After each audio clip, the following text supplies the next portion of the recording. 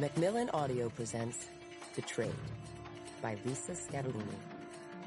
Read by Maria Bello.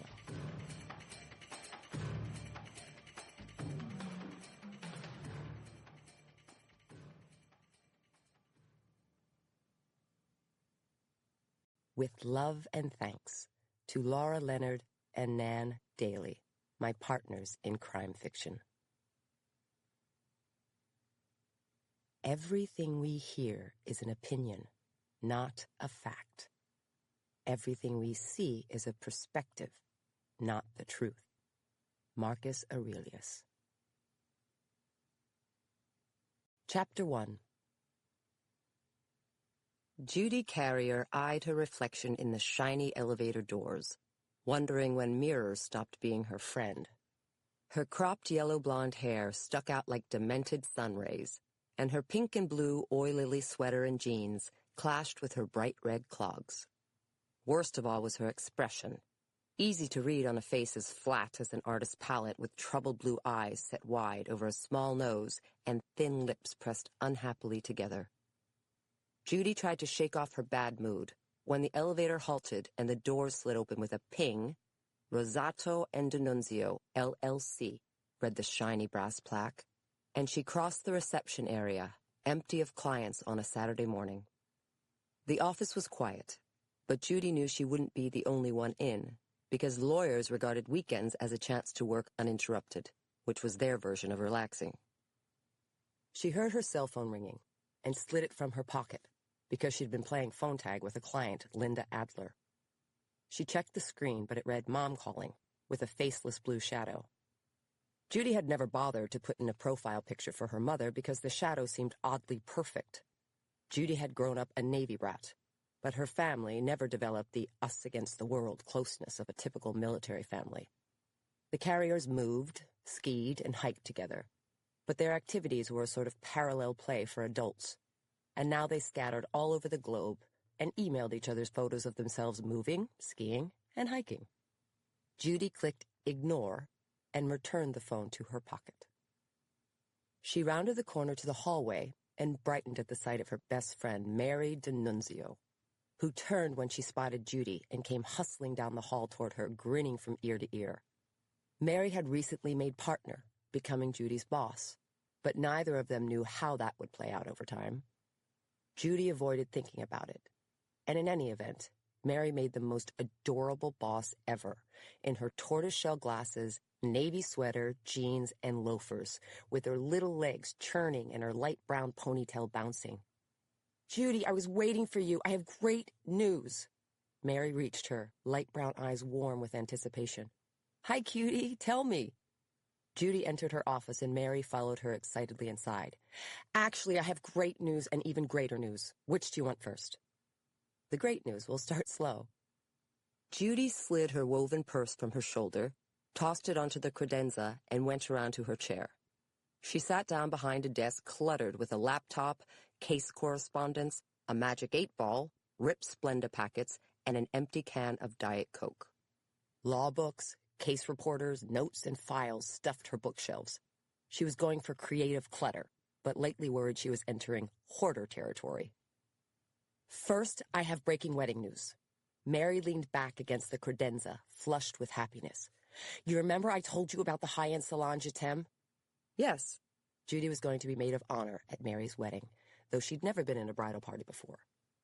She was studying by watching bride shows on cable, but none of them told her that being maid of honor was like being executor of a vast and complicated estate without the fee.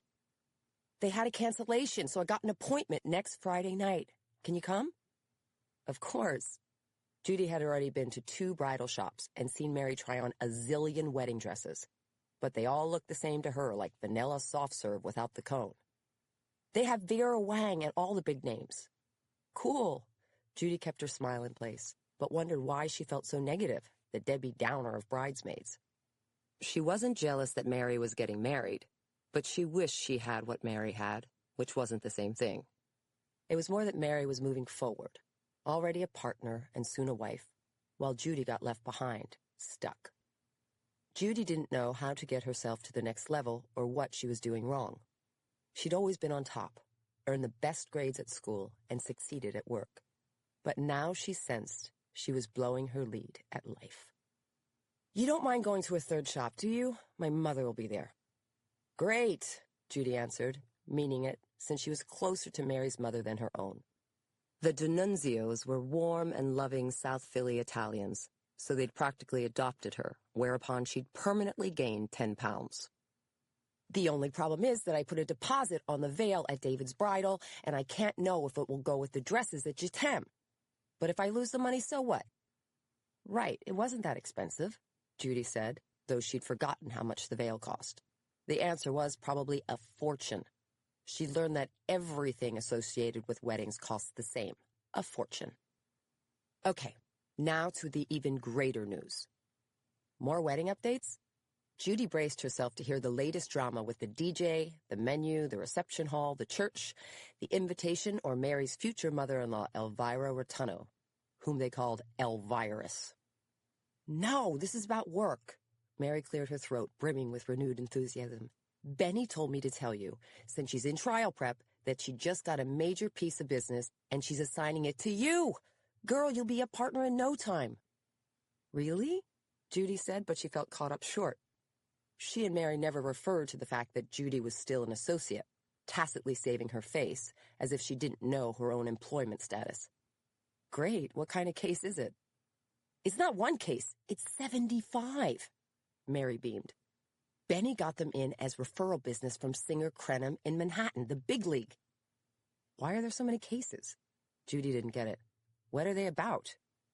"That's the only bummer." Mary paused.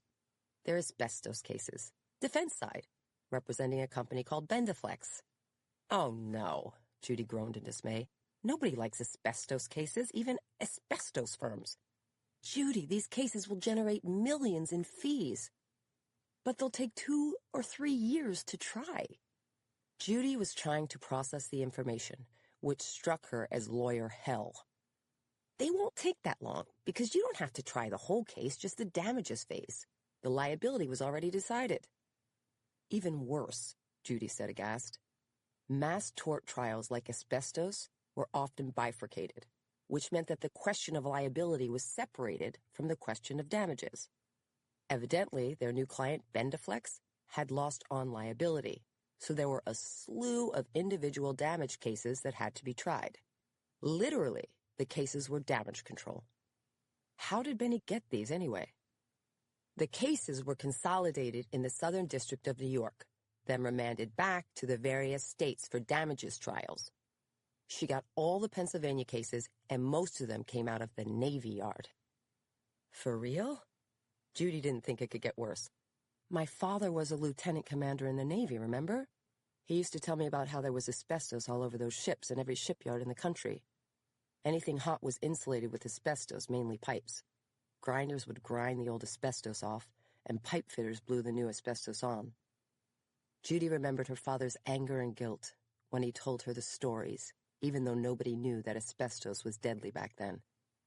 These poor guys, they're standing in the hull of a ship, sweating their butts off in a snow globe of asbestos. No masks, no ventilation, no nothing. They're all dead now of mesothelioma. Johns Manville declared bankruptcy, and other companies like Bendiflex are fighting not to pay what they owe decades later, and I'm supposed to help? Is this why I became a lawyer? Mary's smile faded. I hear ya, but we're lucky to get that much business in this economy. It's not worth it. The cases don't even present a legal question, only how much damages each plaintiff is owed. And since we represent Bendiflex, the answer has to be as little as possible. Judy flashed forward, disgusted. I'll have to argue down the value of a man's life? Probably in front of his widow and his children? Mary sighed. My argument will have to be that the plaintiff, who's dead, wasn't going to earn that much because, after all, he wasn't good enough to earn a promotion. And as far as pain and suffering, don't pay him for that because he died within a year, so he didn't suffer that long. Too bad he was only 43. Mary frowned, sympathetic. You don't have to try the cases yourself. Just supervise them. With the money that comes in, you can hire whoever you need. Still, Judy fought a rising tension in her chest. You wouldn't want to do it, would you? I couldn't even if I wanted to. Mary shook her head, her tone turning defensive. The cases came to Benny, and she assigned them to you. I can't countermand her as her partner. Judy felt a twinge that Mary was taking Benny's side, but she should have known it would happen someday. Mary and Benny were the sole partners of this all-woman firm, and nobody in her right mind opposed Benny Rosato.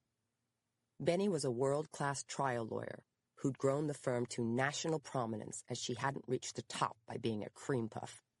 On the contrary, the woman owned a coffee mug that read, "I can smell fear." Suddenly, there was a commotion outside Judy's office, and they turned their attention to the door. Judy's boyfriend, Frank Lucia, materialized in the threshold, flashing the easy, confident grin that was one of the reasons she'd fallen in love with him. He'd been out of town last night, and she still got a thrill out of seeing him, especially looking so handsome in his puffy black jacket, tie and work shirt combo, and jeans. "Frank, what a surprise," Judy said, brightening. "I had to stay over in Baltimore, and I missed my girl, so I thought I'd take her out to breakfast." Frank burst into the office, threw open his big arms, and bounded around the desk, gathering Judy up and hugging her. "How you doing, babe?" "Okay." Judy felt a warm rush of love, breathing in his familiar smells of aftershave and mortar dust. Frank was a smart, straight-up Italian hunk who owned a successful specialty masonry company, and they lived together for the past few years.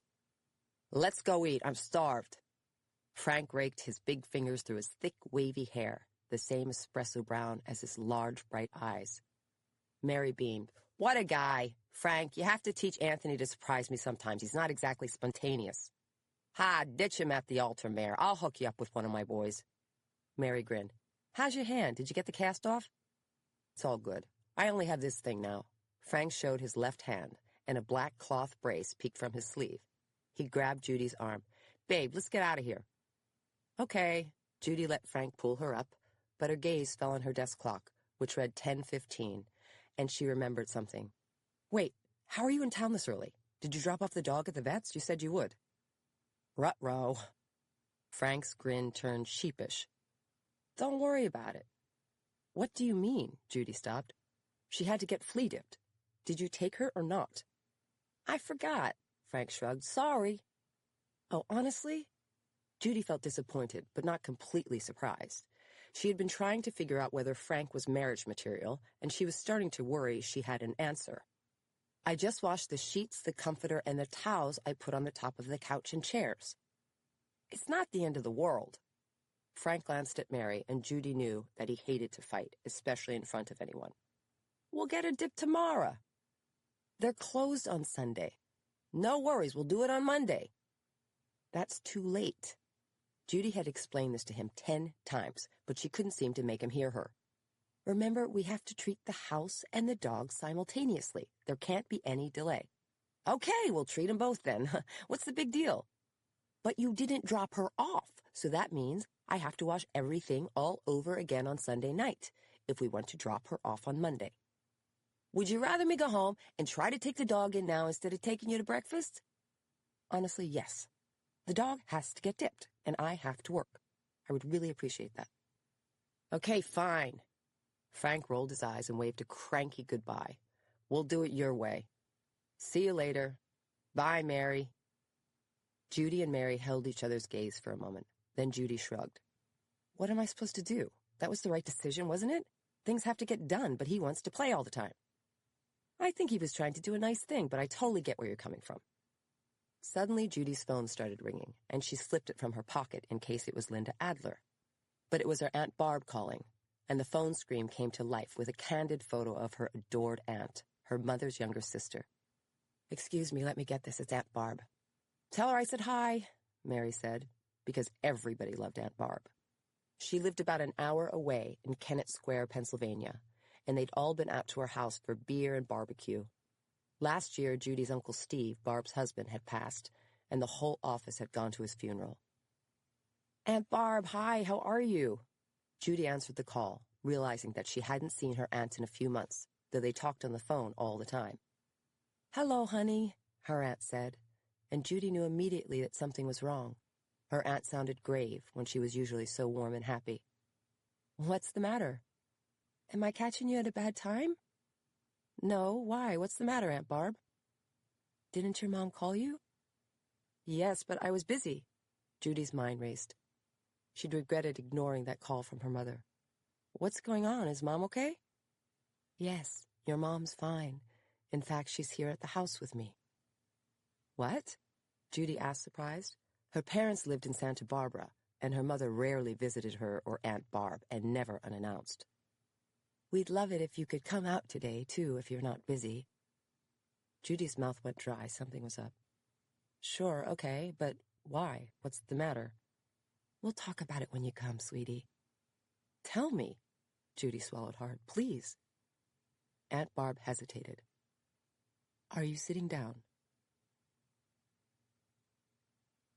Chapter 2.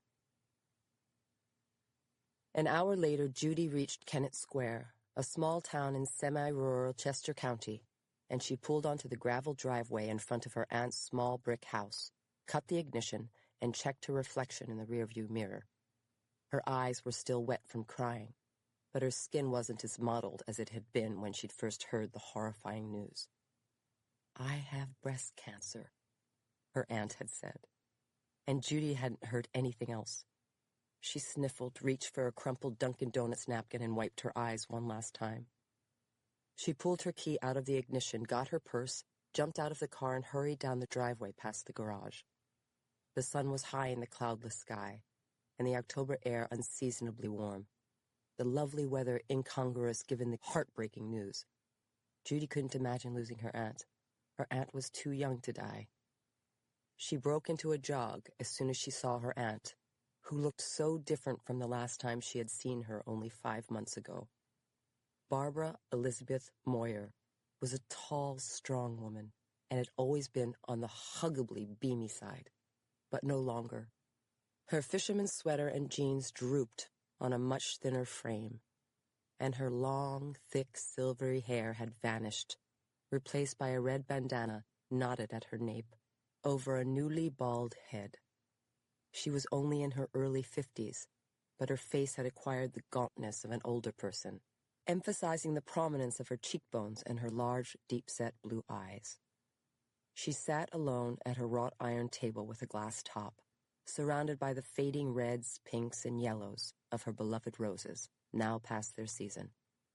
Aunt Barb, Judy called out, tears returning to her eyes. She threw open her arms just as her aunt stood up and gave her a hug. Honey, don't worry. Everything's going to be all right. No, it's not, Judy blurted out, burying her head in her aunt's bony shoulder, knowing that she was saying the exact wrong thing at the exact wrong time. Yes, it will. You'll see. Her aunt clucked softly, patting her back. Don't worry. What happened? Judy sobbed. When did this happen? About 9 months ago. Don't cry, really, sweetie. Aunt Barb gave her a final pat on the back. I'm going to be well again, you'll see. You will be, I know you will be, Judy said, her words slightly blubby, but her tears subsiding. She let her aunt go and wiped her cheeks with her hand. So, can you explain? How did I not know? What's going on, and where's Mom? In the kitchen. Here, sit down and I'll catch you up. Aunt Barb pressed Judy into the wrought iron chair opposite her, her eyes glinting in the bright sun. So, I found a lump in my left breast. A puckering, kind of. Turns out it was stage 2 breast cancer. Oh my... Judy swallowed hard, trying not to cry again. Stage 2 sounded terrifying, though she wasn't about to ask what was the highest stage. She would look it up later online. We thought we could get it with chemo, and it melted the tumor considerably, but they still found abnormal cells in my left breast, in my ducts. Aunt Barb paused, but didn't tear up, strong and in control. My cancer isn't encapsulated, which means it's not contained in one tumor, but throughout the tissue. Judy tried to stay calm. She knew she was about to become familiar with terms like encapsulated, which she would look up later, too. She noticed for the first time that her aunt no longer had eyebrows, and that her fair skin had a grayish tinge. The good news is it's not in my lymph nodes, including my sentinel node, so my prognosis is good. Everybody's cancer is different. That's what I'm learning. My doctor expects the mastectomy will do the trick, and I might not even need radiation. Judy knew radiation was a cancer treatment, but it horrified her to think about irradiating a human being, especially one she loved so much. The mastectomy is scheduled for Monday. This Monday? In like 2 days? Yes, but don't let it scare you. It doesn't scare me. Frankly, after seeing what your uncle went through with blood cancer, I feel lucky to have a surgical solution. Aunt Barb paused, her forehead etched with grief that was still fresh. So I try to look on the bright side. I have to lose my breasts, but what I really care about is my life. And after all, every plant needs pruning so that it can thrive as a whole. I'm just getting pruned, that's all. There you go, Judy said, pained. You're a rose, Aunt Barb. Exactly, Aunt Barb smiled. Besides, I know a lot of women who have had mastectomies, so there's no mystery. It should last about a few hours, and they'll discharge me on Wednesday with a few drains. Judy hid her fear. She didn't know a person could have a drain. Showers should have drains, not people. A lot of people have reconstruction, implants, or have expanders put in, but I decided not to. Aunt Barb set her mouth a Cupid's bow, albeit determined. I don't want to put myself through that. I hate the idea of more surgeries or longer recovery or spending more money. I mean, what's the point? I'm already so flat, I can deal with padded bras. I see that, Judy said, meaning it. She couldn't imagine a more personal decision, and she didn't know what she would do, but she knew it was so like her aunt. Why didn't you tell me or Mom? I didn't want to worry you. Aunt Barb frowned with regret. That's why I canceled dinner on you last month. Sorry. But on the phone you never said anything. Judy talked to her aunt at least twice a week, checking in. I hid it. Judy tried to think back in time, bewildered, as if understanding the chronology would lend her any comfort. But I saw you on my birthday. You looked fine. You looked great. I was just starting chemo, and I didn't tell you then because I didn't want you to associate your birthday with news like that. Oh, no. Judy almost burst into new tears at the memory. They had celebrated in this very backyard, sharing a double cheese pizza and a few cold Miller Lights among the lovely roses in full bloom.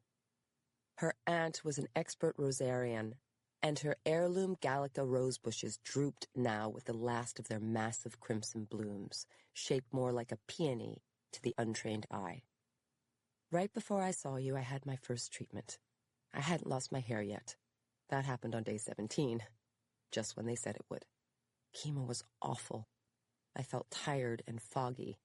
Chemo brain, they call it. It made my nails weird, dried my skin. And obviously, I'm prematurely bald. I'm going for a pirate queen look.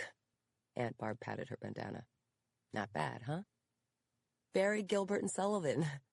Judy managed to smile, because they both loved GNS operettas. My friend gained weight during chemo, but I lost 25 pounds, so there's the good news. Aunt Barb chuckled ruefully. Then she sighed, tilting her face to the sun. Anyway, enough. It's a beautiful day. You're here, and we're in the presence of Reina Victoria. You mean the rose you were trying to grow? You did it? Yep. Go take a whiff. There's still 1 or 2 blooms left, in the middle of the pink. Aunt Barb gestured to the rose bushes on her right. Reina Victoria is a bourbon rose, one of the most fragrant. It can smell like pears. Judy got up, crossed to the bushes, and smelled a rose with pinkish blooms. Its perfume filled her nostrils with a fruity sweetness. Wow, that's cool. Aromatherapy. Also, its thorns aren't that bad. I hate thorns. Who needs attitude from a flower? Judy heard her phone ringing in her back pocket, reached for it, and saw that the screen read Linda Adler, the client she'd been trying to reach. Oh, damn. Feel free to get that, honey, Aunt Barb called to her. No, I'll get it later. Judy let the call go to voicemail because her conversation with Linda would have been a long one, and her aunt deserved her undivided attention. Judy went back to the table and sat down. So how's work, honey? I'm not going to complain in the circumstances. Aunt Barb touched her hand. No, please don't act differently around me. Tell me. I'm sick of talking about lymph nodes. Okay, well, I have a cool sex discrimination case for this woman who just called me. But I also just got dumped with 75 new cases, all damages trials. Judy didn't add that her goal in the damages cases would be to diminish the value of a lost human life. A heartbreaking thought right now. Suddenly Aunt Barb turned to face the house, where Judy's mother was coming out the back door carrying a floral-patterned tray. Judy didn't call to her because it was too far away, but she was struck, as always, by her mother's beauty. Even in her late 50s, Delia von Heike Carrier had round blue eyes, now slightly hooded, and a squarish face and high cheekbones that bespoke her paternal Dutch heritage. She kept in trim shape and had great style, even in her standard airplane outfit, an oversized gray sweater, black leggings, and black ballet flats. She crossed the lawn toward them, her lips pursed and her head tilted slightly down, showing the top of her head with its loose, lemony blonde topknot. Hi, Mom. Judy stood up, went to her mother and gave her an awkward hug around the tray, a pitcher of iced tea, glasses, napkins, and a platter of chocolate chip cookies. Hello, honey. Judy's mother set the tray on the tabletop and the glasses clinked. You might want to wipe your nose. Oops, sorry. How are you? Judy plucked a napkin from the tray and blew her nose, sensing that her mother seemed oddly cooler than usual. Aunt Barb stiffened as soon as her mother came over, and Judy realized that the two sisters had been fighting, which wasn't atypical, though she would have guessed there was an exception for breast cancer. I'm good. Her mother's Delft blue eyes narrowed in the sunlight, which caught the golden strands of her fine, smooth hair. Dad says hi. How are you, all right? Of course not, Judy wanted to say, but that wasn't the right answer. I guess so, but I'm worried about Aunt Barb. You didn't know about this, did you? No, she kept it from us. I took the red-eye as soon as I found out. Sit down, please. Judy sat down. Taking the red-eye was code for showing concern, even though her mother seemed completely pissed off. Mom, is something bothering you? No, I'm just determined to get my kid sister through her operation. I'm staying for the duration. You make it sound like war.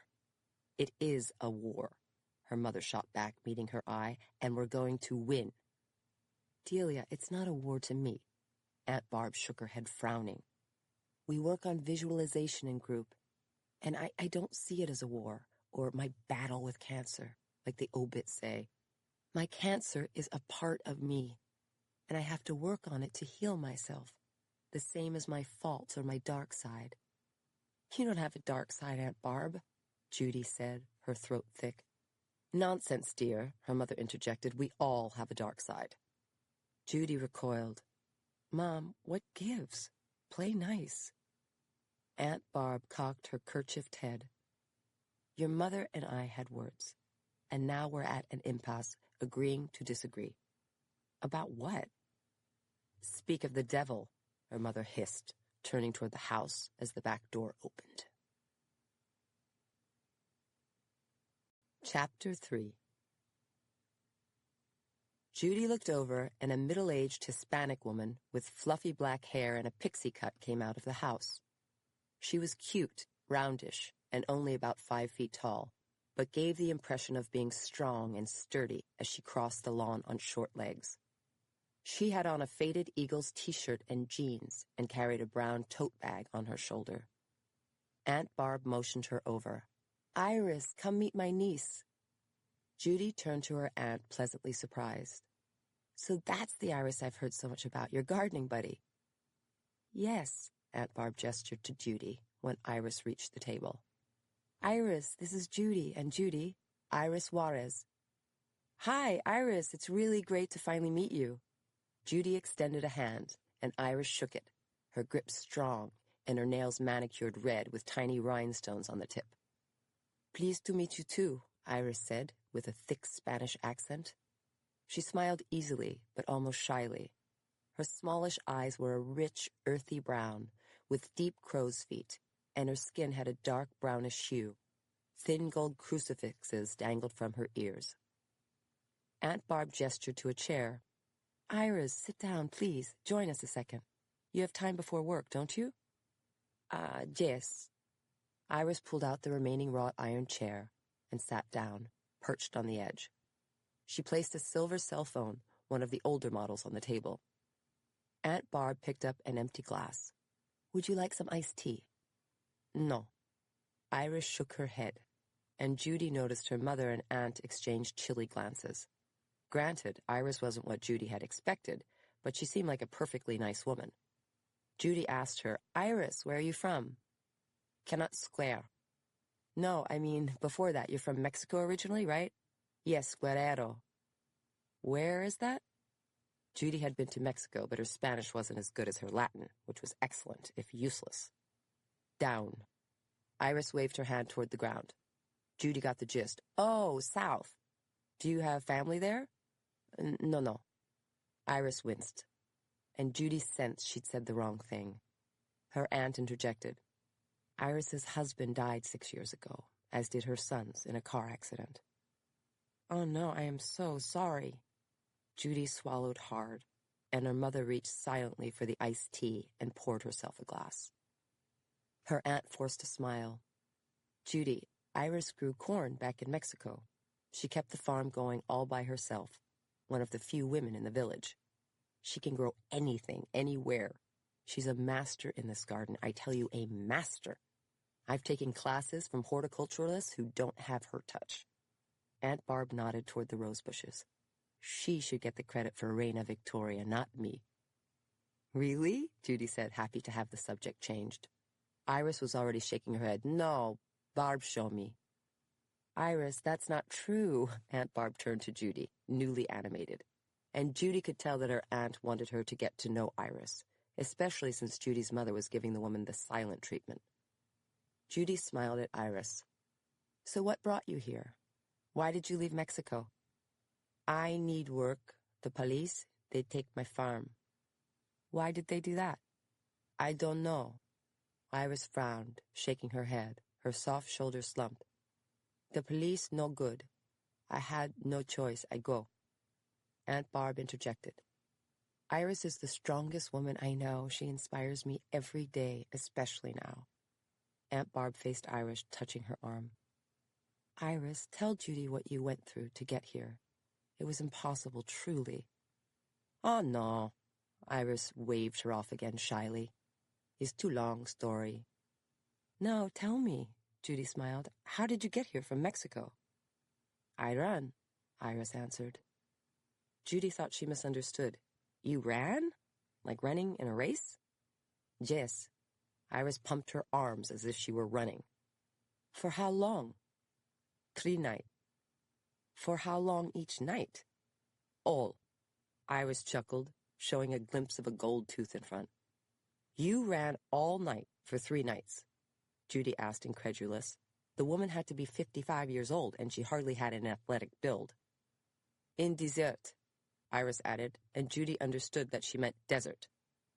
What desert? Sonora. Iris looked at Aunt Barb. Sonora Esco? Yes, the Sonoran Desert in Arizona. Aunt Barb turned to Judy. She ran all night for 3 nights, from 7 o'clock at night until 7 the next morning. The desert is cold at night. There were 10 other people, only 2 were women, none as old as she was. During the day, they hid inside bushes, despite snakes, rats, and 120-degree temperatures in July. Really? Judy asked, aghast. Meanwhile, she realized why her mother was so angry. Iris must have entered the country illegally, and her mother didn't approve. Judy didn't like the idea either, but she felt rapt by Iris's story. She asked her, Iris, why the Sonoran Desert? How did you get there? I go bus to Piedras Negros, a man, a coyote. I pay him $1,000 to go to the United States. $1,000 to take you to the United States? Judy was getting the hang of her accent. Yes, today is 4,000. Iris's dark eyes widened at the sum. When did you come? 4. 4 years ago? I had water, bean, tuna, food with can on back. Iris gestured to her back, indicating a backpack. It's so hot. We no have water left. We see farm with pig, many pig. We are happy, so happy. We drink from water, we feel bottle. You drank the water for the pigs from a trough? Judy's stomach turned over.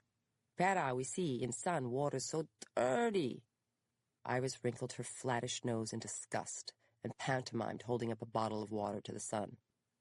In water is germ. I am sick, so sick. Oh, no. I have my teacher. I use my teacher. Your teacher? Judy didn't understand. Like your leader? Was there a leader? No. Teacher. Iris pulled on her t-shirt and picked up a glass and put her shirt over the top. I put water on teacher. Judy understood. You used your t-shirt to strain the water. Yes, yes. Where were you going? Phoenix. We go, we see wire. Iris pointed up. We go under to Phoenix. You followed overhead cables to Phoenix like those big towers? Yes. A lady, she die. Iris winced again. No water, she die. We go, we no stop. That's horrible, Judy said, meaning it. You must have been so afraid. Yes, sad, worry, nervous. How did you get here to Pennsylvania? A man in car, he take us 5 days. Chicago, Las Vegas, Florida, North Carolina. Why did you come? A man say work is here in Pennsylvania. What do you do here? Judy asked, but suddenly Iris's cell phone on the table rang. Excuse. Iris picked it up and checked it, but her expression changed dramatically. She didn't answer the phone, pressing her lips together tightly, and her forehead wrinkled with concern. Aunt Barb asked, Iris, is something the matter? You can take the call if you want to. No. Iris answered, but she was obviously worried, and the phone went silent. She jumped to her feet and hoisted her tote bag to her shoulder. Barb, I go to work now. Aunt Barb blinked. But you don't have to be there until 3:30. It's only 2, isn't it? I go, Barb. Iris forced a jittery smile and waved at the table, backing away. Bye, nice meeting you. You too. Judy gave her a wave, wondering what was bothering her. Goodbye, Aunt Barb called after her. Let me know if you need anything or if I can help. Bye-bye. Iris turned and hurried from the backyard, and Judy waited until Iris was gone to turn to her mother. What a story, huh, Mom? Judy's mother answered, She's illegal. Undocumented, Aunt Barb corrected, bristling. Semantics, Judy's mother scoffed. You can go to jail for employing an illegal. I know, I looked it up online. Aunt Barb, Iris works for you? Judy asked, newly confused. She had assumed that Iris was her aunt's friend, not hired help. Her aunt was a landscape architect and didn't earn that much, and since Uncle Steve's death, she'd had to sell their big house in Unionville and downsize to the rental she lived in now. Yes, she works for me part-time. Aunt Barb turned to Judy, touching her arm. Sorry, honey, I kept it private. I guess because of her status. She used to clean houses, but now she works at one of the mushroom growers. How does she work for them if she doesn't have any papers? Judy started thinking like a lawyer, an occupational hazard. The big mushroom growers like Phillips hire only workers with papers, but some of the independents don't. There's a lot of undocumented workers in Chester County, in the mushroom industry and horse farms. When did she start working for you? As long as you've known about her. How did you meet her? When your uncle got sick, I hired an agency to clean house, and she came every week. One day she mentioned to me that she could weed for me, too.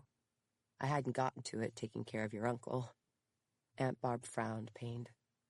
I thought that was so nice, and she noticed the garden was being neglected. I hated looking out the window and seeing the weeds popping up. She began to care for it, and she did a wonderful job, and during chemo, she brought me chocolate milkshakes and cheese, goldfish, because I had a craving for them. There was a time when that was all I could keep down, and she's not even a nurse, Judy's mother interrupted. I don't need a nurse. I just need someone I can rely on. Judy's mother scoffed. You could have called me, Judy, or any one of your friends from work like Colleen Connor. We could have helped. Colleen's busy with young kids, and Iris has become a friend. Aunt Barb gestured at the platter of chocolate chip cookies. She baked cookies because she knew I was having my family in. She cares about me. Judy's mother rolled her eyes. Stop paying her and see how much she cares. Aunt Barb pursed her lips. I pay her, but she cares. She doesn't pay taxes. None of them do. They burden the system. She'd love to become a citizen, but she can't. She's not a political issue. She's a person. Aunt Barb raised her voice, though it sounded reedy and thin. She goes to church every Sunday, and actually I go with her. I began going when Steve got sick, and it comforted me. What? Judy's mother arched an eyebrow. You go to a Spanish church. Judy cringed. Mom, don't. Judy, please stay out of it. Her mother shot back. This is between Barb and me. Judy clammed up, torn between disagreeing with her mother and upsetting her aunt. Their sisterly disagreements in the very DNA of sibling rivalry. Aunt Barb pursed her lips. Yes, the congregation is mostly Latino, but so what? Both priests, Father Keenan and Father Vega, have welcomed me. They're kind and wonderful people. Judy's mother frowned. So you're not a Protestant anymore. You're Catholic now. Do you have to label it? Aunt Barb shot back, angering. Nothing gets you to church like a cancer diagnosis, and now I have one of my own. Are you seriously blaming me? And why is it any business of yours how or where I pray? It's a very vibrant congregation. In fact, they performed 467 baptisms last year, the most in the archdiocese. Judy's mother pursed her lips.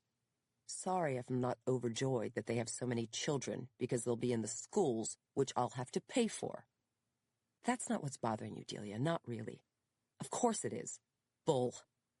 Aunt Barb turned to face Judy, her thin skin mottled with emotion. Your mother and I had a fight before you came today, because I would like Iris to help me recuperate after my mastectomy. Your mother wants to do it instead, but I think she should go home after the mastectomy. Judy's mother pursed her lips. Iris isn't family. Aunt Barb frowned. She's a friend.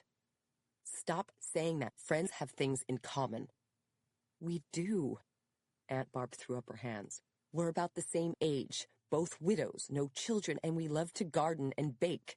She's teaching me Spanish, and I'm teaching her English. We have fun, and I can depend on her. Judy's mother snorted. You can depend on me, Barb. When have you not been able to depend on me? Judy couldn't take it anymore. Mom, enough. Let's not fuss. Aunt Barb, I think we can all help. But either way, we should make a truce right here and now. No more quarreling. We need to pull together. Don't you agree, ladies? Judy's mother fell stone silent. Aunt Barb only looked worriedly away, where Iris had gone. Chapter 4. After dinner, Judy ducked out of the kitchen to make some phone calls, leaving her mother and Aunt Barb at the kitchen table over mugs of tea. The afternoon had passed without event, and their interactions had been limited to getting ready for the hospital and making the small talk that came easily to blood relatives. Judy couldn't help but sense that Aunt Barb's illness loomed over their heads all day, and she had learned from her experience with her uncle that a cancer diagnosis changed the very air in the room, present but invisible. She'd learned, too, that for all the upbeat chatter about clear nodes and early detection, cancer could be cruelly unpredictable. Her Uncle Steve's lymphocytic leukemia had been in remission when it morphed like a shapeshifter into the deadly Richter syndrome, striking him down within weeks. She prayed she wouldn't lose her aunt to the disease. Judy tried to shake off her anxiety but couldn't, and she headed into the living room for the couch, seeing Aunt Barb's hand everywhere. The living room was tiny but super cozy, with a love seat and an easy chair with faded chintz slipcovers piled with woven jacquard blankets that she collected. Her framed floral needlepoints covered the walls, which were of white plaster, and her gardening books filled the white-painted shelves. A rustic brick fireplace with a blackened surround left a permanently charred, woodsy smell in the air. Judy slid her phone out of her back pocket, scrolled to her phone log, and pressed the number to return Linda Adler's call. It rang and rang, but the call went to voicemail, and she left a message. Next, she pressed in the number for her boyfriend, Frank, whom she had already called on the drive to her aunt's, but he hadn't called back. He liked Aunt Barb, and Judy knew he would be upset by the news about her cancer, which was why she hadn't left it on his voicemail or sent him a text. "What's up, babe?" Frank shouted when the call connected. The background was noisy, shouting and laughing, punctuated by the thump, thwop, thwop of basketballs hitting a gym floor. "Where are you? Did you get my messages?" Judy tried to swallow her annoyance. He hadn't listened to her messages because he never did, which drove her crazy. "I can't. I'm filling in on a round-robin tournament." "You're not supposed to be playing basketball." Judy didn't bother to disguise her dismay. Frank had broken his hand on the job and was wearing a cloth brace for 2 more weeks. "Don't sweat it, babe. It's not a problem." "Frank, think. Of course it's a problem. It's crazy." "Don't worry. I know what I'm doing. I shoot with my right hand." "Are you serious? What if your hand gets bumped or you fall? What about your brace?" "I removed it. That's why it's removable." Frank burst into laughter, which got drowned out by wild cheering. "Oh, it's an emergency." "A basketball emergency?" "Relax, Mom." "I am relaxed." Judy tried not to act like his mother, but it was difficult when he acted like a child. "And what about the dog? Could the vet dip her?" "I couldn't take her because the guys needed me. Joey got sick. I can't talk now. We're about to hit the court. Call you later." "No, wait, listen."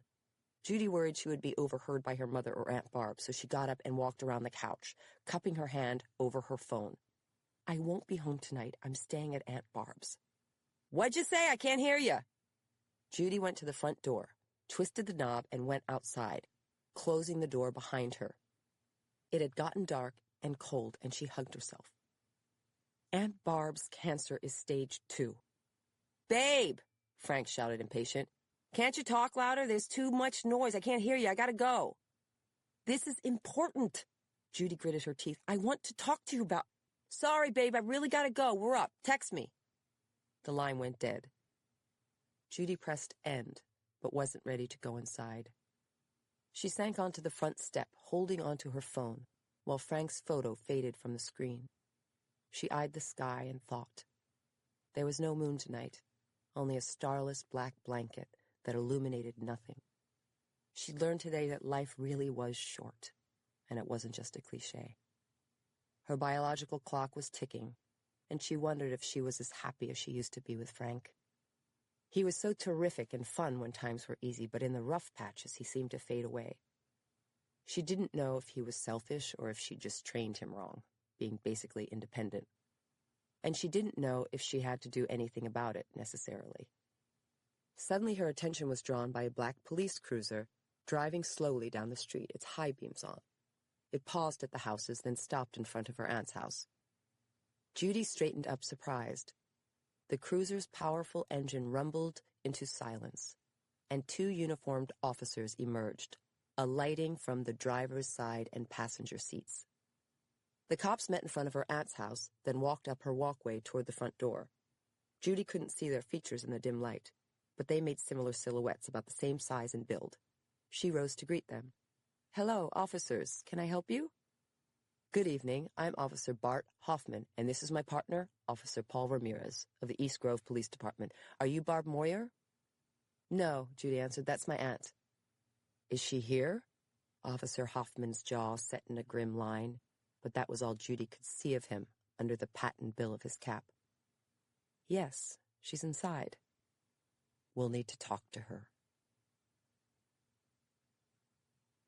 Chapter 5. The policemen stood in front of the couch, their black windbreakers and thick black gun and radio belts incongruous in the chintzy vibe of the cottage. Both men had taken off their black caps and held them almost identically in the crook of their elbows. Judy gestured. "Aunt Barb, this is Officer Hoffman and Officer Ramirez. Gentlemen, Barb Moyer and my mother, Delia Carrier." "Ladies, pleased to meet you." Officer Hoffman was the older of the 2, 40-something with cool slate blue eyes and a skinny face, his hair buzzed into an old-school cut. Officer Ramirez was much younger, with warm brown eyes, a wide-open face, and light acne scars pitting his cheeks. He was bald, but it looked as if he shaved his head, Not came by it naturally. "So, officers," Aunt Barb said, blinking, "what can I do for you?" "We'd like to talk to you for a moment or two," Officer Hoffman nodded. "Do you mind if we sit down?" "Not at all. Please, have a seat." Aunt Barb eased into the club chair, and Judy stood next to her, hovering protectively at her elbow. Officer Hoffman cleared his throat. "I'm sorry, but we have to inform you that we found Rita Lopez deceased this evening in her vehicle in East Grove. The coroner hasn't yet determined the cause of death, but it appears that it was a natural death, a heart attack. Please accept our condolences." For a minute, nobody said anything. Officer Hoffman looked tense. Aunt Barb blinked. Judy didn't recognize the name, so she stood mute next to her mother.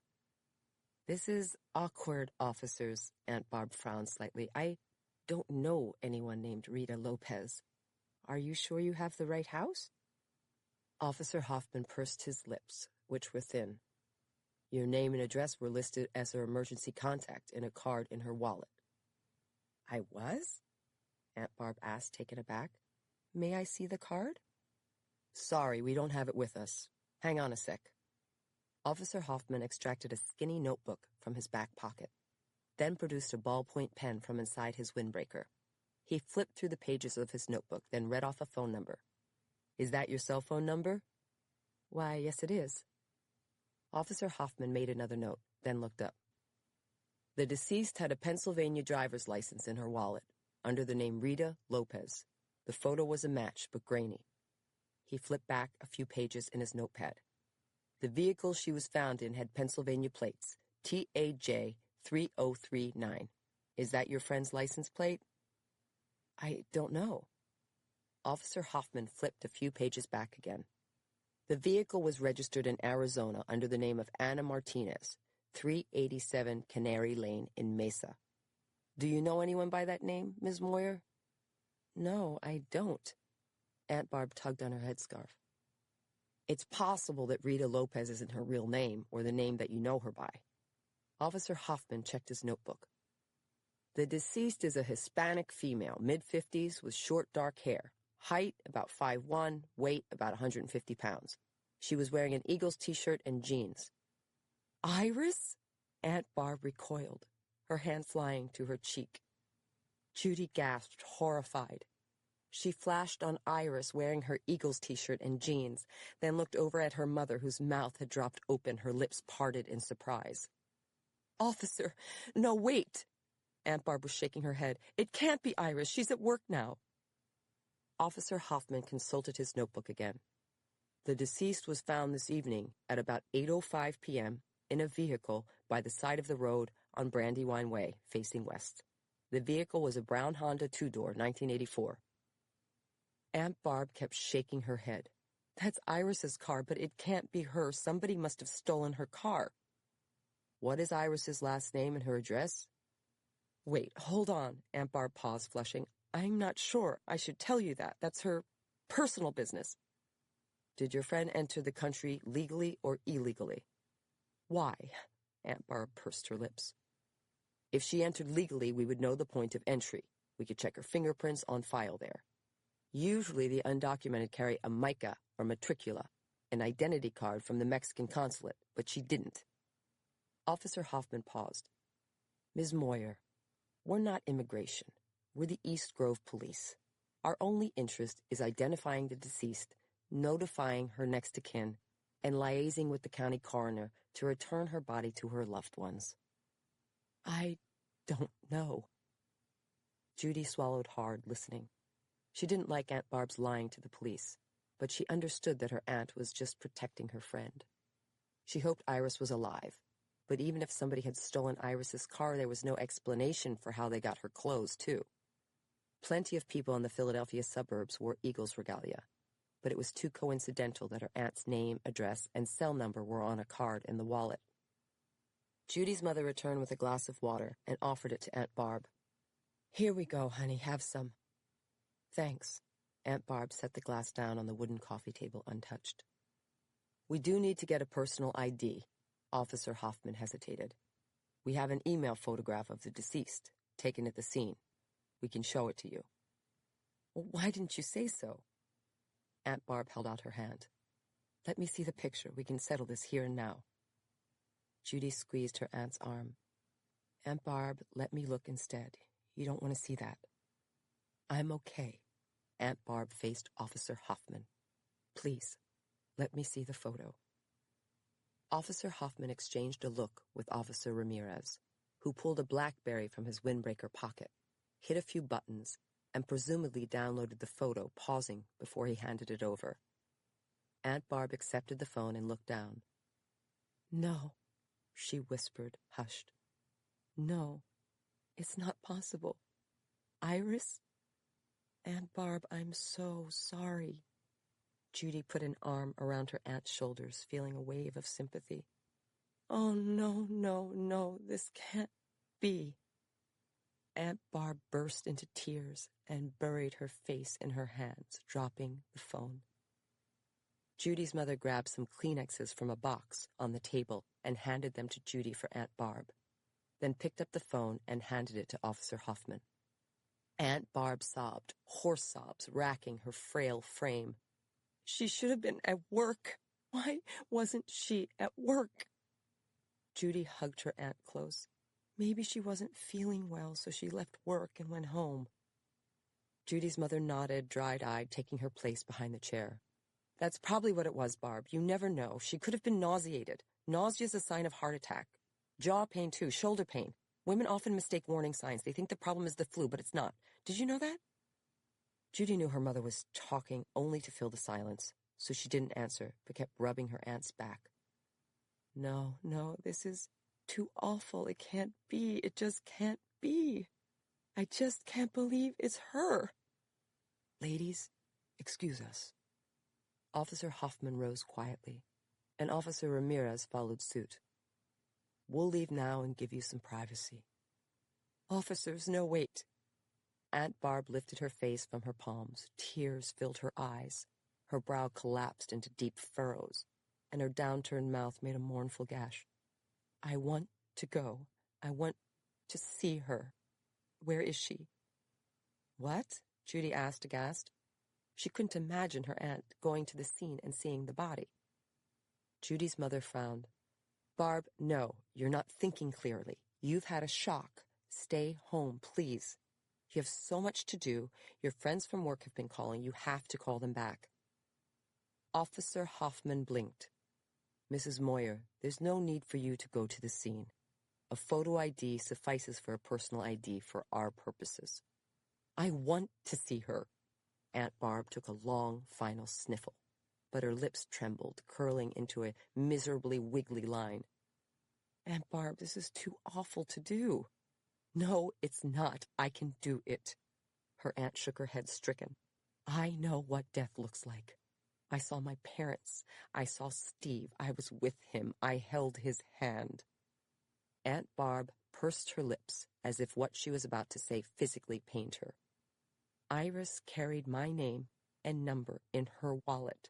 She thought I was there for her. Now I will be. I'm going. I'll just get my purse, officer." Judy sighed inwardly. Her aunt may have been the baby of the family, but when she wanted to do something, there was no stopping her. It was no accident that she could grow the notoriously tricky heirloom roses. "Aunt Barb, let me go with you then." "I'd love that, if you don't mind." Chapter 6. Judy parked her tomato-red Volkswagen Beetle behind the police cruiser on a long, straight stretch of Brandywine Way, a single-lane back road through acres of shorn hayfields, which would have been pitch black except for the police activity. Uniformed police officers and men in ties and jackets stood in the street talking in groups. Several police cruisers parked, with their red, white, and blue lights flashing silently from a light bar atop their roofs. Red flares marked a perimeter, sending smoke trailing into the air where it vanished. In the center of the scene, its front bumper buried in a huge hay roll, sat an old brown Honda. Judy looked over at her aunt, who had sobbed softly during most of the ride. "Aunt Barb," she said, touching her arm, "we're here." "Okay." Her aunt dabbed her nose. then put her Kleenex away in the pocket of her parka. She had on a red knit cap and seemed lost in her maroon parka, which dwarfed her since she'd lost weight. Her skin looked pale even in the dim interior, lighted only by the flashing lights of the police cruiser in front of them. "Thanks for taking me. I just want to see her for myself." "I understand." Judy patted her aunt's arm, stuffed in the thick parka. "I know she's gone, but I don't know, in a way. It's unreal to me. It's abstract. Does that make any sense?" "Sure," Judy answered, meaning it. She knew but didn't know so many things in her life. She knew but didn't know that she wouldn't marry Frank. She knew but didn't know that she wanted to be a partner. She knew but didn't know that she wanted to be closer to her mother. She knew but she didn't know that Aunt Barb could die. "I think it's good that we came." "Thanks." Aunt Barb closed her eyes, and a tear rolled down her cheek, illuminated by the flashing lights. She wiped it away quickly. "Iris was my best friend.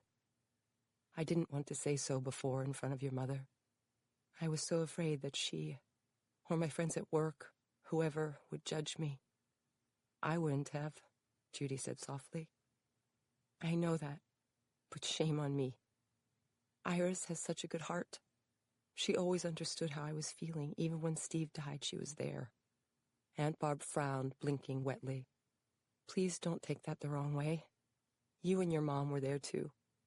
But after the funeral, when everybody went home and the casseroles were eaten and the phone calls stopped, Iris was there." Tears brimmed in Aunt Barb's eyes, threatening to spill over again. "I told everybody at work that my garden healed me after Steve passed. But it was really her." Aunt Barb's lower lip puckered. Her tears pooled in her eyes. "She's my best friend. I never even said so before now. I never even told her, and now it's too late." Judy's heart broke for her. "Aunt Barb, I'm sure she knew. But still, I should have told her, or you, or your mom, and people at work. Why didn't I?" Aunt Barb wiped her eyes, shaking her head. "Because I was ashamed? Was it class, or race, or money? What's the difference? I'm a moral coward. We got along great. We talked about everything.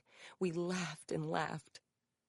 Aunt Barb wiped her cheeks and eyes, then seemed to will her tears to subside. "I will find a way to make it up to her. I will bury her, and I will mourn her." Judy touched her arm again. "I'll help you." "I knew you would." Aunt Barb managed a sad smile. "You know who my emergency contact is, now that your uncle is gone?" "My mom?" "No. You." "Oh, thanks." Judy felt tears come to her eyes, but blinked them away. She prayed that Aunt Barb recovered from her awful disease, and there was no need for her to have an emergency contact for many, many years. "Look, here comes the police." Aunt Barb shifted up in her seat, and Judy turned to see Officer Huffman striding toward them, bulky in his jacket and gun belt, carrying a clipboard. He had his cap back on, his windbreaker was buttoned up, and his mouth made a grim line. Judy lowered her car window, letting in a blast of brisk air. "Should we get out?" "Yes, please." Officer Hoffman stood aside, taking a pen from inside his windbreaker, and Judy got out of the car, checking to see if her aunt needed help, but it didn't look like she did. Aunt Barb walked over to Officer Hoffman, plunging her hands into her pockets and standing in the headlights from the Volkswagen. "Miss Carrier?" Officer Hoffman gave Judy the clipboard, which had a pen under the silver clasps at the top. "Please initial here on this line." He pointed at a grid with a thick finger. "This is our case log, which shows who visited the scene and when. It's for our records." "No problem." Judy wrote her initials in the block and handed the clipboard back to Officer Hoffman. "Ladies, you won't be permitted inside the perimeter. Just stay with me, outside the flares." Aunt Barb frowned. "But that's so far from the car." "No civilians inside the perimeter. That's our procedure. We didn't ask you down here. The ID is already made. If you want to be here, you have to follow procedure. Ladies, follow me and stay with me." Officer Hoffman turned away. Judy took Aunt Barb's arm and they walked together outside of the flares, past the group of police and administrative personnel, then farther down the road. A uniformed police officer stood off to the side of the street, his orange flashlight in hand, ready to redirect traffic, but the only cars and people were official. They got closer to the Honda, and a fire department truck was parked at its front, where several sets of bright white Klieg lights had been set up, top-heavy on spindly metallic stalks with tripod feet. A gleaming blue van with the white symbol for the county coroner sat behind the Honda. Its back doors had reflective chevrons and were hanging open, so Judy assumed that the van hadn't been loaded yet. Iris's body must still be inside the Honda. A photographer took pictures inside the car, and his electronic flash fired at irregular intervals, visible through the windows, which were rolled down on the driver's side. Shadowy silhouettes moved around inside the Honda, but it was too far to see anything clearly. Judy sighed inwardly, the sight making her profoundly sad. It seemed wrong that someone could die in such a mundane way. A heart attack while driving, sitting for hours strapped into a car seat surrounded only by people whose job it was to see to it that she was examined, investigated, photographed, documented, and carted away in a van to be taken to a morgue. Judy guessed that there would have to be an autopsy because it was an unattended death, and somehow that made it worse, that in a few hours, or maybe even the next day, another stranger would invade the very corpus, slice a Y incision into her chest, then extract, examine, measure, and weigh her organs, record her demise in triplicate, and issue a death certificate. They reached the point directly across from the Honda, so that they were lined up with a clear view of the front seat. They stopped, and Aunt Barb's attention riveted on the Honda, where silhouettes were still moving around inside the car. There did appear to be a figure in the front seat, but it was too far away to see clearly, for which Judy was secretly grateful. Aunt Barb craned her neck, standing on tiptoe. "What's going on, officer? What are they doing in there?" That would be the coroner and the deputy coroner performing the last stages of their investigation. They and the evidence technicians examine the body and make sure it gets photographed the way it was found. Officer Hoffman gestured to the group of police officers. The department already has uniformed officers interviewing neighbors to see if they saw the vehicle pull over or anything else unusual or out of the ordinary. We ask them if they know the deceased or recognize the vehicle, and if they've had any strange events in the area. Aunt Barb frowned, but didn't look away from the Honda. "There are no neighbors." Judy nodded. "And it's not as if it's a crime scene." "No matter, crime scene or no," Officer Hoffman shrugged in his heavy windbreaker. "We follow the same procedure. It's an apparently natural death, but we still investigate as if it's a crime scene. An assistant from the DA's office is here, and so are 2 of the county detectives." Judy eyed the clump of men. "Are the detectives the ones in suits and ties?" "Yes. In addition to the interviews, we have uniformed officers patrolling the perimeter, looking for anything suspicious or out of the ordinary on the ground, near the vehicle, or even in the hayfield." Aunt Barb shivered slightly, her eyes glued to the Honda. Grief etched lines into the pale skin of her face, stretched thin across her gaunt cheekbones. The tip of her nose was turning red, though it wasn't that cold. Judy talked to fill in the silences, her mother's daughter. "Officer Hoffman, do you do anything differently in terms of your investigation if the deceased is undocumented?" "No," Officer Hoffman answered. "We do everything by the book. For example, we had an aggravated robbery last week of an undocumented worker, which unfortunately happens a lot, since they get paid in cash. We investigated and prosecuted that case the same as if that person were a citizen. We have to. Same difference if we arrest an undocumented person, or if an undocumented person is our suspect. We Mirandize them, and he's entitled to the same free lawyer as a citizen." Judy had no idea. "If you were to ascertain that someone you arrest or a victim was undocumented, what are your obligations to the immigration services at the federal level? Do you have to report to them?" Officer Hoffman's blue-eyed gaze shifted slyly to her. "You're talking like a lawyer. Are you a lawyer?" "I am," Judy smiled. "Does it show?" "Luckily, no." Officer Hoffman permitted himself a tight smile. "Anyway, in answer to your question, I don't know if we legally have to notify the feds, but we do. It's not our first priority, but the chief will probably contact ICE tomorrow." "What's ICE?" Judy asked. Immigration and Customs Enforcement. We have a small police force in East Grove. Only 8 uniformed officers, 3 evidence techs, and the chief. But it's fairly safe out here, isn't it? Officer Hoffman nodded. Yes. The main issue in the undocumented community is robbery and theft. They can't use the banks and are always taking cash to Western Union to be wired home. You ask me, Western Union would be out of business but for them. Officer Hoffman surveyed the scene. It will take us a few more hours to process here. We'll probably release it tomorrow. We lucked out in that this isn't a busy road. Meantime, Aunt Barb had fallen into a grave silence, still fixed on the Honda. It looks like the window is down in the front seat, doesn't it, officer? Officer Hoffman squinted. Yes, it does. Judy looked, too. Did the coroner do that? Or the evidence techs? Officer Hoffman shook his head. No, we leave everything untouched. Everything exactly the way it was found. Aunt Barb was shaking her head. Iris doesn't drive with the window open. Even on a nice day, she doesn't like her hair to blow around, and I can't understand why she's on this road at all. Judy asked, Is it on the way home for her from work? No, not at all. Aunt Barb kept her eyes trained on the Honda. It's a straight shot from where she works to her apartment. So if she felt nauseated at work and decided to go home, she wouldn't take this way. This is like the hypotenuse to the triangle. It would add 20 minutes to the trip. Also, remember that call she got before she left today? I wonder where her phone is. Hold on. Officer Hoffman motioned to the coroner's van, where there was new activity. 2 young men in black uniforms emerged from the back of the van with a stretcher and carried it toward the Honda. The coroner's office is getting ready to take her now. Some of the big departments have stand-up screens that you can put up so that nobody can see anything. We don't have the budget for that. Judy put her arm around her aunt. Aunt Barb, you want to go back to the car? No, thanks. Aunt Barb formed praying hands, which she pressed to her lips. Uniformed personnel climbed out of the Honda's front seat, and others arrived to help. Their bodies made a crowd of dark silhouettes around the car, blocking Judy's and Aunt Barb's views. But in the next moment, 2 men in black uniforms lifted a body from the front seat.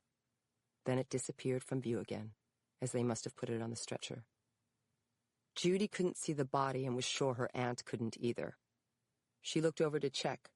But before she knew what was happening, Aunt Barb had slid out from under her arm and was charging forward, bolting between the flares, through the perimeter and toward the Honda. Miss, please stop! Officer Hoffman called out, giving chase. Chapter 7. Aunt Barb! Judy caught her aunt by the elbow just as she almost stumbled on an electrical cord from the Klieg lights, which blasted the area around the stretcher with light. The crowd of police personnel turned around at the commotion, and the Klieg lights made harsh, contrasting shadows on their faces. Their expressions looked collectively disapproving. Judy looked past them, stricken. Iris was laying on the stretcher, inside a black vinyl body bag that had yet to be zipped, its sides gaping open. Her eyes remained closed, but her head was to the side, showing her ear and the gold crucifix earrings. Her hands were resting together on her body, but oddly it looked as if 1 or 2 of her nails had been broken, the red polish chipped off, and some of the rhinestones missing. "Oh, Iris, no!" her aunt cried out, collapsing, and Judy grabbed her, hugged her close, and moved her away from the sight. Aunt Barb, come with me. I'm sorry, so sorry. Officer Hoffman took her aunt's other arm gently. Ladies, you must exit the perimeter.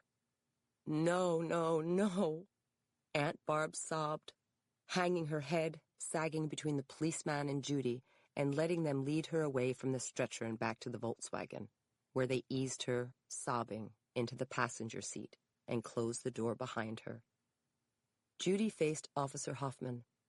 I'm sorry that happened. I didn't see that coming, but I should have. No need to apologize. Officer Hoffman nodded, sympathetic. You never know how people are going to react in a situation like this. That's why we do death notifications in pairs, and why we always make sure that the next of kin is sitting down when we do the notification. I've had the craziest things happen during a notification. One time, I told a man that his son had been killed in an auto accident, and the man jumped up from the couch and ran clear out of the house. We had to chase him down the street. Oh my, Judy said, thinking that being a policeman had to be one of the most demanding jobs on the planet. So, thank you for your cooperation. I'll make a note that your aunt made a personal identification. I have one question before we go. Judy couldn't get Iris's broken fingernails out of her mind for some reason. What happens next to the body? Will there be an autopsy? Yes, since the new DA, we always autopsy after an auto accident to find out if there was a medical event. How long would that take and who would get the results? Let's see. It's Saturday night, so I bet the autopsy would be Sunday or Monday.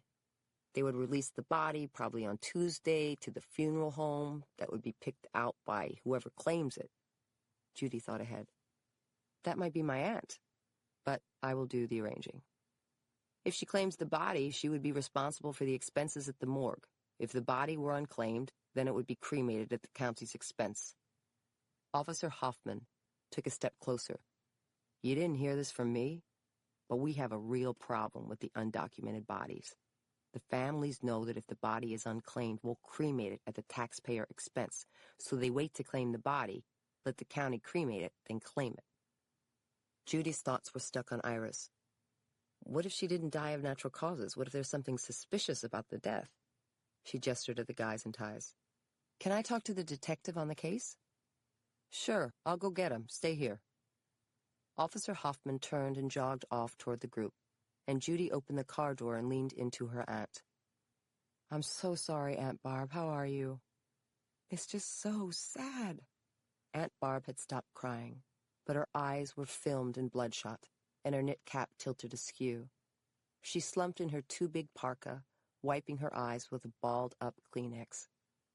Do you feel up to seeing the detective on her case? Officer Hoffman went to get him, and I can talk with him alone or with you. Let's do it. It's important. Her aunt dabbed at her eyes again. I'll stay in the car, though. I feel tired. Of course.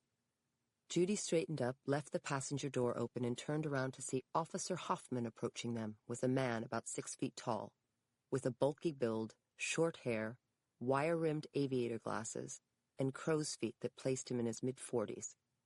She put on a professional smile, which was another thing she hadn't learned in law school. Officer Hoffman gestured at the detective. Miss Carrier, this is Detective Raymond Boone. He's assigned to the case, and I'll take my leave now. Nice meeting you and your aunt. Thanks. Judy waved to him as he left, and Detective Boone extended a hammy hand. Miss Carrier, I'm pleased to meet you. Thank you for coming out to make the identification. Thanks for your help. Judy accepted his handshake, firm enough to make her glad she worked out. This is my aunt, Barb Moyer, who knew Iris. Iris's last name was Juarez. Detective Boone looked down at her aunt with a sympathetic frown. Ms. Moyer, I'm very sorry for your loss. I'm glad you asked to see me, and I would have contacted you myself in a day or two at your home. Aunt Barb sniffled. Detective, I want you to do everything possible to find out what happened here, because Iris was a wonderful person and my dearest friend, and she deserves everything that you can do for her. I certainly will, Detective Boone nodded, setting his mouth. He slipped his hand inside his dark sport coat and extracted a ballpoint pen and skinny notepad like Officer Hoffman carried. Now, tell me about yourself and how you know the decedent. Aunt Barb cleared her throat. I'm a landscape architect, and I live in Kennett Square on Vaughan Road. Iris was my best friend, and she worked for me as a gardener and as a companion for the past 3 years or so. Detective Boone flipped open the cardboard cover of his pad, clicked on his pen, and started taking notes. He looked over at Judy, blinking behind his aviator glasses, which were smudged. Miss Carrier, how do you know Ms. Juarez? I just met her today at my aunt's house. Aunt Barb interjected. Iris was leaving for her shift at Mike's Exotics. She works the 3 to 11. She came by this morning to bring me some cookies since my family is here for a visit. Judy noted that Aunt Barb wasn't telling him about her cancer and respected that she wanted to keep it private.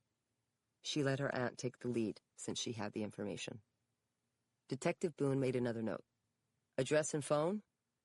Her aunt gave the phone number, then answered, Point Breeze Avenue, Point Breeze Apartments, 1C. Do you have her phone? She got a call today that concerned her, and I'm curious about it. I'll see if the phone was bagged yet. She seemed fine when I saw her today, and she never mentioned anything about heart trouble. She's very healthy. Do you know who her family doctor is, if she had one? Detective Boone cocked his head. I don't think she had one. She used the LCD, but she never went unless I nagged her. Detective Boone made another note. Officer Hoffman tells me that you're the emergency contact, and that Miss Juarez didn't have close family or friends in the area besides you. Is that correct? She didn't have family, but she did have a good friend, Daniela Gamboa. Somebody will have to notify her about this. I never met her, but Iris talked about her. They used to work together at Mike's Exotics, but Iris told me Daniela doesn't work there anymore. Do you have contact info for Miss Gamboa, like an address or phone? No. We'll find Miss Gamboa. Detective Boone made a note. We'll conduct our investigation in the next few days, and we'll keep you informed. He turned to Judy. Officer Hoffman mentioned to me that you're an attorney in Philadelphia, so I expect you'll be an asset. Judy tried to believe him, but nobody liked a Philadelphia lawyer, least of all a detective. Thank you. I know that Officer Hoffman said that the case appears to be a natural death, and I'm sure that's true, but the manner of death does appear to be natural, because of the conditions of the body and the circumstances in which the body was found. Detective Boone gestured at the Honda. The facts suggest she had a heart attack while she was driving. Which fact suggests that specifically? Several. As is typical, her body was slumped forward and took pressure off the gas pedal. Then the car drifted off the road into a hayroll. The engine was running when we found the car. The fuel tank was almost out of gas. The airbag did not deploy. This was a low-speed collision. There's no injury or seatbelt marks that we could find. Judy took it in. Well, my aunt had some questions, like the phone, and also that Iris should have been at work. Aunt Barb added, she never misses work and is very diligent, so I can't for the life of me understand why she wasn't there. I see. Detective Boone made a note. I will be sure to follow up with the folks at Mike's Exotics. You know the place? Judy asked. Of course. Detective Boone smiled crookedly. East Grove isn't Philly. Judy continued. Plus, my aunt made the point that it doesn't make sense that Iris was on this road at all. Apparently, it's not on the way home from work. Aunt Barb chimed in. This is way out of her way. There's nothing around here. I can't imagine what she was doing here, can you? Detective Boone scribbled in his pad. She could have been going somewhere other than home, obviously.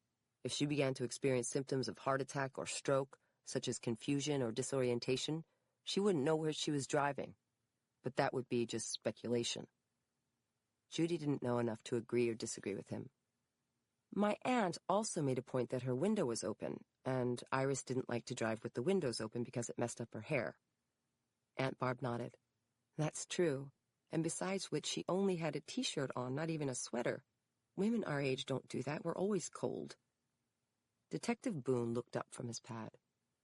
We can't assume that she died in the evening hours. We don't have the time of death yet. It's certainly possible that she passed in the daytime. It was a sunny day, so she could have had the window open.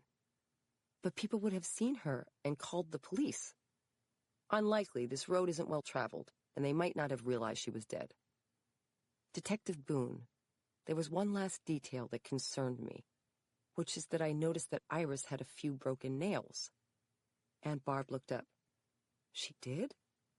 Yes, they hadn't been broken earlier today when I saw her.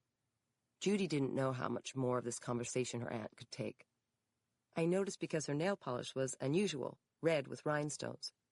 I'm not sure what it means, but I wanted to mention that to you. Aunt Barb bit her lip. Iris took great care of her hands and nails. She loved to do her nails. She wore gloves when she gardened because of them. Detective Boone flipped his pad closed. I wouldn't want to speculate on the significance of someone's breaking their nails. We have 4 pathologists in this county, and one of them will perform an autopsy, run toxicology tests, and do whatever else they think is indicated. Aunt Barb gasped, horrified. Wait, what? You're going to do an autopsy on Iris? Yes. Detective Boone pursed his lips, and his jowls fell into sober lines. I know it's, distasteful, but it's standard procedure in a case like this. Oh, no. Aunt Barb covered her face with her hands. and Judy put her hand on her aunt's shoulder, looking at Detective Boone. "Thanks for your time. I think I'll take my aunt home now." "Sure. Sorry about your loss." Detective Boone gave a short wave, then turned away, and Judy walked around the VW, climbed into the driver's seat, and looked over at her aunt. "I'm sorry." "Thanks."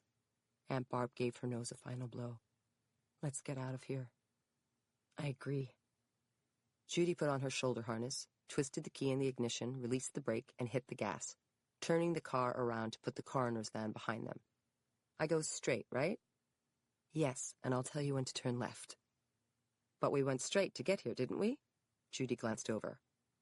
"I know, but we're not going home yet." Chapter 8. "Where are we going?" Judy asked, worried. "Mike's Exotics, where Iris worked. I want to see if she went in today. I want to find out what happened." "Do you really feel up to that right now?" "Yes, and I don't want to let it wait." Aunt Barb stowed her Kleenex in her pocket and straightened in the passenger seat. "She would still be on shift, so they should be there. I want to talk to her boss. His name is Julio, and I met him once when I dropped her off because her car was in the shop." Aunt Barb pointed to the left. "This is the turn, up ahead." "But you're tired. Maybe we should go home." Judy spotted the break in the cornfield on the left, but there was no street sign. "No, I'm fine. And what's the point of putting it off? You could sleep and get your feet under you emotionally. You just got blindsided in the worst possible way. But I only have the weekend. The mastectomy is on Monday. We can go tomorrow. Julio might not be on the job tomorrow, and he's the one I want to talk to. I won't sleep if I don't understand what happened to her." Aunt Barb turned her face to the window, but there was nothing to see in the dark. "What is it that you think happened?" Judy turned left onto another long country road. Bugs flew from the gloom into their headlights, making tink-tink sounds when they hit the glass. "I don't know. I only know that what I'm hearing doesn't make sense. She didn't have any heart issues." "What's the LCD you keep mentioning?" "It's the health service in Kennett Square that the undocumented use." "So it can't be the best medical care, can it? She could have had heart issues and not known about it." "But she was strong and able and hardworking. And what about the car window and the nails and the phone call, the way she acted afterwards?" "Those are strange details, but they don't necessarily mean anything." Judy regretted having brought any of it up. "It's not as if there was any sign of foul play." "I know. I'm not saying that." "Then what are you saying?" Judy asked, her tone gentle as they drove into the dark. "I'm just saying that if I can ask a few more questions so that I have answers when I put my head down on the pillow tonight, I think it makes sense to do so." "I agree. But I think Detective Boone will follow up. It's police business, and he seemed pretty good." "I think he will, too, but I'm not about to sit on my hands. Besides, since when do you care if something is police business? That never stopped you or Mary." "Except that she's getting married." Judy thought back to the day when she'd felt like Debbie Downer at the bridal shop. Our days of excellent adventures might be over. She's a partner now, too. "Don't worry. You two are thick as thieves. By the way, how are you and Frank doing?" "Great, fine." Judy usually confided in her aunt, but didn't want to burden her any further, with so much already on her plate. "Thinking about getting married?" "Maybe. Take your time, there's no rush. Sometimes when your friends get married, it puts pressure, but it shouldn't." Aunt Barb paused, musing. "Though I hated it when your mother got married before me. Everybody knows I'm nicer." Judy smiled as they passed a dark barn with a tall blue silo. "But she's older than you. She would have hated it if you got married before her, wouldn't she have?" "Honey, let me tell you, marriage was not on that girl's mind. She liked the bad boys in high school. You wouldn't know it to look at her now, but she's where you get your wild side." Judy chuckled, then thought of her mother waiting for them at home. "Aunt Barb, how long do you expect this will take? I'm trying to decide if we should let her know we'll be late." "Good point. I'll text her." Aunt Barb reached for her purse and got the phone. "What are you going to say?" I'll tell her we're running late and not to worry is all. Aunt Barb texted away as the light from the phone screen shone upward, illuminating her laugh lines, which bracketed a sly smile. I can get you out of anything, even ballet lessons, remember? Of course, Judy chuckled at the memory from when she was only 6 years old. Her mother had decided that her tomboy daughter needed some civilizing and signed her up for ballet lessons, but Judy hated every minute of them. She begged to quit after the first recital, in which she starred as a dancing poodle in tiara kid makeup, a pink tutu, and a puffy pink tail. Her mother had relented and let her quit, only because Aunt Barb had prevailed upon her to let Judy take drawing lessons instead, which had led to her lifelong love of art and painting. Aunt Barb looked over. I still remember the song from that recital. Isn't that crazy? I remember it too. Judy decided to sing it to cheer her aunt up. We are little dancing poodles, and we are here to say, Aunt Barb joined in, we come from France to do our dance. But we only do ballet. They sang together, then laughed. Judy's throat thickened. She loved her aunt and couldn't imagine losing her, not now or ever. I can't believe you remember that. Are you kidding? I still have PTSD. Judy chuckled, then turned right and left, following her aunt's directions through corn and soybean fields, and past horses grazing in rolling pastures, their outlines indistinct in the darkness, and their whinnying cutting through the night air. The fields gave way to farmhouses and barns, then to trailers and smaller homes, until they spotted a small cast-iron sign that read, Welcome to East Grove. The town was of colonial vintage like Kennett Square, and quaint brick and clapboard houses lined the road, their wooden porches just steps from the curb. Judy headed for the outskirts of the town, past a check-cashing storefront and a shabby Mexican taqueria. Finally, they came upon a long, low series of square buildings, only 1 story high, mere cinder-block boxes attached in a row like railroad cars. They had no windows, so there was no way to tell if anyone was inside, and the only light came from flickering fixtures on the roofs of the buildings, which cast jittery cones of light on the worn asphalt lot. Here's Mike's. Aunt Barb gestured at the driveway that had no sign, except for private property, no through traffic. That's the parking lot. Why no sign? Judy steered into the lot, where there were a few old cars parked in a row. Everybody knows where Mike's is. He's one of the tiny independent growers. He owns about 10 other growers, all independent. He produces exotics. What's exotics? Judy turned off the ignition and put on the emergency brake, looking through the windshield and noticing for the first time that the buildings had large numbers painted on the cinder block in black. The building on the end, closest to them, was number 7. Fancier mushrooms, portobello, maitake, shiitake, cremini. But he hires the undocumented. How does he get away with it? What about immigration? The way the system works is that immigration stages a raid only if there's a significant number of complaints in relation to the size of the workforce. Bottom line, nobody complains. Aunt Barb picked up her water bottle and took a sip of water.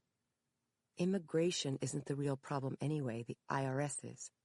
If a grower submits a list of Social Security numbers and they're not good, it takes the IRS 3 months to figure that out. So in 3 months, after the grower gets the IRS notice, he fires the employees and they go to another grower or another location of the same grower, like Mike's. Really? That's how it worked with Iris. She worked at all of his locations for about a year now. Aunt Barb eyed the buildings. It's like a shell game, because even workers with legitimate green cards have only 6 months in the country. Then they have to go back. They worry they can't get back in, but plenty of them do. And they end up at one of the shadier growers. Was Iris afraid of being caught? She worried about it constantly. She lived in fear of being deported, always looking over her shoulder. You saw her. She was so quiet. She learned to be invisible. Aunt Barb paused and her eyes glistened anew. There are so many undocumented workers here and everywhere. But that doesn't make it right. Judy believed in the law, even if it meant siding with her mother. I know, but they're here, living in a parallel universe. They're an open secret. Judy thought of the undocumented workers she'd seen in the city, the busboys smoking outside the back door of the restaurants, or the men who delivered her takeout pizza by bicycle. We know and we don't know. Yes. And the interesting thing about an open secret is that people look the other way. Literally. Iris became the kind of woman whom people looked away from, unmemorable and marginalized, even more than the average middle-aged woman. Judy could hear the resentment in her aunt's voice. Where did she work before Mike's? She cleaned houses for that service, which is when I met her, as I told you. She also did yard work, and she washed and mended horse blankets. At one point, she worked 3 jobs. Judy slid the keys from the ignition. Okay, so why are we here? You'll see. I have a plan. Just follow my lead. Aunt Barb reached for the door handle, and Judy wondered when it got to be so hard to keep up with someone almost twice her age. Chapter 9. So what's your plan? Judy took her aunt's arm, but she needed no help, standing straight and tall, her step fueled by a new determination. To see the boss and get to the bottom of this, that's what. Iris works here, and she should have been here tonight. Aunt Barb gestured at the cinder-block buildings. These are the growing rooms, and the packing area and office are behind them. Judy grimaced at the disgusting odor of manure that permeated the air. They really use manure to grow mushrooms? Yes, horse manure and some chicken, but they call it compost. That's why there's always mushroom growers next to horse farms. Chester County produces almost half of all mushrooms grown in the United States. Really? How do you know that? Everybody does. It's a source of local pride. And Iris used to tell me all about the business, and she would give me the inside track. But how did she work with the smell? Judy couldn't imagine anyone breathing that stink 24/7. God knows. Her aunt wrinkled her nose. The men pick the mushrooms and the women pack. But it's gross in the packing room here, too. Judy didn't know much about how mushrooms grew, except it had been a joke at her old law firm that the partners treated the associates like mushrooms. Keep 'em in the dark and feed 'em shit. How is that sanitary to grow food in horse manure? They pasteurize it. You'll see. We'll go inside.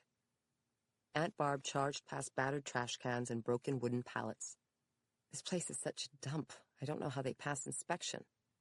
Who inspects? Judy asked as they approached the door to the building. The state and federal agencies and the mushroom growers have their own independent council that inspects as well. Someday I'll figure out how Mike gets away with what he does. Aunt Barb reached for the metal handle on the battered door, which had a thick spring. He must pay somebody off. I'll get the door, Judy said, but her aunt had already opened it, and they entered the building where the manure stink was stronger, turning Judy's stomach. They found themselves in a cold, rectangular hallway with a grimy gray utility sink and blue plastic trays scattered on a concrete floor. It's so chilly in here. Because we're close to the growing rooms. Let's keep going. The office is behind the growing rooms. I got the door. Judy crossed to another door, also with a metal handle and a spring. Wrinkled paper signs were taped to the door in English and Spanish. Hairnets must be worn. Veracía debe usarse en esta área. No smoking, eating, or drinking in this area. Prohibido fumar, comer, o beber en esta área. This is a growing room, her aunt said, charging through the door into the freezing cold, dark room that reeked of manure. A mechanical thrumming filled the air, the sound of refrigeration units atop the building. Judy followed, but the stench of manure overpowered her, triggering her gag reflex. Her steps slowed and she covered her mouth instinctively, trying not to throw up. She could barely see a thing, and the room was dark, except for a single bare fluorescent panel on one of the wooden racks of brown mushrooms, which ran the length of the immense room, almost floor to ceiling. Narrow aisles ran between the racks, and as her eyes adjusted to the darkness, she could make out the dim outline of 20-some figures moving up and down the aisles. hunched over the trays. She walked past, shuddering against the cold, her eyes tearing from the manure stink. They looked like shadows instead of people, but they were men dressed for the frigid temperatures in heavyweight hoodies and bulky jeans, with baseball caps over their puffy white paper hairnets. None of them looked up, but stayed face down as they picked small brown mushrooms from trays of thousands, seeming not to see or hear her. She realized that they all had earplugs in against the mechanical noise. Judy felt so disturbed by what she was seeing that she found her pace quicken. She couldn't have imagined such awful working conditions, worse than hell itself, because of the manure. She caught up with her aunt, who was at a door in the back wall with more Spanish and English signs, then one in a language she didn't recognize. Tolang tangang halangi pingtu. Do not block door. Judy placed a hand on her aunt's back. Go, please. I can't take the smell. Aunt Barb opened the door. This must be the packing room. Judy followed her into the massive, cold room, filled with manure smell and mechanical noise. She blinked against the sudden brightness from fluorescent panels suspended from a grimy, corrugated ceiling, illuminating 20-odd women working at a long assembly line, packing mushrooms behind a wall of heavy machinery that had huge rolls of plastic wrap.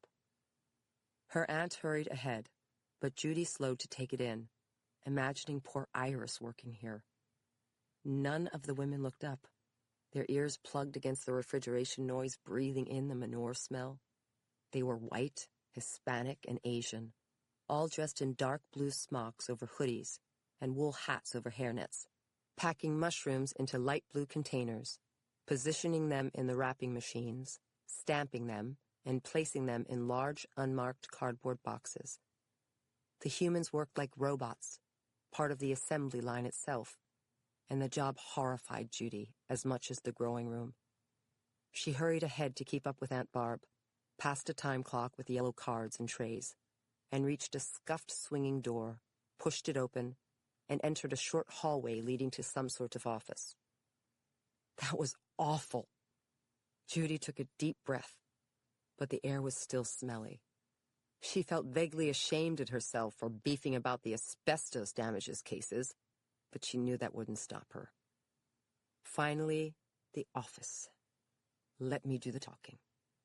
Aunt Barb flagged down an overweight man who looked to be in his mid-30s, lumbering down the paneled hall toward them, a confused frown folding his fleshy face. His hair was a sparse brown, and he had on a light blue Oxford shirt, loose tan work pants, and worn black sneakers. "Ladies," he waved back at them, "may I help you? The public isn't allowed in the—" "I'm sorry, but we're looking for Julio," Aunt Barb answered, as they reached the man. "He's the boss, right? Or is Mike around?" "They're not here. I'm Scott Panic, Assistant Operations Manager. What can I do for you?" "Scott, my name is Barb Moyer. This is my niece Judy, and I'm a friend of Iris Juarez, who works here. I'm sorry, I don't know who you're talking about." Scott folded his arms over his chubby belly. "Look, I know that Iris worked here. She's been working here for 2 months on the 3 to 11 shift in the packing room. She should have been working tonight." "No, you have your facts wrong." Scott shook his head, sticking out his lower lip. "I don't know any Iris Juarez. Nobody works here by that name." Judy held her tongue only because her aunt wanted to do the talking. "Scott," her aunt said calmly, "I know she worked here. She started 2 months ago. I dropped her off here 2 weeks ago." "I'm sorry, but I can't help you. I don't know what you're talking about." "I know she worked here. I picked her up here, too, the same day. That was when I met, or at least saw, Julio." Judy interjected. "Scott, we're not from immigration or the IRS or anything. We're just personal friends of Iris's, trying to figure out what happened to her. I don't know if you heard, but she was found dead in her car today on Brandywine Way." "Oh, no." Scott's eyes flared, his surprise genuine. Jeez. I'm sorry to hear that." "Me too," Aunt Barb sighed. Whether from relief or fatigue, Judy couldn't tell. "Okay, so now we know. She worked here." "Yes, she did." Scott buckled his lower lip. "I didn't know who you were. Well, you know." "I know." The police think she had a heart attack. I'm just trying to get to the bottom of it because she should have been at work tonight. Scott hesitated, rubbing his face. Yes, to be honest, she should have been here, but she didn't come in today. So you didn't see her today at all? No, she was a no-show. Scott shrugged his heavy shoulders sadly. It's not like her, but then again, you never know. Did you call her when you realized she wasn't here? No, I never do. I figured she moved on. They move around a lot and usually don't say where they're going. One day they just disappear. Judy remained silent. Nobody had to ask whom he meant by they. That wouldn't be like her either, just to disappear without saying so. Barb seemed to slump in her parka, and Judy could feel her leaning on her arm for support. No, it wouldn't. But I didn't change what I usually do. Scott's face fell into lines. Iris really is, or was, a special person. My wife and I just had our second baby, and she brought in cookies for me to bring home. Aunt Barb smiled sadly. That would be Iris, to a T. I didn't know she had heart problems. She didn't, that I know of. That's what I'm trying to figure out, that and why she was on Brandywine Way. You have any idea why she would be down there? No, not at all. There's nothing there. Scott frowned, puzzled. She was friends with Daniela Gamboa, and I think Daniela used to work here, didn't she? Yeah, but she left. Do you know why? No idea. Like I say, they come and go. One day last week, she didn't show up. Judy interjected. Was Iris friendly with any of the other women in the packing room? Scott shook his head. No, there's so much moving around. They don't even know each other's names, and that's the way they like it. The only exception is when the families come up together, like cousins will work together and they stick together. But I never saw Iris with any of them. Judy got another idea. Did she have a locker or anything we could look through? Maybe it would contain something that would help us? No, Scott answered. Like I say, there's so many changes in the workforce, we don't give them lockers. Only management has lockers. The employees keep their things in their cars or their fanny packs. They're big on fanny packs. Judy made a mental note. Scott, do you know who her doctor might have been? No, I assume she used the LCD. Most of them do. Judy remembered that Aunt Barb had said the same thing. Did she ever say she didn't feel well at work? No, never. She never missed a day, and she took all the extra shifts I could give her. She was a workhorse. They all are. They never complain. They're the best workers you'd ever had, the Mexicans. Judy didn't know whether to be offended because his tone was so favorable. Scott smiled crookedly. You're looking at me funny. You must not be from around here. No, Judy said, feeling her face flush. I'm trying to wrap my head around the use of these undocumented workers. It's an open secret. Scott nodded. Absolutely. But I don't think we're that different from a lot of other places in the country. I'd love to hire Americans, but they don't want to pick mushrooms. It's filthy, smelly work. We advertise on Craigslist, Monster, everywhere, but nobody applies. We pay minimum wage, too, so it's not like we're exploiting anybody. Scott opened his palms in an uneasy appeal. Listen, you have to be realistic. We need the labor, and the Mexicans are happy to have the work. Let me ask you one question. Judy was still trying to understand. We were at the scene tonight where Iris was found, and the police said they'll follow up with you about her. Will you confirm that she worked here, or will you try to keep it quiet like you did with us? No, we cooperate with the East Grove police. They get it. Don't they report you for hiring undocumented workers? Do you ever get raided? We don't get raided because nobody files a complaint, and the local police tend not to give us too much trouble. Scott glanced over at the clock on the wall. Well, I better get back to the floor. Can I show you ladies out? Yes, thanks. Judy put an arm around her aunt, who looked suddenly thoughtful. Come with me. Scott motioned toward a brown metal door near the office area. And please accept my condolences. Iris was a very special lady, and we'll say a prayer for her tonight. Yes, thanks, Aunt Barb said quietly. Good night. After you, Aunt Barb. Judy opened the door to let her aunt out, and they walked together toward the car. I think we need to text your mother again. We'll tell her we decided to go out for an ice cream sundae. What? Aren't you tired yet? Judy chuckled in surprise. Hell no. Her aunt pulled out her knit cap and shoved her hands deep in her pockets. I'm just getting started. Chapter 10. Judy pulled up, cut the ignition, and looked around. The apartment complex where Iris lived was too run down to be well lighted, and the only light came from the street lamp, which dimly illuminated a large square parking lot that seemed to be the focal point of the apartments, a connected series of two-story buildings wrapped in a U-shape around the lot. Old cars filled the parking spaces, some with missing hubcaps and others with dented doors, and the lights from the apartments showed people leaning on the cars and sitting on their front steps or on plastic beach chairs, visible only in silhouette, laughing, talking, or smoking, the red tips of their cigarettes glowing in the dark. Judy, you ready to go? Judy looked over. Sure, but what are we trying to accomplish again? I told you, you're not going to talk me out of this. I have 1 day of freedom left. Even if the police follow up, there's things they might miss. They didn't know Iris the way I know her. And I'm sure the roommates will be much happier talking to me than the local constabulary. On it. Judy pulled the key out of the ignition, and they both got out of the car and walked to the driveway of the apartment complex, where she took her aunt's arm. I can walk, you know. Aunt Barb's gaze slid slyly to Judy under her knit cap. My legs are fine. It's my breasts that are the problem.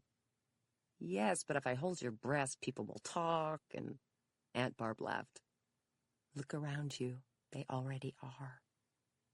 Judy looked at stoops and beach chairs where heads were turning. The residents had grown quiet as the two women made their way down the center of the square parking area, and a short man nearest them flicked his cigarette into the air, where it arced like a falling star.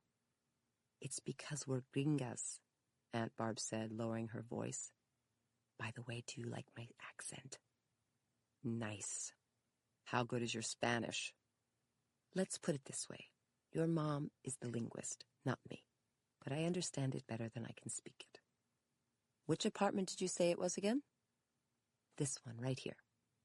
Her aunt turned right between two parked cars and walked until they reached a path of cracked concrete that served as an interior sidewalk. Aunt Barb, do you realize they might not know about Iris's death? I know. I'll do the talking, okay? Fine with me. You're on a roll. Judy squeezed her arm, and they turned onto a crumbling concrete path that led to the front door of one of the buildings. Everyone on the step where the beach chairs fell silent, and in the lights from inside the first-floor apartments, Judy could see that they were younger than she had realized, maybe in their 20s and 30s, a group of men and women, all of them Hispanic, in an array of T-shirts, sweatshirts, and jeans. Her aunt stopped short in the middle of the path. Hello, my name is Barb Moyer, and this is my niece Judy. I'm a friend of Iris's. I'm here to see her roommates, Maria Elena or Armenia. I'm Maria Elena, said one of the women, in slightly accented English. She was sitting in a beach chair holding a phone and wearing a white sweatshirt and jeans, but it was too dark to see her facial features. She sounded young, and her long, glossy curls shone in the light from the window. Maria Elena, would you mind if we went inside and talked a minute about Iris? She's not home. I know, I'm a friend of hers and... Oh, wait, I know who you are. Maria Elena's tone warmed up. You're the lady with the roses. Iris told me about you. Yes, that's me. What about Iris? Aunt Barb hesitated. I'm afraid I have bad news. I'm very sorry, but I'm here to tell you that she has, passed. She was found tonight in her car on Brandywine Way. Maria Elena gasped, and everyone burst into shocked Spanish chatter. And Judy caught the words muerte and accidente. Her aunt said, No, not a car accident. They think she had a heart attack.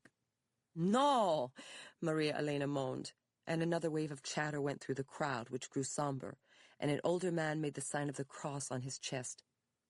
Do you think we can go inside? There's just some things I want to talk to you about. Sure, of course. Maria Elena rose, made her way through the crowd, and led them to the front door and inside the building. They walked down a long, dimly lighted hall. and at the end was a door which Maria Elena unlocked and pushed open, flicking on a stark overhead light. "Come in, please." "Thank you," Aunt Barb responded, and they entered a neat, if small, living room that was modestly furnished with an old brown couch, a red plaid chair, and a wooden rocker set around a battered coffee table. A tiny galley kitchen was on the right part of the room, but there was no dining room table, and 2 closed doors off the room presumably led to the bedrooms. "I can't believe this happened. Are you sure it's true?" Maria Elena frowned sadly, pocketing her keys. In the bright light, Judy could see that her warm brown eyes had filmed, dampening her mascaraed lashes. She was pretty, with a small nose and heart-shaped lips, slick with gloss. "Yes, it's true," her aunt answered. "I'm so sorry. The police came to me because she has my name as her emergency contact." "So she's really dead?" Maria Elena sank onto the plaid chair, linking her fingers between her knees, absorbing the shock. Her nails were polished red with white chevrons at the squared-off tips, reminding Judy again of Iris's broken fingernail. "Yes, it's true. I identified her." "That's terrible." Maria Elena shook her head numbly and wiped her eyes. "This makes me so sad. That hurts my heart." "I'm so sorry. And her family at home? It's all gone?" "Yes." "Do you know Daniela Gamboa?" "I meet her once or twice." "Do you have her cell phone or address?" "No." Maria Elena sniffed, brushing a tear away before it started to spill down her cheek. "Iris is so quiet, like to herself, and she's so sweet. She had such a sweet heart. She's older, you know. She acts like my mother. She's always baking cookies and cakes to get us to eat, and she's so religious all the time. She wants us to go to church with her. She says we drink too much beer. She tells us like all the time." Maria Elena wagged her finger with a mock comic frown. "Ladies should not drink too much, never out of the bottle. She wants us to make giuramentos." Judy interjected. "What does that mean?" "It's a special thing, like you go to church with her and make a promise to God, and that we don't drink for like 2 weeks. Maria Elena chuckled. "She wants us to, anyway, but we don't do it." "How long have you lived together?" Aunt Barb asked, but she was beginning to sound tired again. About 6 months. She take us both in. Her other roommates go home. Me and Armenia. She's out with her boyfriend. Iris meets us at the mission, and she takes us in. She gets us jobs." Judy interjected again. "What's the mission?" "You know, the church mission. They give out clothes and toys for free." Her aunt asked, "Do you know why she didn't go to work today? When she left my house this afternoon, that's where she said she was going." Maria Elena shook her head, blinking away her new tears. "No, I don't know. I work the morning shift today, and she's gone when I get home." Aunt Barb asked, "Do you work at Mike's too?" "Not anymore. I work in a restaurant and I clean houses." Maria Elena wrinkled her pretty nose. "I don't want to do the mushrooms anymore, even though they pay good. That smell, I can't take it. It gets on your clothes and your hair." Maria Elena turned to Judy. "You know what I'm saying? You can't get the stink out. It's like on you, like all the time. I won't have no boyfriend if I smell like that. That's why Iris used the perfume so much." Her aunt asked, "Maria Elena, was Iris sick lately? Did she mention anything about her chest hurting or not feeling well?" "No." "Do you know who Iris uses for a doctor? Does she have a doctor?" "I guess she goes to LCD, but I don't know." "Do you know any reason why she'd be on Brandywine Way? Do you know where that is?" "I know where that is. I don't know, like why she was there." Maria Elena tossed her head and her curls bounced. "Did you text her today?" "No." "Do you mind if I go in her room? I just want to look around and see if there's anything to explain why she missed work today." Aunt Barb emitted a small sigh. "I should get some clothes to bury her in." "All right." Maria Elena rose. "Come on." "Thanks," Aunt Barb said. And they crossed the living room to the kitchen side, where Maria Elena opened the door onto a room that was barely big enough for a single bed, neatly made with a blue comforter and a beat-up fake wood chest of drawers. A pair of old pink flip-flops sat beside the bed on the floor, ready and waiting for a woman who would never come home. She has the smallest room, that's why she doesn't share. Maria Elena tried to press the door open all the way, but it banged into the wall. We share. Also, it works out better because she doesn't stay out late like us. They entered the tiny room, barely able to fit the three of them, with Judy feeling strange, having just come from seeing Iris's lifeless body on the stretcher. A large crucifix hung on white walls, and the dresser held an old-fashioned runner of white cotton, on which rested a few bottles of nail polish, perfume, a ceramic statue of the Virgin Mary, a plastic white crucifix, a multicolored clay plate that held gold-toned hoops and necklaces, and a yellow shaker of athlete's foot powder. "Where's the closet?" Aunt Barb asked, turning on her heel. But Maria Elena shook her head. "She don't have one." "Where does she put her dresses?" "In the drawer. She only has 2 dresses that she wears to church." "But that can't be. I gave her dresses, and sweaters, and shirts, too, jewelry." Aunt Barb frowned, puzzled, looking around. I don't see any of the stuff I gave her here. There were shoes and rain boots, too." Maria Elena shook her head. "I don't know. Maybe she gave them to the mission. She's always after me to give my things to the mission, too.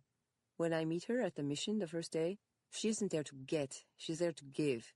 She always says, 'Maria Elena, God wants you to take care of people.' But I tell her, 'Iris, it's not like I have so much. She wants us to give our money to the mission, too.'" Maria Elena's eyes flared open, incredulous. "I tell her, 'Mommy, you can give your money away, but me, no. God don't want me broke.'" Oh my, what a wonderful spirit she had. Aunt Barb rested a hand on the dresser, seeming to steady herself. "Judy, can you look through these drawers and find a nice dress for her?" "Sure." Judy went to the dresser and opened the top drawer, which contained folded underwear, bras, and a Bible. "Do we need underwear?" "No, funeral homes usually have that." "Good." Judy opened the second drawer of neatly folded T-shirts that looked as if they had been ironed, which for some reason caught her in the throat. "I don't think there's anything useful in here." "I help." Maria Elena squeezed past Judy, went to the dresser and opened the third drawer. "I know the dress she liked the most." "Thanks." Judy looked into the third drawer, which held pressed jeans, sweatpants, and 2 folded shift-type dresses, both a flowered pattern, with a light blue sweater also carefully folded. "This one." Maria Elena picked up a dress with pink flowers, her eyes glistening anew. "Thank you." Judy accepted the clothes and took a look at her aunt's heartbroken expression, which told her it was time to go home, and that their questions about Iris's death would have to be answered another day. Chapter 11. They hit the road in silence, with Judy following GPS directions home, and her aunt turned away to the window. They wound through the dark outskirts of Kennett Square, passing check-cashing agencies, a taqueria, and a Mexican restaurant until they reached the town proper, with its charming brick houses, mullioned windows, and gas streetlights. A quiet sniffle came from the passenger seat, and Judy patted her aunt's arm. "I love you, Aunt Barb. I'm sorry about Iris." "Thanks," her aunt said, without turning her head from the window. "She sounds like she really was an amazing person, giving everything away." "I know. I had no idea. I always wondered what she did with the money she earned, because I know she didn't have anybody to send money home to." Aunt Barb sniffled again. "I guess she kept what she needed to live on and gave the rest to the mission. What a wonderful person." "I'll say. Thanks for indulging me, too. I don't know why I'm running us ragged tonight. I guess it was so I didn't have to think about the fact that she was—" Aunt Barb's voice trailed off, and in the sudden silence the GPS said, "Prepare to make a left turn in 100 feet." Judy switched into the left lane, ready to make the turn, and it occurred to her that life should come with a GPS, to tell you to prepare for the twists and turns on the way, big ones or little ones, like that a beloved aunt would have cancer, or your boyfriend would forget to drop the dog off to get flea-dipped, or that 75 asbestos cases would come from New York to suck the life from your practice. The trip through the growing room at the mushroom farm made the damages cases look like a first-world problem. But problems were problems. It doesn't make sense. But death never makes sense. Aunt Barb rummaged in her parka pocket and produced her balled-up Kleenex. In a way, it was just like Steve. Even though I knew he was going to die, I still couldn't believe it when it happened. Just like her, he was so vital and healthy. He did everything right. I remember. Judy had loved her uncle, an accountant. A reserved and careful man, he taught her chess. Not only the game itself, but the exotic names of the various openings, like the Sicilian defense and the Queen's Gambit, as well as chess notation, which was like some mysterious language that only they spoke. NE4, NGE7. Judy always got special attention from her uncle and aunt, because she was their only niece, and they'd never had children of their own. I'm feeling him tonight, too. Maybe that's why I went crazy running hither and yon. It's funny when you get older. One death kicks up all the other deaths. I bet that's right. Judy noted that her aunt hadn't mentioned the possibility of her own death, though it had to be uppermost in her mind. Aunt Barb blew her nose. I guess we can't really know what Iris was doing today. It seems strange that she didn't tell me, though. She never lied to me before. She didn't lie to you exactly, did she? You just assumed she was going to work, but she didn't go to work. That's true, but still. Like the clothes and shoes you gave her, you didn't know she was giving them to the mission, you just assumed she kept them. Yes, that's true, too, Aunt Barb nodded. So what do you think she was doing then on Brandywine Way? We don't know enough about her life to say. Maybe somebody told her they had some stuff for the mission, so she went to pick it up before work. That's possible. Judy heard herself say it. The detective will let us know, but I'm thinking that the police probably took her cell phone. That's how they found the wallet and came to your house. Oh, right. And like the cops said, fingernails break all the time. And because it was a nice day, she decided to drive with the window open. All of that is completely possible. I suppose so. But I want to see what the police come up with, don't you? Yes. Judy didn't mention the autopsy, but she didn't need to. You know, the most ironic thing is that Iris was so worried about me with my cancer. She wanted me to go to church with her tomorrow morning to say a prayer before the mastectomy. That's very sweet, Judy said, meaning it. The GPS was about to tell her to turn left, but she turned it off. I'm going to go myself and say a prayer for her, and I suppose I should talk to the priest and arrange for her burial. You're going to the Spanish church? Yes. Judy turned left. I'll go with you. You don't have to. I know, but I want to. Thanks. Her aunt looked over with a smile, her wan face barely illuminated. And then there's only one more thing I want to do before Monday morning for Iris. What's that? I want to plant a rose bush for her. I have a cutting that came in the mail from the nursery, and we were going to put it in together on Sunday. I'll help you do that, too, Judy said, touched. Her aunt was always thoughtful, her actions straight from the heart. Judy would never forget that when it was time to outfit her dorm room at college, she and her mother had gone shopping for all of the practical items. A small refrigerator, a microwave, a mesh hamper, and a pair of flip-flops to prevent athletes' foot in the showers. But Aunt Barb had taken Judy antiquing, and together they'd found a beautiful old quilt, hand-stitched in a flower garden pattern, that made the dorm room homey. That very quilt was still at the foot of her bed to this day. Thanks, honey. It would be my pleasure, Aunt Barb. Judy turned onto her aunt's street, cruised past the houses and turned into the driveway and cut the ignition. The dashboard clock read 10:48, so she knew her mother would be waiting up, probably tapping her foot. God, I'm tired. Why don't you go up to bed and I'll deal with my mother? It'll take a law degree to survive the cross-examination we're about to get. Aunt Barb chuckled and picked up her purse. I'll be right in. I have to get the cutting from the garage and bring it in the house. It would probably be fine, but it's supposed to be cold tonight, and I don't want to lose it. I'll get it. Tell me where it is. You don't mind? Believe me, I'm getting the easier job. You deal with my mother. I'll deal with the plant. Judy yanked the key from the ignition and grabbed her purse. Meanwhile, I don't even know what a cutting looks like. Is it big? No, not at all. It's just a cane. It should still be in the box from the nursery. I didn't take it out. What's a cane? A cane is a term for the stem on a rose bush. Ah, of course it is. Her aunt snorted, opening the car door. Like a lawyer has the right to complain about obscure terminology. Okay, a fair point.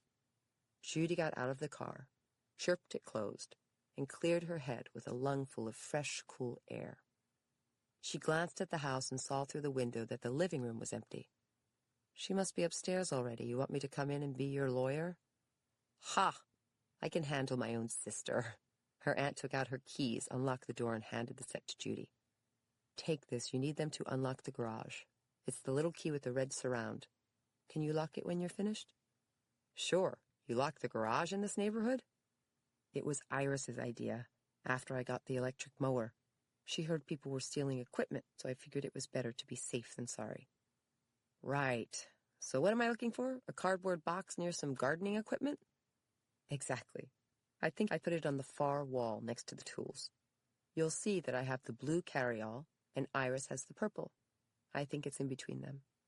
I wanted it as far from the door as possible to avoid the draft. The light switch will be on your right side when you go in. Got it. Good luck with Mom. Psh, child's play. Ha. Judy led her aunt inside the house, then turned and continued down the driveway, the gravel crunching under her clogs. Weariness washed over her, and she slid her phone from her purse and checked the screen to see if Frank had called, but he hadn't, which was par for the course.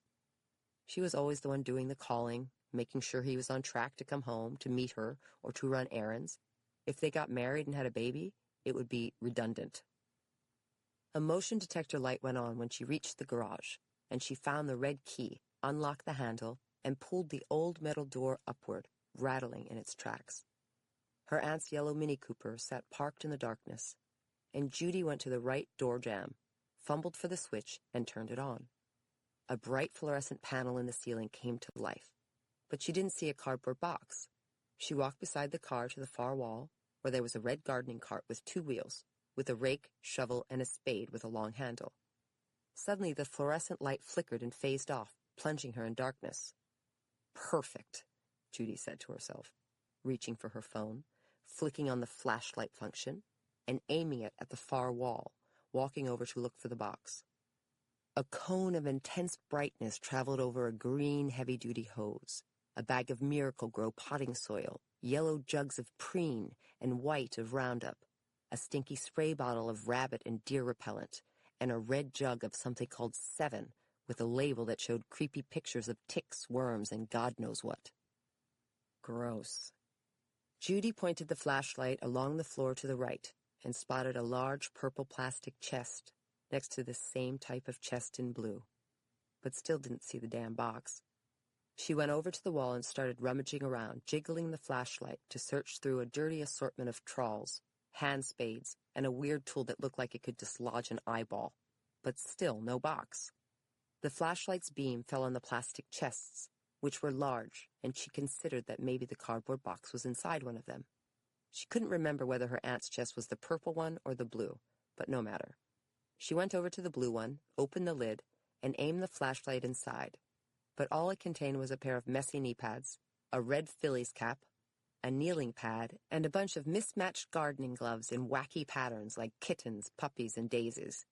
The chest was such a happy clutter that it had to belong to her aunt. She closed the lid, and just to be thorough, went over and opened the lid to what had to be Iris's chest. She aimed the flashlight inside, but no cardboard box was there either. Only a pair of oversized white cotton gloves, sitting neatly folded atop a clean trowel and spade, and underneath that was a book entitled Roses for the Beginner, with a greeting card sticking out from the cover, on top of some old newspapers. She reached for the book, opened the cover, and inside was a birthday card. Judy opened it to find her aunt's handwriting. Iris, you are already a better gardener than this guy. Happy birthday. From B. Touched, Judy replaced the card, closed the book, and was about to put it back when she noticed a large white envelope sticking out from underneath the old newspapers. She picked up the envelope, which was heavy and bulky but unsealed. She lifted up the flap, looked inside, and couldn't believe what she was seeing. It must have been the flashlight playing tricks on her eyes. She knelt on the garage floor, set her flashlight on the edge of the chest so that it cast light on the envelope, and slid out its contents. In her hand was a thick stack of cash, bound with a rubber band. Chapter 12. Judy entered her aunt's house with a cardboard box of the rose cutting and an old needlepoint bag she found in the garage, which contained the cash from Iris's gardening chest. The living room was empty, for which she was grateful because she needed a moment to compose herself. She estimated the cash to be about $10,000, though she hadn't taken the time to count it. She set the box, bag, and her purse down, her thoughts racing. She didn't know if the cash belonged to Iris or if her aunt knew about it or why it was in the garage. She reasoned that it probably belonged to Iris because it had been in her gardening chest, and also that her aunt didn't know about it because Aunt Barb wouldn't have kept cash in the garage.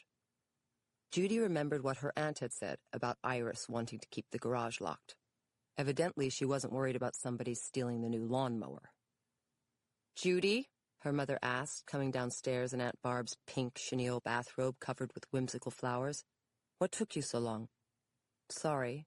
Judy moved the needlepoint bag behind the couch with her foot. Nobody needed more drama before the mastectomy Monday morning.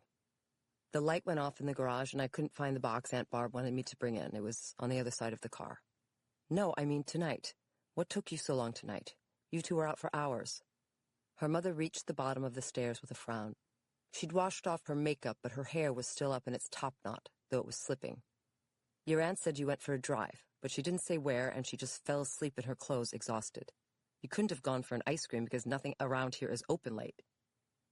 Judy decided to tell the truth, because the only lies she told her mother was that she was eating healthy, getting enough sleep, and not working too hard. "We made 2 stops. One to Iris's job, to find out if she'd gone in today, which she hadn't, and the other to her apartment, to talk to her roommates and get some clothes to bury her in." Her mother's frown took a permanent residence. "Why didn't you call me?" "We texted," Judy said, but even she knew it sounded weak. "You couldn't pick up the phone and talk to me? Why did you leave me hanging?" "Sorry, we should have called. Hold on, let me get something to eat."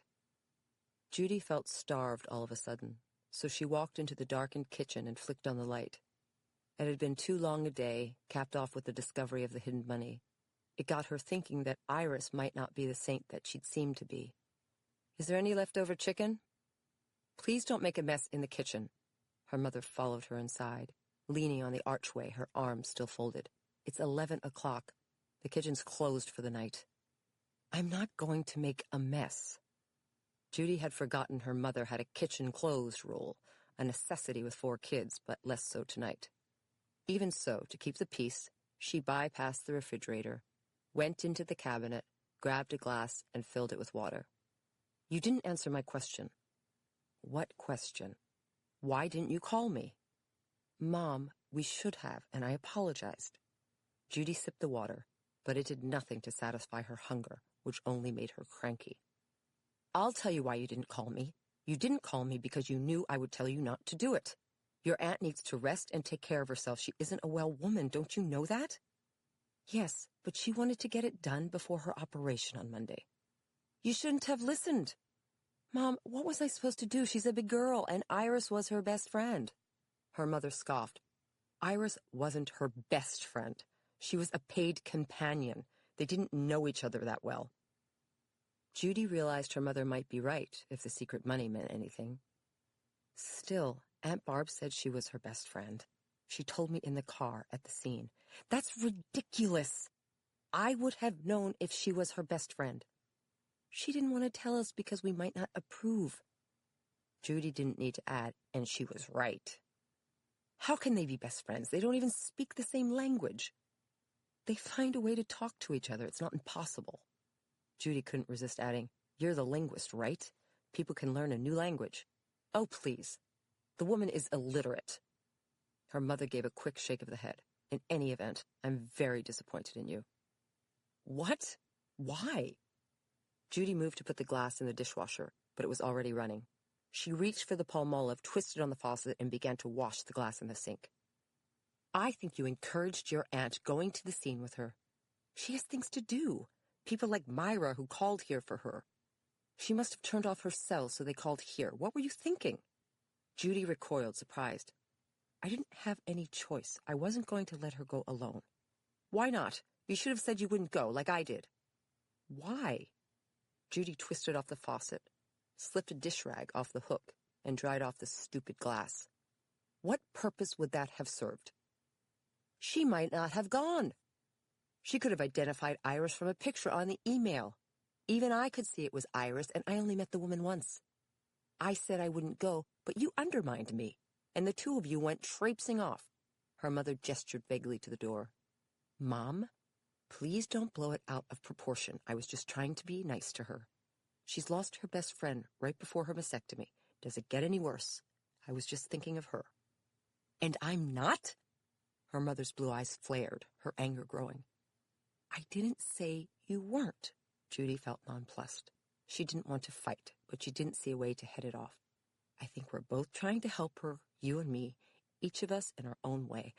Honey, take your cues from me right now. Follow my lead. Your aunt is at 6s and 7s, more upset about the procedure than you know. Did she say that? No, but she doesn't know what she wants right now. We have to call the shots for her. No, we don't, Mom. Yes, we do. Her mother folded her arms in the thick bathrobe, and Judy's chest tightened. She's not a child. The chemo makes her thinking foggy. It clouds the brain. I read that in the books. You heard what she said this afternoon. She's not on the chemo now. It's still in her system. Judy suppressed an eye roll. Why don't we not go there? Neither of us are doctors. The correct verb is, and you don't have to be a doctor. It's common sense. Open your eyes. You saw her tonight. She's very emotional. She's all over the place. She doesn't know her own mind right now. Mom, she's having a mastectomy, not a lobotomy. She has cancer, not schizophrenia. What is that supposed to mean? It means she's not crazy. She knows her own mind. Tomorrow she wants to go to church and plant a rosebush for Iris. Am I supposed to go with her or not? Church? Her mother frowned in confusion. When was the last time she went to church? It's not for her. She's going to Iris's church, and she wants to talk to the priest about funeral plans. She's burying her now? Her mother asked, incredulous. Where's she going to get the money? I don't know, Judy answered, thinking of the 10 grand in the needlepoint bag. And I suppose you think you're going with her to this church? I was going to. You should too. Where is it? Who cares, Mom? It's church. What could your possible objection be? Have you been listening to me at all? Veins popped out in her mother's lovely forehead. I don't think she should go, or you either, driving around. She should stay home and rest. Pack a go bag, like it says in the books. We need to make sure she has her front closure shirts, slip-on shoes, ice packs, and alcohol pads for her drains. Also the compression bras. We didn't get to talk about any of that yet. Can't I get those things for her Monday afternoon? She says she has 1 day of freedom left. If she wants to go to church, she should go to church. Why do you have to talk to me this way? What way? Is this a lawyer thing? You turn everything into an argument. I am not. You are. Judy couldn't help but raise her voice. What are you talking about? Her mother shook her head. You're the one who ran off sending funny texts instead of calling. What is it with you two? Did you have your fun? Fun? Judy felt her own anger give way. Do you think it was fun to go identify Iris tonight? Do you think we were having a good time trying to understand how she died? You know, Mom, I don't understand you. It's like you're jealous.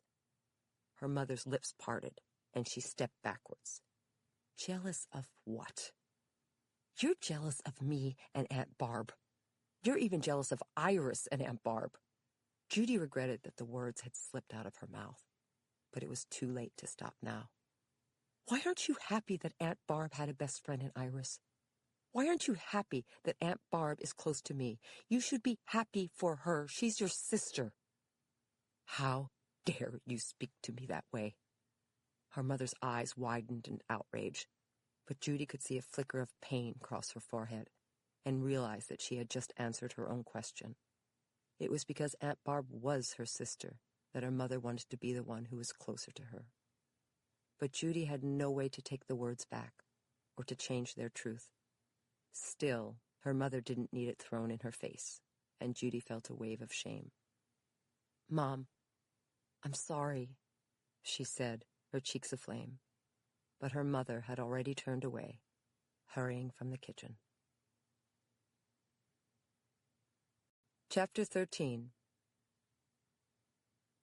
Sunday morning, Judy and her Aunt Barb found themselves completely out of place in the crowd heading for the parking lot to the church. Judy was the only blonde, and they were taller than everyone by a foot, so they stood out like walking lighthouses. Besides that, everyone seemed to know each other, greeting each other with hugs and kisses, and there were kids of all ages holding hands, jumping up and down, laughing and talking, filling the air with Spanish and English, making a collectively happy bubble of families flowing toward the tall, arched doors of the church. "It's such a pretty church, isn't it?" Aunt Barb said pleasantly as they approached. "It sure is." Judy tucked her aunt's arm under hers, a spontaneous burst of affection. Her aunt had come downstairs this morning determined to go, even though Judy could see that her eyes were puffy, undoubtedly from crying. It had been a tense breakfast, with Judy's mother characteristically reserved toward her, just short of the silent treatment. If Aunt Barb had noticed, she kept it to herself, and her mother had surprised no one by deciding that she wouldn't go to church with them, but instead would pack the go bag. "The church is relatively new and looks it, doesn't it?" "Yes, it does," Judy said, as they reached the sidewalk that led to the doors. The church was a lovely structure, and its tan stucco exterior, arched windows, and rounded bell tower, topped with red tiles, suggested its Spanish design. "Have you ever been to a Catholic church?" "No." Judy wished Mary were here, her guide to all things Catholic. "Will the service be in Spanish?" "Yes, and this is the one we always went to," her aunt answered as they filed in behind the line. "Father Keegan performs it, and your mother would be happy to know he's Irish, complete with freckles. He always jokes that they keep him here as a token. But he's not white, he's pink." Judy smiled but flashed on the $10,000 cash. Her aunt would have mentioned it if she had known about its existence, and Judy didn't want to tell her about it yet, because she didn't want to upset her before her operation. "By the way, remember when you were talking about how you used to give Iris clothes and things?" "Sure, yes." "Do you think she ever sold them?" "No, of course not." "Why not?" Judy inched up as the line toward the entrance shifted forward. "Do you know what her financial situation was like?" "Not really. I paid her well, and she never complained about money. I knew she could live well enough to take care of herself, and she was careful about her money." "How so?" "Whenever we ran an errand, like to the garden center, she never bought anything for herself. Same thing when we went for chemo. I would treat her in the coffee shop. She never spent money." Judy doubted that Iris could have saved as much money as had been in the garage. "Did she have a bank account or anything?" "No," her aunt answered, lowering her voice as they entered the church. "Generally, you need a passport or a social security number for a bank account. I don't think she had either." "So she kept it in cash?" Judy passed through an anteroom with buttery yellow walls and a warm orange-tiled floor, containing a carved wooden angel and a blue-cloaked Virgin Mary standing next to the American flag. "I really don't know." "I know it's none of my business, but did you ever give Iris money?" "Sure, as gifts, when I could get her to take it. Why do you ask?" Judy thought fast, lying even as she walked past a marble stand that held a bowl of holy water. "I'm thinking about her estate now that she's gone. I'm wondering if I should try to follow up with that." I doubt that there's much money in it, but that's a good idea. Perhaps next week you could try to locate it. Iris's friend Daniela might be able to help. Thanks so much for thinking of it. You're welcome, Judy told her, feeling guilty for keeping the discovery of the money from her aunt. A material omission in front of a painted plaster bust of a smiling Pope Francis resting on a windowsill. A bank of candles flickered in red glasses below a primitive wooden crucifix, and a bronze plaque on the wall read, Madre de Dios Church, with the names of benefactors and supporters. They walked through the large tiled lobby, where everyone milled about greeting each other, and nuns with blue aprons over their gray habits threaded their way through the crowd, with rosary beads hanging from their waists. One of the young nuns emerged from the crowd, took Judy's hand and shook it. "Welcome, ladies," the nun said in an accented English, her brown eyes friendly. "Thank you," Judy said, and the nun greeted her aunt. Then they passed through modern glass doors into one of the loveliest churches Judy had ever seen. The vaulted ceiling was a full 2 stories tall, and the walls were of buttery yellow lined with stained glass windows, but the altar caught her eye. It was white and large, spanning all the way to the ceiling, and its curved shape echoed the exterior of the church itself. A crucifix hung at its apex, and along its right and left sides were painted pictures of men and women farmers, which would have been equally at home in America or Mexico. The church was packed, and Judy and her aunt slid into the last oak pew and sat down, which was when she realized that everybody else knelt and crossed themselves before they went into the pews. She watched fascinated as one family made double and triple crosses over their foreheads and mouths before they took their seats, and she tried not to feel like a total Spanish Catholic rookie. The congregation settled down as Father Keegan swept to the altar, took the oak lectern and opened his palms, then began speaking in rapid Spanish. He was dressed in white robes with a green overlay and looked to be middle-aged, with wire-rimmed glasses, graying hair, and a ready smile. Judy got the gist of what he was saying, which was to thank everybody for coming, tell them that God loves them and that they should have faith in him. Suddenly, Father Keegan's expression saddened. He continued speaking, but had spotted Aunt Barb and Judy, making eye contact with them. Father Keegan said the name Iris Juarez, and Judy's aunt nodded, her eyes filming as she whispered to Judy, "He's telling everybody that Iris died yesterday of a heart attack. He's asking everyone to pray for her soul." "Oh my," Judy said under her breath, as murmuring, sniffling, and tears rippled through the congregation. She put her arm around her aunt, who bent her head as Father Keegan began to lead the congregation in prayer, evidently for Iris.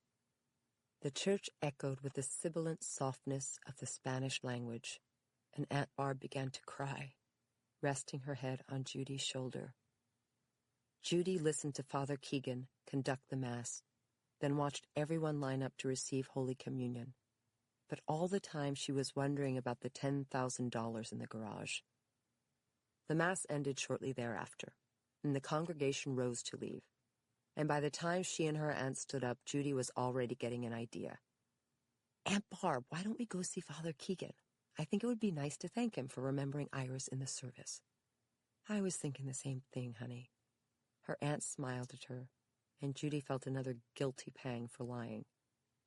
They walked up the center aisle as the congregation filed past them, the parents falling into conversation and the children skipping ahead in groups.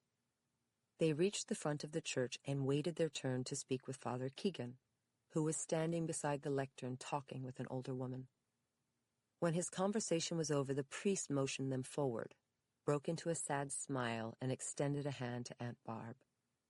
"Barb, I'm so sorry about Iris," Father Keegan said, shaking her hand. "What a terrible shock for all of us. You saw for yourself the reaction of the congregation. The community is praying for her soul. You have my deepest sympathies. Thank you so much, Father Keegan." Aunt Barb's lips trembled, suppressing her emotion. I thought the world of her, you know that. And you know she loved you in this church.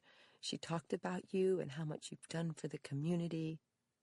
This is my niece, Judy Carrier. Judy shook the priest's hand. Pleased to meet you. And you too, Father Keegan smiled. And up close his eyes were a lively blue, and his skin actually was freckled. Father Keegan turned to her aunt. Iris was one of our most devoted parishioners, and I was so shocked to hear what happened. It's a loss for all of us. It certainly is. I will be responsible for seeing that she receives a proper burial. That's very kind of you. Let me know when you receive her remains from the coroner, and we will have a mass for her. Thank you. Judy interjected. Father Keegan, may I ask you, how did you find out about her passing? I got a telephone call last night from Detective Boone. He's in charge of the matter. Judy took the lead. He is, and we had a question or two about her death, like why she didn't go to work that day. We asked at Mike's Exotics, and they said she just didn't show up. Can you shed any light on that? Father Keegan shook his head. No, and that's what I told the detective. It did seem unusual to me. It wouldn't be like Iris. Judy continued. We're not sure why she was on Brandywine Way in the first place. Do you have any idea about that? I can't help you there either, Father Keegan shook his head. Could she have been visiting someone, a friend perhaps? Daniela? We spoke with her roommates, but they don't know. Not that I know of. Iris had Daniela, but not many close friends. Father Keegan's gaze shifted to Judy's aunt. Mrs. Moyer, I think you were her closest friend. Aunt Barb swallowed visibly. Judy glossed over the painful moment, taking over the conversation. Do you have the names and addresses of any of her cousins in Mexico? We were wondering about what to do with any monies remaining in her estate. Father Keegan cocked his head. I don't know any of them, unfortunately. I doubt that she had much money, a will, or anything of that sort. Father Keegan, was Daniela here today? No, she wasn't. But she isn't as devoted as Iris. Do you know where we can find her? We don't even know if she knows that Iris has passed. I'm sure she does. Word travels fast in this community. Daniela would be at the mission. She works there, too. Is that nearby? Judy asked, thinking ahead. Chapter 14. Damn, we should have gotten the address. Judy drove back and forth on the same two-lane road trying to find the mission, but they kept getting lost. Then I could have plugged it into the GPS. Father Keegan said it was next to the firehouse. Aunt Barb said, her face to the window. There's the firehouse straight ahead, and the only thing next to it is that strip mall. Judy stopped at a traffic light, eyeing the rundown strip mall of 3 crappy storefronts, one of which had a handmade going-out-of-business sign. Can you have a mission in a storefront? Pull in. Let's see. Aunt Barb clucked. You know, I've been down this road a bunch of times, but I've never seen a mission. It's as if all of this existed around me, but I never noticed it before. I know what you mean. Judy was thinking about how much her Aunt Barb hadn't noticed about Iris. The hidden cash made her feel uneasy, and it seemed to mirror what her aunt was saying about the neighborhood. There were things in plain sight that they should have seen, but they'd missed. The light's green, her aunt said, pulling Judy out of her reverie. She cruised forward, crossed the intersection, and turned into the crappy strip mall, which held a tiny parking lot in front of the stores. She spotted a battered Hyundai leaving the strip mall from the back. Maybe it's behind the stores? Again, no sign. Evidently, everybody who needs it knows where it is. Right. Judy steered around the back, entered a littered back lot, and hit the brakes quickly, surprised to find small children running around, playing on old upholstered couches, used card tables, scattered mattresses. Yikes. Good thing I was going slow. I'll say. I guess this is it. Judy eyed a rusty white dumpster that read, Society of St. Vincent de Paul. The back of the building was a dingy gray stucco, cluttered with electric meters and heating units, next to an unmarked glass door, which stood open, propped up by a cinder block. "Hey, that's my ottoman," Aunt Barb exclaimed, opening the door. "What do you mean?" Judy cut the ignition, took her purse, and got out of the car. "That flowery ottoman next to the maroon couch?" Aunt Barb pointed, climbing out of the passenger seat. "I don't remember that ottoman." "You wouldn't. It's from the old house, and I kept it in the garage because it didn't go with the new furniture. I always thought I'd get it reupholstered, but I never got around to it. I gave it to Iris when we cleaned out the garage. She said it was pretty, and I thought she could use it." "When did you clean out the garage?" Judy's ears pricked up, wondering when Iris had put the money in her storage chest. "About a week ago. I was feeling better, and I wanted to clear the decks before my mastectomy." "Was it your idea to clean the garage?" "Yes, and I totally forgot about the ottoman when we went to Iris's apartment. She didn't have the room for it, so she must have brought it here."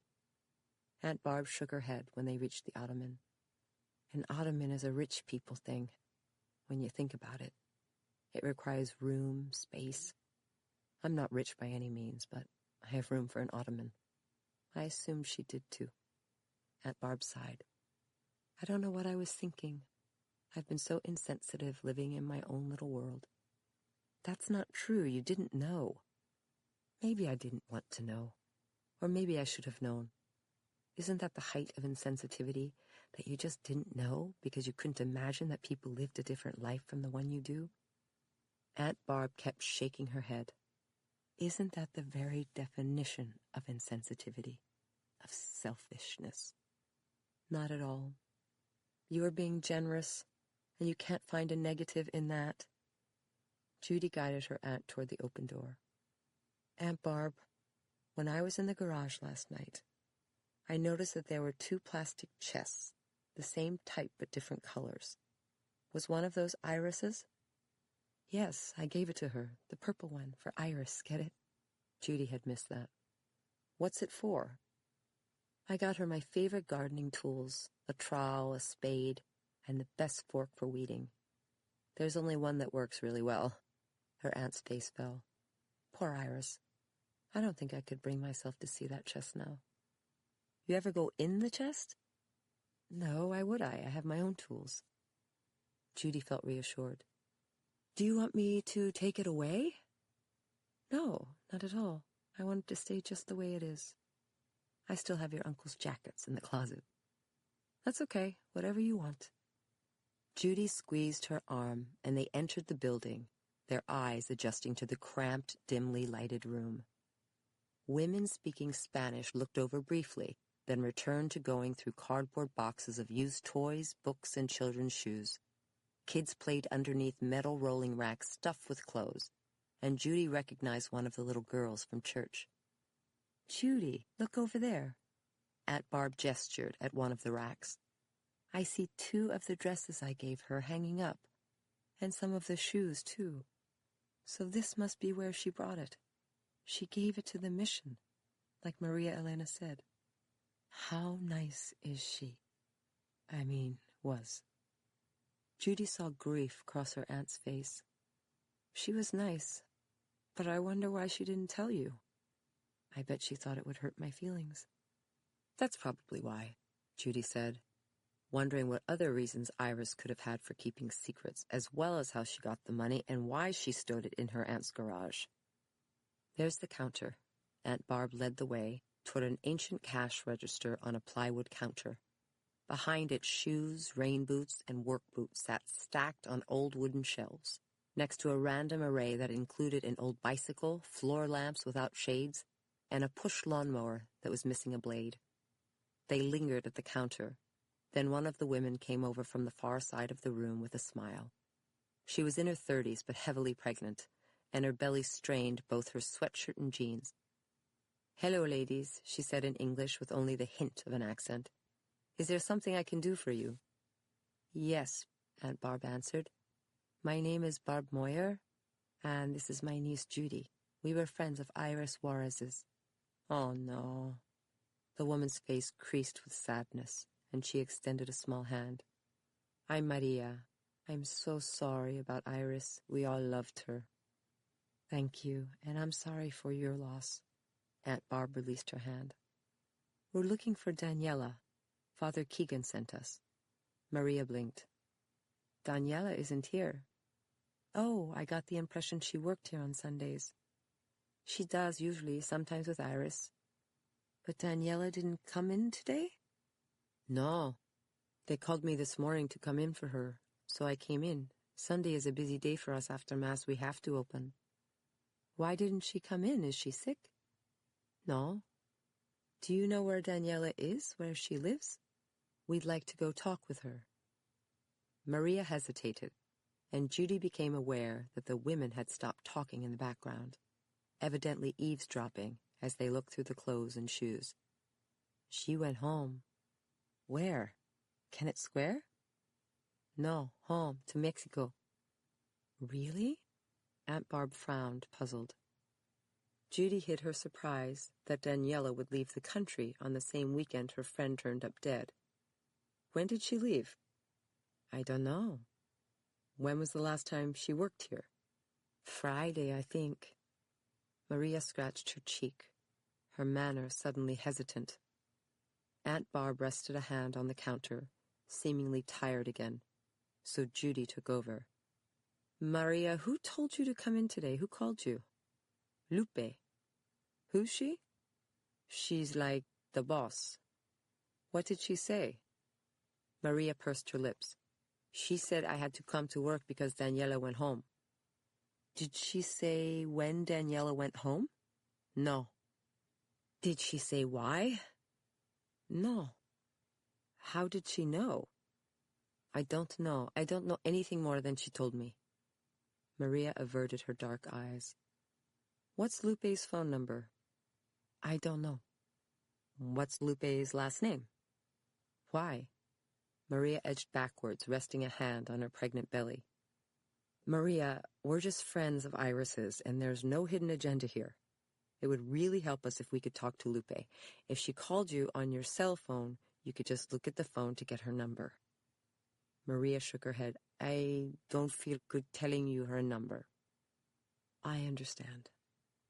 Judy didn't want to give up. Maria, how about you tell us Lupe's last name, then? We're just trying to talk to her about Iris's death. They were friends, and somebody should tell Daniela that Iris died, don't you think? I don't know. Please? Judy smiled in a way that she hoped looked reassuring. Suddenly her phone began ringing in her back pocket. We'll keep the information to ourselves, I promise. How about you tell me her last name, and I'll get the number myself? No. Maria backed away from the counter. I don't feel comfortable. But we could get that information anywhere. Father Keegan would tell us her last name. You would just be saving us the trouble of asking him. Then ask him, please, ask him. Really? Judy's phone kept ringing, and Aunt Barb took her arm, looking at her with pained eyes. Judy, let's go. I don't want to upset anybody. That's not the point. You want to leave? Yes, please. Aunt Barb gestured at the ringing phone. And you should answer that. I bet it's your mom. And we don't need to make her angrier than she already is. She can wait. It could be an emergency. All right, I hear you. Judy checked her phone on the fly. As it turned out, it wasn't her mother, but it was an emergency of sorts. Chapter 15. Judy hustled to the counter of the modern octagonal desk that dominated the busy emergency room, which was staffed with medical personnel hustling this way and that. She had been sent back into the ER by the department's receptionist, who hadn't known which examining room Frank was in. Evidently, he'd re-injured his wrist in his basketball game, and Judy was hoping that it wasn't broken, because she wanted to break it herself. Excuse me, I'm looking for Frank Lucia? Judy addressed the medical personnel in general because she didn't know which one to talk to. The doctor was on the phone, but both nurses looked up at her, one from the computer keyboard and the other from the printer. And you are? Asked the nurse at the printer, standing with an open palm as a document eked out of the tray. She was pretty, with cropped red hair and green eyes so bright they could have been contacts. Fabric daisies curled around the rubbery black stem of her stethoscope, and her scrubs were Barbie pink. "I'm Judy Carrier, his girlfriend." Judy caught a quick exchange of glances between the two nurses, sensing their collective disappointment that Frank had a girlfriend, a familiar reaction. "Great." The nurse flashed a smile that tried but failed. "He's in room 7. I'm Melanie, his nurse, and he's ready to be discharged if you can drive him. He can't drive himself because of the Percocet." "Was he in pain?" Judy tried not to sound hopeful. "Initially he had some discomfort." "Poor thing," Judy said, but she really meant good. She was hoping he was very uncomfortable. "What was the injury exactly?" He wasn't very specific on the phone. "Did he re-injure it?" "Yes, there was no new fracture, but the doctor had to reset the bone so it would heal properly. We gave him another cast." Judy wanted to give him a new cast right in the face. "So, playing basketball caused the bone to shift?" "Yes, and the soft tissue in his wrist swelled during the night. He narrowly avoided another surgery." "So, does that mean the healing process has to start over from the beginning? Are we talking 8 to 12 weeks? "Yes, and I explained to him that he has to be patient. He can engage in only limited activity. I know that won't be easy for him, seeing as how he makes his living with his hands." Judy couldn't suppress her eye roll. Or maybe people who make a living with their hands shouldn't play so much basketball. "Do you think concert pianists shoot a lot of hoops?" "Ha!" The nurse laughed lightly. "Everybody needs to have fun." "Do they? I'm a lawyer. I don't believe in fun." "All work and no play makes Jack a dull boy." "I wouldn't know." Judy shot back, then realized it sounded harsher than she felt. Or maybe it was exactly how she felt, and she didn't know how harshly she felt until this very moment. But the nurses were exchanging significant glances again. "I'll be right in with his prescription and discharge papers." "Thanks." Judy turned away, her chest tight. She walked down the gleaming hall until she found the right examining room, pushed aside the privacy curtain, and went in. "Babe," Frank grinned in a loopy way, lying fully clothed on the bed, his eyes at a druggy half-mast. His left arm was back in its familiar blue cotton sling, and a fresh blue nylon cast covered his wrist to the knuckles. His skin was uncharacteristically pale, his hair disheveled, and his gray logo fleece and jeans looked rumpled enough to have come from the hamper, which they probably did. Judy felt herself softening and went to him. "How are you feeling?" "I feel great. I feel awesome. I love you." Frank hugged her close, then threw up his arms like he'd scored a touchdown or maybe a three-pointer. "Life is good." "Good." Judy gave him a grudging kiss on his grizzly cheek. His breath smelled like onions, but luckily she loved onions. "Thanks for coming to get me." "No problem. Thanks for playing basketball." Judy couldn't help her sarcasm. She'd had to race back to Aunt Barb's house and drop her off, leaving her aunt to face Iris's death, Daniela's disappearance, and her impending mastectomy, with only Judy's mom for company. The entire weekend had been cut short because Judy wouldn't have time to go back to Kennett Square tonight and still be at work tomorrow morning. "Uh-oh. Are you pissed off at me?" Frank pouted comically, his reaction exaggerated by pharmaceuticals. "Let's go home, Frank." Judy retrieved his puffy black jacket from the chair. "Sit up, please, and I'll help you on with your coat." "Don't be mad. I didn't do it on purpose." Frank sat up groggily, and Judy held his shoulder to support him. "Of course you didn't. Nobody hurts himself on purpose." "Right, then why are you pissed?" Judy picked up his right hand and began stuffing it in the sleeve of his coat. "You decided to play basketball with an already injured hand, so it was completely foreseeable that you'd hurt yourself." "Wow, you sounded like such a lawyer just then." Frank broke into a grin. "It's because you said foreseeable. Lawyers say that. Also, Judge Judy." Judy draped the coat over his bad arm, thinking that it didn't seem right that Frank kept doing dumb things and sticking her with a mess. Maybe that's what was bothering her, the very injustice of their relationship. She turned when she heard a noise behind her, and the nurse entered the room carrying a few sheets of paper. "Here are your discharge papers, Frank." "Hi, Melissa." Frank stood up, then listed to the left. "Whoa, my stomach feels funny." "That's the perks," the nurse smiled at him, her eyes soft with sympathy. "Can you sign these for me?" "Aw, sure, Melissa. Then again, maybe not." Frank sank down into the bed, and Judy took the pen and papers from the nurse's hand. "I'll sign. Drunky McDrunkerson is losing his sea legs." Judy scribbled Frank's name, handed back the pen and papers, and managed to get them both out of the ER and through the hospital exit doors onto a busy 7th Street, where she took Frank's arm. "You feel well enough to walk? I'm parked in the garage." "Totally," Frank answered, though he leaned heavily on her arm as they waited for traffic to let up, then crossed the street. The morning sun had vanished, and gray clouds gathered in the sky. The city air smelled gritty and damp after the freshness of the countryside. "So you drove here?"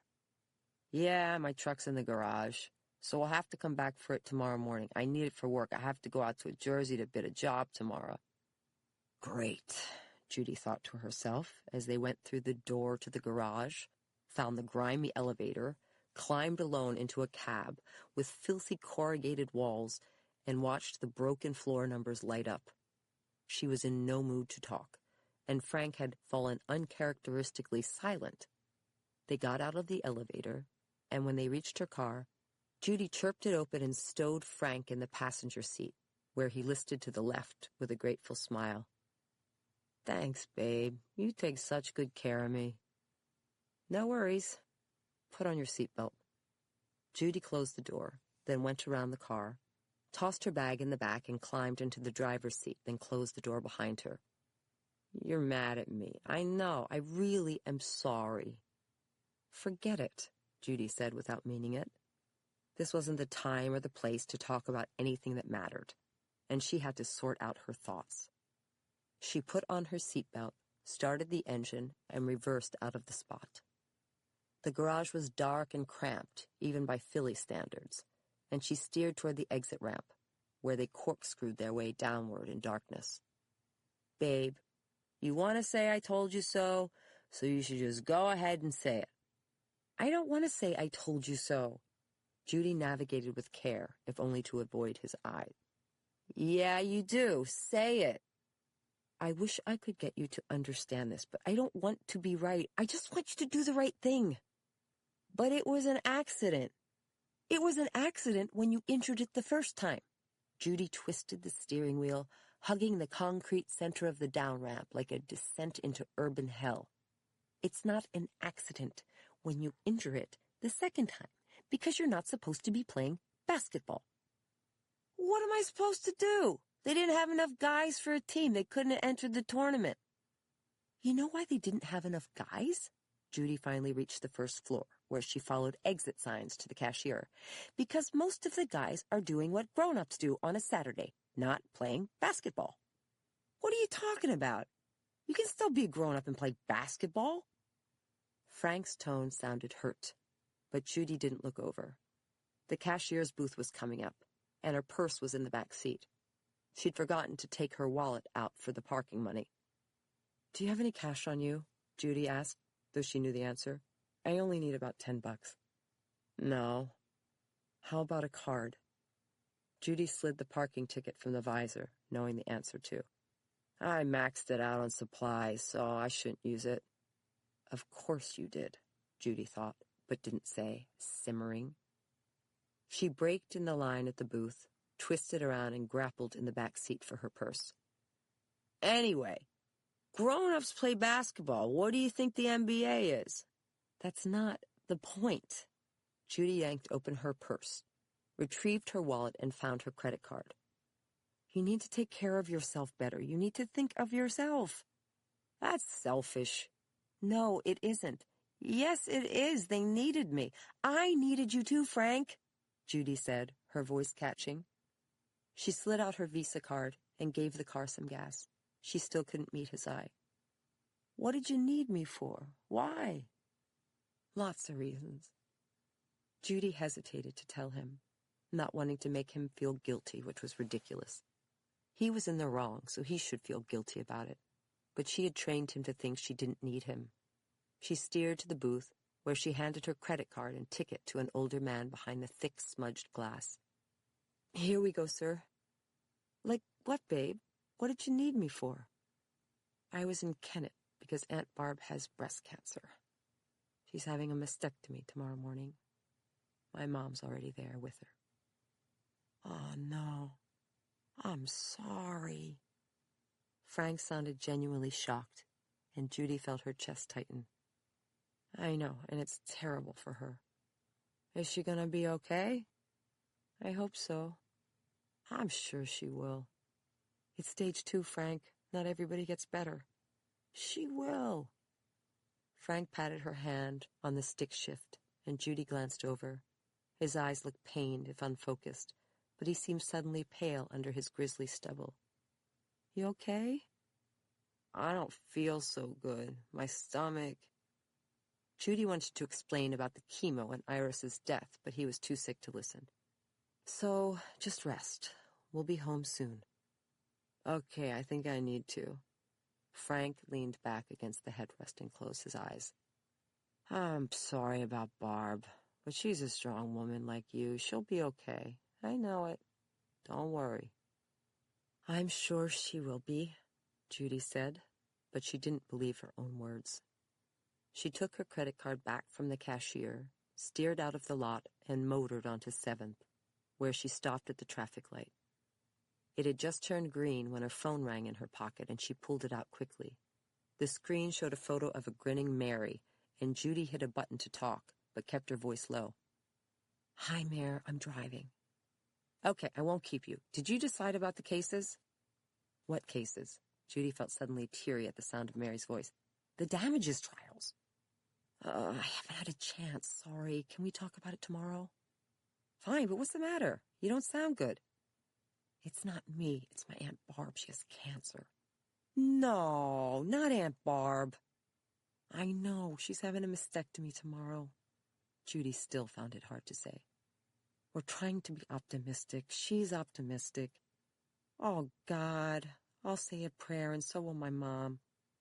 "Thanks," Judy said. But she didn't know if prayer helped. She wished she had Mary's faith. She wished she had anybody's faith. She could use a credible God right about now. "What can I do?" "Nothing, thanks." "Where are you now?" "Back in the city, heading home." "I'm at the office. I can be there in 5 minutes. We can hang." "No, I'm fine, thanks." "So is that why your mom came in?" "Yes, I was in Kennett Square until today." "Oh, no, poor Barb. She's so nice. You sure you don't need help?" "No, I'm fine." "Take the time off if you need to this week. I'll cover your desk. You're not in court or anything, are you?" "I'll be in tomorrow. I have a deposition in the morning." "Judy, don't. Cancel it. Take the day off. Go be with Barb and your mom." "I wanted to, but they told me to go to work." "I'll see them on Monday afternoon after the dep." Judy glanced at Frank, who had fallen asleep, his head bobbing as they drove over the cobblestones in the historic section of the city. She braked slightly, slowing the car so he wouldn't wake up. "I should go. I just picked up Frank at the ER. He re-injured his hand playing basketball." "Oh, no." "Oh, yes. Apparently he's in the NBA." Mary snorted. "I guess he can't wash the dog now." "Bingo! It's all part of the plan, no doubt." Judy had completely forgotten about the dog, who probably needed to be walked, too. "So I'll be doing flea laundry all night, and I think I'm out of whisk. Whatever. I gotta go, okay?" "Okay, sure. Bye." "Bye." Judy hung up, pressing the screen to end the call, then steered the rest of the way home, trying to sort out her emotions. She hated to think of the chores that lay ahead tonight. Washing the dog, vacuuming the rugs, and doing the laundry. She had no idea how she'd get the time to go back for Frank's truck. Even so, she knew that worrying about mundane tasks was easier than worrying about her Aunt Barb. Iris or her mother. But by the time she reached their street, her heart was nonetheless heavy. She reached their neighborhood in artsy old city, its narrow streets lined with art and photo galleries, cool boutiques, and brick row homes of a colonial vintage, which had been converted to apartments. She turned onto her street and took the first parking space that she saw, a few doors from their apartment. She cut the ignition and was about to wake Frank up when she looked over at the building. Standing on her front step was a smiling Mary D'Annunzio, and in her hand was a red plastic jug of whisk. Chapter 16. "Here's my question," Judy began to say as she stuffed a sheet into the washing machine. Frank had gone upstairs to bed, and she was standing with Mary in the hallway that passed for a laundry room because the washer-dryer could be covered by a louvered door. "Why can't my boyfriend be as awesome as my girlfriend?" "It's the boy part," Mary smiled, looking adorable in a pen sweatshirt, jeans, and ponytail. She had on tortoiseshell glasses she wore when she wasn't at work, but she was even cuter in glasses than contacts, every inch the girl most likely. "No, I mean it." Judy slammed the washer door closed for emphasis. "You're so awesome to show up on my doorstep just when I'm feeling the worst ever. I can't thank you enough for that." "Honey, you don't have to thank me." "No, you're amazing. You don't even have to be asked. You just know what I need." Judy cranked the big dial on top of the washing machine to heavy load, because even a single sheet overwhelmed the tiny washer and dryer. Or maybe she was feeling sorry for herself, and suddenly everything seemed like a heavy load. "You sounded bummed on the phone, and we need to catch up. I've been so crazy lately with the wedding and all, and it's nothing to come over. I'm only uptown." "No, it's everything. You're coming over here. It's why you're the best friend ever in the history of friends. You know what I need even before I do." Mary chuckled. "All right already. So what's your point about Frank? You have to cut him a break. He's not at his best right now." "Oh, please, he's not on Percocet all the time, and he wouldn't be on Percocet this time if he made better decisions." Judy uncapped the new whisk jug and poured a blue stream into the little opening in the machine. "Aren't you going to measure the detergent?" "No, I live dangerously. I always measure." "I know, and that's why I have a sucky boyfriend, and you have a great boyfriend. Sorry, I mean fiancé."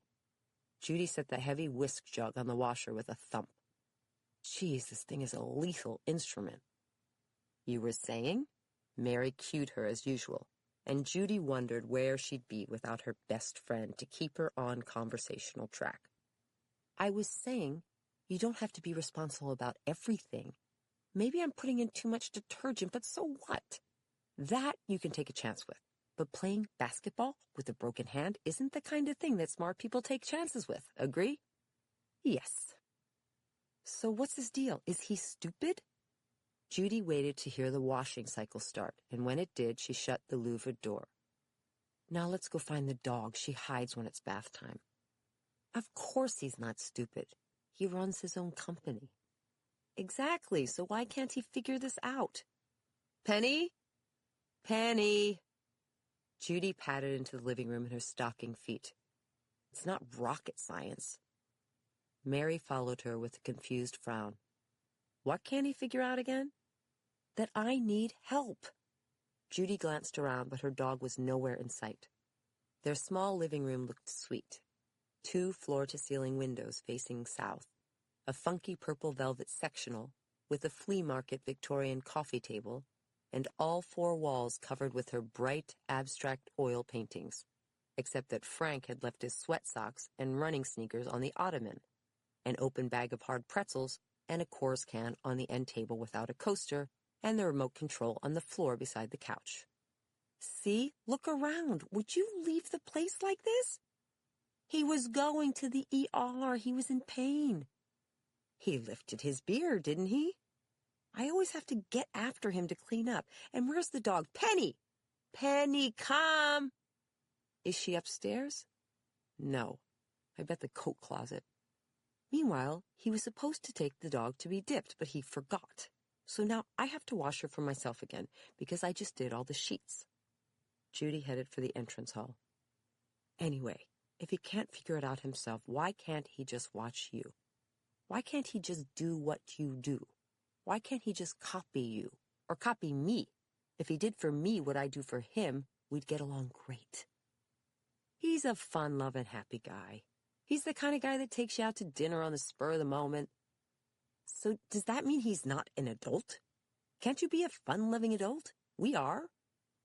Judy opened the door to the coat closet, flicked on the light, and found Penny trembling under the coats, a chubby golden retriever trying to make herself invisible. Penny, come out. I mean, honestly, he's a sucky boyfriend. He's not sucky. You love him, don't you?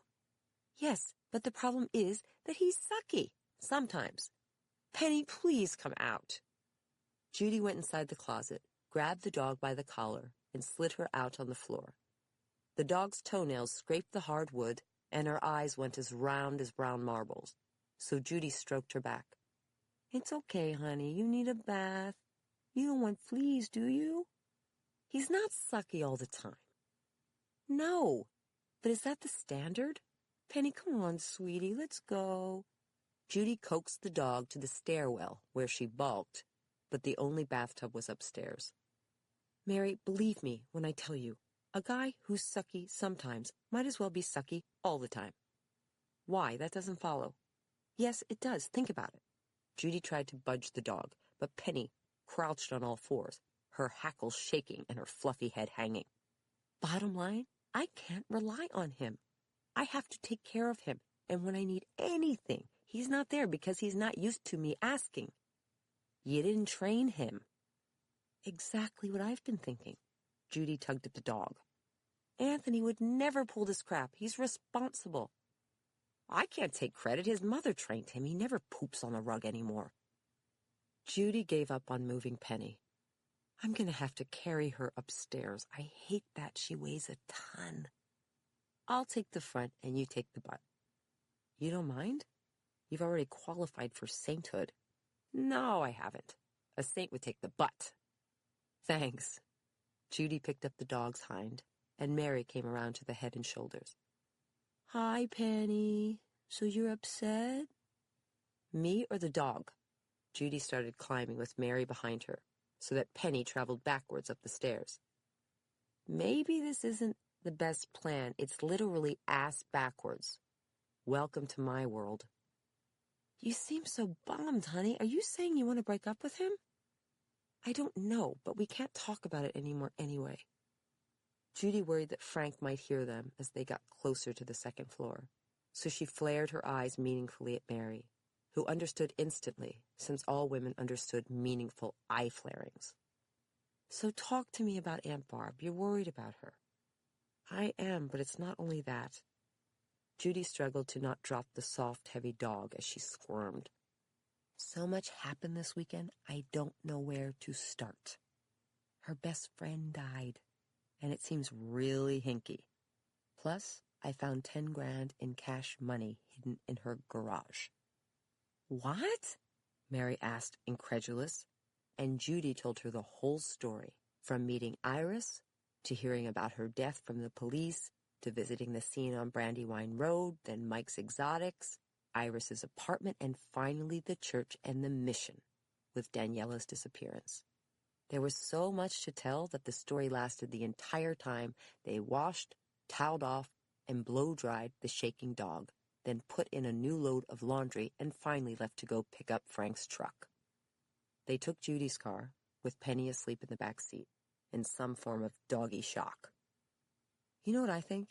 Judy asked as she steered through the dark city streets to the hospital garage. It was drizzling and droplets dotted her windshield, but there was no traffic. Sunday nights in Philadelphia, everyone was home, depressed about work the next day. I think something fishy is going on, considering everything as a whole. What do you mean? We have Iris found dead out of nowhere, and her best friend leaves to go back to Mexico, and there's secret money stashed in my aunt's garage. Considering the totality of the circumstances, as the lawyers say, it raises a lot of questions. Like what? Like, where did she get the money? Why did she hide it from my aunt? Why did her best friend leave even before her funeral? Who was that call from that she got? And is any of it connected to the hidden money? Judy felt good to be talking things over with Mary the way she always did. It wasn't about men all the time, just most of the time. I don't think she was murdered. There were no signs of violence. I saw the body, I know. Judy shuddered at the memory. If there had been signs of a violent death or a weapon, I would say the broken nails were a defensive wound. But there wasn't. I know, right? I can't wait to see what the coroner turns up. But what if she was murdered and the money had something to do with it? Judy stared into the darkness, switching on the windshield wipers.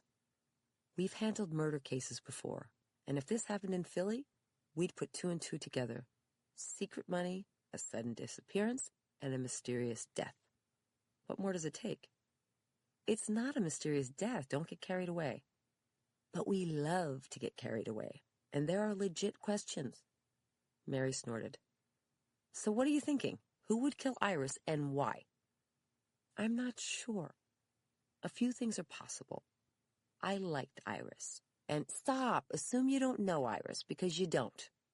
I do, kind of. Judy flashed on Iris's shy smile in the rose garden. I've been hearing about her for a while. Plus, my Aunt Barb adores her, and she's an excellent judge of character. Would she if she knew that Iris was keeping some mighty big secrets from her, hiding money in her house? A good point. Judy stopped at the streetlight, its redness fragmented by the raindrops on the windshield. So we'll put out of our minds that we think Iris is a nice person. Exactly. And if so, the most likely possibility is that she either stole the money or was mixed up with something unlawful that generated cash. Why do you say it's from something unlawful? Because you said she was in the country 3 years and she probably made minimum wage at her job, if that. You can't save that much money that quickly, so she had to come by it another way. Judy thought about it. And she would have hidden it because she had no other place to put it. She can't get a bank account because she doesn't have a social security number, and she can't leave it at her apartment because of the risk of theft. Her roommate told us there's a lot of theft in the undocumented community. So did the cops. Well, of course, because nobody can use a bank. My mother was the same way when she came over from Italy. She always felt like an outsider. She didn't trust the banks. She wouldn't even use a credit card. She kept the money under the mattress. People really do that. Italians do, big time. Also, our sleep number is 10 grand. Judy smiled. She still hides money in her coffee cans and her sewing kits, plus $5 in her bra. Judy laughed. But your mom came in legally. There's no analogy. Doesn't matter. It's an immigrant mentality. And these are the new immigrants. And if they're illegal, they're essentially fugitives. They don't trust anybody or anything. They can't call the police. They live in a lawless world. That's why they come and go without a word like the guy at Mike's told you. They don't play by the same rules. What's your point? So it's not that strange that Daniela would leave, or Iris would hide money, or she couldn't confide in your aunt. She doesn't trust anybody. She can't. So the question is, what was she up to? My aunt didn't give her that much, and I don't think she works for anyone else except Mike's. Maybe she stole it from the office or petty cash, something like that. I doubt that. I saw Mike's, and it doesn't look like the kind of business that has 10 grand lying around. Okay, what about selling the stuff your aunt gave her? Like an eBay freak? It wouldn't amount to 10 grand? Prostitution? Yuck, out of the question. Judy shook her head. Trust me, she had crucifix earrings. Ever hear of Mary Magdalene? Mary chuckled. Stop. What about something having to do with her immigration status? Could she have been helping people across the border for money? Human trafficking? Are you kidding? Judy scoffed, braking at a stoplight. She was a cute little lady, a baker and a gardener. Oh, in that case, forget it. No criminals bake. Judy smiled. Okay, then what about selling drugs?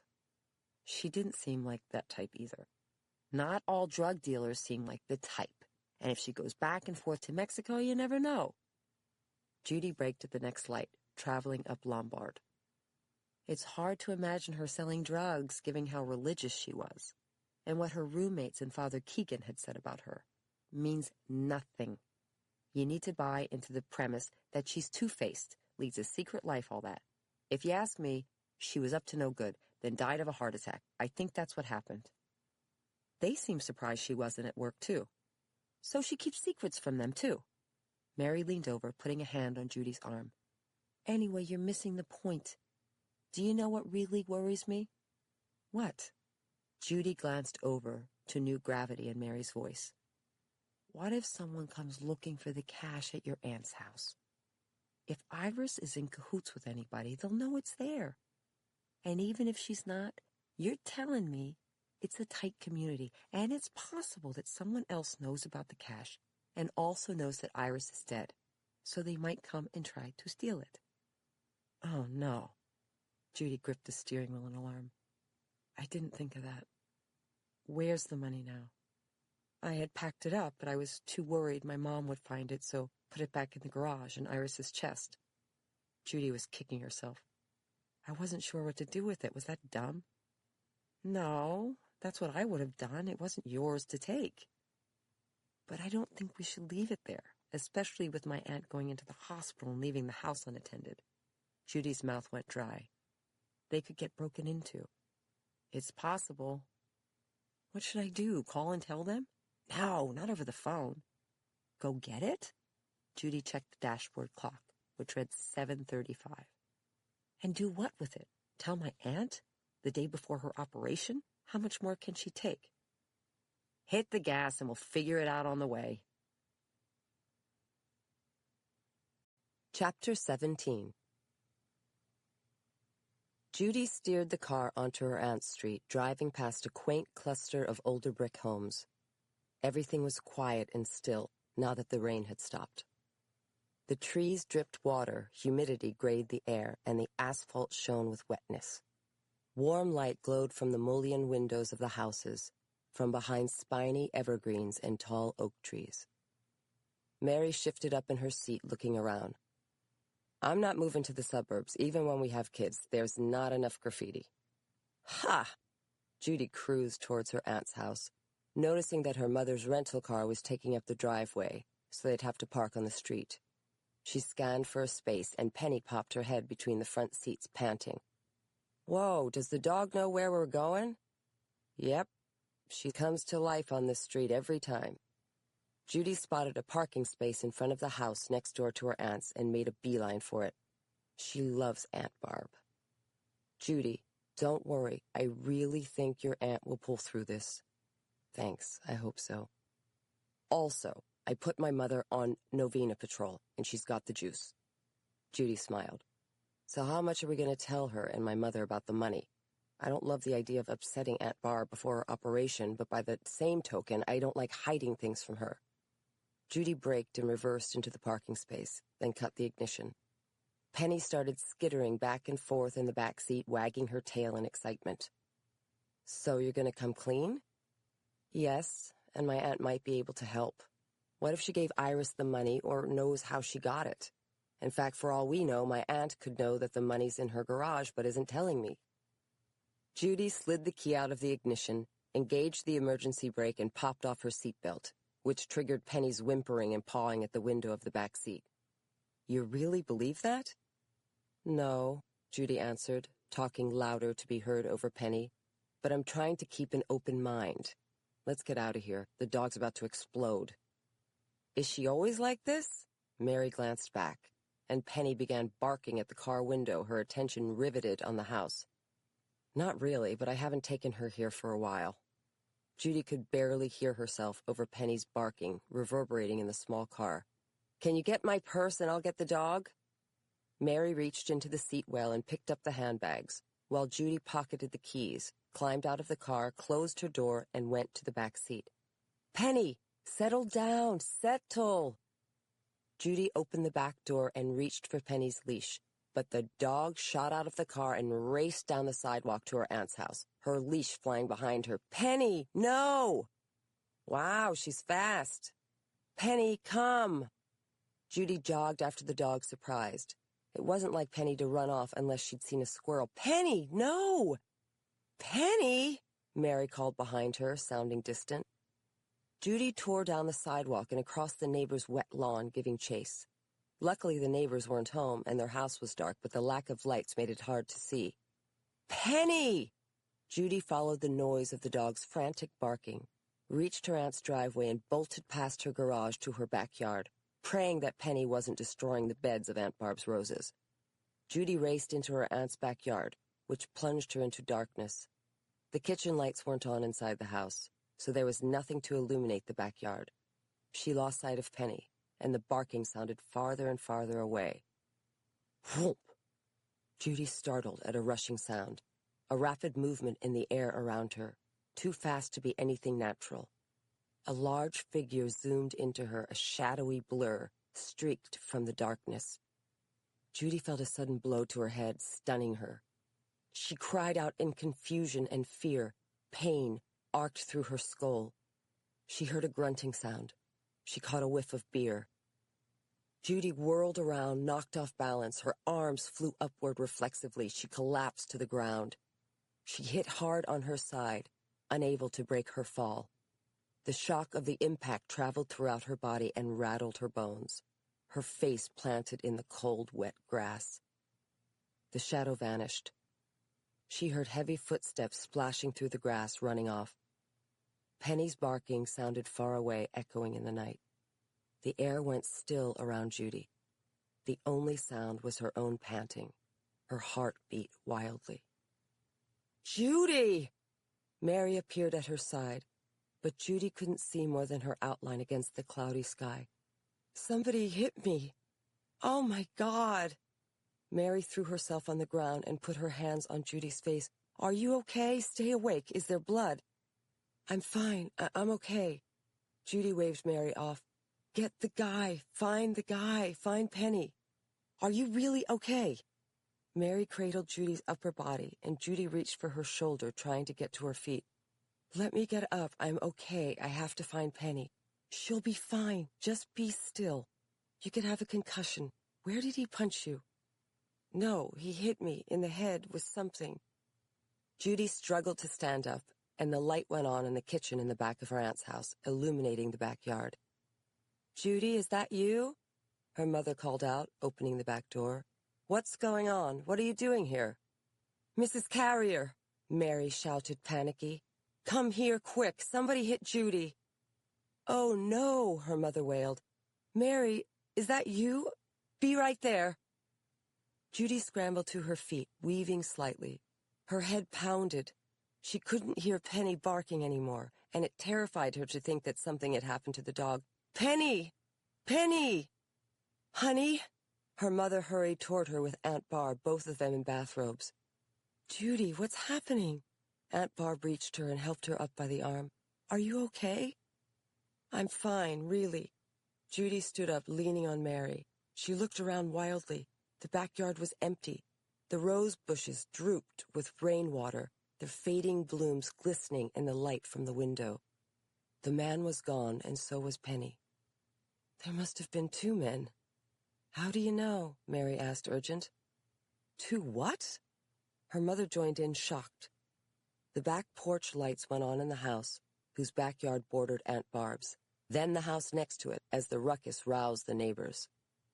2 men. Judy struggled to piece it together through the pain.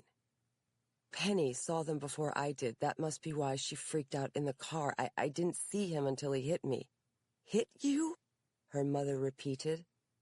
Aunt Barb gasped. 2 men in my backyard? Sweet Jesus. What did he look like? Mary gripped Judy's arm, steadying her. I didn't see him. I couldn't tell. Judy felt shaken, trying to process what had just happened. That must have been what Penny chased after, not a squirrel, a person. Otherwise, she would have stayed with me. There must have been another man who hit me, then ran away, so there were 2 men. I don't see anyone around here. Mary swiveled her head left to right. I don't hear a car starting. They must have gone. We can't let them get away. Judy took off toward the street, but wobbled, dizzy. Judy, stop. No, you're hurt. Mary hurried after and caught her by the arm. We have to take care of you first. But we could see the car on a license plate. Judy tried to go, but Mary held her back. No. It's too dangerous. We're lawyers, not cops. Then call 911. My phone's in my purse. Judy steadied herself, touching her head where she'd been hit. A lump swelled under her fingertips. She hadn't seen what he'd hit her with. A rock? It hurt like hell, and when she pulled her hand away, her fingertips glistened darkly. Aunt Barb said, "Your forehead's bleeding, honey. Oh, my God." "Let's get her in the house." Her mother came to her side. "They could still be out here." "No, wait. I'm worried about Penny." Judy felt the warm wetness sliding down her forehead, but she'd never forgive herself if anything happened to the dog, who'd been trying to protect her. "Hold on a sec, okay?" Aunt Barb squeezed her other arm. "Penny will come back. She knows where the house is." "Penny!" Judy hollered, turning. Suddenly she heard barking and faced the direction of the sound beyond the privet hedge that bordered her aunt's property. "Penny, come!" "I think I see her," Mary yelled. "Me too," Judy almost cried with happiness when she spotted the golden retriever racing toward them from the neighbor's backyard, trailing her leash. Penny bounded, panting, to Judy, then jumped up on her, almost knocking her to the ground all over again. "Thank God." Judy buried her knuckles deep in the dog's thick ruff, curly with sweat. Penny didn't look injured, but she emitted a weird primal smell. "Hurry, please, let's go inside." Her mother led the way, and Mary came around her other side. "Judy, come on. We'd better call 911. Chapter 18.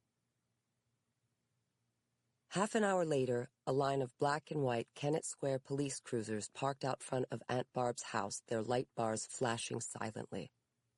Wooden sawhorses cordoned off her aunt's section of the street, and a few neighbors stood outside the perimeter, drawn by the unaccustomed activity in this quiet section of town. Uniformed police officers searched Aunt Barb's house, as well as her garage, backyard, and the environs, carrying long-handled mag lights that flashed jittery cones of high-intensity light over the heirloom roses and privet hedges. Officers Hoffman and Ramirez flanked the front door, and Detective Boone sat on the couch opposite Judy, Mary, and Aunt Barb, taking notes on a skinny pad.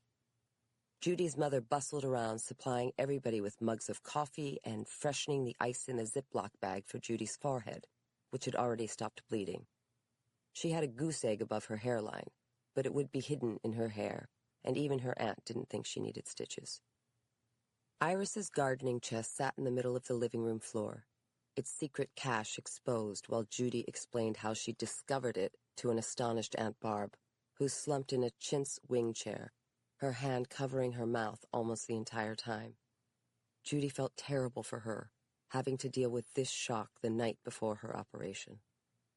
"So, Aunt Barb, you didn't know anything about this money." Judy stated the obvious for the record, in lawyer mode. "Not a thing."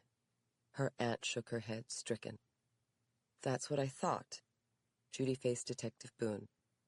"I want it absolutely clear that my aunt wasn't involved in any way with whatever crimes Iris may have committed in connection with this money." "Understood." Detective Boone blinked behind his wire-rimmed glasses, his pen over his notebook. "We've just begun our investigation, but at this point, I doubt the assistant district attorney would consider charging your aunt with anything." "Excellent." Judy went into a mental at ease, and Aunt Barb shot her a grateful if shaky smile. "How much cash do you think it is?" "I would say $7,000 to $9,000. I thought it was more."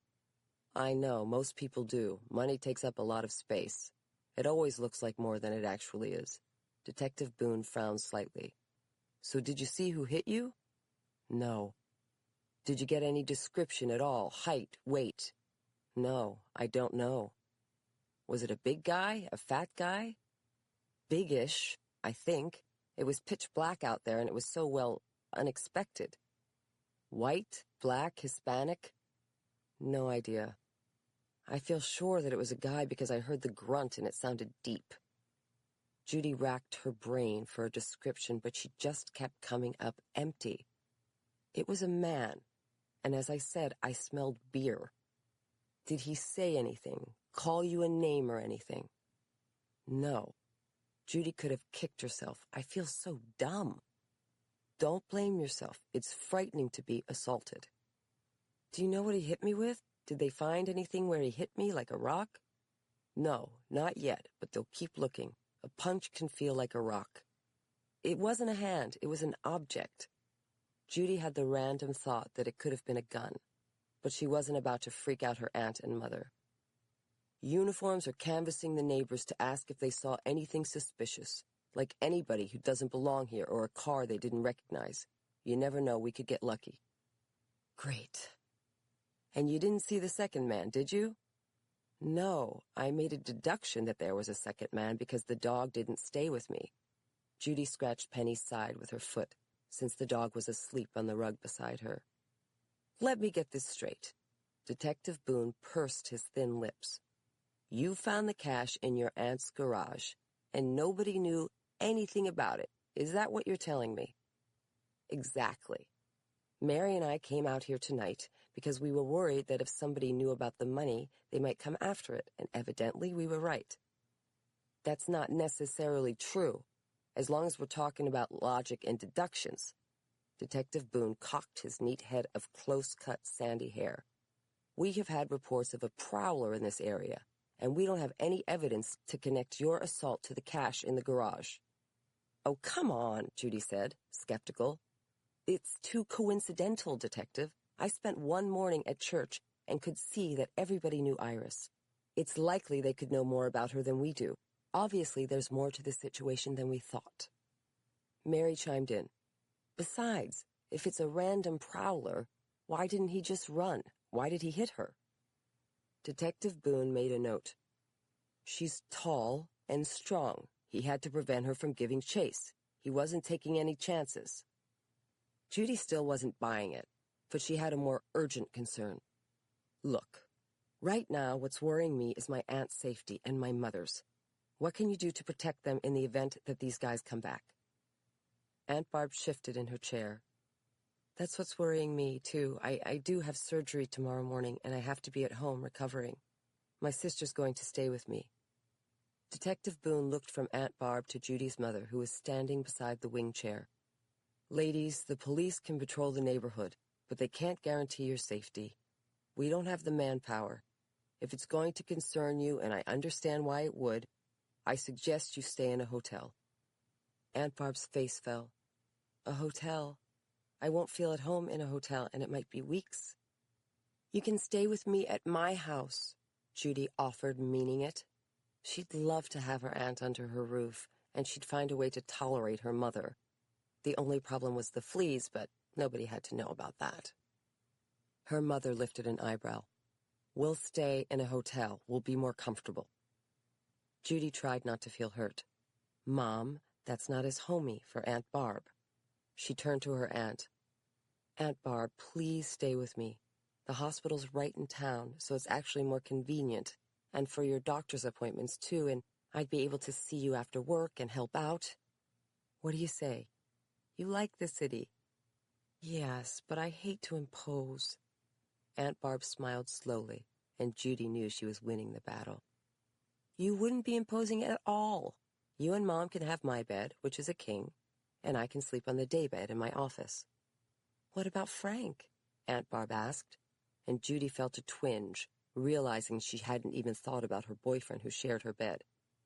He can stay at his grandfather's in South Philly. He's over there all the time.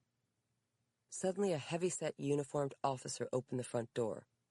Detective Boone, he said, stepping inside the living room. Got a minute? Not now, Detective Boone gestured at Judy, frowning. I'm taking a victim statement. Captain said to let you know if we found anything in the garage, and we did. What did you find? Detective Boone turned to the cop, and Judy's ears pricked up. Money. The cop lumbered into the room. In an old trunk in the corner, under some other stuff. About 13 grand. Oh, my God, Judy said, shocked. Oh, no, Aunt Barb moaned. Judy's mother pursed her lips in a knowing line. This is awful, just awful. Detective Boone rose. What did you do with it? We left it where it was. Cap said to ask you. The cop shrugged. He said if the homeowner wants us to move it out, we will. Judy got up, turning to her aunt. Aunt Barb, don't you want them to bring it inside? We can't leave it in the garage. Aunt Barb blinked. It's not mine. It's Iris's. I don't know what to do with it. Put it in the bank? The cop grinned. Give it to me. I know what to do with it. I do too, Officer Ramirez said at the door, and next to him, Officer Hoffman slapped him 5. Judy's mother asked the detective. But isn't it evidence? Judy suppressed an eye roll. Mom, it's not evidence because there's no crime. Her mother sniffed. I asked the detective. Detective Boone shook his head. Your daughter's correct, Mrs. Carrier. I can't say I've had this situation before. I'll double-check with the ADA, but my sense is we'll leave to you what to do with the money. It's not police business. Judy looked at Mary. I'm sure we can set up a trust account for Iris's estate. Mary nodded. Right, and in the meantime, we can put it in the firm's safe. The firm has a safe? Judy asked, surprised. Who knew that? Is that something you have to be a partner to know? Yeah, Mary chuckled, like the secret handshake.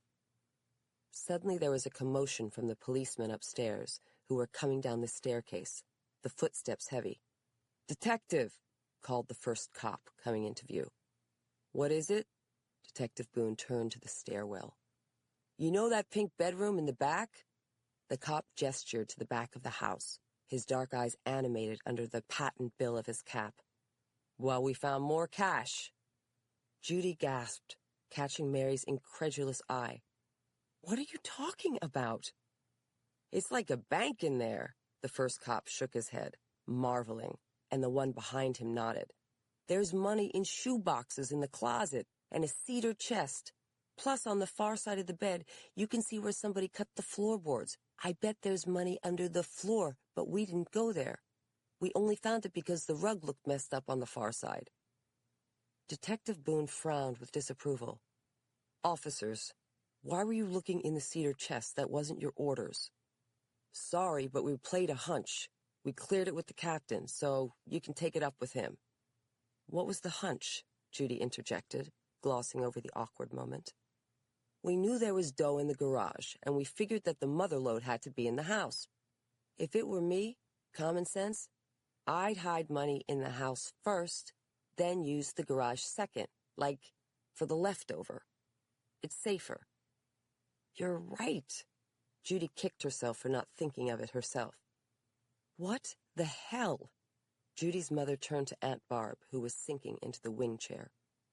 Barb, how can this happen? Did you just give that woman your guest bedroom? Yes, totally. Why wouldn't I? Aunt Barb turned her palms up in appeal. She slept over whenever she took me for chemo. I told her to make herself comfortable in there, to consider my home her home. Judy's mother tisk-tisked. But still, it's your house. Didn't you ever go in there? Didn't you notice anything unusual? Judy interjected.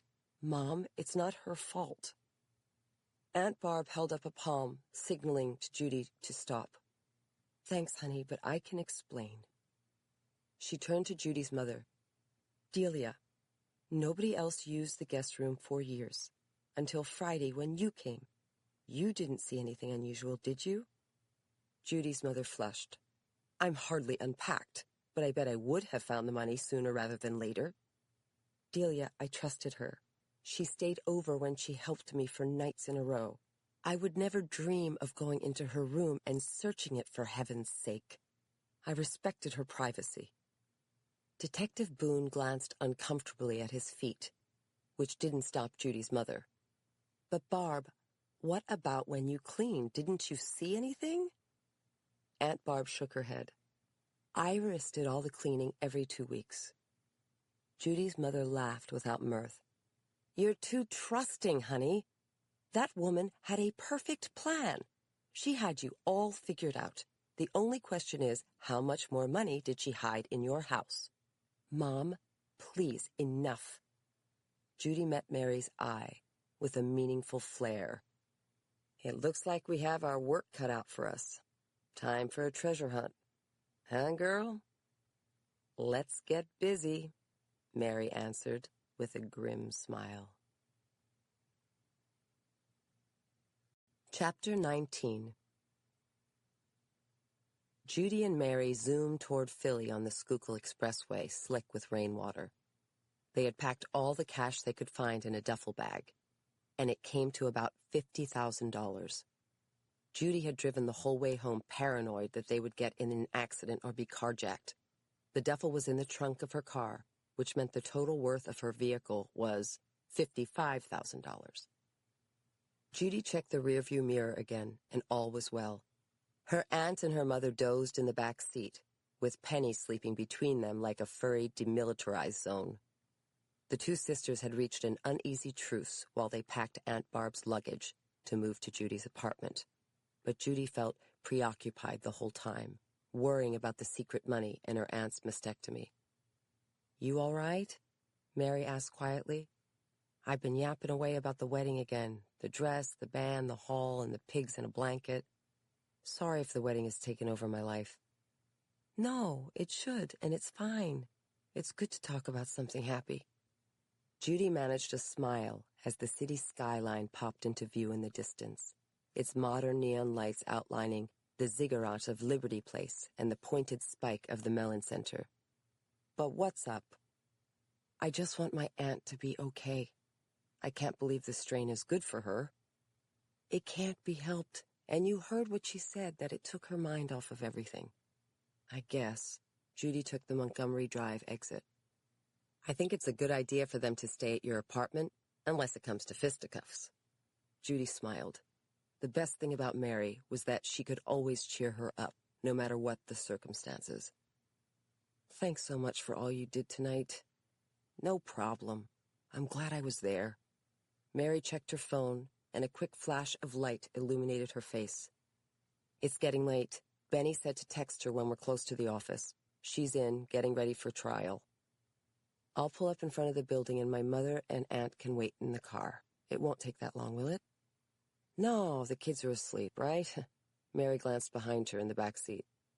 "I didn't want to say this in front of them, but your getting attacked tonight made me rethink my theory about Iris's death." "Me, too." Judy swung the car onto the West River Drive, which bordered the winding Schuylkill River. Tall leafy oaks lined the riverbank, but the dark river glistened like a winding black python. "I can't wait to see those autopsy results. It's just too coincidental that these alleged prowlers were there tonight. I wonder if they were staking out the house, waiting for me to leave. I was there last night, and this is the first night without me. I'm thinking she was in business with them." "What kind of business? Drugs?" "What else could it be, right? Maybe the autopsy will show a drug overdose, or that she did have a heart attack, but it was caused by a drug overdose, and there were drugs in her system. It wouldn't have to be hard drugs like heroin or cocaine. It could just be something like prescription pills. Iris could have been using her own supply. That would explain her death and also the presence of the money." "Why was she on the road then? Why did she miss work?" "She was making a delivery or picking up a supply. She got a mystery call. Maybe that was it. Either way, it's clear by now that she was living a secret life, isn't it? And with something like drug dealing, she'd come in contact with a lot of unsavory people, dangerous people, thugs." Judy shuddered to think that thugs were in her aunt's backyard, maybe with a gun. "It was a lucky break that we went there tonight, wasn't it?" "Yes. But tomorrow, you're going to need foundation." Judy managed to smile, but was still shaken. She didn't want to believe that Iris was guilty of drug dealing, but tonight had almost changed her mind. "Still, it's so hard to believe. If you had seen Iris, really, she was a cute little person." "Get real, Jude. You say the undocumented community is very close, and there have to be people who sell it drugs. That must be what she was up to, and Daniela too. A fine friend she turned out to be, huh? She leaves town before Iris is even buried?" Mary snorted. "I'll never do that to you when we start our drug business." "One way or another we'll be partners." Judy steered around the curve past Chamonix Drive, practically devoid of traffic, The tires rumbled on the wet asphalt. Right. Meanwhile, you have to go home and throw boyfriend out of bed. I know. I texted him, but he didn't text me back. Either he's asleep or he's mad. You texted him about your head and he didn't write you back? No, I didn't mention my head. Why not? Mary frowned. You were assaulted. Why? Do you think he'd rush to my aid? You didn't give him a chance. Trust me, he wouldn't. You don't know that. Judy looked over in the dark car. You're supposed to be on my side. Mary shook her head. I am, but I have to be honest. You're being hard on him. The guy can't win. I hate when we disagree. You and him? No, me and you. Judy steered past the Victorian boathouses on the opposite bank of the river, which usually made a picturesque backdrop, but tonight were shrouded in darkness and fog. I'm trying to lighten up on him, but I can't. Or every time I do, he just does something else to make me mad. I don't think it's the worst thing that he stays at his grandfather's for a week or two. It's going to be longer than that. Whatever, the break will do us good. Judy had been thinking as much all night, but it was one thing to mull it over and another to say it out loud. I want him to miss me. He's taking too much for granted anyway. It can't be helped. You sound like you're falling out of love. Are you falling out of love, honey? Judy thought about it. No, I'm still in love, but I'm falling out of like. That's worse, Mary said softly. I know. Judy hit the gas, and the VW zoomed past the art museum, its Grecian columns lighted from beneath. When I called Benny, I told her what happened tonight, and she's wondering what's going on with you. Mary paused. She mentioned that a client named Linda Adler called her because you didn't return her call. Oh, no. Judy kicked herself. Linda is the plaintiff in a sex discrimination case Benny gave me. We traded calls, but I dropped the ball. It's true. She says it's not like you not to return a client's call. Maybe you should tell Benny about your aunt, huh? That's the reason, isn't it? I'm not going to pimp out Aunt Barb's mastectomy as an excuse for my mistake. It's my aunt's personal business. I didn't mean it that way, and Benny really is worried. Worried enough to save me from the lawyer hell of asbestos damages? I'm dreading working those cases. Judy shook her head, driving toward the city. What's the value of a human life? Do I really want to think about that right now? How much would I get for Uncle Steve? Or my aunt? I mean, there are worse jobs, like picking mushrooms, but is that the test? Mary's tone brightened. You know, you could even use Allegra. It would give her something to cut her teeth on. I like Allegra too much to put her on these cases, Judy said, meaning it. Allegra Gardner was their teenaged intern, a genius-level prodigy who had actually been their client, having hired the Rosado firm to investigate her theory that the man convicted of murdering her sister was actually innocent. That she turned out to be right surprised everyone but the girl genius. Judy sighed, driving toward the city. Mary, everybody hates asbestos cases. Remember Stalling and Webb? They lost associates in droves. We won't lose you.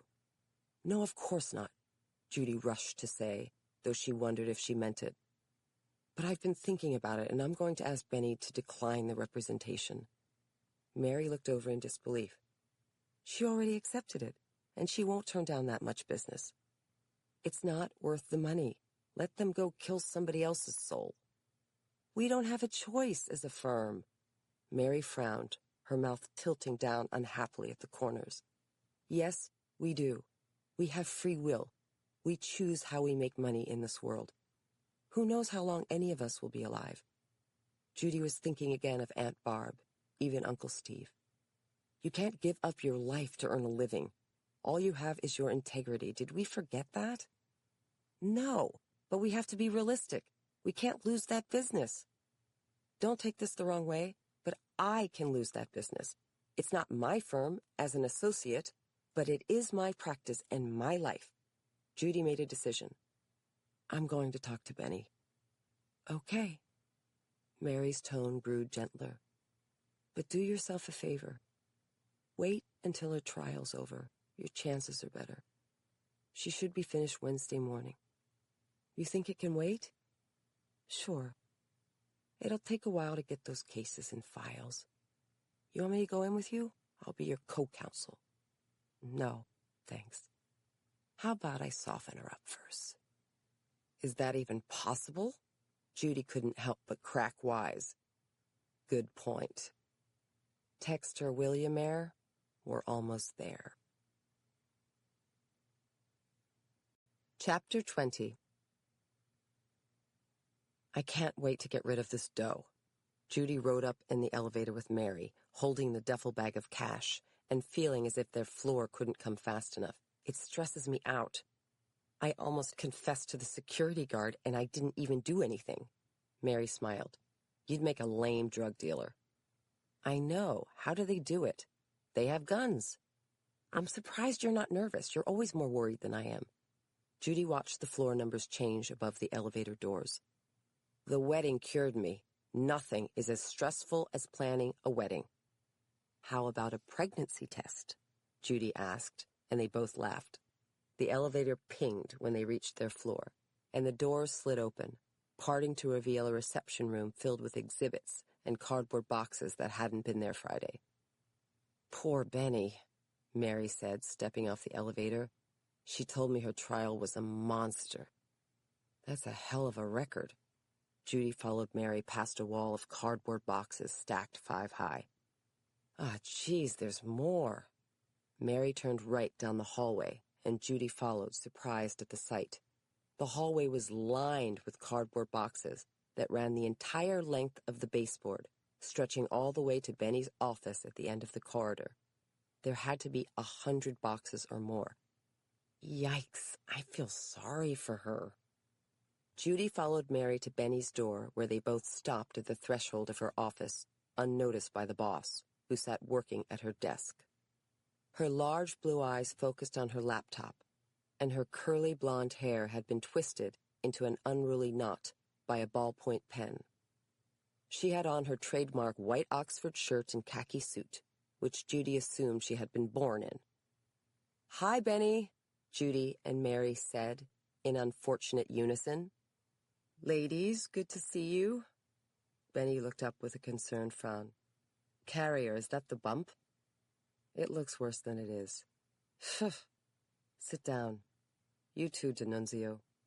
Benny waved them into the patterned chairs opposite her desk. Files, notes, and documents sat stacked around her, and the cherry wood shelves lining the office were filled with crystal awards and fancy bowls that she had earned over a long career as one of the best trial lawyers in the country. Thanks, but we can't, Judy told her. My aunt and mom are waiting in the car. Can we get this money into the safe? Sure, follow me. Benny rose quickly and came around the desk, eyeing Judy's injury. Is this why you didn't call Linda Adler back? I got a message she was trying to reach you. If so, it's a good excuse. Right. Sorry, Judy answered without elaborating. We keep missing each other, but I'll follow up. Good. So tell me, what happened to you guys? Who jumped you? Do the cops have a suspect? Benny left her office, and Judy and Mary followed her down the hall. Not so far. Carrier, about this money you're bringing me, you have to get it out of the safe tomorrow. Overnight is fine, but not longer. Why? Judy hadn't even thought about what to do with the money after tonight. All she could think about for tomorrow was Aunt Barb's mastectomy and a deposition in Adler that she was going to try to postpone. I can't tomorrow. I have a deposition in Adler. I'm deposing Govinda from Penn Bank. That's what Linda was calling about. We can't have that amount of money here. You've made yourself the de facto custodian of these funds, which puts you in an unethical position vis-a-vis the code. It looks like we're commingling funds, which we aren't.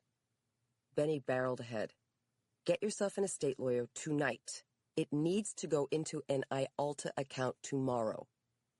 Okay, Judy said, though she had no idea what an IALTA account was. She had an old friend from law school who was an estates lawyer, and she made a mental note to email him.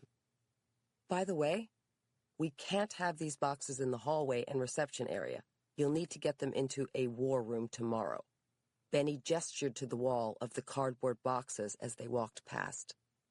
Wait, What? These boxes are mine? Judy tried to catch up, the duffel bag bumping against her leg. I thought they were your trial record. No. Benny charged down the hallway.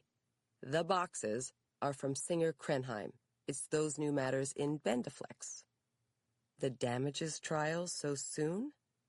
Judy looked over at Mary, whose mouth dropped open in surprise. They followed Benny left into the law library, a cozy room lined with tan law books surrounding a round mahogany table. More cardboard boxes sat piled on the table and floor. Yikes, those are mine too? Sure. Benny glanced back, smiling.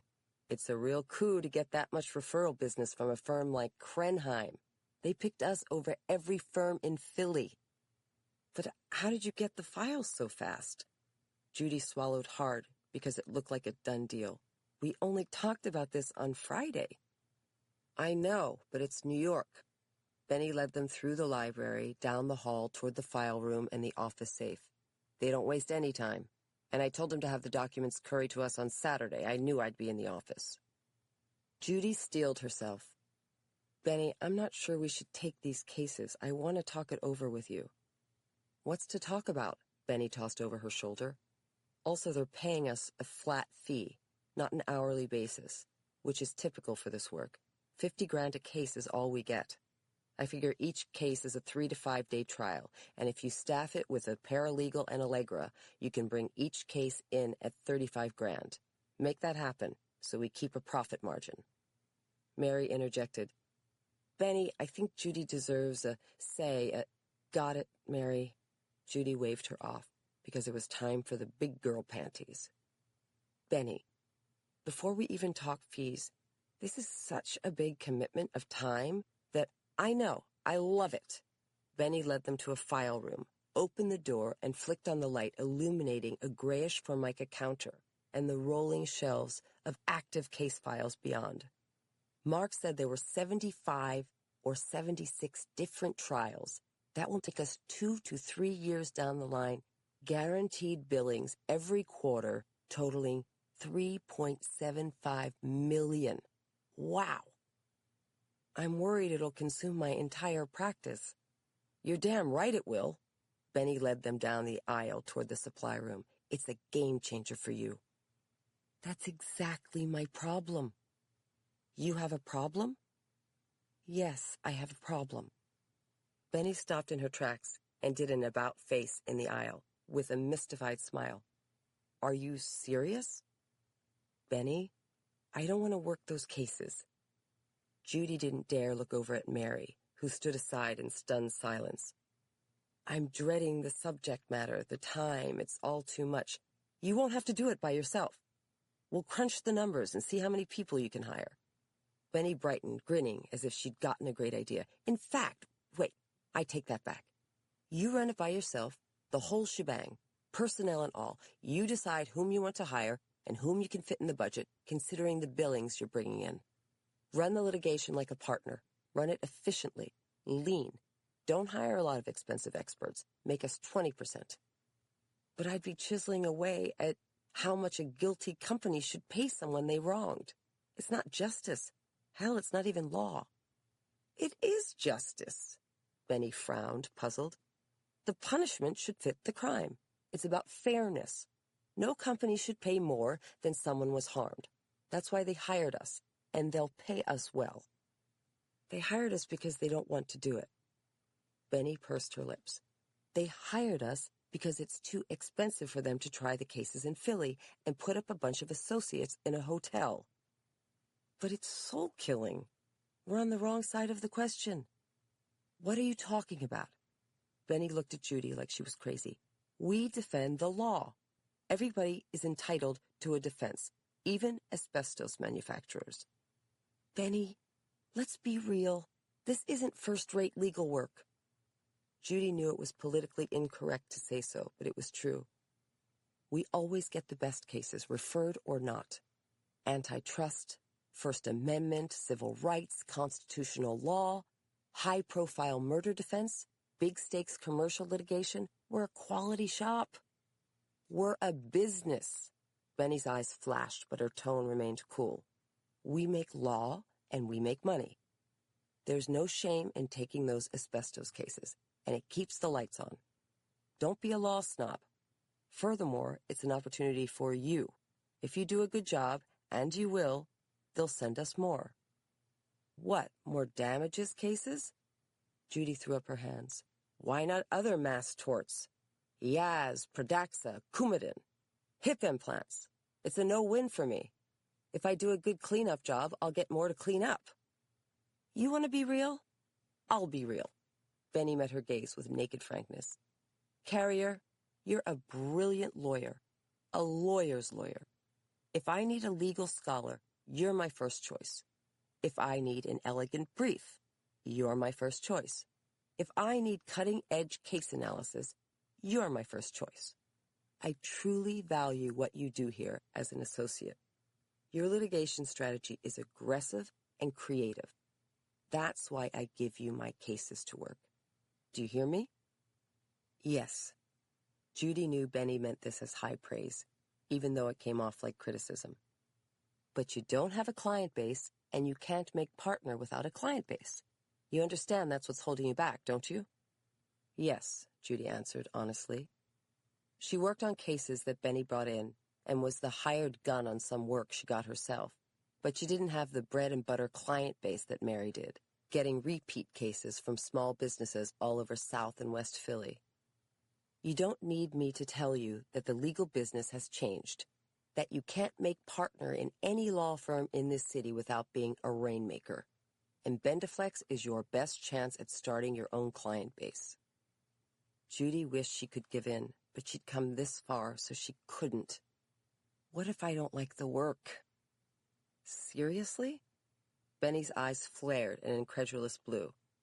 Are you really telling me you don't like what's for dinner when I'm the one who left the cave, shot the beast, cooked it, and served it to you? I'm not saying I don't appreciate it. Judy's chest constricted. But what if I can build a client base another way? Can't you hire someone else to do the cases? Isn't that my decision? In a word, no. No? Judy repeated, blinking. I've heard you out, but you have to go with my decision. You're not a partner. You're still an associate. And as such, you'll do the work we give you. End of discussion. Benny turned on her heel and walked away. The safe's this way. Judy stood red-faced next to Mary, who looked stricken. The space between them widened to a corporate chasm. Judy's goose egg started to throb, but that could have been her imagination. Chapter 21. Frank, Judy said, opening the door to the apartment with her mother, Aunt Barb, and Penny behind her. Through the crack in the door came the unmistakable sound of a football game on TV, the stench of cigar smoke, and the hooting and hollering of American men losing their damn minds. Judy's heart sank at the scene in her living room. The mega TV was on full blast, and the coffee table was cluttered with open pizza boxes, bags of hard pretzels, and beer cans. Frank and his two best friends were jumping up and down in front of the couch, cheering. She couldn't be mad at Frank for feeling better and enjoying himself, but she knew her mother and Aunt Barb wanted to get to bed. Come on in. Judy took the bags from her aunt and mother, setting them down in the small entrance room, while Penny bounced into the living room, heading for the carbohydrates. Touchdown! Frank yelled, raising his good arm. He had evidently recovered from his trip to the hospital and was sitting in the middle of the couch, his bare feet on the coffee table amid the clutter. I smell overtime, shouted his chubby friend Eric Gordon, jumping to his sneakers. They called him Cartman because of his unfortunate resemblance to the round kid on South Park, and he demonstrated the same wardrobe choices, namely a T-shirt, blue jeans, and an omnipresent knit cap. Yes, yes, yes! Shouted Adam Dalrymple, a tall, thin, crazy straw of a hipster who taught music at a city high school by day and played guitar with an indie rock band at night. All three men had been friends since high school, and though Cartman and Adam were married, Frank would never be, at least not to Judy. because he hadn't even noticed that she and her family were standing in the room. "Frank," she called out, and he turned, then did a double take. "Oh, hi, everybody!" Frank grinned, set down his beer, and came over with a glance back at the television, undoubtedly to see if they got the extra point. The game went to commercial, and he did a double take when he spotted Judy's bump. "Whoa, babe! What's that on your face?" "It's a long story. I'm fine," Judy answered testy. "Say hello to my mom and aunt." "Hello, Delia. Long time no see." Frank hugged her mother warmly. "You too, Frank," her mother said with a smile. "I heard you hurt your hand. What a shame."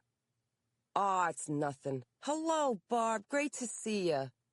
Frank gave her aunt an obviously heartfelt hug. "Listen, I heard you're not feeling well. I know you're going to pull through this. I just do." "Thanks, Frank." Aunt Barbara released him with a weary smile, her knit cap askew. "I'm sorry to put you out. I promise I'll keep the stay as short as possible." "Stay?"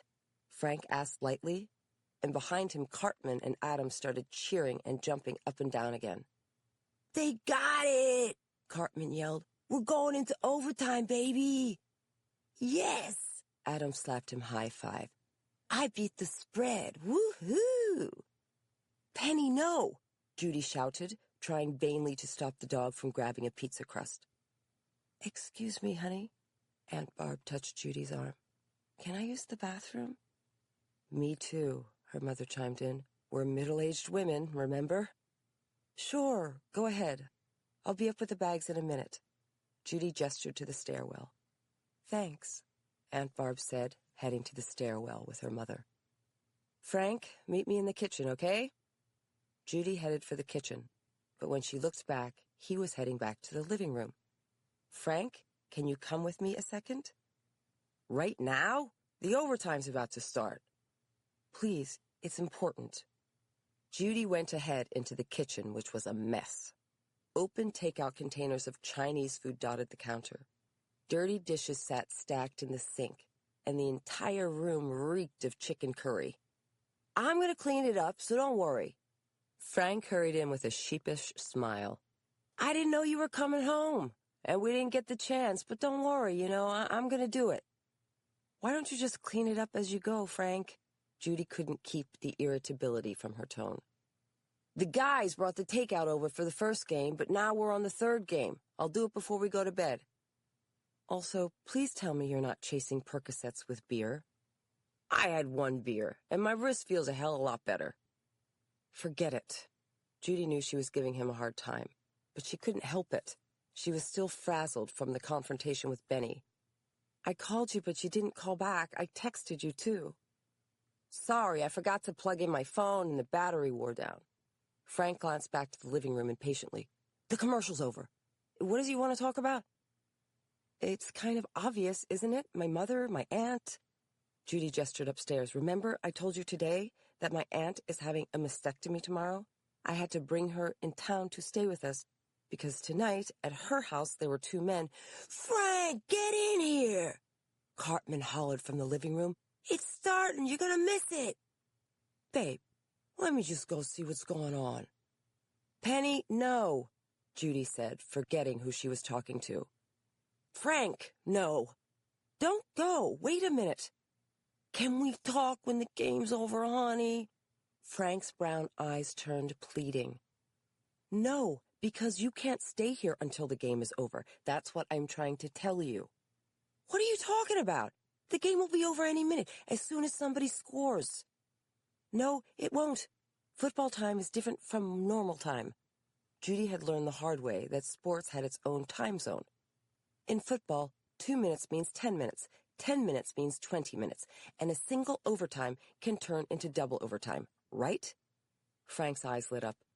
"Your lips to God's ears." "No, that's the problem. You have to leave the apartment.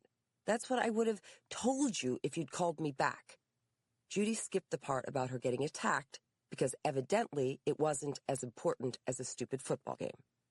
"My aunt needs to get to bed, and she's going to stay with us.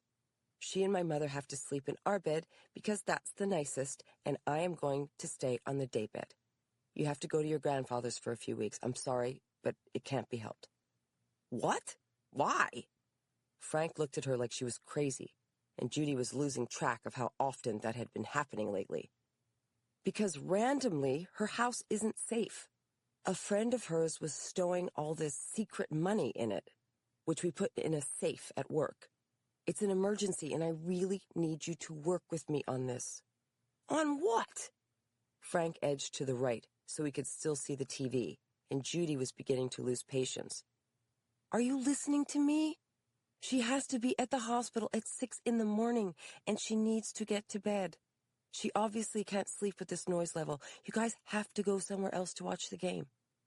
"No way! We can't leave now. We'll miss the overtime." "Go to Cartman's. He lives close." "But his car's parked all the way over on Arch Street. He couldn't get a space any closer. We'll never make it in time." "Then go to the sports bar on Pine." "There's no time for that either. What are we supposed to do, run?" "I don't know. DVR the end of the game, and don't watch it till tomorrow." "What, are you kidding? It's not Glee. It's a football game," Frank snorted. "Let her go upstairs to bed. We'll keep it down. We can be quiet." "Frank, you effing douche!" Cartman shouted, cackling. "Get in here!" "Like that?" Judy shot him a meaningful flare, but he didn't speak the language. "Frank, it's not even the Eagles, is it?" "No, but we need to know who wins because we have a shot at the wild card, and—" "Forget it," Judy snapped, cutting him off. She had long ago given up trying to understand the complexities of NFL playoffs, which made the United States tax code look like a cakewalk. "Can't you work with me on this?" "Babe, you need to chill. Let us watch the overtime, then we'll go." "Frank, have a heart." Judy raised her voice. "It's almost midnight. My aunt, whom I love, is exhausted and scared. She's going through hell." "I know, and I love Barb too. She loves me. She'll understand." Frank frowned, testy, and he glanced over his shoulder again. "I don't want to ask her to understand. I want to put her first. She's been understanding all day long, and she needs us to take care of her now." "Frank, they're at the 40. They're sending in the kicker." Frank threw up his hands. "I know, and I will. She's welcome to stay at the apartment, even in my bed. I'll stay away as long as you want me to, if you give me 15 more minutes. "Frank, don't you get it? The woman needs sleep. She's having a mastectomy tomorrow." "I know that," Frank shouted back. "What's the big deal? It's 15 more minutes." "What's the big deal? The big deal is she has breast cancer. The big deal is she could die," Judy shouted back. But suddenly she looked over. Standing in the shadows near the kitchen threshold were Aunt Barb and her mother. And from the stricken expression on Aunt Barb's face, she had obviously heard every word. "Frank, you douche! They scored!" Chapter 22. "How do you feel?" Judy asked at her aunt's bedside at the hospital, waiting to be called to surgery. Her mother sat on the other side of the bed holding a plastic patient's belongings bag, and the room was rectangular, containing several other rolling beds, all empty. Nurses in blue scrubs and covered shoes patted noiselessly back and forth, carrying clipboards and plastic trays of medication and supplies, evidently getting ready for the day's procedures. "Please don't worry," Aunt Barb said, but her face looked drawn, her cheeks hollow, and there were dark circles under her eyes. She had changed into a wrinkly hospital gown and a transparent blue plastic cap. A light cotton blanket was tucked underneath her legs, and compression socks and booties were covering her legs and feet. A plastic port taped to the back of her hand hooked her up to an IV bag hanging above the bed, and a sensor on her index finger wired her to a monitor that tracked her vital signs. "I love you, that's all," Judy said, then stopped herself from saying more, because it was hard to say something comforting when she was so scared. Seeing her aunt in hospital garb, attached to tubes and monitors, made Judy sick to her stomach with fear. She had barely slept for worrying about her and feeling guilt-ridden for what she'd said in the kitchen within her earshot. They had all glossed over the awful moment last night, but Judy knew that it must have terrified her aunt, in addition to infuriating her mother. Her mother glanced at her wristwatch. The anesthesiologist said the surgeon is supposed to come in and talk to you. I wonder what's keeping him. You have to sign the consent forms, and we want to make clear that you're not consenting to residents or fellows performing the procedure. He's probably busy. Aunt Barb rested her head on the thin pillow. Judy's mother sniffed. You're the first surgery of the day. What can he be busy with? Getting ready for me, I assume. Aunt Barb shrugged her knobby shoulders, and her hospital gown slipped slightly, revealing a collarbone that was too prominent to give Judy any comfort.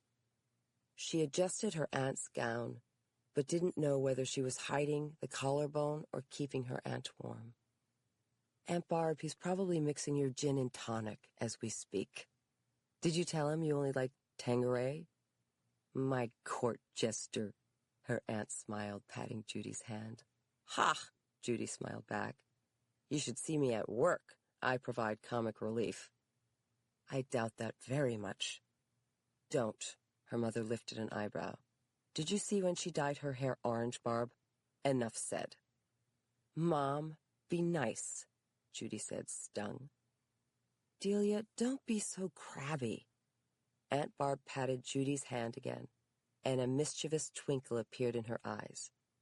Now, if I croak in this operation, you two better start getting along. Judy gasped. Aunt Barb, don't even joke about that. That's not going to happen. Judy's mother pursed her lips. Of course not. I read online that this hospital performs more mastectomies than any other in the tri-state area. Aunt Barb burst into dry laughter, and Judy joined her. Mom, way to miss the point. Aunt Barb's smile faded, and she looked at Judy. Don't you have to be at work, honey? No, I don't. The dep doesn't start until 9 o'clock, so I have time. By the way, I had emailed opposing counsel telling him I had a family emergency and asking him to postpone the deposition, but he said no. You didn't have to do that. Her mother glanced at her watch again. It's already 7 o'clock. This is ridiculous. I don't know why they had us here at the crack of dawn if they were going to make us wait. There's nothing I hate more than hurry up and wait. Aunt Barb looked at Judy with concern. Feel free to go when you need to, if you have to prepare. I'll see you at the end of the workday. That would be great. No, I'll come back after the deposition. No worries. It should be by mid-afternoon at the latest. One last thing. Aunt Barb's expression fell into grave lines, deepening the folds that draped her mouth. There's something important I want to talk to you about. What you said last night to Frank, when you said I could die. Judy shuddered, especially in this grim context. Aunt Barb, I'm so sorry. Really, I feel horrible. It's okay, sweetie. Aunt Barb kept her gaze on Judy's face, her eyes steady and even serene. It was true, and it's something we should say to each other. I hadn't known how to bring it up, but you did, so it's time we talked about it. We don't have anything to talk about, her mother said, averting her eyes. Delia, you don't have to take part in this conversation. You can just listen or don't as you wish. I'll talk to Judy. Judy's mother folded her arms, and Judy squeezed her Aunt Barb's hand. What is it, Aunt Barb? We say in group that the one with the cancer is never the one who has the hardest time talking about death. And that's true. A smile returned to Aunt Barb's face, but it looked forced. But that doesn't mean it's easy for me to talk about, which is why I hid it from you both. I realize now I made a mistake. I regret that decision. I'm sorry about that. I apologized last night to your mother, and now I'm apologizing to you. You don't have to be sorry, Judy said from the heart. I do because I think it made all of this, Aunt Barb gestured to the examining room, more shocking to you and your mother, more sudden. You're both thrown for a loop. I can see, and it's because I didn't tell you about it before. That's okay. We're up to speed now. We're quick studies, and we love you. You're such a sweetheart, and I love you too. Aunt Barb's eyes filmed, but she blinked them clear. What's important is the truth, and what you said last night was the truth. That's why I'm grateful to you. The fact is that I don't know if after all of this I'll beat my cancer or if it will beat me. I don't know if I'm going to die, but I have to admit the possibility. Judy swallowed hard, trying not to cry. Her mother tisk-tisked. I don't know what the point of this is. This talk is negative and morose, morbid, melodramatic. Delia, it may be dramatic, but it's not melodramatic. I'm talking about life and death. There's drama in that, and I don't apologize for it. Judy shot her mother a pleading look. Let her talk, Mom. Like she said, if you don't want to talk, then don't talk. But don't silence her. This is about her, not you or me. It's such negative thinking, her mother shot back. She's about to go into an operation. She has to believe she's going to get better, or she won't get better. Mom, that's not true, Judy said, though she could see fear, not criticism, flashing through her mother's eyes. Aunt Barb turned to Judy's mother with a deep frown. No, it's not true. That's what I hate the most, that burden. We talk about that in our support group, too. How we put that burden on ourselves, or our family does. I put it on myself for so long. What burden do you mean? Judy asked gently. The burden that if I don't get better, it's my fault. Aunt Barb emitted a quiet huff of frustration. That if I just tried harder, or thought more positively, the chemo would have worked. That I practically caused my own cancer, which I didn't. My cancer wasn't caused by my bad attitude, my poor decisions, my eating too many processed foods, or my past sins. We know, Judy said, trying to soothe her, but her aunt seemed not to hear, glaring at Judy's mother. Delia, it's okay for me to tell the truth, and the truth didn't cause my cancer. My cancer was caused by bad luck. And no, I don't carry some horrible mutation in my cells, like the BRCA mutations. You know, Delia, we don't even have a family history of cancer. Aunt Barb kept her gaze glued to Judy's mother. I am trying my damnedest to save my own life. I don't know if I'll succeed, but if I don't, it won't be because I don't want to. Trust me, I want to, and I'm trying to. Mrs. Moyer, excuse me, said a man's voice from behind them, and Judy turned around to see a youngish African-American doctor with gold-rimmed glasses and a kind smile. Good morning, I'm your surgeon, Jim Winston. Oh, hello, Aunt Barb said, recovering enough to manage a polite smile, and Judy stood up to let the doctor through. Aunt Barb introduced Judy and her mother, and the surgeon explained the procedure, answered everybody's questions, and had Aunt Barb sign several informed consent forms, which was when a nurse came in to start a sedative, Versed, administered through the IV bag. In time, her aunt began to doze, but Judy couldn't bring herself to say goodbye. Judy, her mother said quietly, you should be on your way now. She's resting comfortably. Right. Judy rose and kissed her on the cheek, touching her shoulder, fleetingly reassured by the warmth of her aunt's skin through the thin gown. Aunt Barb, I'm going to go now. I love you. Love you too, her aunt said drowsily. Her eyelids fluttered, and she smiled. See you later. See you later, Judy said too, because goodbye sounded too final. Tears came to her eyes, and she was glad that her aunt didn't see. She picked up her handbag and messenger bag, then gave her mother a quick wave. Call me as soon as you know anything, okay, Mom? Sure, Don't worry."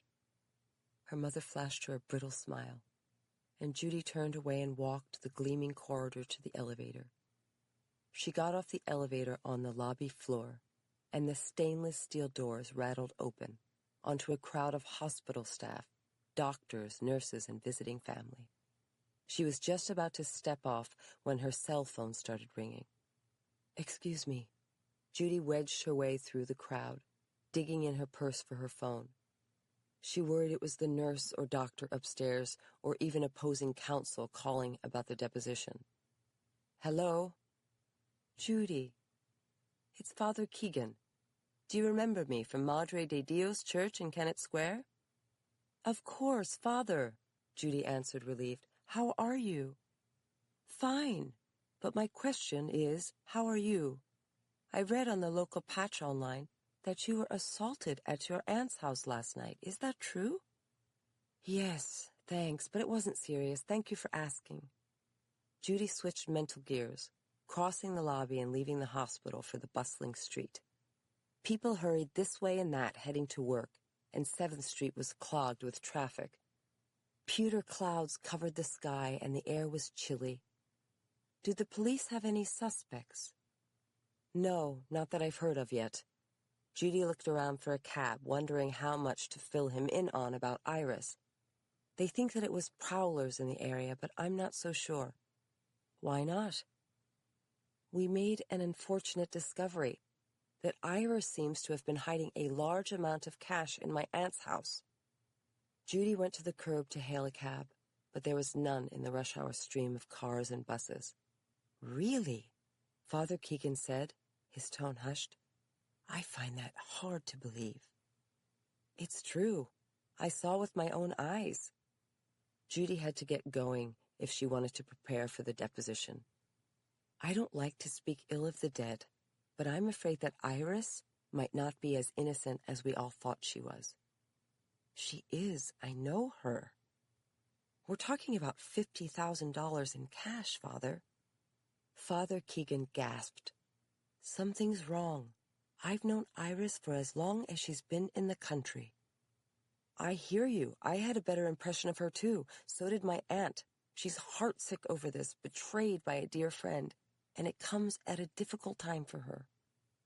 "I am sorry, but you must be mistaken." "Judy, something is very wrong with this situation. There's another reason I called you this morning." Father Keegan's tone turned grave.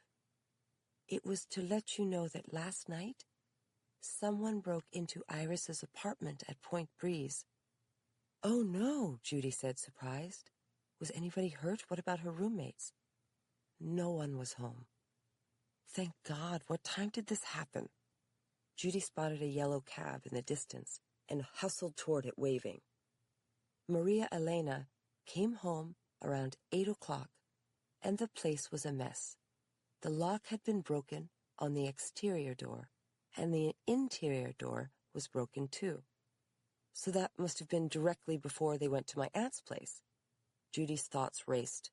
The cab flashed its headlights at her. They tried Iris's apartment first, then my aunt's. Was anything taken? Some of the girls' jewelry, but it wasn't valuable. Iris's bedroom and the entire apartment had been ransacked. They were looking for something. The money.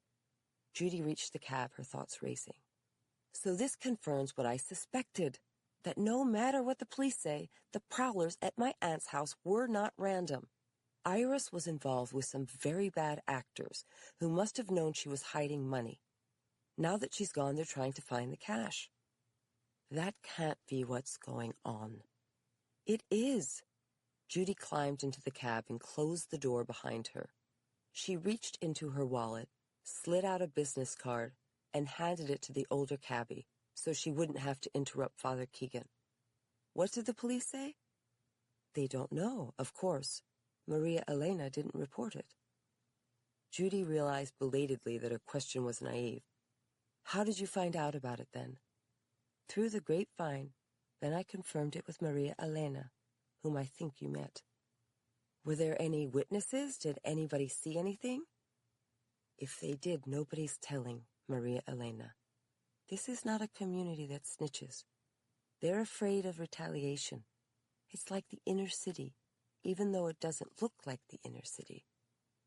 Father, you should tell Maria Elena and the other roommate to get out of that apartment. Whoever Iris was in cahoots with hasn't found the money yet. They might come back or even hurt those girls.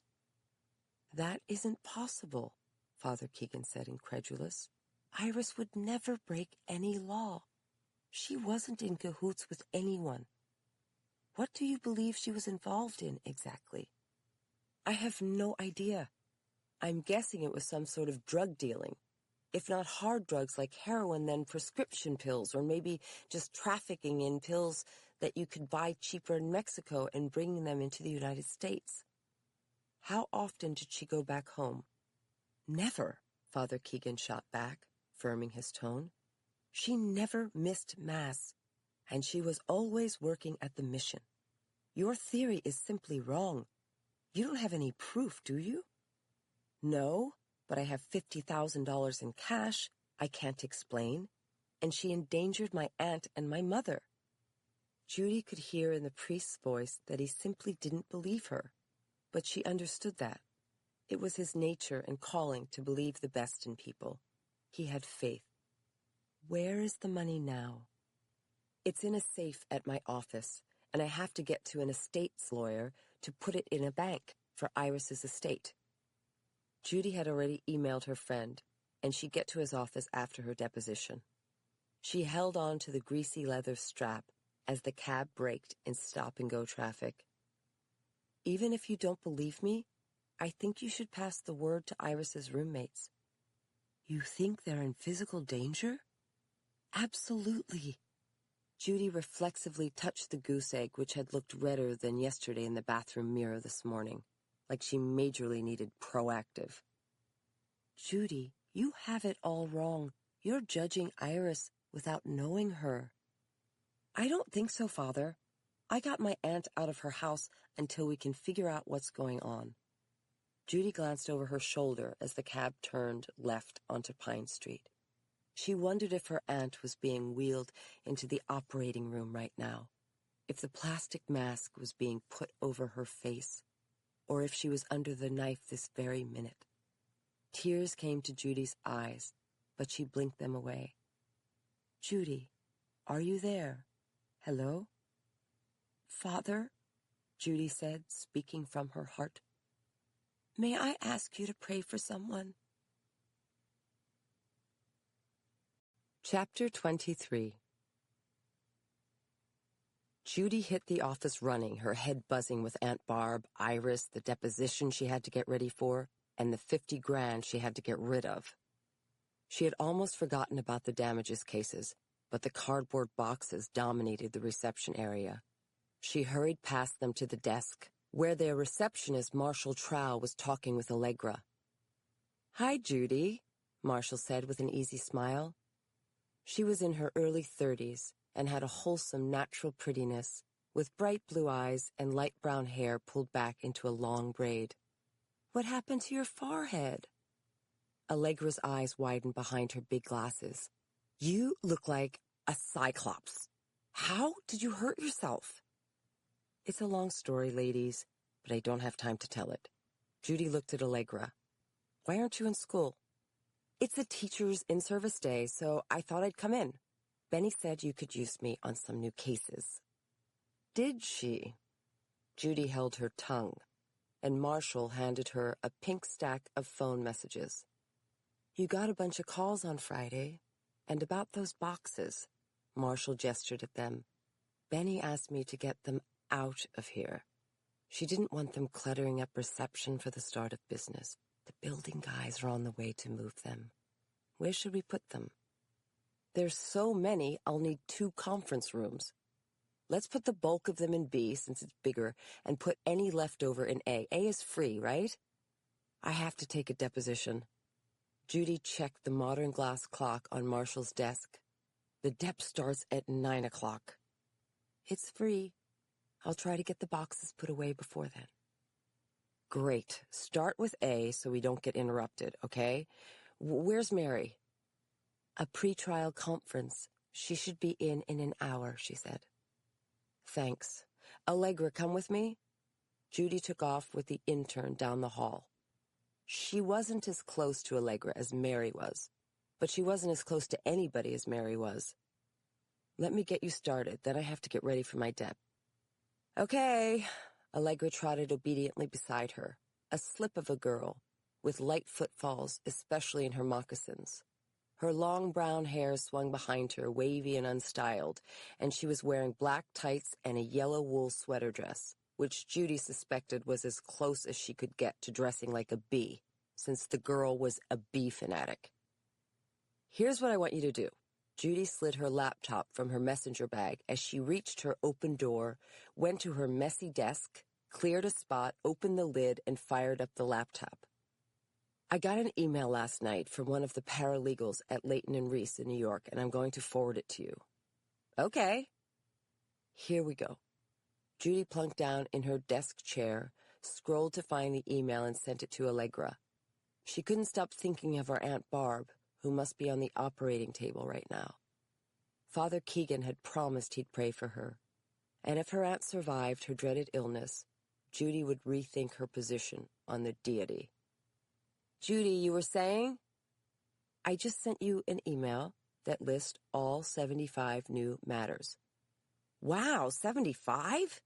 Allegra's pale blue eyes lit up behind her glasses, and Judy wished she could share the intern's enthusiasm. Print the email, open the boxes, and use it as a checklist.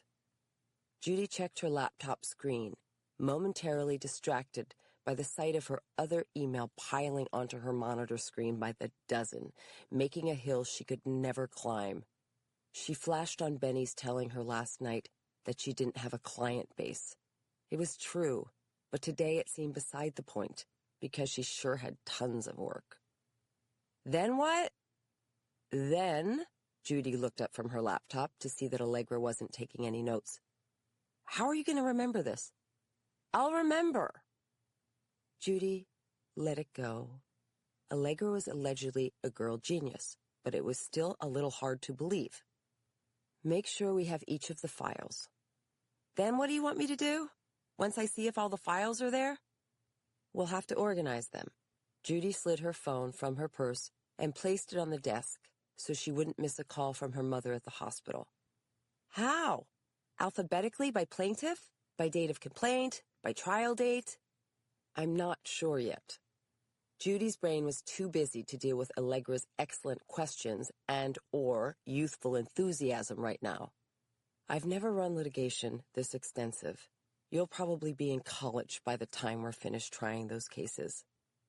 I'm already in college. What? I take college courses at Penn State's branch campus. Allegra grinned. Anyway, can I come to the deposition? Benny said it would be good if I did. That's why I dressed up. All right, Judy said, though she was getting tired of Benny running her practice. Yay! What do I do? Just sit quietly and take notes. Or act like you're taking notes. Be unobtrusive. If they object to your being there, I'll have to ask you to leave. Only parties and counsel are permitted at depositions, but I'm going to pass you off as a paralegal. I can act like a paralegal. Hardworking and underpaid. Same as an intern. Judy smiled for the first time that day. Have you ever been to a deposition before?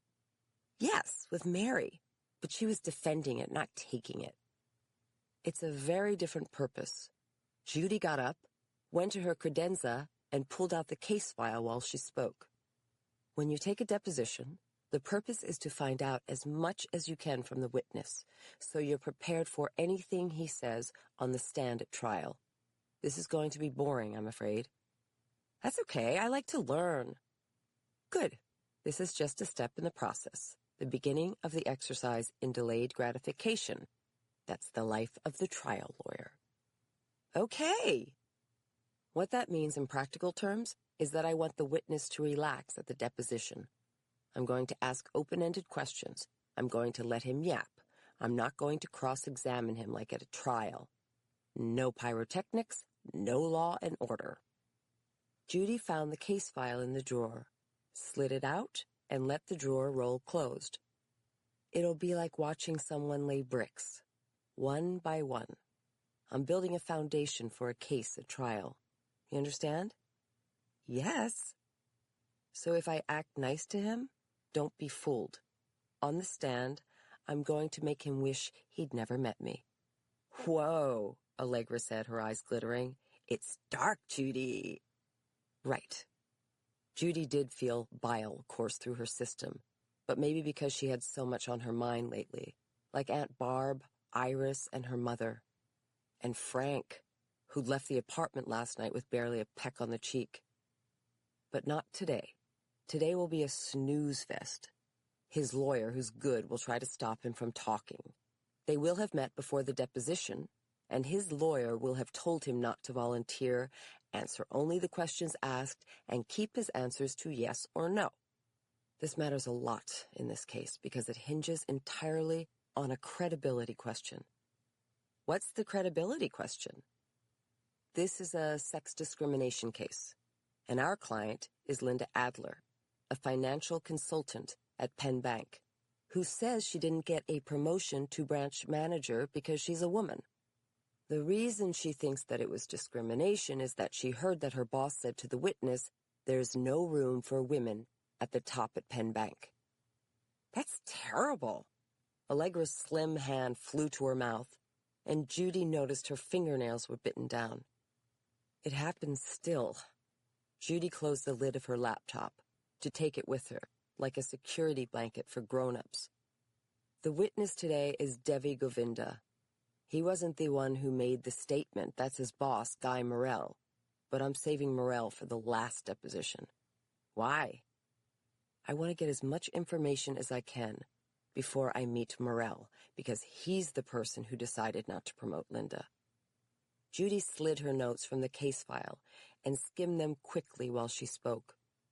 The only fact we have against us is that some of the comments in Linda's employment reviews aren't stellar, so the company is claiming that's the reason they didn't promote her. She doesn't believe that that's the real reason, and I don't either, but under the law, I have to prove that it's a pretext. Why don't you believe it was her performance? Because Morrell reviews her performance, and his view is tainted, and any employee review is subjective in itself. Judy glanced at her phone to make sure her mother wasn't calling from the hospital.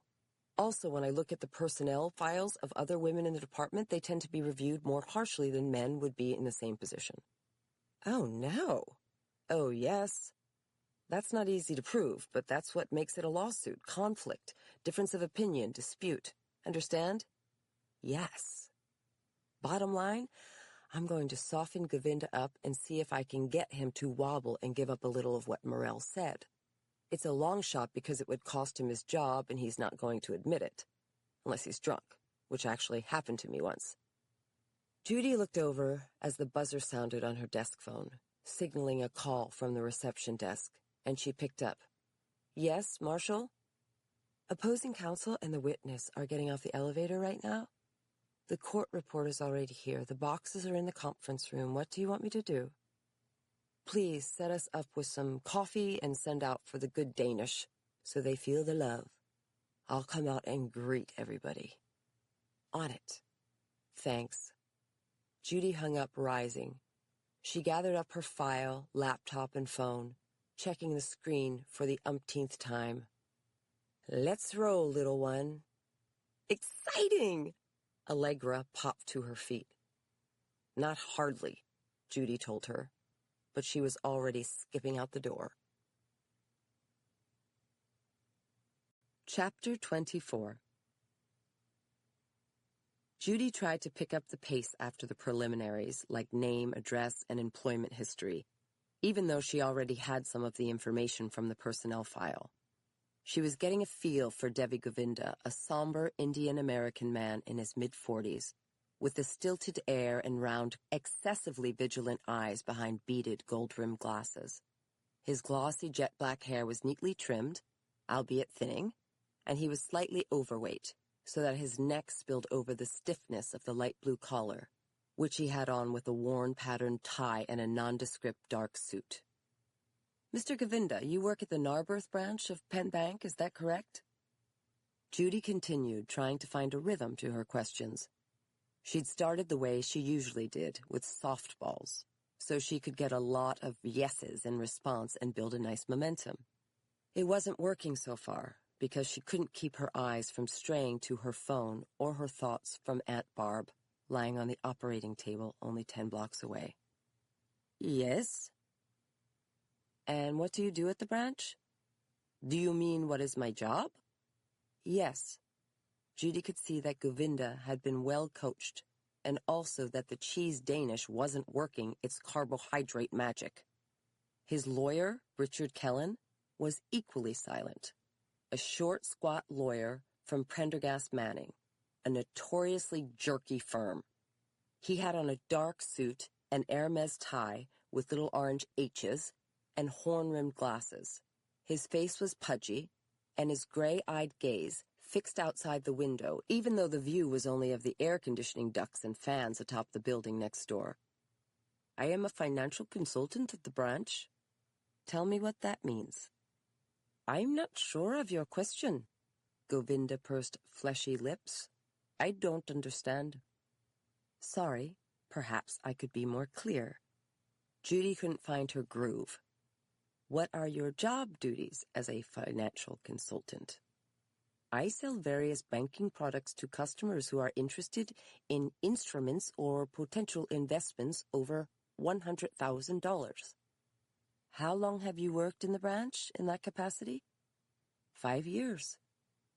And Linda Adler, the plaintiff, was a financial sales consultant in the Narberth branch for the past 3 years. Is that correct? Yes. Let's talk for a moment about the corporate structure at Penn Bank. Just so I'm clear, the Narberth branch is one of 15 branch banks in the Philadelphia area. Is that correct? Yes, though we call it the Philadelphia Metro region. Thank you. Judy made a mental note that Govinda was precise. She'd have to step up her game. The clock on the credenza said it was 9:25, so they were into her aunt's operation. And there are no other financial sales consultants in the branch, is that also correct? Yes. How many licensed financial sales consultants are in the Philadelphia metro region? 4 others, 5 total? How many are women and how many are men? 4 men, 1 woman. And what are their names? Judy looked over as Allegra glanced up from her legal pad, then returned to her note-taking. It reminded her of the days when she'd sit next to Mary and they'd write each other notes on their pads. She wondered if that would ever happen again, but the answer was staring her in the face from the far wall of the conference room, where some boxes from the damages trials had been stacked, a cardboard wall of associatehood. Stan Barstow, Jerry Moore, and John Morales. Judy checked the notes in the file in front of her, but they were on a different subject. Let me see. The regional manager who oversees 15 branches in the Philadelphia metro region is Mr. Guy Morrell. Is that correct? Yes. Where is his office? Center City. Judy's eyes strayed to her phone, wishing her mother could text at least. She didn't take notes so she could help Govinda forget it was a legal proceeding, but she was having a harder time than usual listening. Mr. Govinda, let's shift gears. As a financial sales consultant, what were Ms. Adler's job responsibilities? Kellen interrupted. If you know. Govinda nodded. Linda was supposed to sell investment and traditional banking products to our customers, including checking accounts, savings accounts, credit cards, and loans. Judy made a mental note that he used her client's first name. Are you aware that as a financial sales consultant, Ms. Adler had a quota of minimum monthly production goals to meet? Yes. Her monthly investment production goal was $1,000, and her minimum revenue requirements were 60,000 minimum revenue credits. Is that correct? Yes. And she received incentive pay as well, did she not, for meeting those quotas? Yes. Kellen sighed, still gazing out the window. I'm not bothering to object, but is this line of questioning necessary, Judy? You can confirm it from her personnel file. Judy knew it wasn't objectionable. I'm trying to understand how much about Miss Adler's performance Mr. Govinda knows, and the only way to do that is to ask him. Judy turned to Govinda. To the best of your knowledge, did Ms. Adler meet those minimums every month of this year? Yes. How about the 2 previous years she's been employed by Penn Bank? Yes. To whom does Ms. Adler report? To the regional manager, Mr. Morel. To whom do you report? I also report to Mr. Morel. How is it that you have information regarding whether she meets her minimum revenue goals or not? She told me, us, at lunch. And was it part of Linda Adler's job to refer clients to you? Yes. She wasn't licensed to sell investments over $100,000, and she referred those clients to me. How many such clients has she referred to you this year to date? 16. How many of those resulted in closed sales? 16. And the year before that? 15. How many of those resulted in closed sales? 14. Judy skipped ahead, growing impatient and edgy. Mr. Govinda, does the fact that you were able to close the sales reflect on Ms. Adler in any way? Yes. She cultivated high-quality targets. Do you know how she did that? Yes, through cold calls and a network in the community. What was Ms. Adler's network to which you just referred? She belongs to Curves and she's in a few book clubs. One of our customers came from her book club and another from church. They were high net worth individuals and I was able to close the sale with them. Do the 4 other financial sales consultants in the Philadelphia metro region refer clients to you? Yes. Did any of them send you as many referrals as Ms. Adler did? No. Judy knew she should ask for the details to lay her brick foundation, but she couldn't fight her anger at him, at the injustice to Linda Adler, at Benny, at the hidden money, and even at breast cancer. Do you believe that Ms. Adler deserved the promotion to branch manager? Objection! Kellen swiveled his neat head around, with a new frown. It's irrelevant whether or not the witness believed Ms. Adler was entitled to the promotion. Judy felt herself losing her temper. No, it isn't. And we both know that relevance isn't a proper objection at deposition. Mr. Govinda, you may answer the question. Kellen snorted. Don't answer, Devi. I'm instructing you not to answer. Judy reached into the middle of the table and snatched the telephone receiver from its cradle. Rick, shall I call the judge right now and get a ruling? You tell me. Fine. That won't be necessary. Kellen rolled his eyes. Mr. Govinda, you may answer the question. I'll note for the record that this is Mr. Govinda's opinion only. Judy faced Govinda, trying to get in control. Mr. Govinda, did you think Ms. Adler deserved that promotion? It's not for me to say, Govinda answered, his expression impassive. It is now, Judy shot back, and Allegra looked over, her fair skin flushing. Mr. Govinda, I'm asking you a question, and you are compelled to answer. In your opinion, didn't Ms. Adler deserve that promotion? Again, I cannot say. I'm not her superior. I don't have the complete facts. But you know that she referred you more customers than any of the other financial sales consultants, and that she made her quota for all 3 years. Judy leaned forward, urgent. What other facts do you need, Mr. Govinda? Kellen shook his head. Objection, arguing with the witness. Govinda's head swiveled to Judy. I would need to know more facts concerning the employee who received the promotion. He was a new hire for PNC and we didn't know him. Judy threw up her hands. It's not a relative question. I'm not asking you to make a comparison. I'm asking you simply upon the facts you have. Did Ms. Adler deserve that promotion? Kellen interjected. Objection calls for speculation. Govinda blinked. I cannot speculate. Judy cut to the chase. Mr. Govinda, isn't it true that Mr. Morel told you that there was no room for women at the top of Penn Bank? No. Judy wasn't about to stop. Mr. Govinda, I remind you that you're under oath here, and I'm going to ask you again. Isn't it true that Mr. Morel said that to you? Kellen scowled. Objection asked and answered. Rick, I'm allowed to press him. Mr. Govinda, answer the question. No, that's not true. Mr. Govinda answered, but he averted his eyes. Judy tried a lateral attack. Mr. Govinda, did Mr. Morel hire you?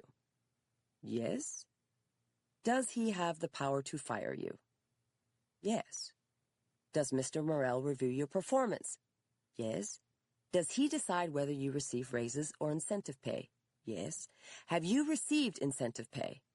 Yes, Govinda answered. Then he volunteered. Every quarter since I've been at Penn Bank. How about raises? Yes, same thing. Mr. Govinda, when I get you on the stand at trial, there will be a judge and a jury. Are you going to lie to them? Because we both know that Mr. Morel said to you there was no room for women. Objection! This is harassment. No, this is litigation, and Mr. Govinda better get used to it. Judy faced Govinda, her emotions bubbling over. You're lying through your teeth. You won't get away with it. Not in court, and neither will Morel. Judy, objection! This is argumentative, and I want you to worry about it every night until trial. I want you to lose sleep over it. Judy felt her temper give way, which she'd never done in a deposition in her life. I want you to tell Mr. Morel you can't keep his secret, that you won't perjure yourself to cover his ass or to keep your job. Improper! You have no right to speak to my client this way, and I am going to hammer you both until I find out the truth, and nobody is going to believe you after I get through with you. We're leaving. Kellen jumped to his wingtips, yanking Govinda out of his seat by his jacket sleeve. This deposition is over, and anybody can see that you're protecting your boss, and they're going to know you're covering up the truth.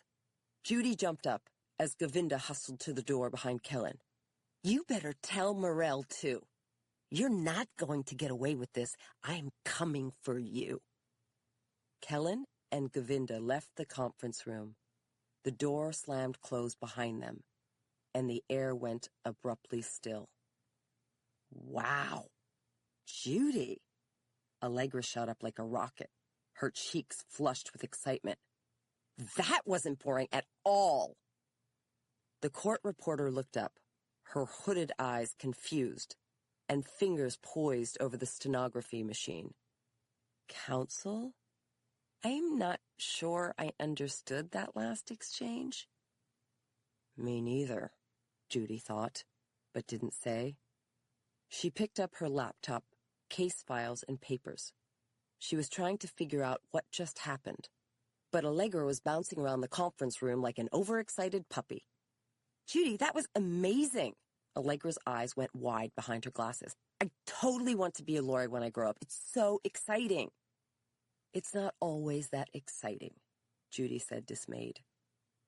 Aunt Barb's operation, Iris's death, the secret cash, the damages cases, it had all gotten to her. She checked her phone, but her mother still hadn't called. She clutched her stuff to her chest and went to the door, with Allegra bopping along behind her. That was the coolest thing ever. You went right at them. They ran away. But listen, that's not the best thing. Judy held the door for Allegra, only to see Benny standing in the hallway, holding a boxy trial bag and talking to Mary. Judy touched Allegra's arm. Allegra, don't tell them about— Guys! Allegra called out, and before Judy could finish her sentence, the intern was off and running. Guess what Judy just did? Chapter 25. Guys, you're not going to believe what happened in our deposition. Allegra raced off to meet Benny and Mary, who turned to her. What? Mary asked, with an interested smile. Judy scared that lawyer away, and the witness, too. They were lying, and she called them out on it, and they bounced. Allegra's words poured out in a rush, and as Judy came up from behind her, she could see Mary's smile freeze in place. Benny stiffened. Carrier? They ended the deposition? She asked, checking her watch. It's 10 o'clock. You weren't even in there an hour. How could Benny? It was amazing, Allegra interrupted. It was dark, Judy. I so want to be a lawyer, I can't even wait. Mary said, Dark, Judy? Benny frowned. Carrier, what happened? Nothing, really, Judy answered, not wanting to justify herself to Benny. She could see that Mary was already worried for her. Aren't you going to court? Fill me in. We're starting late today and I have time. Benny set down her trial bag. This was in Adler, wasn't it? Whom did you depose today, Morel or Govinda? Govinda. Allegra chirped up. Every question Judy asked the witness, he didn't want to answer, so she told him she was going to get him at trial. Benny's eyes flared an incredulous blue. Carrier? You told him what? Allegra answered. And she told him, Allegra, Benny snapped, let Judy tell the story. But she's too modest, Allegra insisted. She doesn't want to brag about herself. You know how she is. Judy put a hand on Allegra's shoulder, moving her out of the crossfire. Benny, if you remember the details of the case, the statement was made that there's no room. I remember the statement, so what happened? You asked him if Morel made the statement and he denied it. Of course. Judy felt a renewed flicker of anger. So I pressed him, as I should. You had to do more than press him for them to get up and walk out. I pressed him hard, Judy bristled. I challenged him. How much did you challenge him? Benny recoiled. You can't challenge him so much they walk out. You crossed the line. No, I didn't. Judy knew she had crossed the line, but she shouldn't be called on the carpet for it on her own case. She couldn't bear to look at Mary. It was just like what had happened last night, only worse. You had to have crossed the line. And it's a dumb thing to do with Rick Kellen. I've known him for 20 years, and he's one of the biggest jerks around. What did you do? My job.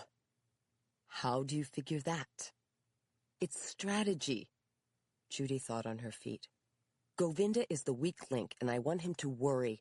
Tell Morel that he won't lie for him, or at least that they won't get away with it, and that will provoke a settlement.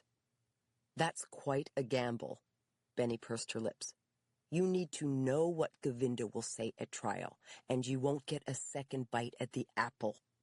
That was your shot. I know what he'll say at trial. I intend to beat him before we get there. He's wound too tight, and the anticipation of being embarrassed and humiliated will eat away at him, I can tell. So you intimidated him. I destabilized him. Benny blinked. Dark Judy indeed. Judy held her tongue. Even if we don't settle, he'll be a wreck on the stand. I won't have to break him down at trial. He'll break himself down before then. Still, there's other things you could have explored. I didn't need anything else from him. The case is the statement. I got what I needed for the case. Benny, whatever the strategy is, it's my strategy. But it's my case. Linda Adler is my client. And you assigned the case to me as soon as the complaint came in. I'm the billing partner. But I interviewed her on intake, sent out interrogatories and document requests, and defended her deposition. I'm working the case. If you're working the case, I don't expect a call from the client. She called me because you didn't return her call. Judy felt herself redden. I told you. The call fell through the cracks this weekend, but I'm working the case like I always do. You're not working it like you always do. Benny picked up the trial bag. All of a sudden, you're not getting along with anyone. Fighting in depositions, giving me pushback on Bendaflex, and now this? It's not like you. What's gotten into you? Everything, Judy wanted to say. But what she answered was, "I'm fine." "And what's up with the 50 grand? Please tell me you're getting it out of my safe." "It will be gone by the end of the day." Judy would have to deal with it before she went to the hospital. "Good. Talk to Marshall when you're ready to remove it. She has the combination. I have to go. Take care." "Good luck," Judy said, catching Mary's eye. Then she noticed Allegra's lower lip puckering. "Judy," Allegra said, "I didn't mean to get you in trouble." "You didn't." Judy patted her shoulder. "Don't worry, cheer up. You didn't do anything wrong. I'm a big girl." "I never saw Benny get that mad." "You haven't been here that long," Judy said, forcing a chuckle.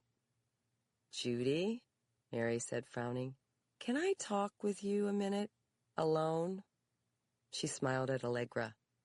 "It's not personal, but you can't be there when I slap her around." "Okay," Allegra said with a shaky smile. But Judy was already in motion, heading for her office, plopping her files and laptop down on the desk, with Mary following her inside and closing the door behind them. "So, are you okay?" she asked when they were alone. "I'm just so... ugh." Judy set her phone face up on her desk where she could see if a call was coming in. "Meanwhile, what is my mother's problem? I've texted twice. She can't return a text." "Come on. Why don't you tell Benny about your aunt?" "It's not her business." Judy started pacing, too agitated to sit down. Unfortunately, she had a small office, so there wasn't far to walk. Plus, the floor was a mess, which only bothered her more. "Benny asked you directly, and it explains what's bugging you." "No, it doesn't. What's bugging me..." Judy stopped pacing to try to figure out how to finish this sentence, but threw her hands up. "It doesn't matter." "Yes, it does. I don't agree with her. How about that?" "Okay," Mary said slowly.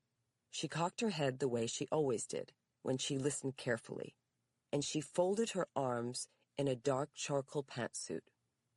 "And the fact that my aunt has cancer doesn't have anything to do with my not agreeing with Benny." Judy couldn't tell if she was thinking clearly or emotionally or both. "So tell her anyway. What's the harm? She'll understand. She's another woman." "I don't want to be cut slack because my aunt is ill." "Why not? Everybody needs a break sometime." "I don't need a break. That's not the problem." Judy stopped pacing, caught up short with the realization. "The problem is that I'm starting to be really unhappy here because the lines of authority are not clear." "What are you talking about?" Mary asked, her expression bewildered. "I didn't know you were unhappy." "I didn't know it either. Not until recently." Judy shrugged, pained. She was thinking aloud, which she had done with Mary for as long as they'd known each other. "I recognize that I'm only an associate. But don't I have any autonomy at all?" "Of course you do." "No, I don't. I'm not allowed to decide which cases I take.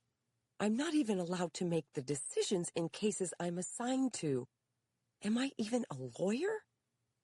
Honey," Mary moaned. "She didn't mean it that way." "Yes, she did. Since when is that the way we work? Take it and shut up." The more Judy thought about it, the more right she felt, which was something that happened to her often. What about female empowerment and all that? Or does it only apply when men are bossing us around, not women? Suddenly Judy's phone rang on her desk, and she leapt for it, her heart beginning to hammer. The iPhone screen showed it was Rick Kellen calling. "Oh, crap. I should take this. It's Rick. Give me a minute." "Go ahead and make nice." Judy picked up the call. "Rick, hi." "Judy," Rick said in a huff. "What the hell was that about?" "Come on, Rick. Since when did you turn into such a baby? You think I'm going to sit there while you harass my witness?" Oh, will you stop using that word? There's no jury around. The case turns on credibility, and I'm entitled to press him. How long have you been practicing law? You've never had a rough deposition? You've never thrown an elbow? You tore into the guy. The hell I did. Judy raised her voice, though Mary was flashing her the peace sign. I'm calling because I expected you to apologize.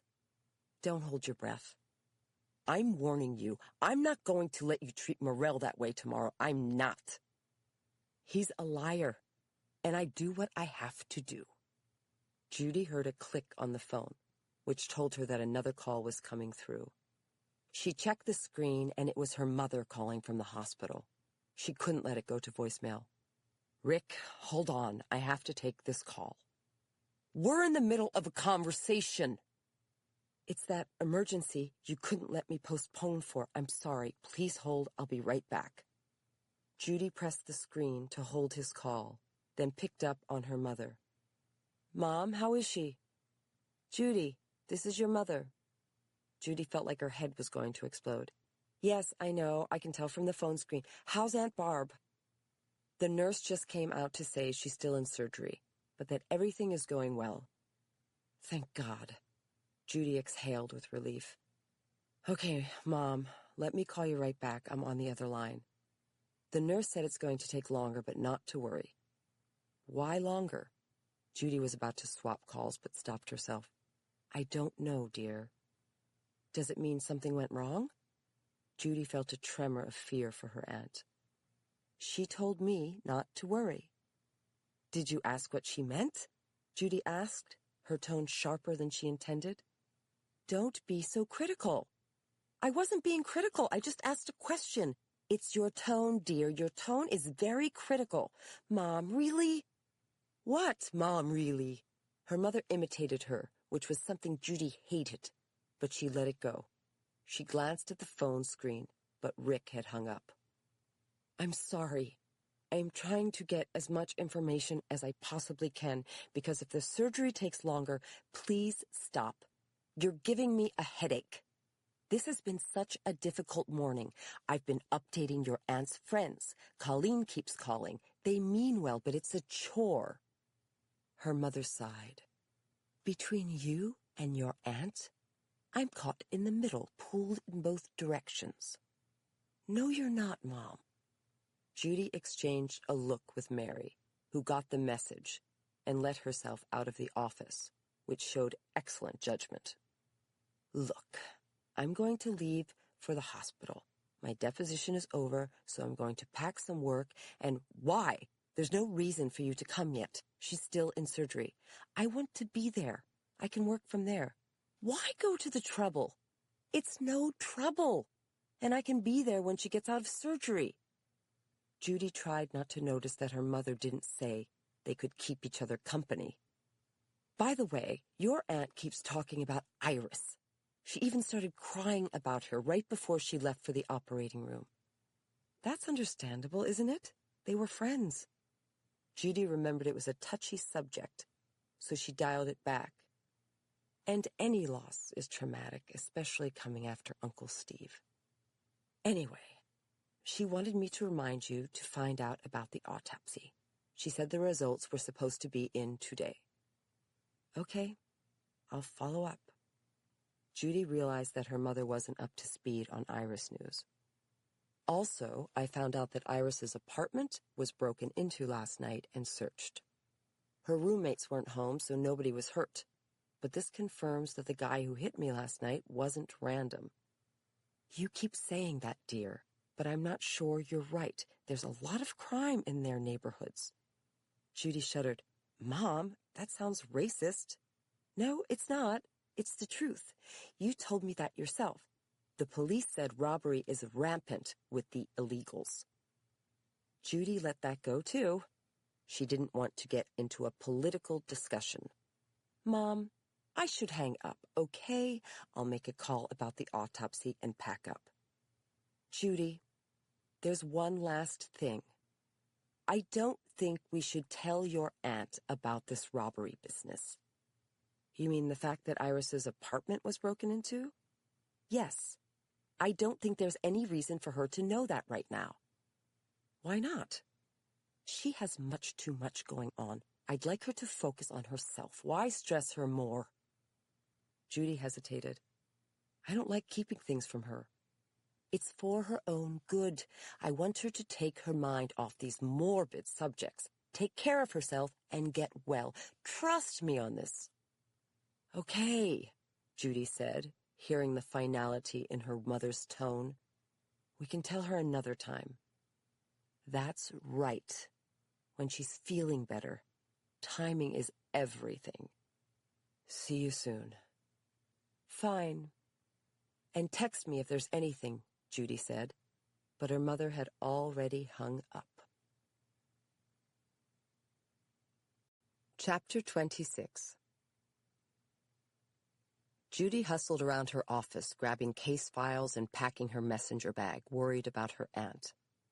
She wanted to get to the hospital right away, though she'd have to stop to drop off the $50,000 with the estate lawyer. Meanwhile, she was also on her cell phone, her white earwire jumping around as she moved, waiting for the call to Rick Kellen to connect. Richard Kellen's office, said a female voice, picking up. Hi, is he in? Judy asked, then introduced herself because she didn't recognize the voice as Terry's, Kellen's secretary. No, he's out for the rest of the day. I can tell him you called. May I have his cell number? Judy stuffed the Adler file into her messenger bag. She wanted to get on a better footing with Kellen before Morell's deposition, but she'd be damned if she'd apologize. On the contrary, the way he'd overreacted made her think that she was on the right track. She knew that Govinda would tell Morell and that both men would have a few sleepless nights, which was the desired effect. I'm not permitted to give out his cell number, sorry. He knows me. I'm opposing counsel at Rosado and D'Annunzio. Judy wedged her laptop into the messenger bag next to the Adler file. I'm sorry, I'm just not permitted to do that. Is Terry in? She knows me? She's on vacation this week. Okay, could you just tell him I called, and he can return my call at my cell number? Judy gave the secretary her number while she hoisted her messenger bag on her shoulder, then went into her desk and grabbed her purse. Will do, thank you. Thanks. Judy hung up, went online, and Googled the Chester County coroner as she left her office. She pressed in the phone number and hurried down the hallway while the call connected, wondering if she could ever do just one thing at a time. Coroner's Office of Chester County, may I help you? This is the assistant coroner.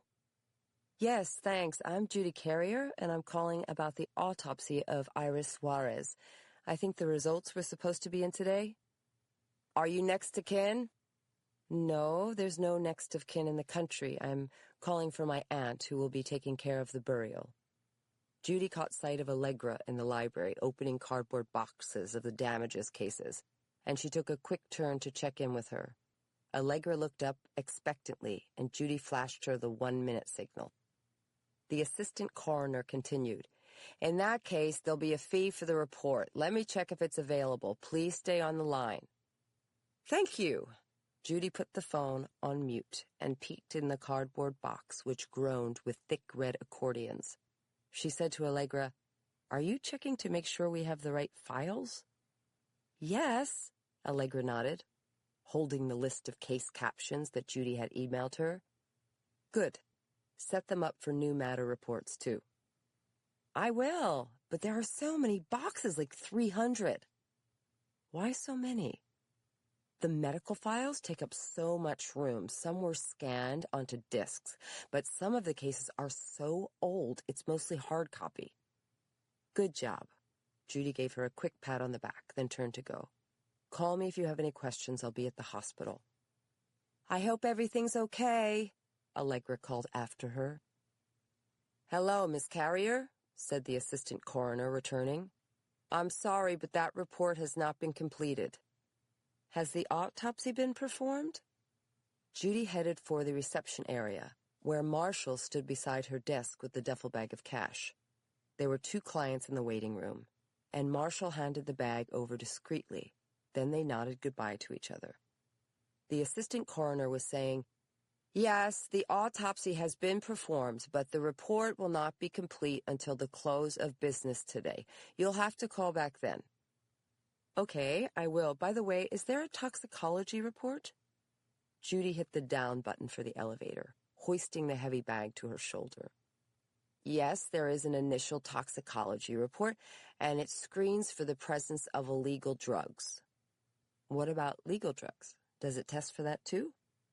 Judy wondered if Iris was abusing prescription medication, even counterfeit prescription medication. "No, further testing would be required to determine the presence of legal drugs, but there is a fee for that, and we don't do it unless the coroner determines that it would be necessary." The elevator arrived. The stainless steel doors rattled open, and Judy stepped inside the cab. "Where is the body now?" "In the hospital morgue. We should be releasing it tomorrow, so you may want to contact your funeral director. He will call us to coordinate the release on your behalf, rather on your aunt's behalf." "Thank you. I'll call later for the report." "Goodbye now." "Bye." Judy got off the elevator cab on the bottom floor and hurried through the crowded lobby with the duffel, trying not to be nervous that she was carrying so much cash. She acted normal, checking her email on the fly like everybody else.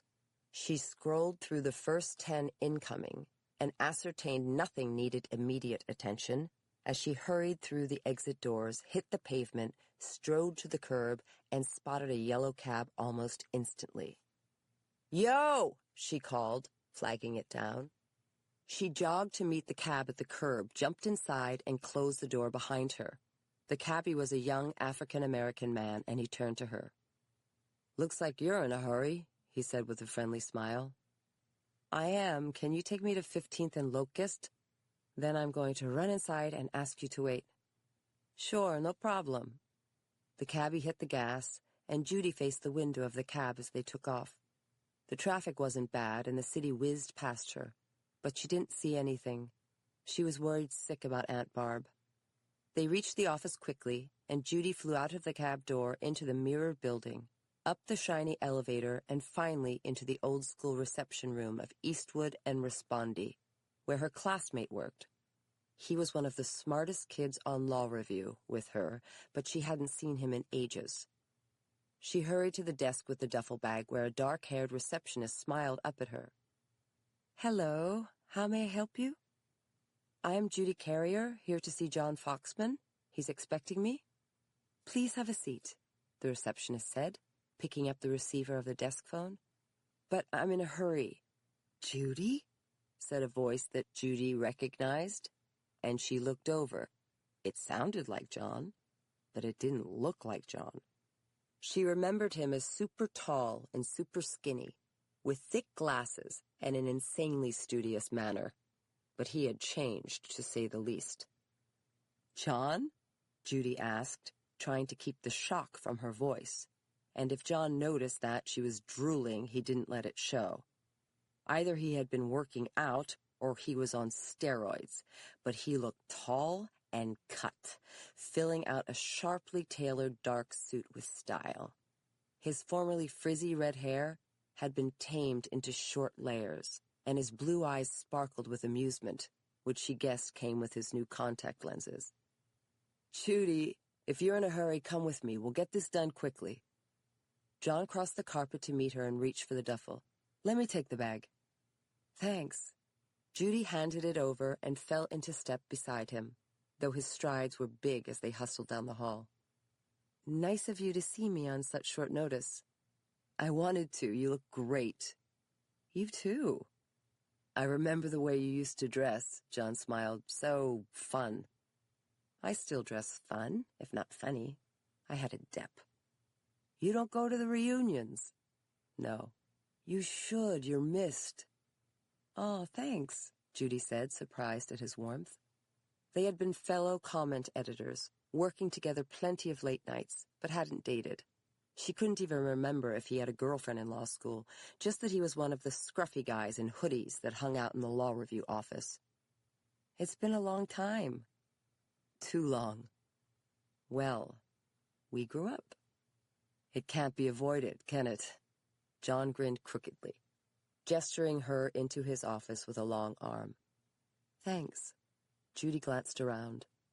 His office was small but immaculate, with files organized on the credenza, labeled loose-leaf binders on the shelves, and diplomas and certificates of admission on the walls. It was the decor of the geeky boy she remembered, but he had grown into a very different sort of man. If you could just sign these forms, I'll put this money in the bank next door right away. John set the duffel down and reached for some blank forms on his desk, which had a polished maplewood top that was clear except for a laptop. It's not a pen bank, is it? I'm suing them. No, it's not, but I'm glad to see you're still the firebrand I remember. John slid the forms to Judy, then handed her a black enamel pen from his breast pocket. Here, use my show-off pen.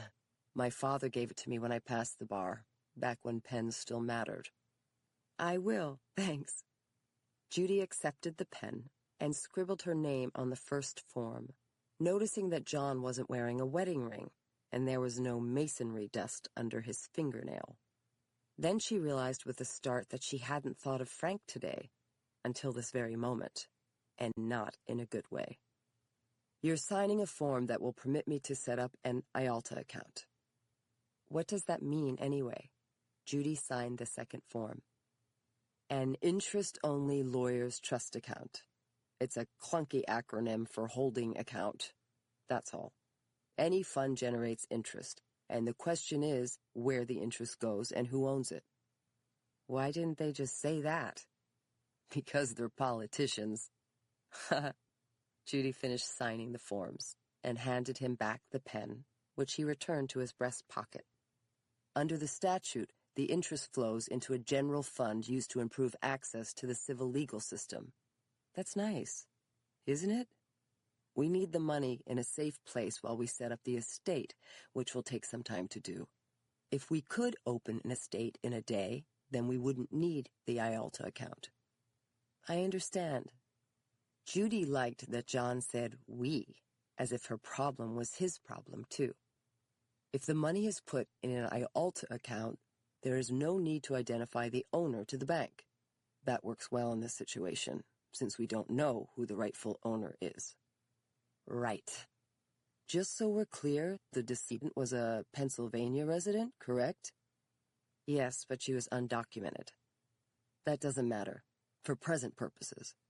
As a Pennsylvania resident, her estate administration is governed by the Pennsylvania Estate and Fiduciary Code. You remember the basics from law school? The jurisdiction was different, but the legal fundamentals remain the same. No, I sucked at trusts and estates. I know you did. I remember, John chuckled, and so did Judy.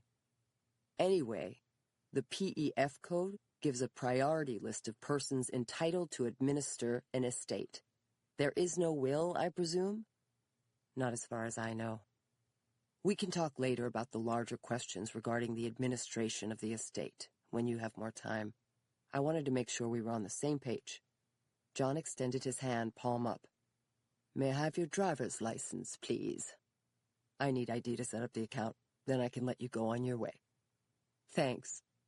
Judy went into her purse, extracted her driver's license from her wallet, and handed it to him. Great. John slid out his iPhone, took a picture of her driver's license, and handed it back to her. So now the money's in your hands. It's more complicated than that, but I can explain it to you later. These funds are considered qualified funds under the Code of Professional Responsibility. Okay, Judy said, as she could tell from the authoritative tone in his voice that he knew what he was talking about, and she didn't have time to find out.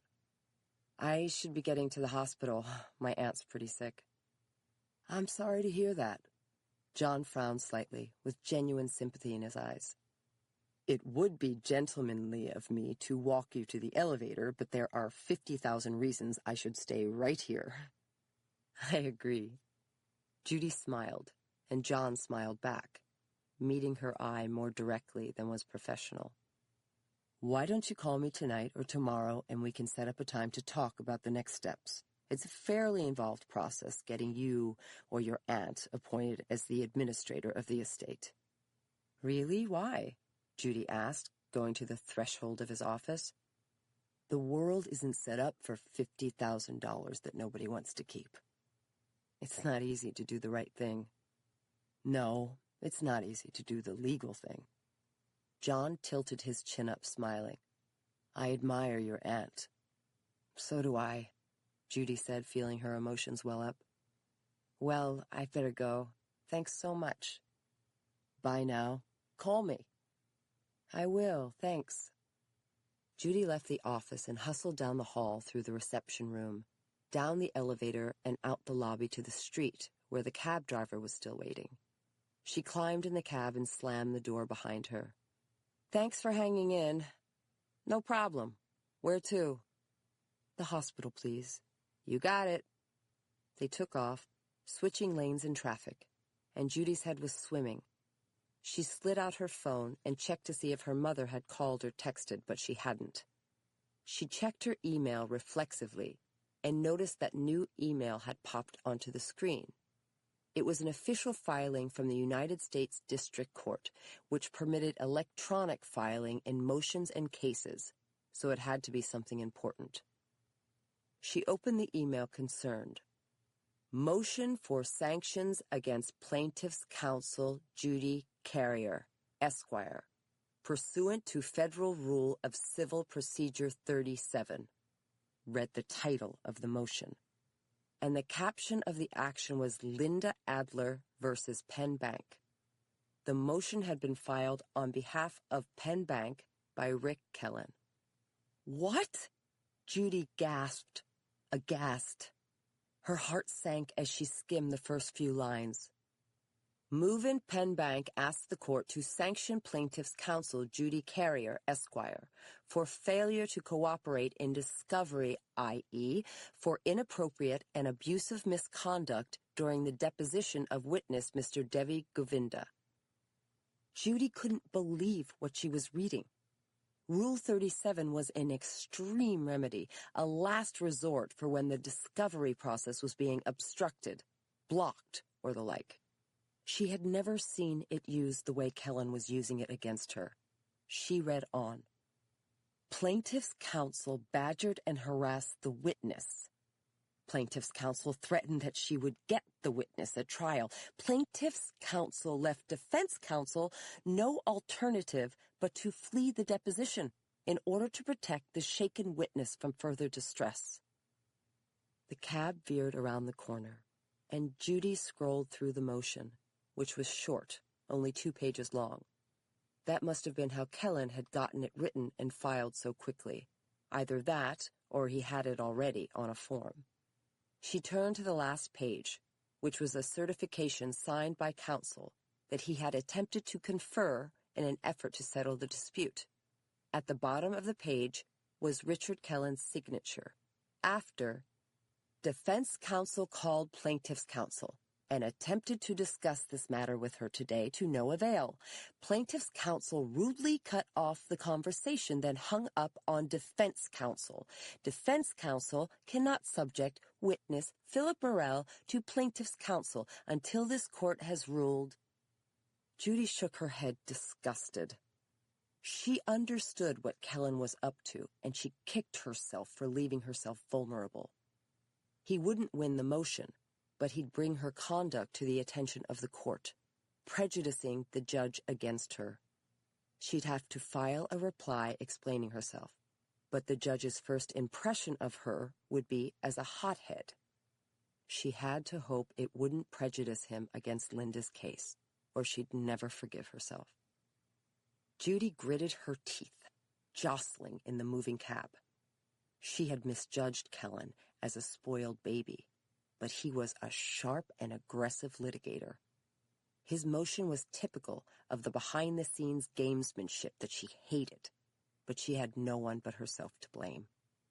Her thoughts raced ahead, and the implications fell like dominoes in a cause-and-effect chain of collapse. She'd have to write, research, and file a response to the motion right away to mitigate the damage with the judge.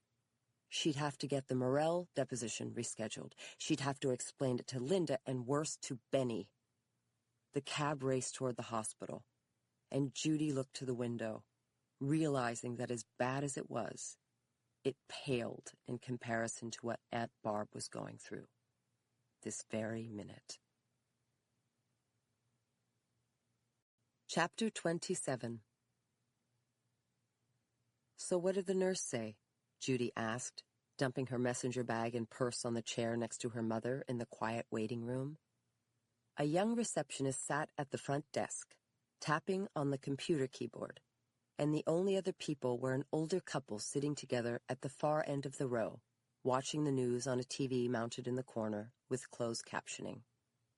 "She hasn't said anything new since what I told you on the phone." "What about why it was taking longer?"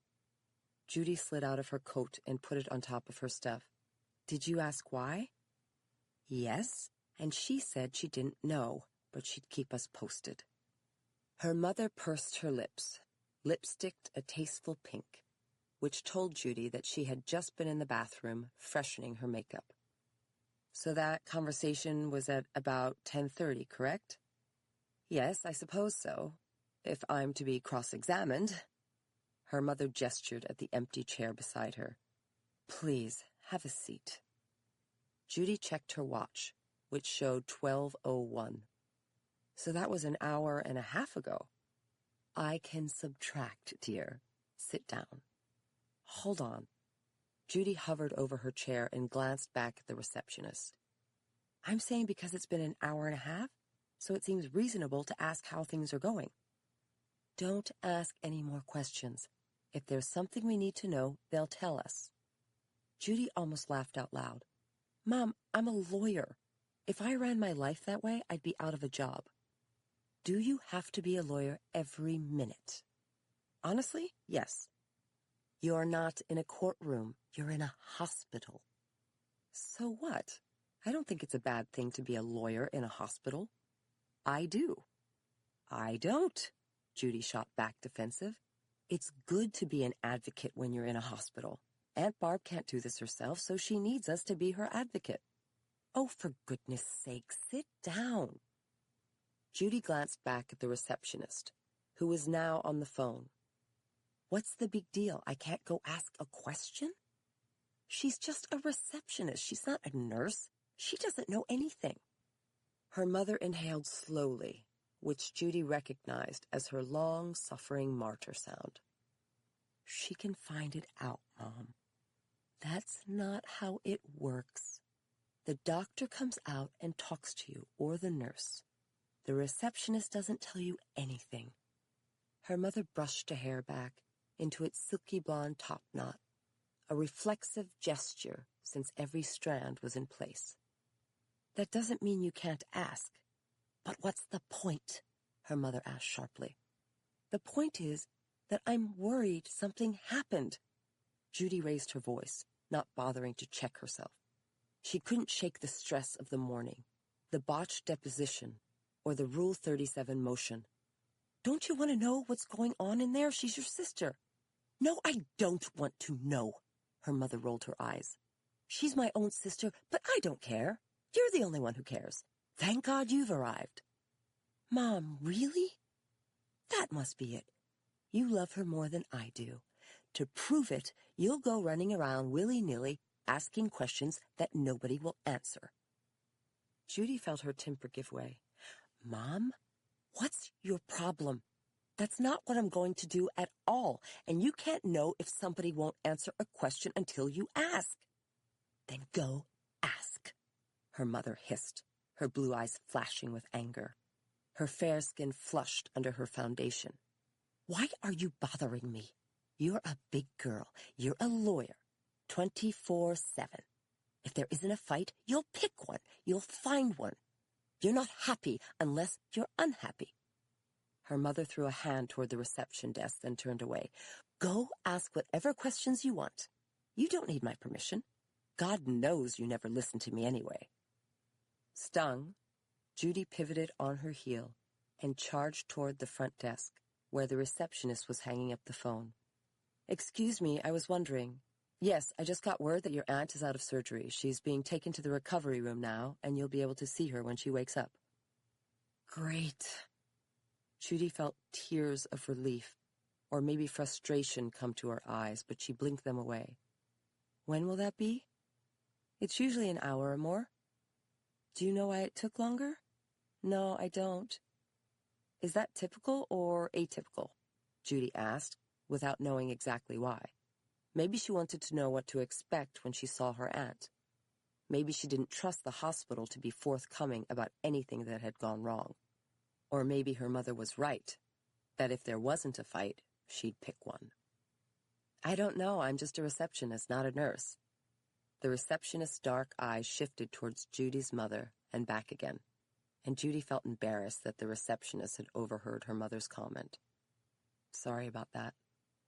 No apologies are necessary. The receptionist looked away. Unfortunately, the doctor was called in on another operation, and so he won't be able to speak with you yet. The schedule's running behind, and he'll meet you in the recovery room just as soon as he can. He'll be able to answer your questions at that time. I can have a nurse come out and give you an update momentarily. I would like that. Thank you very much, thank you. Judy walked stiffly back to the row of chairs against the wall and sat down next to her mother, who turned away, fake reading an old copy of People. She's fine, and the nurse will see us. I heard, her mother said, without looking up from the magazine. And Judy turned in the opposite direction and reached for her laptop to get started on a response to the Rule 37 motion. Mother and daughter sat stiffly side by side for the next 15 minutes, until a cheery nurse in a blue scrub cap and patterned scrubs emerged from the door behind the reception desk and made a beeline for them. "Miss Carrier?" asked the nurse. As she approached, a blue lanyard bearing her hospital ID bounced on her ample bosom.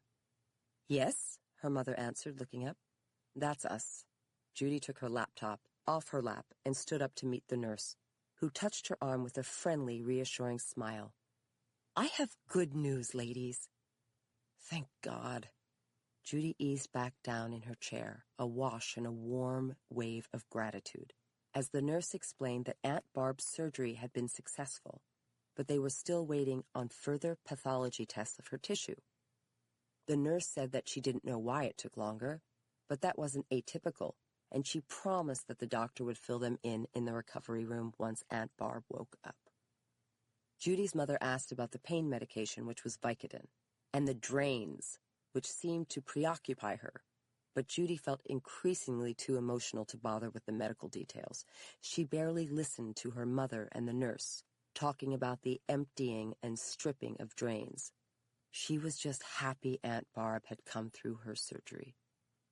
"Well, that's a relief," her mother said after the nurse had left, then returned to her magazine. "I know."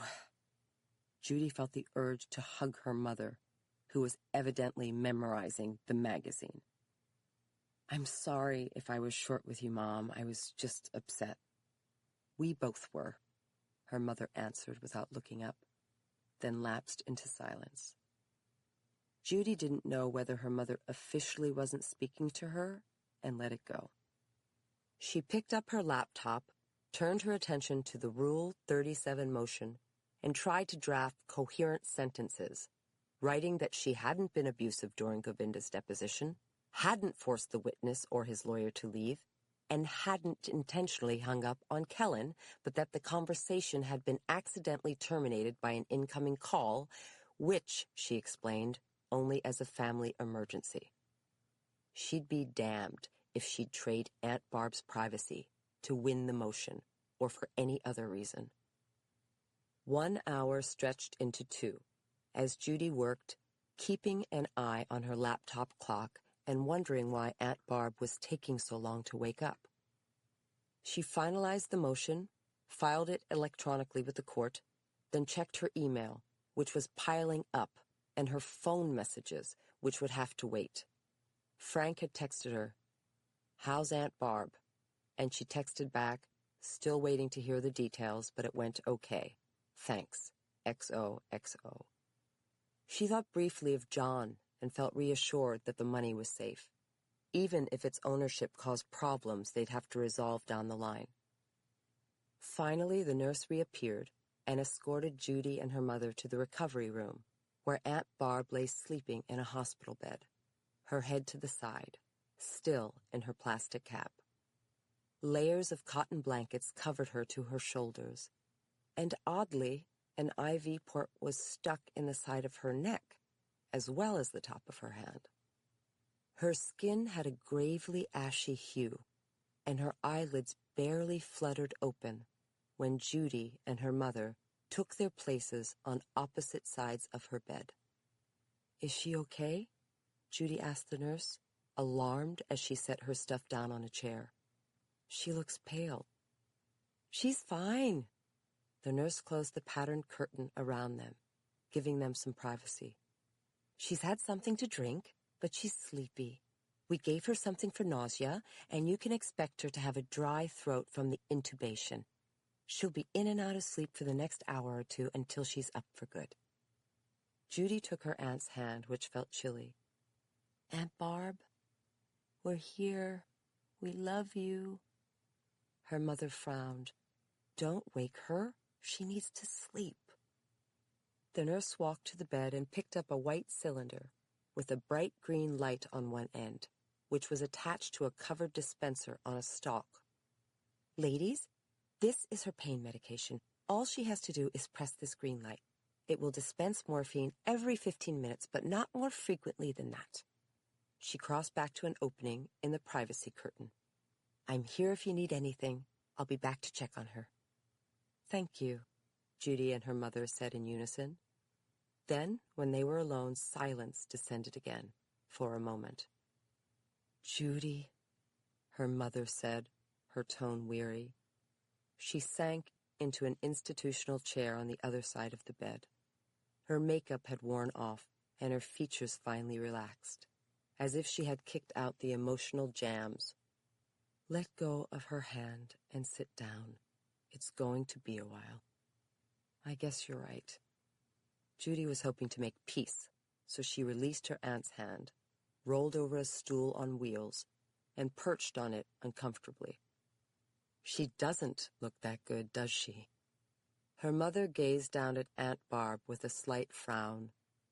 "She is pale, but it's probably the stress of the procedure, the trauma of it." "I'm sure, but they got all the cancer, so that's wonderful." Judy felt her heart lift, but her mother seemed not to hear her. "I watched a video of it on YouTube. It's not a pretty operation."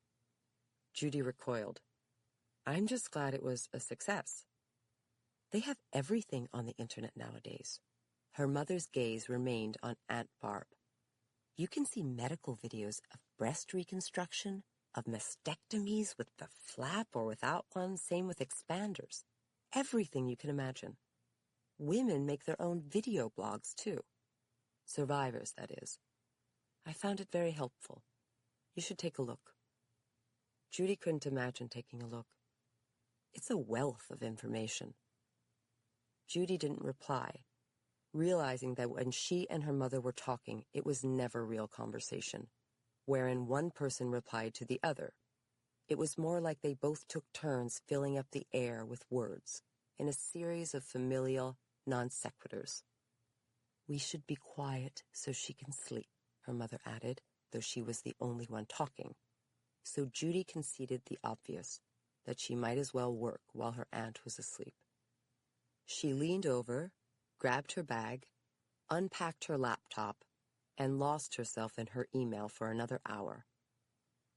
"Iris?" her aunt whispered out of the blue. "Huh?" Judy placed the laptop on the floor and rolled her stool over to the bed and clutched the bed rail, and her mother did the same thing on the other side of the bed. "It's Delia, Barb. Are you awake?" "Iris?" her aunt whispered again, her eyelids fluttering. "Not Iris, Delia," her mother answered, pursing her lips. "Aunt Barb, it's Judy and Mom." Judy reached for her aunt's hand, which felt warmer. "We're here, and you're fine. Your operation was fine." Iris, her aunt said, more distinctly, and opened her eyes. Her gaze was unfocused blue, shifting from Judy to her mother, taking them in only vaguely. Oh, hello. I was thinking of Iris. Judy squeezed her hand. We love you, Aunt Barb. We're here for you. Iris was with me. She helped me. Her aunt's voice trailed off. She was there with me in the beginning before they put the mask on. I could feel her presence. Really? Judy asked, surprised, but her mother shot her a look. Judy, please don't encourage this. You'll have her seeing ghosts, for God's sakes. Her mother picked up a small bottle of water from the bed table and twisted off the cap. Barb, are you thirsty? Does your throat hurt? Judy? Aunt Barb turned her head toward Judy and squeezed her hand, though her grip was weak. Do you hear me about Iris? I mean, I know she's gone, but she was there. She told me everything was going to be okay. I felt so comforted. Ah, Judy was touched. I bet that was very comforting. It was. And I want to know what happened to her. I want to know. What time is it? Today is Monday, right? Is it? Yes, it's Monday. Judy checked her watch. It's about 5:30. Today was the day you were going to find out. You're going to call somebody about Iris. Judy's mother interjected. Barb, have some water, will you? The nurse told us your throat would be dry. Are you in any pain? Aunt Barb shook her head agitated. It hurts. My chest. Judy's mother reached for the white morphine dispenser. Here, you have pain meds, dear. Aunt Barb ignored her, turning to Judy. Judy, did you call? What did they say? Judy patted her aunt's hand. You mean about Iris's autopsy? I called earlier today, but they said to call back later, and I didn't get a chance. Call them. I want you to call them. I want to know. I want to know what happened to Iris. I owe that to her. Now? Judy asked, off balance. You really want to know that now? Barb, I can't stand to see you in pain. Her mother thrust the morphine cylinder toward Aunt Barb. Please press the button. You'll feel better. This isn't the time to be worrying about Iris. This is the time to be worrying about yourself. Judy added, Aunt Barb, I wonder if they're even there. It's after business hours. Judy's mother pressed the green button for the morphine. Here, let me help. This will make you feel better, calmer. Judy looked over as the clear morphine ran down the tube. Mom, she should do that, not you, don't you think? Her mother raised an eyebrow. Why? I want her to be comfortable. Call them. Call them. They have to be there. Her aunt shook her head in confusion, and whether it was the effect of the drugs or she was really concerned, Judy wanted to placate her. Okay, Aunt Barb, I'll go call them and be right back. Judy released her aunt's hand, dug in her blazer pocket for her phone, and passed through the opening in the privacy curtain. Signs were posted prohibiting the use of cell phones, so she hurried from the recovery room, through a swinging door, past the reception desk and into the waiting area. Most of the seats were filled with people on phones and e-readers, plus reading some actual books. So she scrolled through her recent phone calls, located the number, and pressed call. Chester County Coroner's Office, answered a young woman's voice. I'm Judy Carrier, and I spoke earlier to the Assistant Deputy Coroner. I'm wondering about the results on the autopsy of Iris Juarez. Would you happen to know if those results are in? I'll try to find out. Bear with me, the woman answered. and in the background came the clacking of computer keystrokes. "This isn't usually my job. I'm filling in because we're shorthanded." "I understand." "I see a notation that you called earlier and that you're an attorney with Rosado and D'Annunzio representing the family?" "Yes, that's me." Judy wasn't about to bother with technicalities. "Do you have the results?" "No, sorry. I don't know how to open the file from the pathologist. I don't have the password. Like I say, this isn't my job." "When can I get the results?" "It will have to wait till tomorrow. Call or come by. Are you local?" "Kind of." "Sorry about the inconvenience. Everybody's out at a job tonight, a high-profile case. It's very sad. You'll probably see it on the news. One of our local priests, Father Keegan, was killed tonight in a hit-and-run." Chapter 28. Judy walked down the glistening hallway, her mind reeling. Hospital staff and families with get-well flowers and mylar balloons passed her, but she avoided eye contact. Father Keegan had been killed when she had just talked to him this morning. She didn't know how to react or what to do or whether to tell her aunt. She spotted a restroom down the hall and hustled there. She pressed open the door, crossed to the sink, and splashed cold water on her face, trying to recover. The ladies' room was empty and small, only 3 sinks and stalls. The chill of the water woke her up, but she couldn't deny the growing realization that something was really wrong. She reached for a paper towel and dried her face, but her thoughts kept churning. Father Keegan's death struck her as too coincidental. The coroner's office had said it was a hit-and-run, but maybe it wasn't an accident. Maybe it was connected to Iris's death and Daniela's disappearance. Judy tossed the paper towel in the bin and tried to gather her thoughts. She knew she was speculating, but she couldn't help herself. She replayed her conversation with Father Keegan in her mind and couldn't fight an increasing sense of guilt for what happened to him. She leaned against the white tile wall, closing her eyes in pain. She had told the priest that Iris was involved in wrongdoing. He hadn't believed her. He'd found it inconceivable. What if he had started to dig and one of the conspirators had found out? Would they kill him to stop him from digging further? Was it the same people who had attacked her last night? What was going on? Judy slid her phone from her pocket and pressed favorites. The call rang twice, and she said, "Mary, do you have a minute?" "What's the matter?" Mary asked, alarmed. "Is Aunt Barb okay?" "She's fine, but I just found out that Father Keegan is dead in a hit-and-run." "The priest? Oh, no," Mary moaned. "I feel so terrible." Tears came to Judy's eyes. "It's my fault. I didn't know. I didn't think."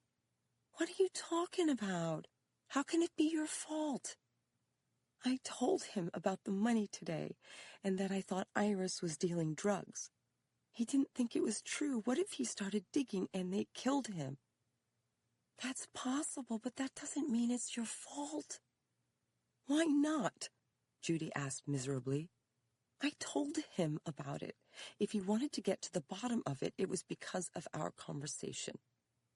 "No, you are not responsible for that. Whoever hit him was responsible for that, whether it was an accident or not. Why do you think it's not an accident? Have you spoken to the police?" "No, the coroner. But it just seems too coincidental. Think of the chain of events. Iris's death, finding the money, my getting attacked, and Iris's apartment was ransacked last night, too." "It was?" "Yes, right before we were attacked. That's what Father Keegan called to tell me about. Somebody is looking for that money." "You think?" "Yes. I think that Father Keegan started asking around after he spoke to me, and somehow at the end of the day, he ended up—" Judy couldn't bring herself to say the words. "Oh, my God. This is terrible. It could have been murder." You don't know that yet. You don't have any real evidence or facts. Agree. It's circumstantial, but it's compelling. I have to admit it is, and we know that every hit and run isn't necessarily an accident.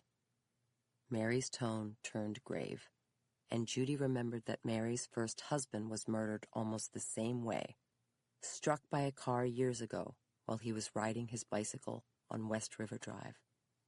I'm sorry, I didn't mean to bring that up. No, honey, it's okay. Mary added quickly, so where are you now? What are you going to do? I'm at the hospital. Should I tell my aunt? I didn't tell her about Iris's apartment being broken into. My mother didn't want me to. I get that, and I'd hold off for now. Is she okay? She has to be going through hell. The surgery went fine, and she's coming around. Judy made a gut decision. I don't think I'll tell her yet. But she's going to want to know the autopsy results on Iris, and I don't have those yet.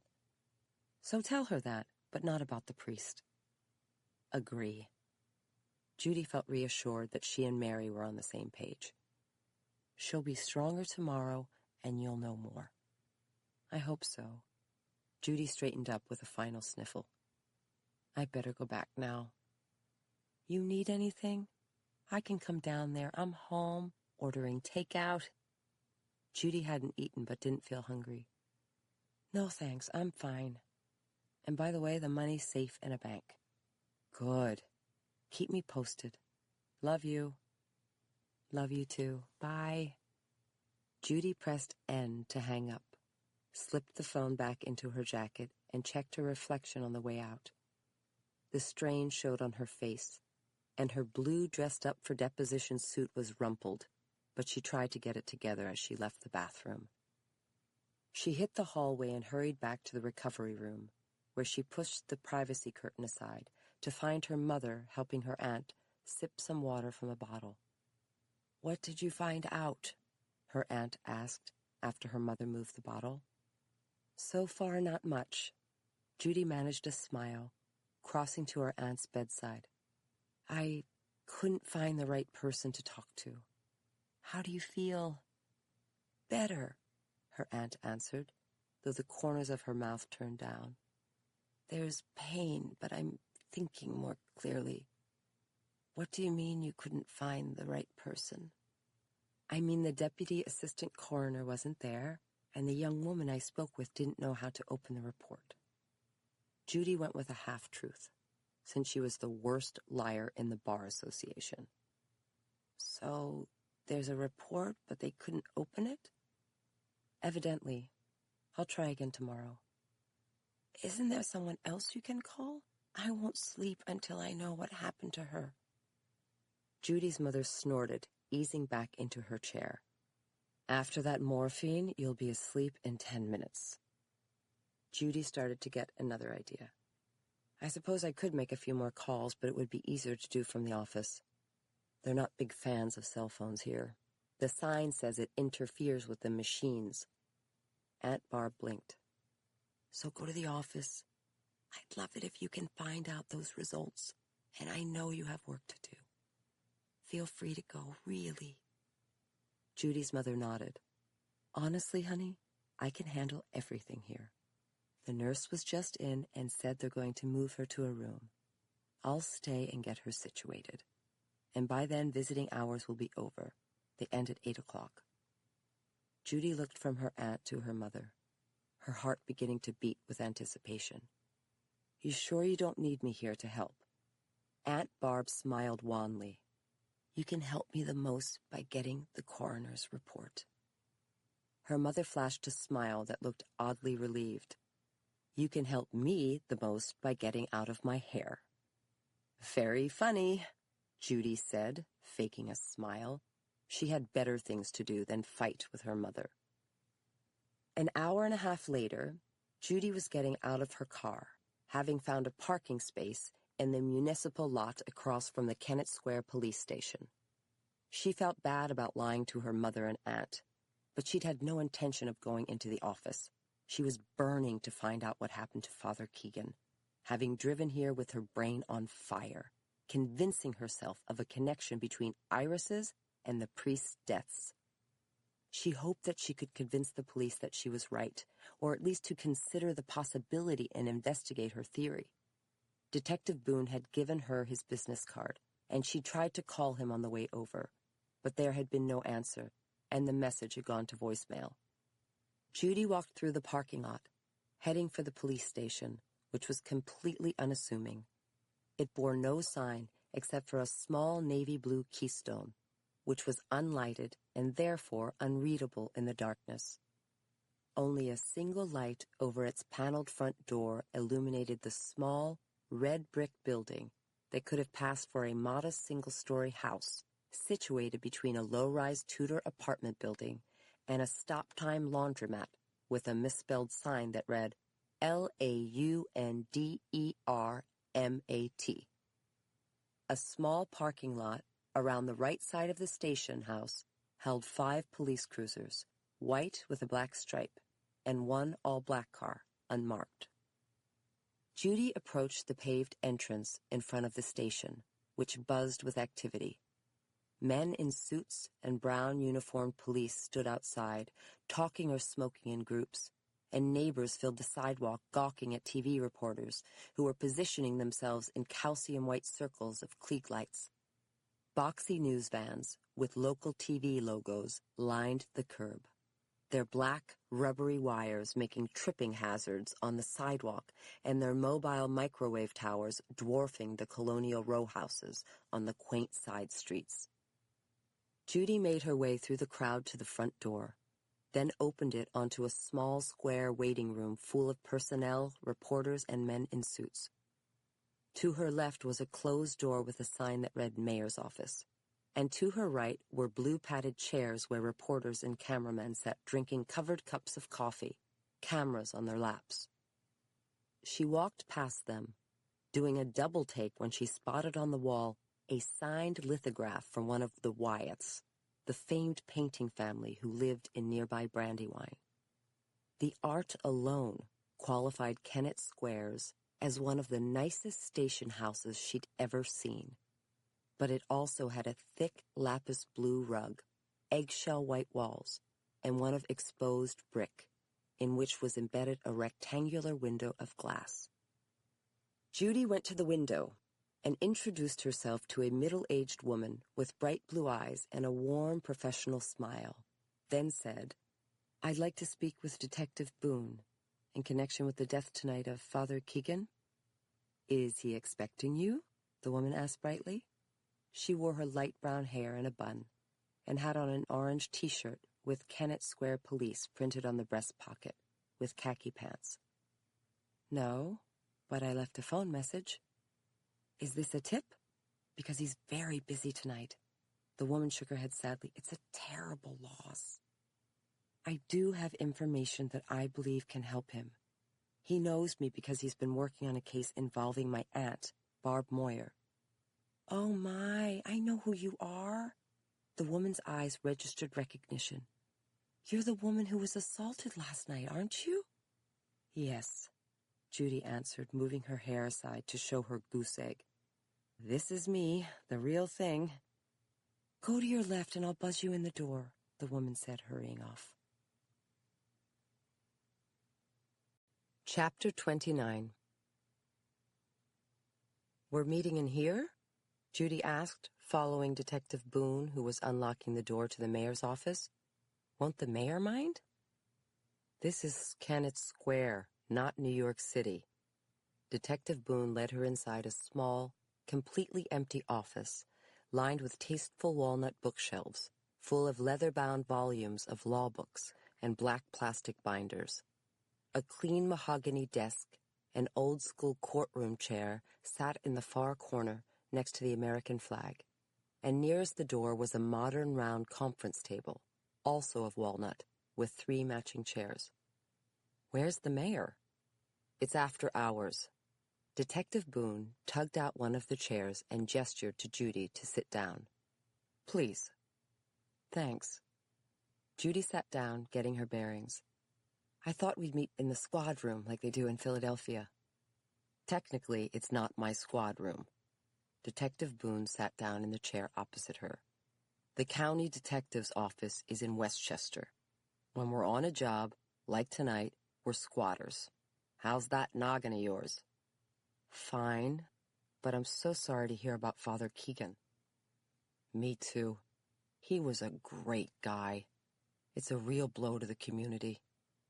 Detective Boone slid a ballpoint pen from his pocket, along with his skinny spiral notebook. He looked the same as he had last night, his close-set blue eyes intense and concerned behind his wire-rimmed glasses, his sandy brown hair in its short professional cut, and he had on another boxy dark suit with a pattern tie. Do you have something for me on Keegan? They said you had a tip? I spoke to him this morning, on the phone. He called me because he'd read that I was assaulted and he wanted to tell me that Iris's apartment had been broken into and ransacked. Did you know about that? No. Detective Boone flipped open the cardboard top to his notebook. Anybody assaulted or injured? No, nobody was home. Anything taken? Detective Boone started taking notes. Nothing of value. I think they were looking for the money that Iris had stashed in my aunt's house. Judy wanted to get to the point. Detective, I believe that Father Keegan's death is linked to Iris Juarez's. I think they were both murdered. What are you talking about?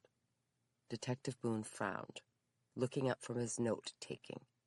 Father Keegan was a hit-and-run accident. Can you explain to me how it happened?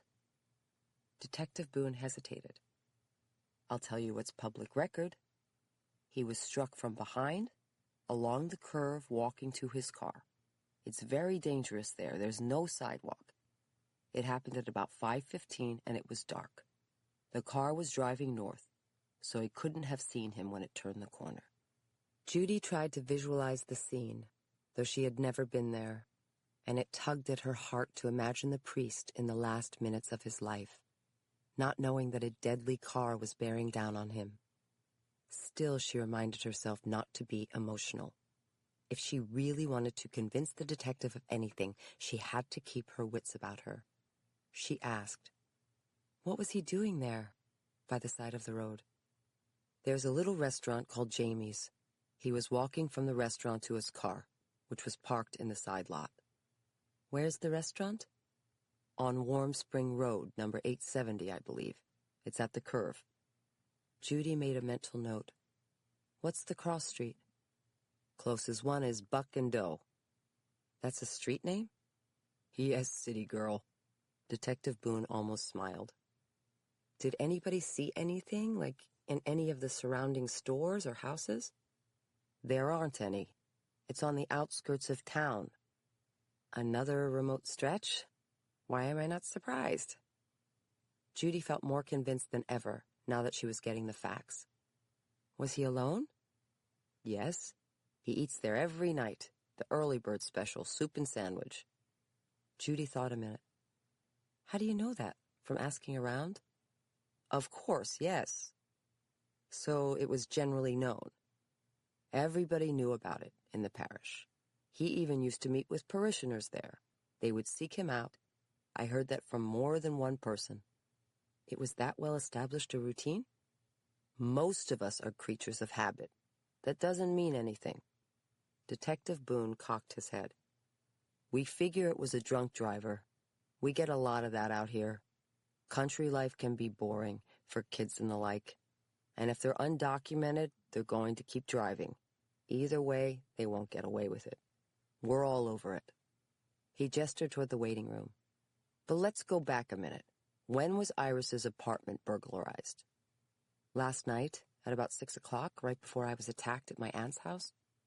I think the bad guys, whoever they are looking for the money. They went to her apartment, then they went to my aunt's." "The address we have? On Point Breeze?" "Yes." "Were there any witnesses?" "Not that I know of, but you have to follow up with that." "We will, but it's going through the motions. They're not going to tell us anything, just like they didn't report it." "But you will try anyway, won't you?" "Of course." "What about Iris's phone? Did you follow up with that about the call she got? Yes, but we can't find the phone. The police at the scene didn't bag one. Neither did the coroner. Judy blinked. She had one. I saw it. Do you know for a fact that she had it on her? No, but why wouldn't she? Judy thought about it. Whoever killed her took it. I'll keep investigating. Detective Boone returned to his note-taking. What about the money? What did you decide to do with it? It's safely in a bank right now. Judy had to get back on track.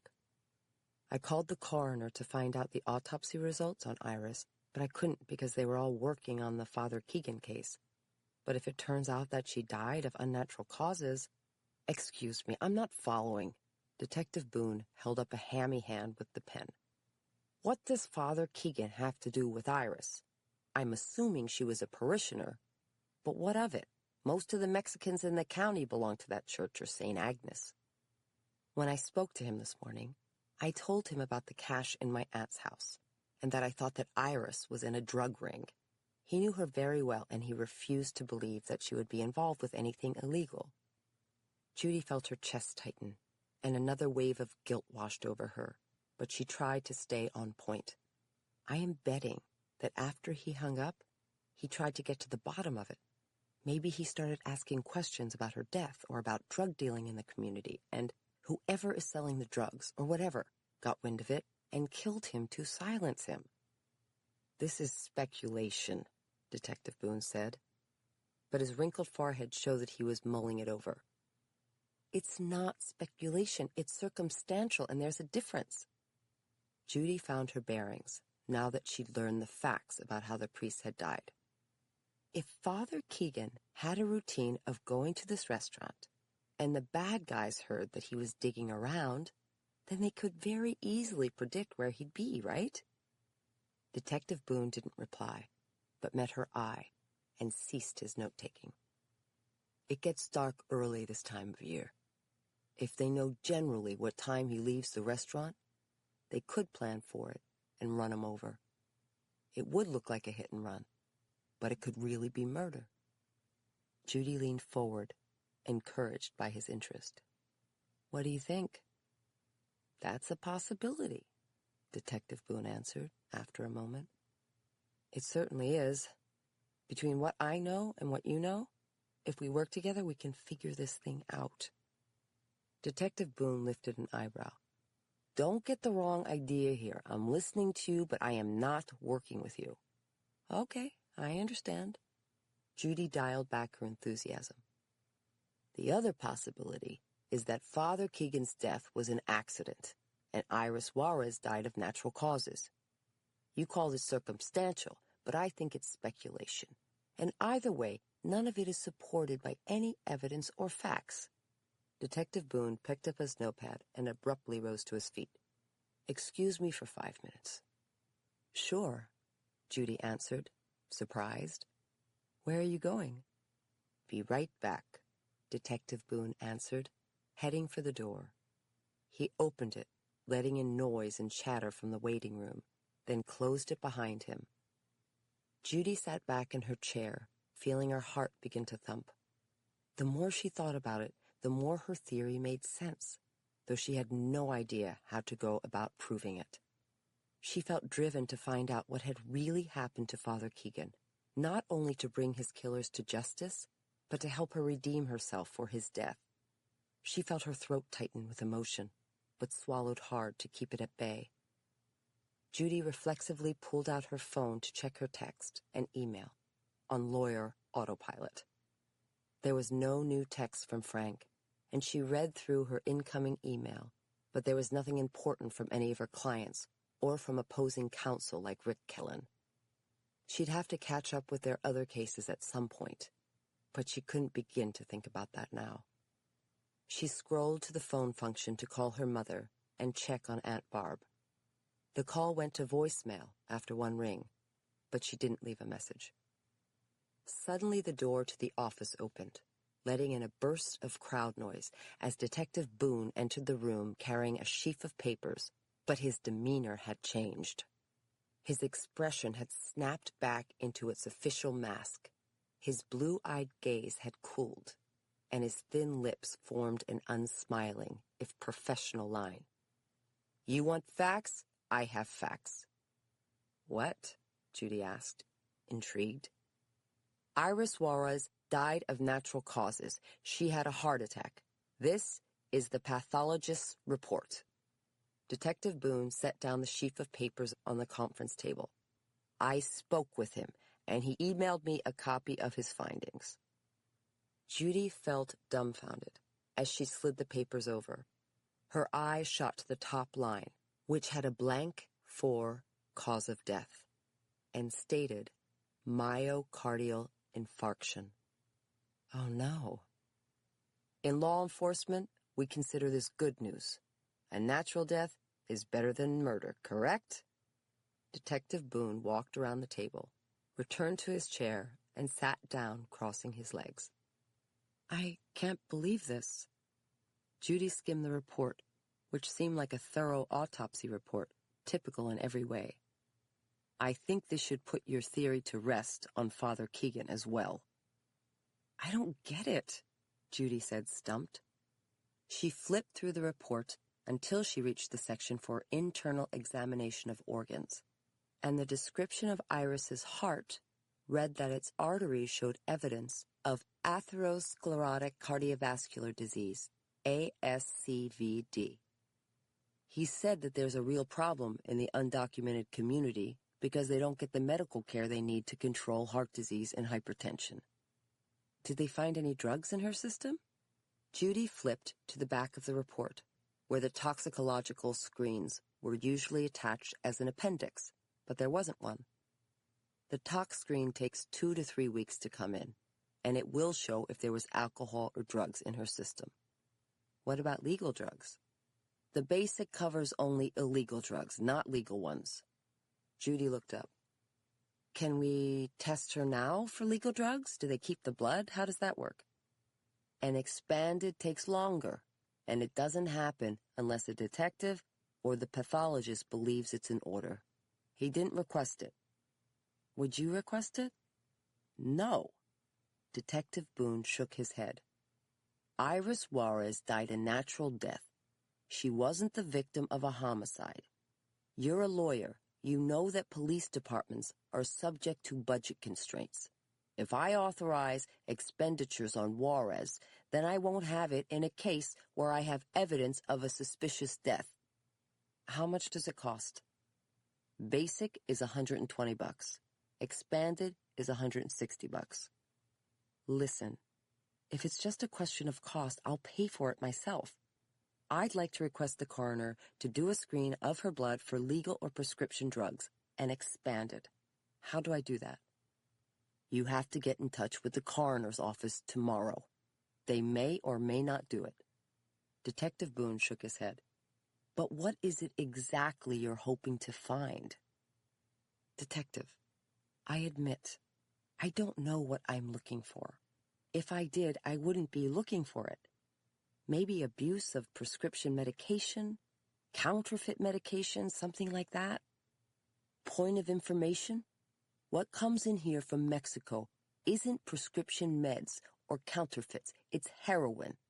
And it doesn't originate in Mexico, but comes through it, because it's easier to smuggle heroin into Mexico than the States. Generally, the dealers pay mules to carry it up north for distribution and sale. Judy couldn't picture Iris as a heroin smuggler or dealer, but something still stunk to high heaven. Do you have a heroin problem in the county? No more than elsewhere in the state, to my knowledge. Detective Boone paused. If the pathologist had found trace evidence of heroin on her hands or fingers, it'd be different, but he didn't.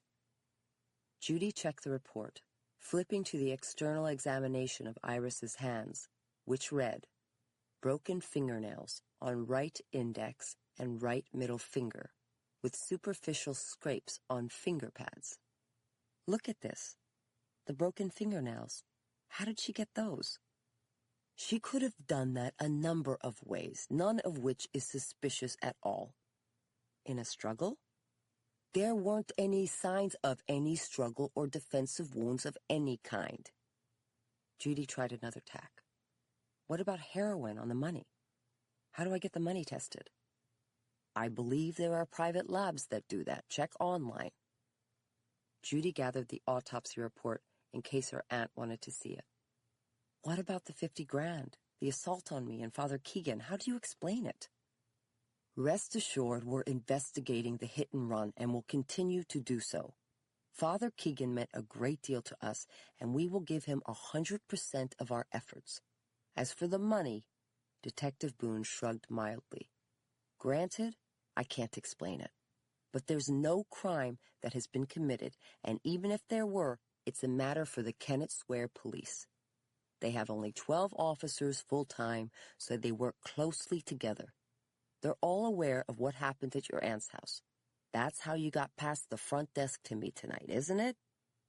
Yes, Judy had to concede. Trust me, it's the talk of the squad room. Leave it to them. They're small town, but they're professional. Don't underestimate them just because they're not big city. Detective Boone rose, brushing down his slacks.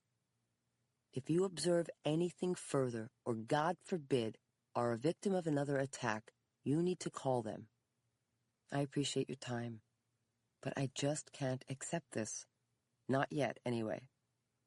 Judy rose, feeling as if she had failed Father Keegan, Iris, and her aunt. Even herself. Maybe if the only thing that happened was that Iris had a heart attack, I would believe it. But taken as a whole, I'm just not buying that it's all innocent. Good night. Detective Boone walked to the doorway, put his hand on the doorknob, and opened the door. If there's anything you need to know, we will contact you. Thank you, Judy said miserably, but she was already thinking of her next move. Chapter 30. Judy pulled over and let the engine idle across the street from Jamie's restaurant, unable to get closer because the area had been cordoned off with parked cruisers, flares, and sawhorses. Uniformed police and other personnel gathered in groups inside the perimeter, and reporters clustered on the outside. A chubby traffic cop stood with an orange flashlight, ready to direct traffic around the scene, though the only car was Judy's. The coroner's van must have already gone, and a police truck was towing away an old blue minivan, presumably Father Keegan's. Judy felt a pang at the sight, thinking how awful it must have been for the priest to die this way, by the side of the road in shock and pain. She felt a new wave of guilt and grief, and being there felt like an awful replay of Saturday night, when Iris had been found in her car. Judy cut the ignition and got out of the car to look around. The air was cold, and Warm Springs Road would have been pitch black except for the lights from the police vehicles. She surveyed the street, which was just as she had pictured it, completely deserted and lined by tangled underbrush and thick, dark woods on both sides, with no houses or shops. It was barely wide enough to accommodate 2 lanes, which ran in different directions and curved dramatically around the restaurant. A small converted house of white clapboard that couldn't have held more than 8 tables. Light came from inside the restaurant, and she could see police personnel milling at the counter.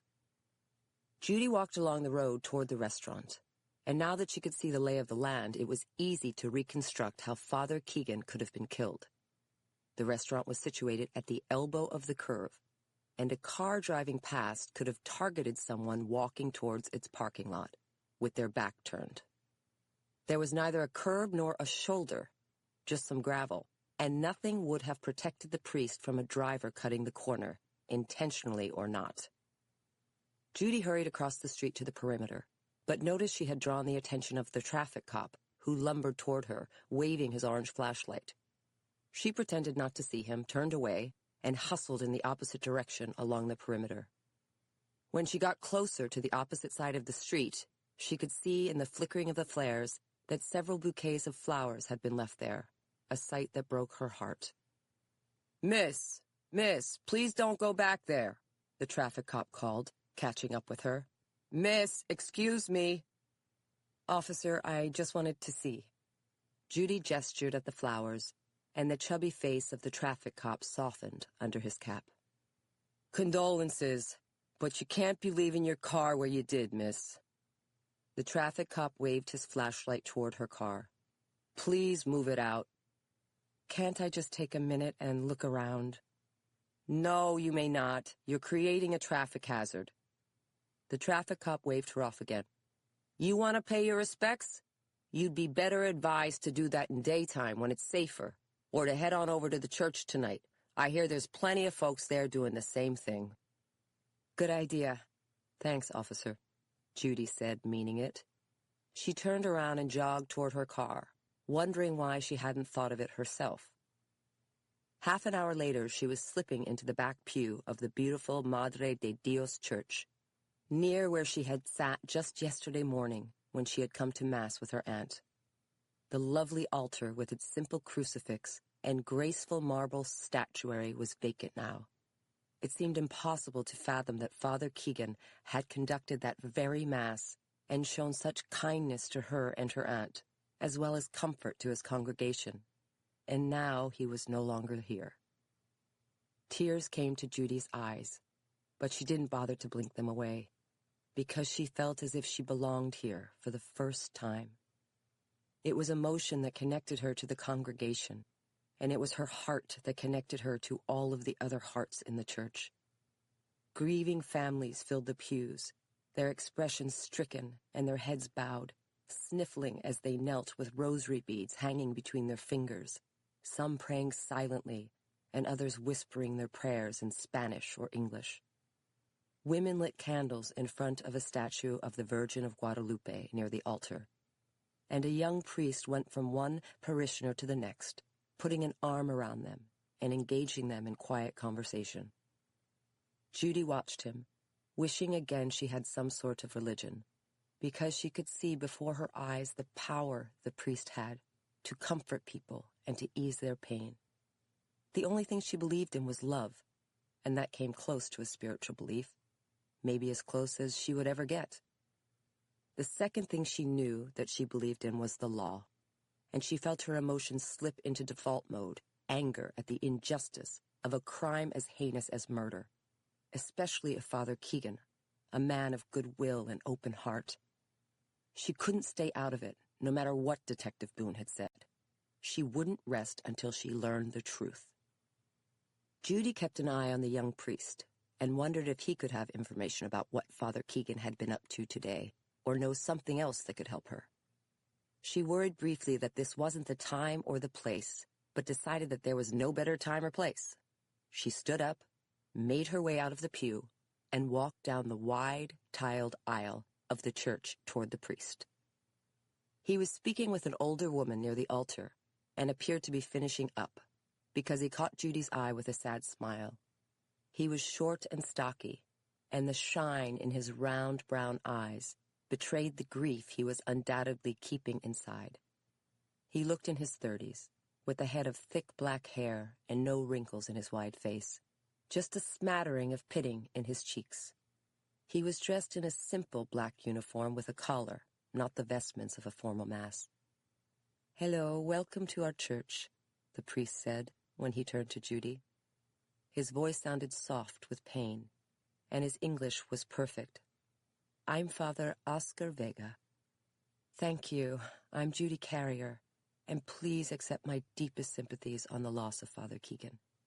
I didn't know him well, but I can see that he was a remarkable man." He was truly. Father Vega winced, evidence of his grief. "I came to this parish 2 years ago, and he took me under his wing. He was old school, but at the same time, such an innovator, working hard with the outreach groups, with parenting education, literacy education, and substance abuse counseling. We won't see another one like him." "I'm sure that's right. I came just yesterday for the first time. It's so hard to believe that Father Keegan has gone that quickly." "I understand how you feel." Father Vega nodded, buckling his lower lip. "I feel the same way. and he mentioned to me that he had met you, Miss Carrier. Please call me Judy. He did? Yes, and your Aunt Barb is a very kind person. My sympathies to both on the loss of Iris. Your aunt must be very upset. Thank you, she is. Judy had to find a way to get to the point, because the women in line behind them kept glancing over, wanting their turn. We will have to endure these tragedies with prayer and supporting each other. We have to remember times like this that God doesn't send us more than we can bear. He knows our strength more than we do ourselves. That's right. Judy saw her opening in the conversation. Did Father Keegan mention to you that he spoke with me about Iris? No, he didn't. Did you see him today at all? Yes, this morning. Where was that? At the rectory. Father Vega blinked, and Judy could see he didn't understand why she was asking, so she lowered her voice, not to be heard by the women in the line to light candles. I know this seems inappropriate, but I wanted to take this chance to explore with you anything you know about Iris. I feel that her death was suspicious, and even Father Keegan's death as well. What? Father Vega's dark eyes flared with alarm. Are you serious? Yes. Judy almost regretted bringing it up, but she didn't want to wait. Do you know what Father Keegan did today? If he met with anyone, visited anyone, even called anyone? As far as I know, he conducted a funeral mass in the morning. Why do you say, as far as I know? I wasn't here. On Mondays, I traveled to another church in Octorara. There's a shortage of priests, as you may know, and we're spread thin. So you wouldn't know firsthand what he did today. For example, if he made any phone calls or had any visits with anyone. No, I wouldn't. You didn't see him or talk to him before he went to dinner? No, I haven't seen him since this morning. And it's true that he eats dinner at Jamie's in the early evening? Judy found herself lapsing into deposition mode. Yes, I told the police that too. They came by earlier this evening. They're the ones who notified me of his death. Judy could see that the women behind him were waiting to talk to him, so she didn't mince words. Father, I feel that Iris might have been involved with some kind of drug ring or some other illegal business that generated a lot of money. She hid cash in my aunt's house, and her death seems very suspicious. Drugs? Iris? No, not possible. Father Vega shook his head. I understand she had a heart attack. I just don't believe it. And it seems too coincidental. Now that Father Keegan was killed, it's also very strange that Iris's best friend Daniela suddenly decided to go back to Mexico. What did you say? Father Vega interrupted, a frown creasing his short forehead. Daniela went back to Mexico. She did? How do you know that? That's what they told me at the mission yesterday. That's why she wasn't working there yesterday. She didn't tell me. Neither did anyone else. Father Vega shook his head again. You must be mistaken, Judy. That's what they said. How do you know so much about her? I had the impression she wasn't a regular churchgoer. She wasn't, but I was helping her with counseling. Daniela is from my town at home. I heard about her from my mother and my sisters. Father Vega permitted himself a tight smile. There's no internet like Mexican family. Would she have gone back? No. I haven't heard from her lately, but I'll call her at my first opportunity. I can't do it now, I'm too busy. Father Vega gestured behind him at the line, where an older woman behind him kept looking over, impatient to speak with him. Do you have her number? May I have it? I wouldn't do that without her permission, you understand. Judy let it go. Father Vega, I'm surprised that Father Keegan didn't tell me this when he found out that Daniela was gone, because I told him.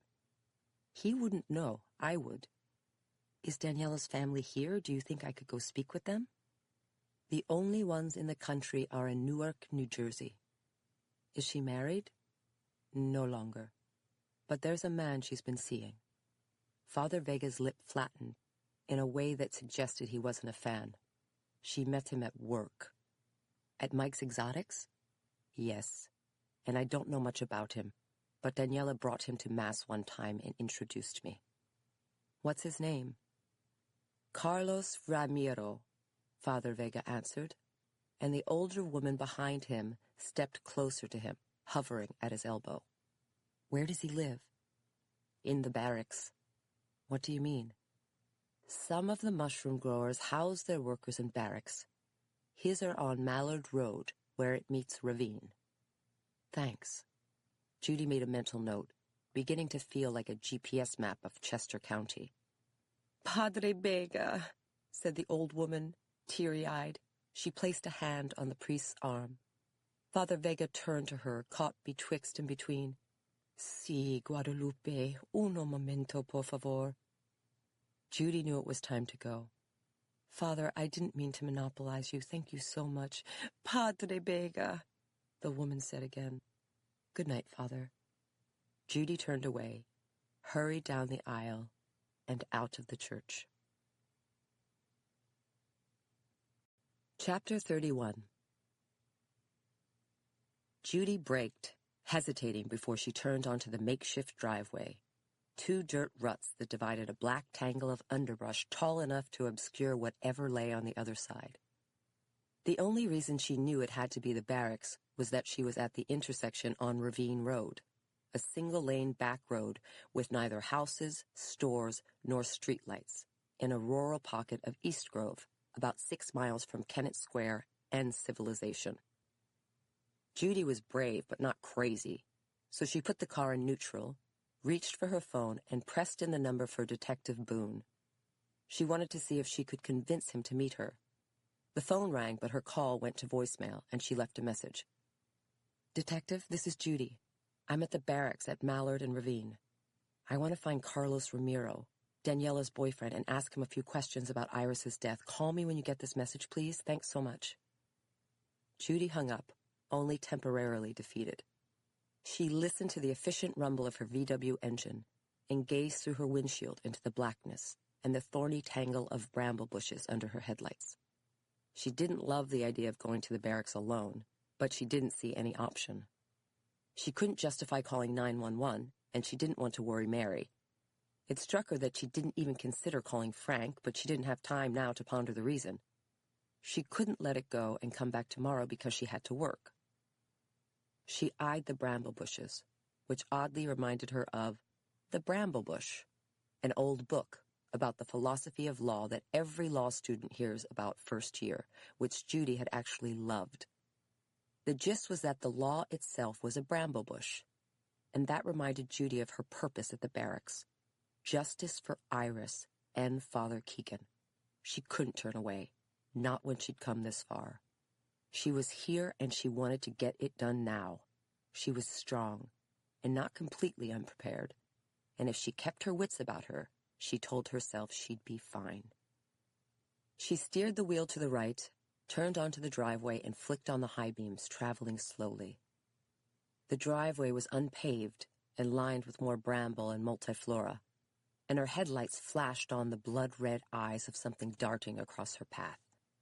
Spooked, she braked the car, her heart hammering, until she realized it was just a fox, his bushy tail flying behind him as he disappeared into the underbrush. She willed herself not to be afraid and cruised forward. Her headlights illuminated the dark outline of the building that lay ahead. There were no light fixtures to delineate its outline from the blackness of the night sky. But as she got closer, she could see that it was about 50 feet long, made of unpainted cinder block, a flat roof, and a single front door with only 3 small windows, each a lighted square for its entire length. She thought she heard some sort of mechanical noise coming from the barracks, but wasn't sure. So she lowered her window and confirmed it, hearing a loud thrumming from a machine she couldn't identify. Suddenly, the engine noise cut out, and the lights in the doorway and windows flickered off, plunging them all into darkness except for her headlights. Judy swallowed hard. She put the car in reverse, ready to get the hell out of there. In the stillness, she heard dogs barking and men laughing and shouting to each other in Spanish with peppy music playing from a radio. She told herself to stay calm. The stench of compost wafted through her open window. She didn't know where the mushroom growers were, but they couldn't be far. In the next moment, the engine noise started up again and the lights went back on abruptly. She put the car in forward gear and cruised ahead. Her eyes adjusted to the darkness, and in the headlight she could see that a group of men were hanging out in front of the barracks, their white PVC chairs and unnaturally bright white. The engine noise was coming from a portable generator. The only illumination came from the open doorway, which was wide like a barn door, and through a warped square of light onto the hard ground, casting harsh shadows on the men. Their beer bottles glinted brown, and the ends of their cigarettes burned red. They all stopped laughing and talking, and turned toward her, some getting out of chairs and others walking over. Judy's mouth went dry. She realized there were probably 10 or 12 of them, more than she'd reckoned for. She didn't know what to do. She didn't want to reverse, but she was in no hurry to get out of the car. 2 little mutts came running toward her, barking and jumping up on the door, their toenails clacking. "Settle down, guys," Judy said, though she wasn't sure if she was talking to the dogs or the men. She told herself to remain calm as the first man approached her car, cocking his head to peer at her.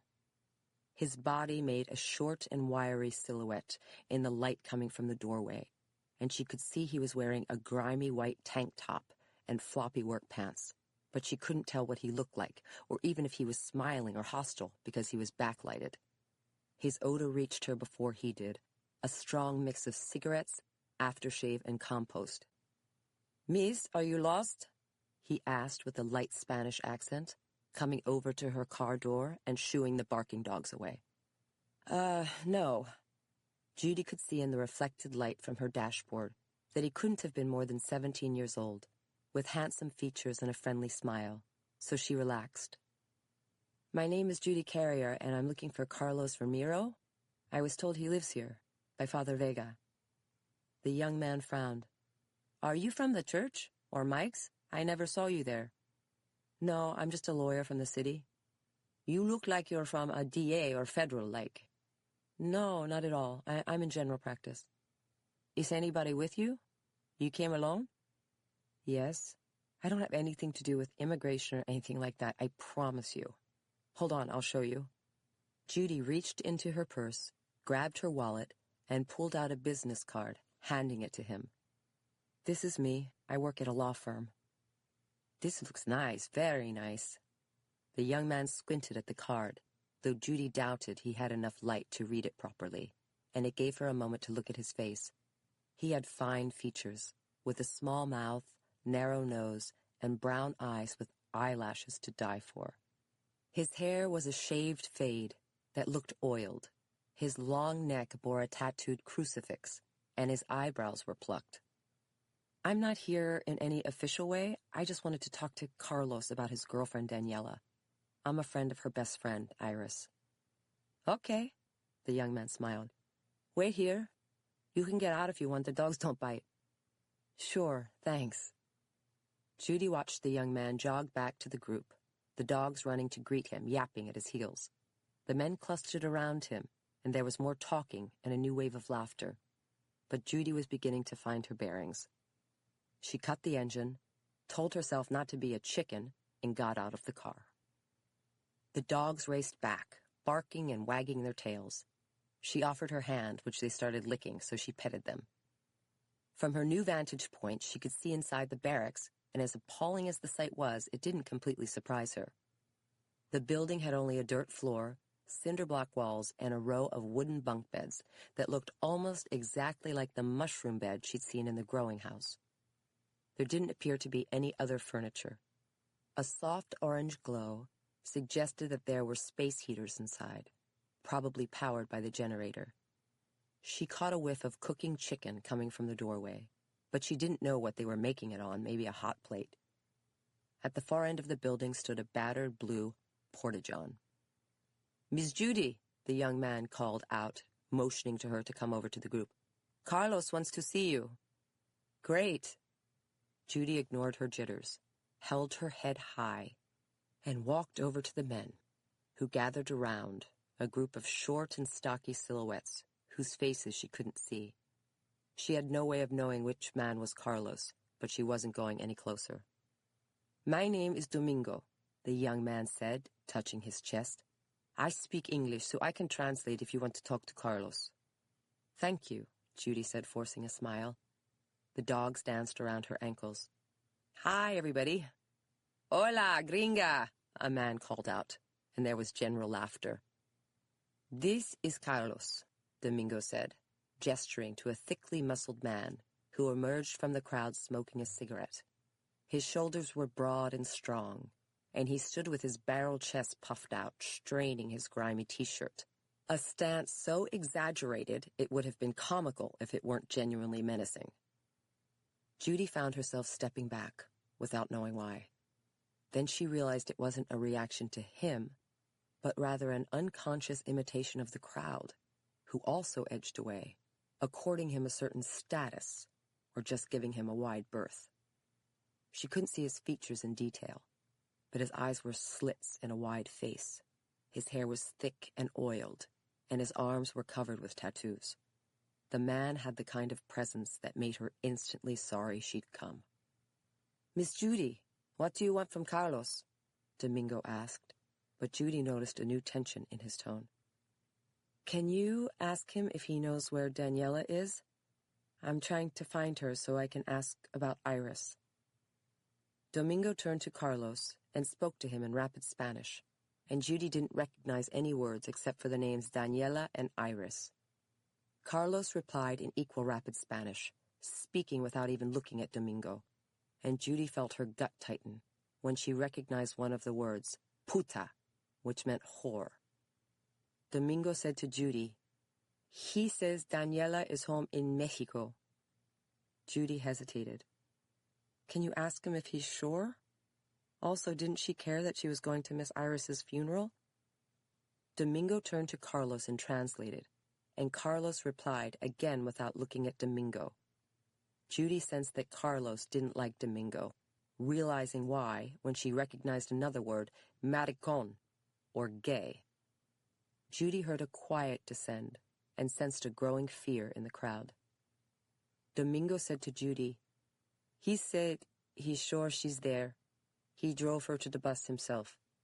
She went home again because she was sad about Iris. She wanted to be with her family."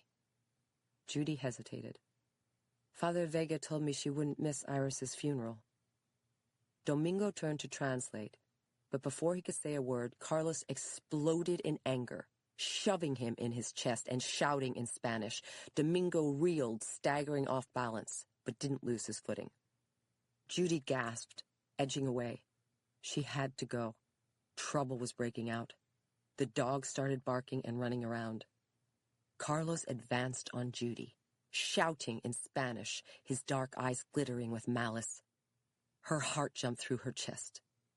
Domingo came over shaken. "Miss Judy, leave right away. Go. Now, run." Suddenly, Carlos lunged at Judy and grabbed her by the shoulders. He reeked of beer and body odor. "No, no!" Judy struggled in his grasp, terrified. She couldn't get away. Carlos dug his nails into her, yanked her off her feet toward him, and pressed his body against hers. "No!" Judy tried to get away, but Carlos overpowered her. He thrust his hips into her, his crotch hard. Judy couldn't get her hands free. Carlos was shoving her backwards to the ground. Fear electrified her, jolting all of her senses to high alert. Adrenaline poured into her system. She was going to be raped or killed. She had to save herself. Carlos pulled her close, pressed his wet lips to her, and bit her hard on the lips, leaving spittle on her lips, the revolting kiss of a sadist. Judy exploded in disgust, kneeing him with all her might. Carlos crumpled in pain and shock. Judy reeled but kept her wits about her. She broke free, whipped her can of mace from her blazer pocket, and aimed it directly at his eyes. No, no, no! Judy roared, scrambling backwards toward her car. Stay away from me! Stay back! She jumped into the car, locked the doors, started the engine, and reversed its speed, almost veering off the driveway. Her heart didn't stop hammering until she reached the city. Chapter 32. Penny, down! Judy petted the dog's fluffy head, set her purse on the floor, and closed her apartment door behind her, dismayed to find her mother coming from the living room.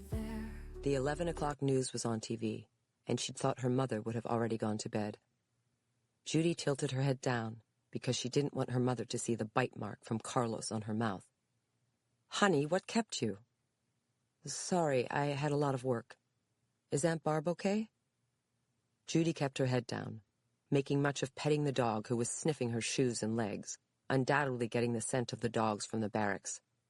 She's fine, and she says hi. Her room is private until she gets a roommate, and there were lots of flowers waiting for her. One from the estate's lawyer, you know, Foxman, his name is? How nice. Judy kept her head turned away from her mother as she straightened up and headed for the staircase. Be right down. I need to go to the bathroom. What? I have to pee, Judy called after her, taking the stairs 2 by 2 with Penny bounding after her. Honey? Judy hustled into the small bathroom, switching on the light and letting Penny in because the dog would not be denied. She closed the door, checked her reflection in the mirror over the sink, and grimaced, which hurt. The bite mark looked worse than it had in the rearview mirror, splitting her lower lip on the side, leaving it bloody and swollen. A tremor of fear rippled through her body, an aftershock of the trauma and the very thought of what could have happened. Judy heard her mother's footsteps on the stairs and got busy. She twisted on the faucet, pumped some cleanser into her hand, and washed her face and mouth with warm water. The wound stung, so she switched to cold, snatched a wash rag from the rack, ran it under the water, and pressed it to her lips, trying to control the swelling. Judy, what's going on? I'm in the bathroom, Mom. Judy checked the wash rag, and a pinkish stain blotted the terry cloth, but the bleeding had stopped. What are you doing? What do you think? Judy kept her tone impatient to back her mother off. I'm washing up and going to the bathroom. With the dog? If I leave her outside, she'll scratch the door. I took her out, but you know, I think you might have a flea problem. Really? Judy cringed. It was the last thing she wanted for her aunt to worry about fleas. You'll have to get her dipped. Stop that before it starts. You have no idea what a headache that can be, washing the sheets and everything. Good to know. Thanks. Judy held the cold compress on her lip and reached over to flush the toilet. Penny kept smelling her legs and shoes, sniffing excitedly. Mom, can I have some privacy? Since when do you want privacy in the bathroom? When you were growing up, you left the bathroom door open all the time. Judy's mother wiggled the doorknob. Honey, let me in. I thought I saw something on your face. I hurt myself a little. Suddenly, Judy's cell phone started ringing, and she pulled it from her pocket, checking the screen. It was Detective Boone, and she couldn't miss the call. Judy? Mom, I'll be right out. Frank's on the phone, and I want to talk to him. Can you please give me a minute? Judy, what's going on? Something is going on. The phone rang again, and Judy had no choice but to answer. But she couldn't very well fill Detective Boone in without being overheard by her mother. She pressed answer and said, Hi, thanks for calling back. Judy? Detective Boone asked, concerned. Are you okay? What were you doing at the barracks? I'm fine, and I'm home now. Can I call you tomorrow morning and fill you in? Sure, Detective Boone answered, sounding puzzled. But I got a call late tonight from Father Vega at the church. Oh, really? Judy tried to keep her tone casual for her mother's benefit. Judy, we would appreciate it if you would refrain from stirring up speculation. We'll talk about this tomorrow morning. I have to go, okay? You're doing a great deal of harm, fomenting trouble, and if the press gets wind of it, they won't. I have to go. Bye. Detective Boone paused. Fine. Good night. Good night. Judy hung up, slipped the phone back into her pocket, and opened the door, holding the compress to her mouth. Penny scooted out of the bathroom, going to Judy's mother. "Mom, I'm fine." "Oh, really?" Her mother cocked her head and folded her arms over her chest, managing to look concerned and chic at the same time. "Let me see your face." "I hurt my mouth, but it's not a big deal, see?" Judy moved the wash rag, and her mother recoiled. "Oh, my! How did you do that? Did somebody hit you?" "No, of course not." Judy tried to think of a good lie fast. "I stopped short in the car because I thought something ran across my path, and I hit my mouth on the steering wheel." "Didn't you have your seatbelt on?" Her mother scrutinized the wound.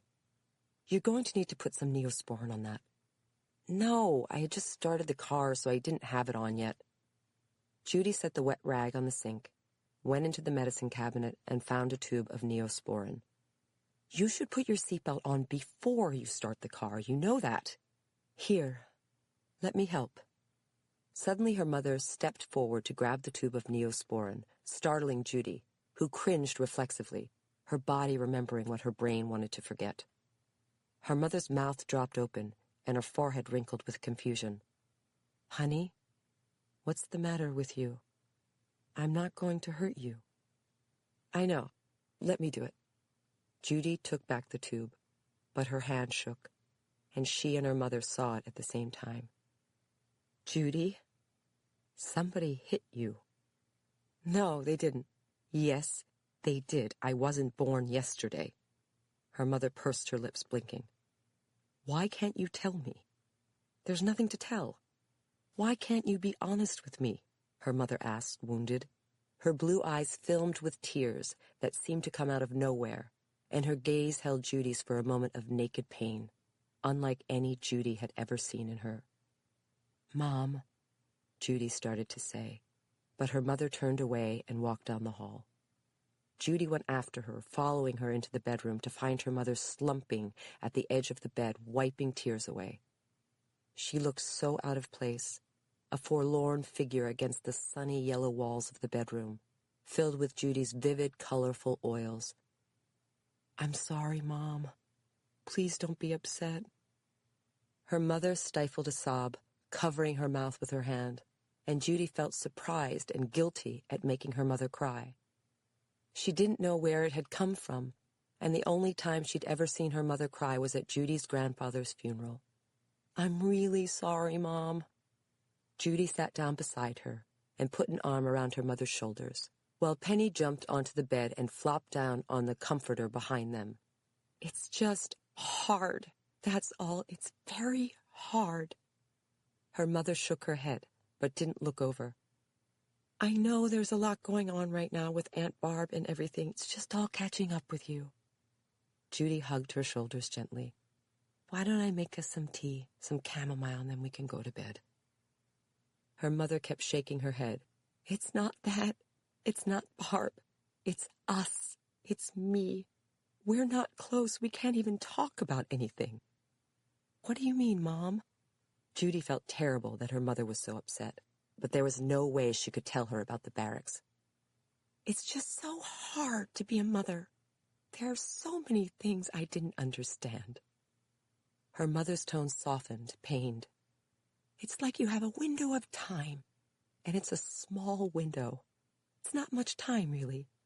They say life is short, but the truth is motherhood is short." Judy didn't understand. "Motherhood is forever, Mom. A girl always needs her mom." "No. It's like you have one shot to be a good mother. The window is until your child's 12 or 13, and by then I knew I had blown it with you. I just had blown it.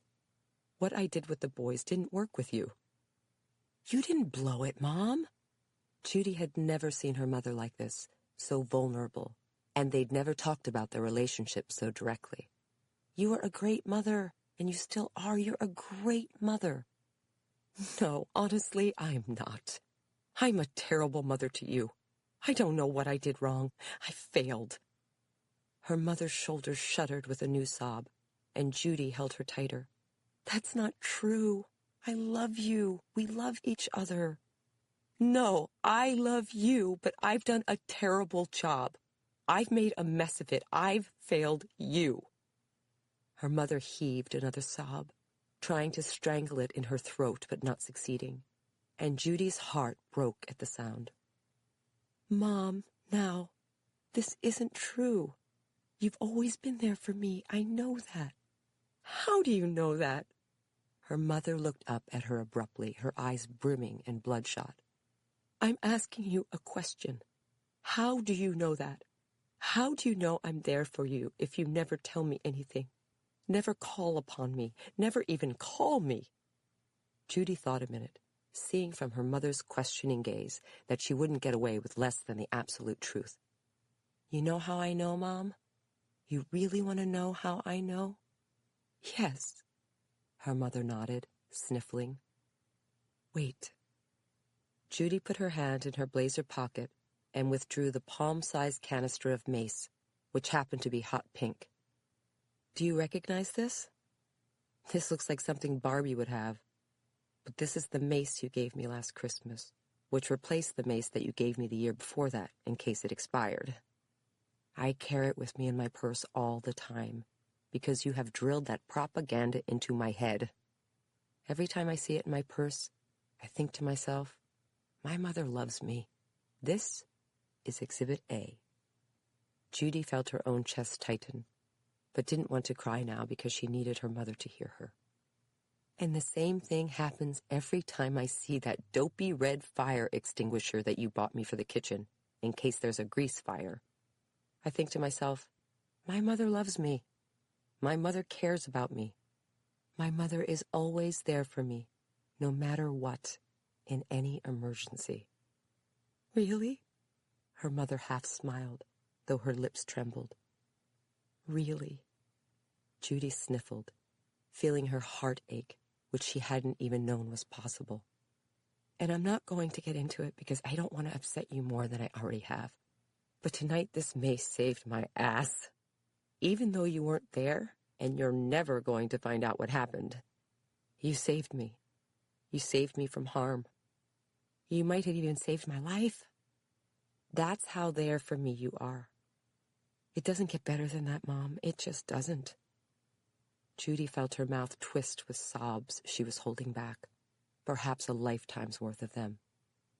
I love you, Mom. I really do. I love you too, sweetie. Her mother seemed to collapse into her arms, and Judy held her tight. And we'll make things better starting now. I'll be a better daughter. I promise. I'll call you more. I will. It's not you. It was me. I held back, I guess. I see that now. But now it's too late. Her mother burst into tears in her embrace. It's too late. No, it's not, Judy said, meaning it. You'll see. You won't even be able to get me off the phone. As long as we're both alive, it's not too late. It's never too late. Yes, it is. Her mother began to cry in earnest, hiccuping sobs racking her frame. You're all grown up. I'm out of time. No, you're not. Judy felt so much love for her then, though she couldn't understand why her mother wasn't coming around but seemed to be hurting even more. Mom, it's okay. Everything's going to be all right. I'm not grown up yet, God knows. As long as we're mother and daughter, we're all right. No, no, no. That's the problem. What is? Her mother looked up from her arms, her bloodshot eyes agonized, and her expression stricken. Honey, I'm not your mother. Chapter 33. What did you say? Judy asked, thinking she must have heard wrong. I'm not your mother. Her mother looked at her directly, focusing on Judy through pooling tears. Is this a joke? No, it's the truth, the absolute truth. Her mother wiped her eyes, leaving a pinkish streak, then heaved a final sob, trying to stop crying. "I'm not your mother. I'm not your real mother." Judy recoiled, not understanding. "What are you talking about? Are you saying I'm adopted?" "In a way, yes." Her mother nodded, wiping her runny nose on her sleeve. "What the hell?" Judy's mouth went dry. "What's going on? Is this for real?" "Yes, it is." "I'm adopted?" "Not exactly. Your mother is Aunt Barb." "What?" Judy felt thunderstruck. "What are you talking about?" "I can explain." "Are you serious?" "Yes. We were going to tell you later in the week. When she came home from the hospital and felt better." "Are you kidding me right now?" Judy jumped to her feet without knowing why. "What are you talking about? You were going to tell me." "Please, sit down, honey." Her mother gestured her back, but Judy wasn't having any. "I don't want to sit down. Tell me what's going on. What are you talking about?" "Please don't be angry. I can explain." "I'm not angry," Judy said, though she had no idea what emotion she was feeling, because she was feeling so many at once. Disbelief, shock, complete and utter bewilderment. "I don't understand. I'm just trying to understand. If this is real, then explain it to me."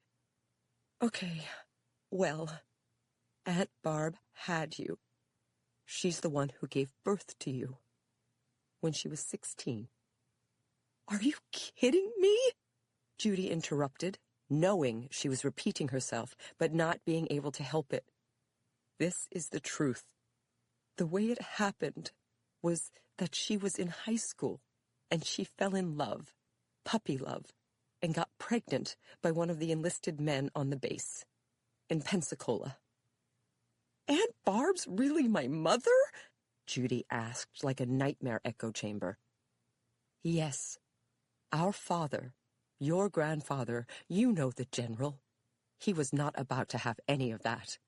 Neither was my mother. Appearances mattered to them too much."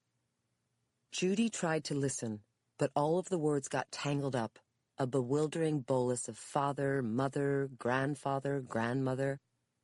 "I was 24 years old and already married, and your brother Tom was only 1. Judy lost track when she thought about Tom, her older brother, who was no longer her real brother. "And my parents, your grandparents, decided that the only way to solve the problem was to have me take the baby and raise her as my own. It worked out because we were doing so well and we were about to move to another base, Frankfurt, so nobody knew." Judy kept trying to follow, realizing that the baby her mother was talking about was Judy herself. Barb took a year off from high school.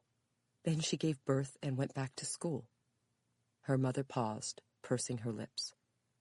"Barb didn't want to give you up, but our parents gave her no options, except have you adopted by strangers, so she went along with it.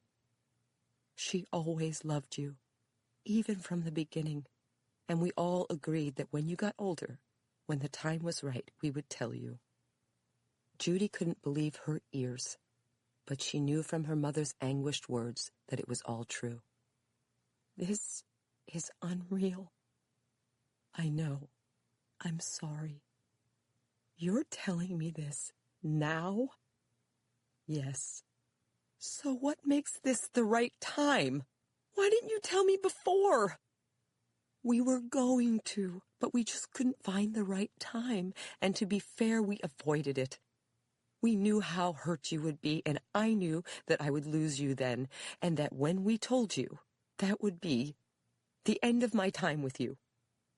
Her mother's voice broke, and she didn't stop talking, as if the words were coming out with a force of their own. "We were going to tell you after college, but then you were so busy, and in law school you were working so hard, and when you moved to Philadelphia, you were on one coast and I was on the other. That's why Barb moved here, to be near you." Judy thought back, remembering. "She said it was because there were better doctors here for Uncle Steve. That wasn't the real reason. He was sick a long time, but she moved to be where you were, She wanted to be close to you, to watch out for you. She loves you with all her heart, as I do. Judy felt tears come to her eyes, but she shook them off. She hadn't seen this coming in a million years. But things began to fall into place, like the way her mother seemed jealous of Aunt Barb. So why didn't you tell me then, after I came here? We both thought you were having so many ups and downs in your new job. It just didn't seem like the right time, and we didn't want to add to your load, and Uncle Steve got sicker. Did he know? Yes, he did.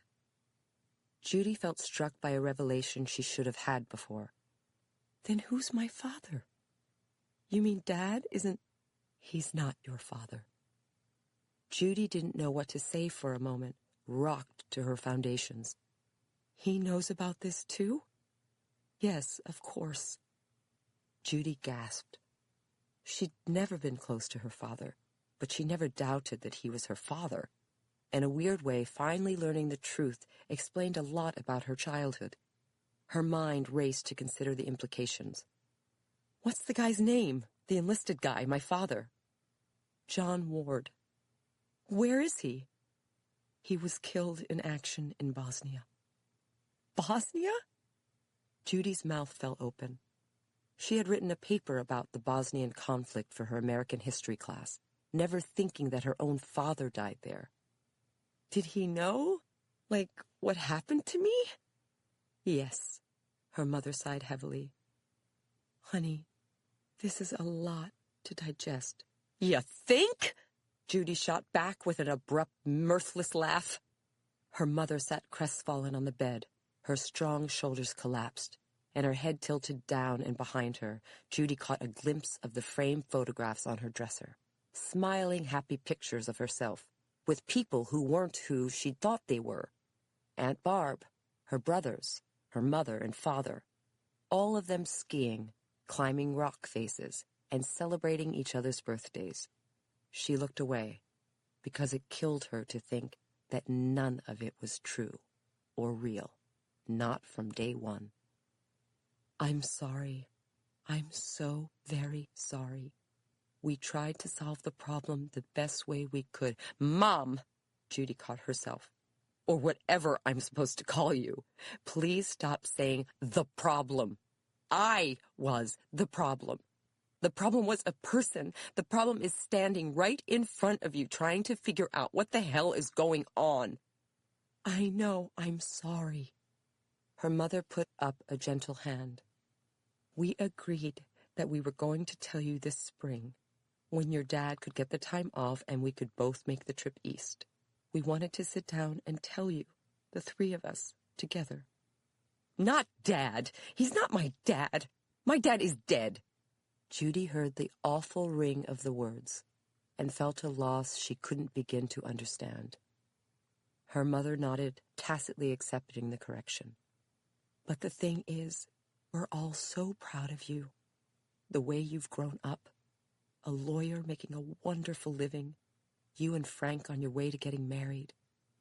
Barb has even been saving up all these years for your wedding. She wants to pay for everything. I'm not marrying Frank, Judy blurted out, surprising even herself. Her mother blinked, her tears gone, though her eyes were red and puffy. Well, whatever you choose to do, Barb and I thought it was getting on time to tell you. But then her illness shifted everything forward. Judy tried to follow the timeline. Did you know she had breast cancer before this weekend? Did you know about the chemo? No, that came as a surprise to me too. Barb thought she could beat it, and she didn't want to worry me. But when she needed the surgery, she decided not to wait any longer to tell you. Judy swallowed hard, thinking of how awful Aunt Barb must be feeling. Looking down the barrel at a dreaded diagnosis, and on top of that knowing that she was keeping a terrible secret. Needless to say, if anything happens to her, she wants you to know the truth while she's still alive. She wants to be able to explain her actions, and she wants you to be able to hear it from her. What do you want? Judy said, speaking from the heart. She suddenly knew how her mother must be feeling, and even why she'd put off telling the truth for so long. Because suddenly, Judy was losing the only mother she had ever known. "I wanted you," her mother said, leaning forward urgently, her hands clasped together on her lap. "I wanted you from the minute I saw you, an adorable blue-eyed baby girl. We were so happy, very happy, all of us together. You fit right in, and then we had Billy and John, and we became a family, a real family." "Not a real family. It wasn't real." Judy tried to process it, thinking of her brothers. "Do they know too? Billy and John and Tommy, do they all know?" "No. They thought we were a family, and I thought we were too, but we weren't. I see that now." Her mother frowned deeply, agonized. "That's why I know the problems in our relationship were my fault, my responsibility. And now you know that's true. You've been a good daughter to me, a wonderful daughter. You reached out to me time after time until you finally gave up." Judy cringed inwardly, because it struck such a chord. She could remember trying to connect with her mother, but after a while she had simply stopped. "I was holding back inside, knowing you weren't mine forever, not like the boys. I was protecting myself, but I hurt you in the process." Her mother shook her head, looking down for a moment. "I'm so sorry. It was a bad and selfish decision, made in a different time for the wrong reasons. I realize now that we actually picked the worst possible choice.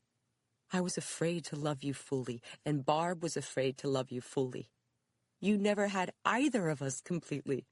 Our beautiful blue-eyed baby girl fell between the cracks." Judy understood her mother and Barb, and she even understood why they'd done what they'd done. But it didn't make it any less sad. Somehow, she ended up betwixt and between, hollow and hurting, her hands empty. She felt her eyes well up. "The amazing thing to me is the natural affinity you and Barb have for each other. You just fit." Her mother's eyes welled up too. "You two are a wonderful pair, a true mother and daughter, even though you didn't even know she was your mother. Nothing defeats nature, not even words." Judy realized it was true, that she had always felt closer to her aunt, and she wondered if her heart had known something she hadn't been willing to acknowledge. She found herself edging backward toward the threshold, aware of her actions, only because Penny bounded off the bed, her tail wagging. "Are you going somewhere?" her mother asked, rising slowly. Yes." Judy didn't know where she was going, but she knew that she didn't want to stay here. "Just out, I think. I think I'll just go out." "Don't go." Her mother frowned, plainly worried. "It's late, and it's not a good idea to drive when you're upset." "I'll drive safe, Mom," Judy said reflexively, then turned away and walked stiffly down the hall, with the dog trotting happily behind her. Chapter 34. Judy found herself parked in the dark in front of Frank's grandfather's row house, without remembering having driven here. She wiped her tears with her sleeve, then went into the console and found some napkins, which she used to dry her eyes and blow her juicy nose hard and noisily. She knew Frank was still awake because the light was on in the front window, and through the old-school sheer curtains she could see the bright colors of the TV, undoubtedly tuned to Monday Night Football. She looked around the skinny side street and spotted Cartman's Jeep parked under a streetlight up ahead, so that meant the boys were over watching the game again. She tossed the napkin aside, eased back into the driver's seat, and tried to decide what to do. She must have wanted to see Frank because she'd driven here, but she hadn't realized the game would be on, and she didn't know how it would go down if she went inside. The last thing she wanted was an instant replay, no pun intended, and she knew she must look a mess. She shifted up in her seat and checked the rearview mirror, taken aback at her reflection even in the dim light. It wasn't only that her eyes, nose, and lips were red and puffy, but for the first time in her life, she looked at her own face through new eyes, as if she had never seen herself before. She frowned at her eye color, which she had always thought were a china blue like her father's, but now she realized she had no idea what her father looked like. Everyone always said that her mouth was clearly from her mother, but Judy would have to start clarifying the term mother, because she was still thinking of her mother as her mother when her aunt was really her mother. She scrutinized her face, pondering her features as if each one was a cardboard piece from a jigsaw puzzle, trying to match her turned-up nose to her Aunt Barb's nose, and wondering where her cheekbones fit, because they could have come from a total stranger who also happened to be dead. Judy felt tears well up again, but she pressed them away. She couldn't sit out here forever, and she couldn't overthink it. She grabbed her purse, got out of the car, and chirped it locked while she walked up to the front door with its 3 steps of worn grayish marble. Like the other row houses on the street, they were of red brick, with 1 front window on the first floor and 2 above that, then a flat tar roof with a satellite dish aimed for maximum sports reception. South Philly was Mary D'Annunzio territory, and Judy didn't fit in here, but she wasn't sure she fit in anywhere after her conversation with her mother. Then she reminded herself that her mother wasn't her mother anymore, and her real mother had breast cancer, which made her sick at heart. She'd already lost one mother, and she didn't know if she could lose another. Judy set aside her emotions and knocked on the front door, remembering the first time she had been here, when she represented Frank's grandfather, Pigeon Tony, on a case. She'd been delighted to meet her new client's hunky grandson, who had swept her off her feet, and while she waited for Frank to answer the door, she wondered if those old feelings were still there, or if they weren't, if she could get them back. "Babe," Frank said, opening the door. "Come in." "Hi, sure." Judy tried to get her bearings, knowing that it was still dark enough on the stoop for him not to be able to see her clearly. She could hear the noise of the football game and the boys talking inside. "Do you think we can get a minute alone? I just want to talk to you." "Totally, sure." Frank was already reaching for her, giving her a hug, and sweeping her inside the little entrance hall, which was divided from the living room by a panel of ridged glass. But when he let her go, he did a double take, his eyes widening in surprise, then anger. "What happened? Who hit you?" "What do you mean?" Cartman called out. "Who hit who?" "Cartman, shut up!" Frank shouted over his shoulder, then put a strong arm around Judy. "Frank," Judy whispered, "nobody hit me. But can we go somewhere and talk?" "Come with me, out back." "Good." Judy kept her head turned, letting Frank run interference for her with the boys, and led her through the tiny dining room and kitchen. Then he flicked on the outside light and opened the back door. "Thanks." Judy stepped into the backyard. A small rectangular plot of grass surrounded by whitewashed cinder block, with 2 plastic lattice beach chairs in front of a loft that Frank's grandfather had made for his homing pigeons. The loft was about 30 feet long, with a white-framed wire cage on all 4 sides, containing 40-odd snow-white doves and reddish-brown mulmans and jansens. "What happened, baby?" Frank asked, aghast. He touched her arm, tilting her toward him as he looked at her face. "What the hell? Were you mugged? I'll kill him." "I didn't get mugged," Judy began, but she wasn't sure what to say next. She slipped from his grasp, drawn to the loft. Inside, the pigeons fluttered this way and that, disturbed by the sudden light and presence of people so late.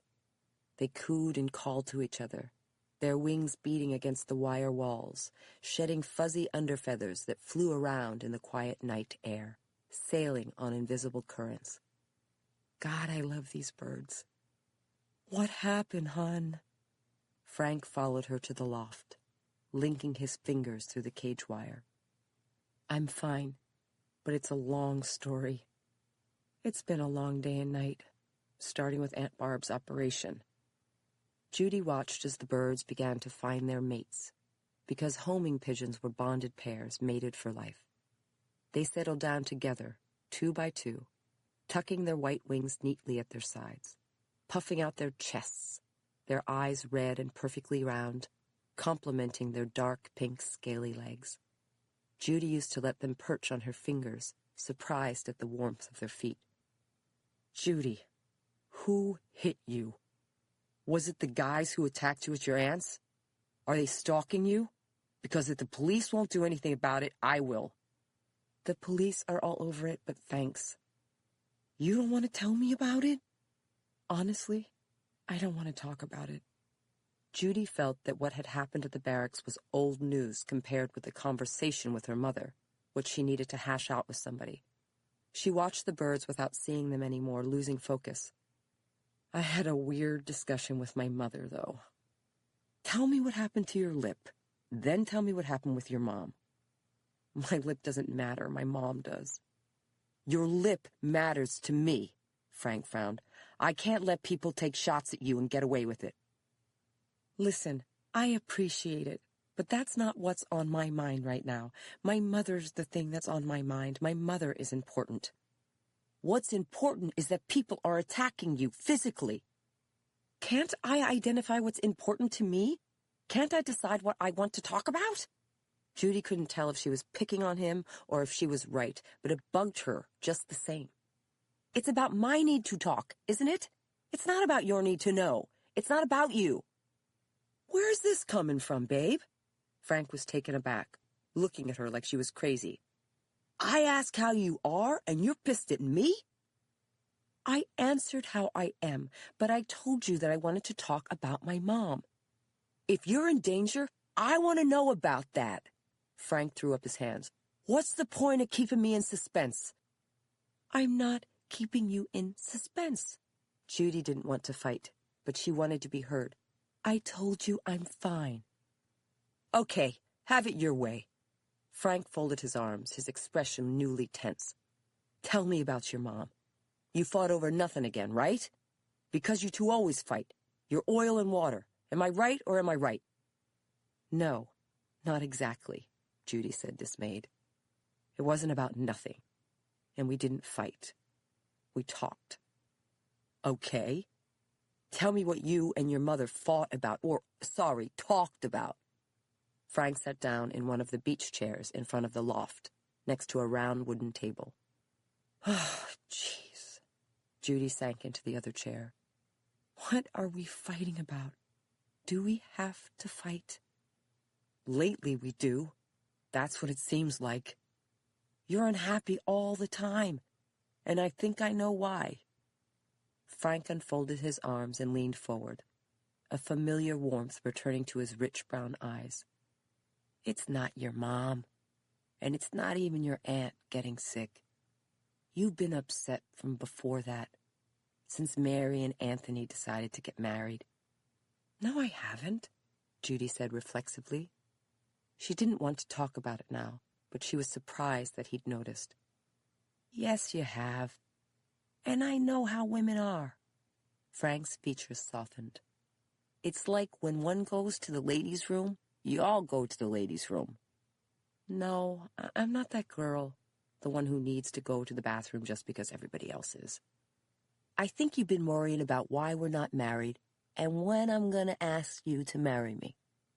Frank smiled gently, and Judy started to panic inside.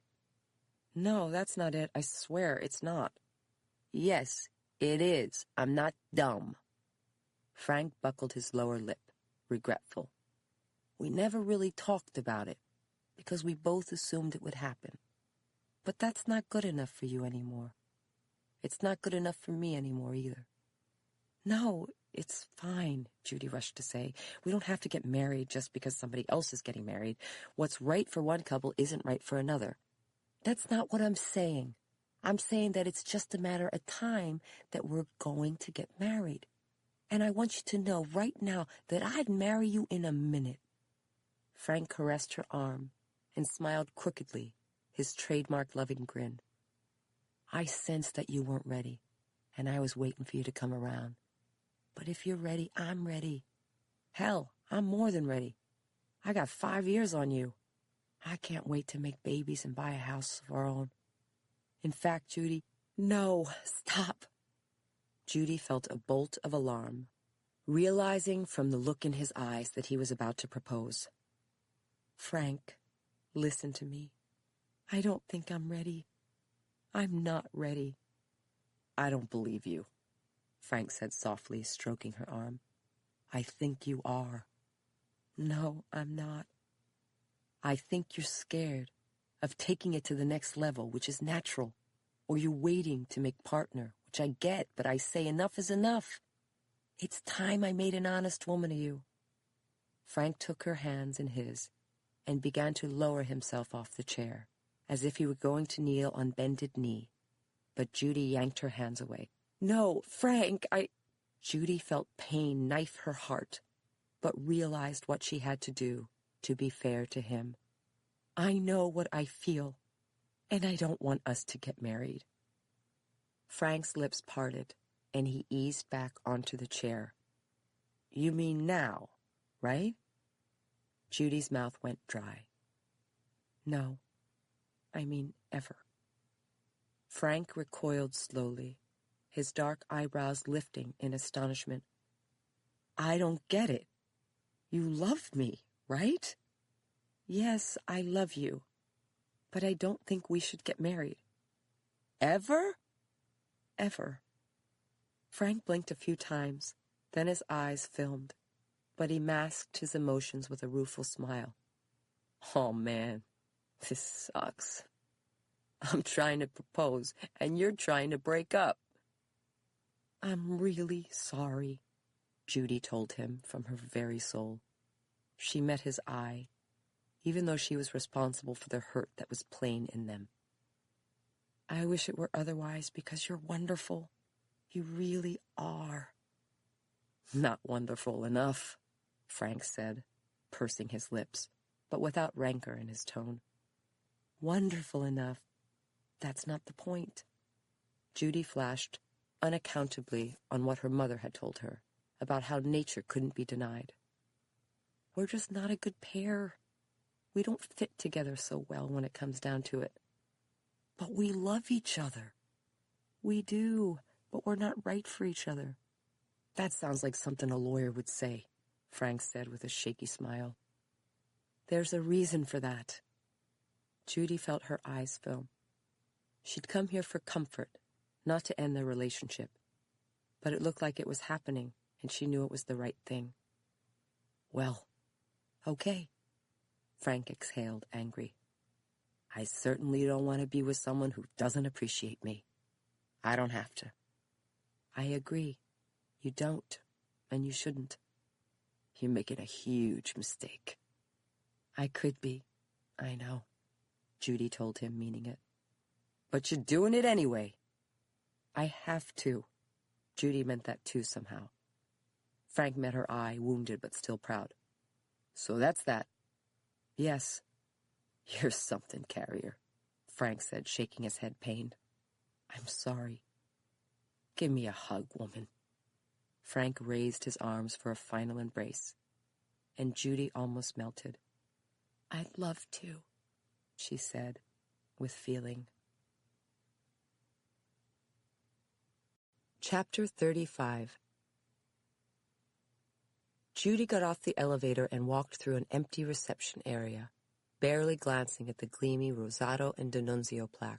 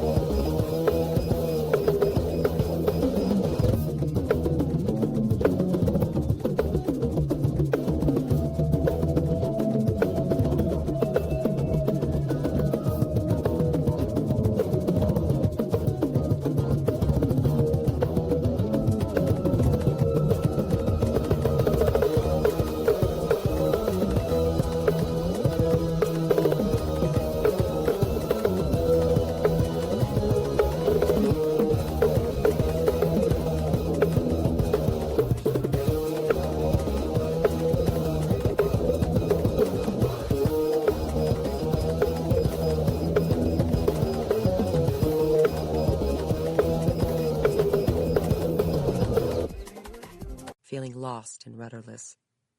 She hadn't known where else to go except to work, because she didn't want to go home and deal with her mother, or rather, her aunt. The lights were on in the office, but she doubted that Benny or anybody else was in, because the only sound was a vacuum cleaner, and the cleaning staff never started until the lawyers had gone. She took a right down the hallway and spotted the black electrical wire running into her office, so she ducked her head in and waved to the cleaner, an older woman who looked up, startled, then waved back with a reassured smile. Judy turned around and walked down the hall to her new war room, where she paused in the threshold taking in the scene. Allegra must have worked her little buns off, because the cardboard boxes were gone, evidently broken down and whisked away. Instead, red accordion files, each one representing a separate case, were lined up on the conference table in 3 rows, like so many legal dominoes. Next to them sat a stapled list. Judy walked over, set her purse on the table, and picked up the list. New Matters, it read at the top, and she skimmed the list of case captions organized in alphabetical order. Morris Abelman, v. Bendaflex Industries, Inc. Sam Atwater, v. Bendaflex Industries, Inc. Melissa Baxter, v. Bendaflex Industries, Inc. She flipped the pages idly, coming to the end, which was case number 76. Jennifer Zwitz, v. Bendaflex Industries, Inc. Judy set the sheet down, reached for the first accordion file, and pulled out the pleading index, a long binder that held all of the papers filed with the court during the case. She sank into a chair at the head of the conference table and flipped through the cleaning index, skimming the complaint, the defendant company's answer, and an endless series of interrogatories, losing focus as she read on. She kept thinking of Frank, hugging her one last time, then her mother, talking about the problem, and Aunt Barb, lying alone in a hospital bed, afraid that she would die before she could answer the questions of her only daughter. And poor Iris, whose death could be mourned, if not completely understood. And a priest, a man of God, dead. Judy let the pleadings of index flop closed, and her thoughts finally came to rest on Domingo, the young man who had translated for her at the barracks. Her heart went out to him, and Iris, Frank, her mother, Aunt Barb, and Father Keegan, as she eased back in her padded chair and faced her damages cases. She realized that she was surrounded on all sides by all sorts of damage. In her work, in her family, in the man she loved, and in the world entire. She closed her eyes, feeling a wave of exhaustion and profound sadness wash over her, not for herself, but for everyone. And when she felt herself drifting into sleep, she let slumber come, surrendering. She woke up to the sound of her cell phone ringing and opened her eyes, trying to orient herself. She was still in the conference room and the windows were still dark, so it was before dawn. Her cell phone rang again, the sound emanating from her purse, and she reached for it, worried.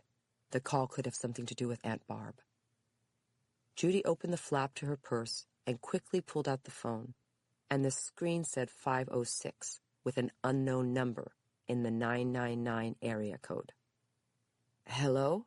she said, rubbing her face to wake up. "Miss Judy, is that you?" asked a man with a thick Spanish accent, and Judy recognized the voice, though he was slurring his words as if he had been drinking. "Domingo?" "Yes, Miss Judy, it's me. I need to see you. I need to see you right away." "What about?" Judy wondered where he had gotten her cell number, then remembered it was on her business card, which she had given him. "I need money, Miss Judy. I need money to get out of here. I need to go far away from these men, these bad men." "Are you okay?" Judy asked, alarmed. "Have you been drinking?" $1,000, Miss Judy. You have that much money? You are a lawyer. "Where are you, at the barracks?" "No, I left. If you bring me the money, I will tell you what you want to know." "What do you mean?" "Bring the money. I know a place to meet. Don't tell anyone, no police, no one else, just you. Now." "Now? I'm in the city. I don't understand." What'll you tell me? Pay me, and I will tell you what they did to Iris. Chapter 36.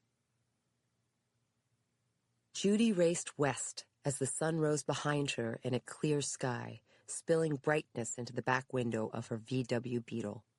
She'd hit the highway before rush hour traffic, having made great time to Chester County. The dashboard clock read 6:15, and she zoomed through East Grove, a small town consisting of an off-brand gas station and a Turkey Hill convenience store. The farther from the city Judy got, the more she left behind what was going on in her personal life and turned her attention to Iris's death. She'd been right that it had been a murder, and that fueled her. She'd tried to convince Domingo on the phone to let her go to the police, but he'd insisted that he wouldn't tell her anything if she did. She'd complied so far, but intended to convince him to notify the authorities, though she had plans even if he didn't. She accelerated onto a paved country road, then turned left and right, following the GPS directions, past fenced pastures with grazing horses in muddy blankets, then long stretches of cornfield, and acres of open space covered with underbrush.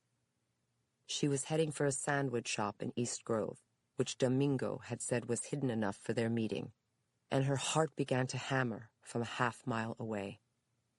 She took another right, then left, in light traffic, mostly pickup trucks, one full of baled hay, and a rusty red farmal tractor which pulled over to let her pass. She spotted an Agway feed store up ahead.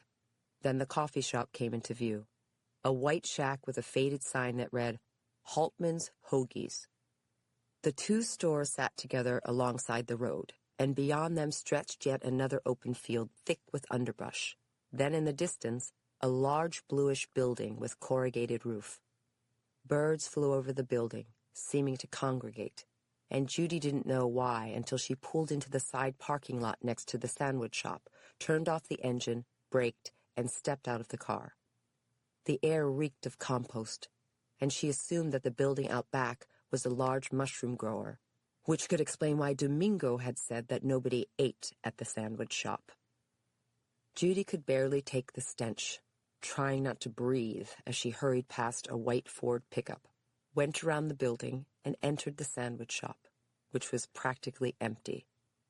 Domingo had told her that he'd meet her at 6:30, and she was early, so she didn't worry that he'd be a no-show.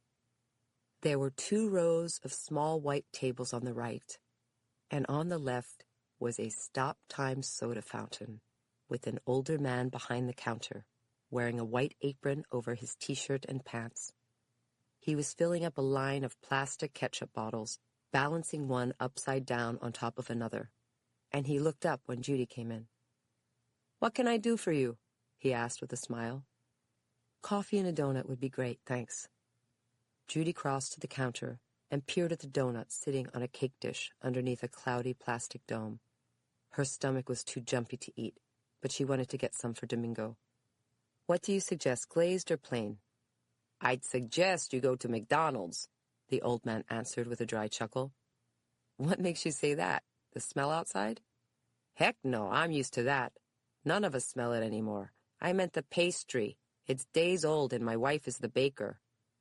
Judy smiled. "I'll take my chances with 2 glazed and 2 coffees, please." She checked her watch, but it was only 6:27. "Which mushroom grower is back there?" "In the back field? That's not a grower. That's the plant where they treat the compost. Then it gets trucked to the growers. The growers don't treat their own compost." The old man slid the glass pot from an old bun coffee maker and filled a white mug, the pour making a glug-glug sound. "I didn't know you had to treat compost. I thought it was just horse manure." "No. It's horse, chicken, and whatever chemicals they put in it. Then they wash it and dry it out. They gotta treat it, make it sanitary to grow mushrooms on it. Big government got its eye out, comes out here to inspect." The old man put the 2 mugs of coffee on the yellowed counter, picked up a plate, and lifted up the lid of the cake dish. "One down, 1 to go." "Thanks." "You go pick a table and I'll come serve you." The old man retrieved 2 donuts with plastic tongs and put them on the same plate, then reached for a dented stainless steel tray. Perfect. Judy turned around, scanned the tables, and made her way to one in the corner where they wouldn't be seen by anybody who came in. The old man followed her, setting down the coffees and the donut plate with a napkin. "Enjoy your meal," he said, with a wink, then returned to the counter while Judy sat down, taking the seat facing the door. She put her phone on the table and slung her shoulder bag on the back of her chair. She sipped her coffee, which was bitter and predictably did nothing to settle her stomach. She checked her watch again, and it read 6:33, though when she looked up, Domingo was coming through the door. His young expression looked grave, his handsome mouth an unsmiling line, and his bright dark eyes seemed sunken, as if he had been awake all night, hung over, or both. He flashed her an uncertain smile, and she smiled back as he walked toward her table, removing his hands from the pockets of a black hoodie, which he had on with a t-shirt, low-slung jeans, and flat sneakers. "Domingo, hi, please sit down." Judy pushed the coffee mug and plate of donuts to his side of the table. "Thank you, I'm so hungry." Domingo took a chair, gulped some coffee, and set down the mug with a clunk. "Did you bring the money?" "Yes." "Let me see." "Okay." Judy reached for her purse, slid out the white envelope, and passed it to him across the table. She'd gotten the cash from the office's petty cash and left a personal check in its place. "Thank you, Miss Judy." Domingo took the envelope quickly, folded it in half, and stuck it in the pocket of his hoodie. "I am sorry about Carlos, what he did to you." "It's okay. Your mouth, it hurts from him." Domingo motioned to his lips. "No, thanks. How are you? I'm worried about you." "I will be okay with money." Domingo smiled warmly, seeming to relax. He grabbed a donut and took a big bite, then another. "I go away to New York." "Why there?" "My uncle, he washes dishes in a restaurant, a nice restaurant." Domingo took 2 more bites and finished the donut. "He said he can get me a job. He likes New York very much. I see it on TV, Saturday Night Live. It looks fun." "It is fun," Judy said, touched. "I had to go away from Carlos and Roberto." Domingo's brief smile vanished. "They are not good men. They are the worst man in the world." Judy got a sick feeling in the pit of her stomach. "Are they the ones that killed Iris?" "Yes." Judy swallowed hard. She wanted to know the truth, and at the same time it was too awful to hear. "How did they do it?" "Gas." "What kind of gas?" Judy asked, her mouth going dry. "Bug killer. And they have a bottle, a soda bottle. They mix bug killer and acid. You know acid?" "Acid?" "Yes, acid. They use to clean plumbing and stones. This is the name. I copy from the bottle." Domingo reached into his other pocket, retrieved a crumpled scrap of white paper, and slipped it to her across the table. Judy opened it up, her heart pounding. On the sheet of paper were 2 penciled words in capitals. Bone-eyed, muriatic. "Is this English?" "Yes, yes." Domingo reached his hand across the table and pointed a dirty fingernail at bone-eyed. "This kills bugs." Then he moved his finger to muriatic. "Mix this, kill people." Judy gasped. She couldn't speak, horrified. She couldn't bear to imagine the agony of Iris's murder. She couldn't conceive of such cruelty. Her mind went into denial. Perhaps Domingo had been wrong. She asked him, "How do you know this?" "I saw." Judy stifled a moan. "What did you see exactly?" "At the barracks. I see them, Carlos and Roberto." Domingo picked up his mug and drained it of coffee. "Roberto who?" "Riviera." Domingo picked up the second donut and began to wolf it down. "How did they do it?" "They take Iris and put her in the shed." Domingo finished the donut and leaned over the table, his voice urgent. "She screamed, 'No, no, They throw bottle in pipe on top. Bottle break in the shed. No more screaming. Judy forced herself to understand the scene. Why weren't they gassed? They wear, Domingo raised his hand and covered his face. Masks? Yes. Judy thought it seemed oddly elaborate, and she still doubted him. Why did they kill her that way? No, at home, the cartel, they do it. Judy shuddered. Do Carlos and Roberto sell heroin? Domingo hesitated, his tongue licking dry lips. I don't know. Judy could see he was lying. They work for some cartel, don't they? Miss Judy, I don't know. I don't want to say. I tell about Iris, that is all. Could that be why they killed Iris? Was she working with them, or did she find out about them? I don't know. Was anyone there when they killed her? No. I don't understand what you were doing there. Did you help them? No. Domingo recoiled, blinking. I would never. It's a scene. Where were you? Domingo paused. Inside. In the barracks? Yes. What were you doing there? Did they know you were there? No. Domingo hesitated. I was with Pablo. In bed, you understand? Carlos and Roberto? They don't know. Judy got the gist. So Pablo saw them too. Pablo is married. Nobody know about him, only me. His wife at home, 3 children. What's Pablo's last name? Diaz. Why did they kill Iris? I don't know. Are you sure? Judy was trying to piece it together. They didn't say anything, or you didn't hear them talking? We hear screaming, a woman screaming, then we see. Domingo shuddered, flattened his lips in disgust. We want to stop them, but they will kill us too. They are killer. Domingo slid a silver flip phone from his pocket and checked the clock. Miss Judy, I have to go. I missed the bus. Wait. Did they kill Daniela too? I don't know. Domingo, we should go to the police. Please, we should tell them. No, I told you never. Domingo's eyes flared with fear. They will kill me. The police would never kill you. Carlos and Roberto, they will. The police will send me home, but I will not get there. Domingo rose. Goodbye, Miss Judy. The bus is far to walk. Please, can we go to the police? No. But it's the right thing to do. No. The police can protect you. They will not. My mother, my brothers, Carlos will kill my family. Domingo shook his head. No, no, no. Okay, all right. I'll take you to the bus stop or wherever you need to go. Judy would use the ride to convince him to go to the cops. Only to the bus. The bus. Got it. No police. No. Okay, thank you. Let's go now. Domingo smiled, grateful. Judy would have to figure another way to convince him. She stood up, got her purse, slid $10 from her wallet and left it on the table, then slipped her phone in her pocket and followed Domingo outside.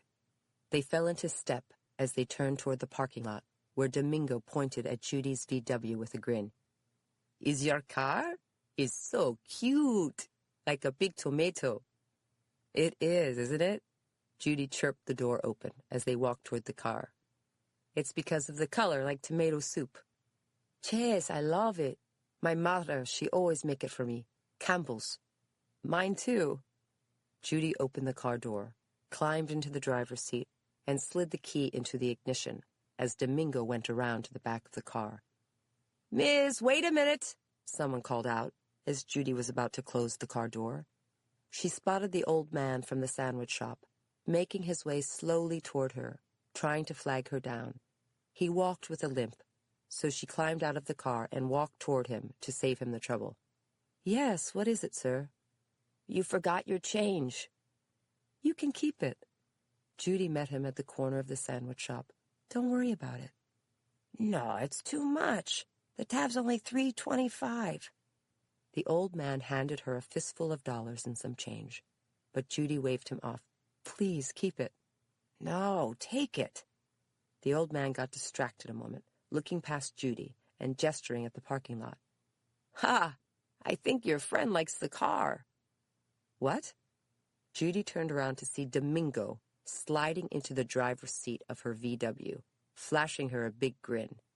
She called to him, "Domingo, you look damn good in there."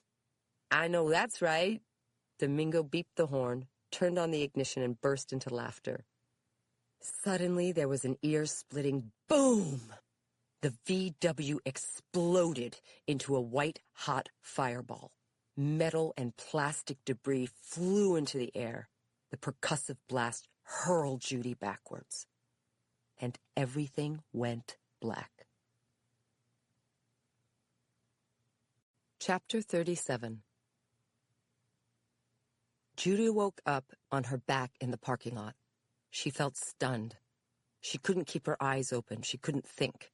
Her head rang. She didn't know how long she had been lying there. The air reeked of smoke, gasoline, and burning rubber. Chunks of metal, broken glass, and charred debris lay everywhere. She couldn't hear a thing. She propped herself up on her arm and saw the old man lying on his side, his face blackened. He was moving and didn't look injured. Her thoughts cohered in a terrifying moment. Oh, my God. She looked around her in horror. Bright orange flames engulfed her car, raging through the interior. The conflagration obscured Domingo in the driver's seat. She scrambled to her feet, reeling. "Oh, no, no! Domingo!" She screamed in anguish. She had to get Domingo out of the car. She staggered to the VW. She didn't know how long the fire had been burning. Black smoke filled the air, fogging everything. She lunged to the car, but raging flames drove her back. She reached into her pocket for her phone, scrolled frantically to the phone function, and pressed 911. "Please, hurry, I have an emergency, an explosion, a car fire." Judy couldn't hear the operator or her own voice, but kept shouting, "I need an ambulance right away. There's somebody trapped in the car. We're at Haltman's Hoagies in East Grove. Please hurry. I'm hanging up because I can't hear anyway." Judy put her phone away. Her eyes watered, her throat and nostrils filled with smoke and soot. She gasped for breath. She covered her mouth and tried to get to the car. Flames licked at her, keeping her at bay. Her cheeks and chest burned. Tears streamed down her cheeks. She coughed and coughed. Heat seared her face. Fiery debris flew like a nightmare blizzard, blocking out the sky. "Domingo! Domingo!" Judy tried to get to the car one more time. The sleeve of her blazer caught fire. She beat the flames with her hands, smothering them. Agonizing pain exploded in her palm. She couldn't let Domingo die. Her thoughts raced ahead. The sandwich shop must have had a fire extinguisher. She whirled around and ran back to the shop through the smoke. A yellow Mini Cooper had stopped at the curb. Two young girls jumped out of the front door, surveying the scene with horror. "Help the old man!" Judy yelled to them. The young girls yelled back to her, something she couldn't hear.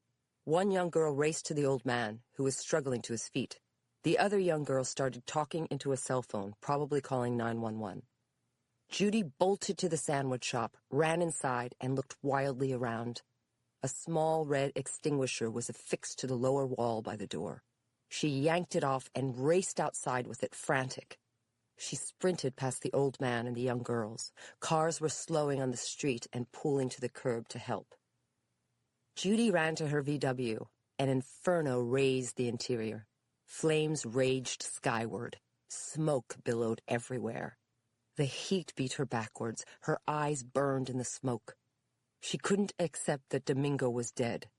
She tucked the fire extinguisher under her arm and pulled out the steel ring on top. Behind her, a trio of Good Samaritans helped the old man to his feet. She recognized one of them, a priest. "Father Vega?" Judy's heart leapt with hope. "Thank God! Help!" "Judy?" Father Vega looked over and ran toward her through the smoke, his black jacket flying open. He reached her, his eyes wide with alarm. "What are you doing here? Is that your car?" "Yes, my friend's inside." Judy tugged the rubber hose on the extinguisher from its holder and aimed the nozzle at the fire. "Hurry! Squeeze the black handle, spray the car, sweep it from side to side." "On it!" Judy squeezed the handle and aimed the nozzle. acrid pale yellow powder sprayed at the huge flames, though it looked futile. She didn't know what else to do. She glanced at Father Vega and caught him sliding a hunting knife from his jacket pocket, its jagged blade glinting in the sun. The priest was turning toward her, his eyes blazing darkly as he raised the knife in his hand. "Father Vega?" Judy gasped, thunderstruck. She couldn't begin to comprehend what she was seeing with her own eyes. A man of God about to stab her with a lethal knife. And behind him at the curb, jumping out of a battered white pickup, were Carlos and another man, presumably Roberto. Chapter 38. Judy couldn't believe what was happening. She had thought Father Vega was so kind, but she'd been horribly wrong. It shocked her, but it was unfolding before her. The priest must have been in cahoots with Carlos and Roberto. Father Vega charged at Judy with the hunting knife. "No!" Judy aimed the nozzle of the fire extinguisher at him and sprayed his face with the powder. "Ah!" Father Vega cried in pain. His hands flew to his face. He dropped the knife and staggered backwards. Judy swung the extinguisher toward his head and slammed it into his temple. The priest fell to the ground, and the old man, girls, and Good Samaritans wheeled around, a confused group. Behind them, at the curb, Carlos raised an assault rifle, and Roberto a handgun, aimed at Judy and the group. They must have followed Domingo to the sandwich shop and planted the bomb on her car. They tried to kill her and Domingo. Now they were going to finish the job. "Watch out! They have guns!" Judy screamed. Roberto fired his weapon. Suddenly, red blood spurted from the cheek of one of the girls, who dropped to her knees and fell over. "Pop, pop, pop, pop, pop!" Carlos fired the assault rifle, but Judy was already running for her life. She raced past the burning car and through the parking lot. The smoke and the fire screened her from Carlos's view. There were woods behind the sandwich shop, and she ran into it as fast as she could, struggling not to trip on sticks and underbrush. Tree trunks and limbs exploded on her right, spraying jagged wood chips where bullets hit. She kept her legs churning, full tilt. She zigzagged between the trees. Their limbs had grown together everywhere. Vines wound around branches, blocking her path. She pinwheeled her arms to get through them. Tree limbs and thorns scratched her face and clothes. She veered around one tree, then the next, not knowing which direction she was heading. Her only thought was to run away. Her chest heaved. Her heart pumped with exertion and terror. She coughed and spit. She caught a flash through the trees of the sloped gray roof of the treatment plant, with steel pipes sticking out of the top. She crashed through the woods, trying to think. Carlos and Roberto couldn't drive a truck through here. They had to chase her on foot. She had a head start. She was younger and in better shape. She had a fighting chance if she could make it to the treatment plant. There would be help there. She thought of shouting for help, but that would give away her position. Police would arrive soon. She had to stay alive until then. Hope fueled her. She kept going, the idea of salvation powering her anew. She heard her own ragged breaths. Her hearing was fully back. She heard gunshots behind her and put on the afterburners. A herd of deer sprang from the underbrush away from her, their stiff white tails high. She kept running and whacked aside the vines as she went. She stumbled, tripping on the gnarled root of a tree. She kept her balance and staggered forward. She veered left and caught another glimpse of the treatment plant. She was getting closer. Birds and turkey vultures circled overhead. Her nostrils were too full of soot to smell anything. Gunshots popped behind her, a lethal series. It was too close for comfort. She bolted ahead in terror. She kept going, running straight. She didn't dare look back. Carlos was running after her. Roberto could be with him. It was 2 against 1. They had weapons. Judy felt rising panic, but fought it. She couldn't give up now. She had to get to the police. She had to put Carlos and Roberto away for Iris and the others. She had to tell the police what Domingo had told her. Then she remembered. My phone. Judy had recorded her conversation with Domingo on her phone, unbeknownst to him. She had every word he'd said on the tape, in case she couldn't persuade him to go to the police. She never dreamed that he would be murdered. Domingo would help her bring his own killers to justice, even though he was gone. Her phone bounced around in her pocket. She raced toward the treatment plant with her precious cargo. She would get to the police or die trying. Chapter 39. Judy ran closer to the treatment plant, soaring with hope. She was almost there. Her lungs felt like they were about to burst. Her stomach cramped. Her legs burned, but she kept them churning. She pumped her arms, ignoring the ache in her shoulders. She kept going, getting closer, catching a clear view of a commotion at the plant. For such a large operation, there seemed to be only a handful of employees, and they were gathering in a parking lot in front of a boxy building like an office. Judy almost cried with happiness. They would help her. She was almost there, only 300 yards away. She veered toward them, changing course. She didn't call out because she didn't want to give away her position to Carlos and Roberto. She sprinted closer and saw the plant employees quickly dispersing to trucks and cars, then speeding off down a side road, spraying gravel and dust. She realized that the road led back to the sandwich shop. The employees must have seen the car fire or heard gunshots. They were leaving the treatment plant to go help. No, no, no!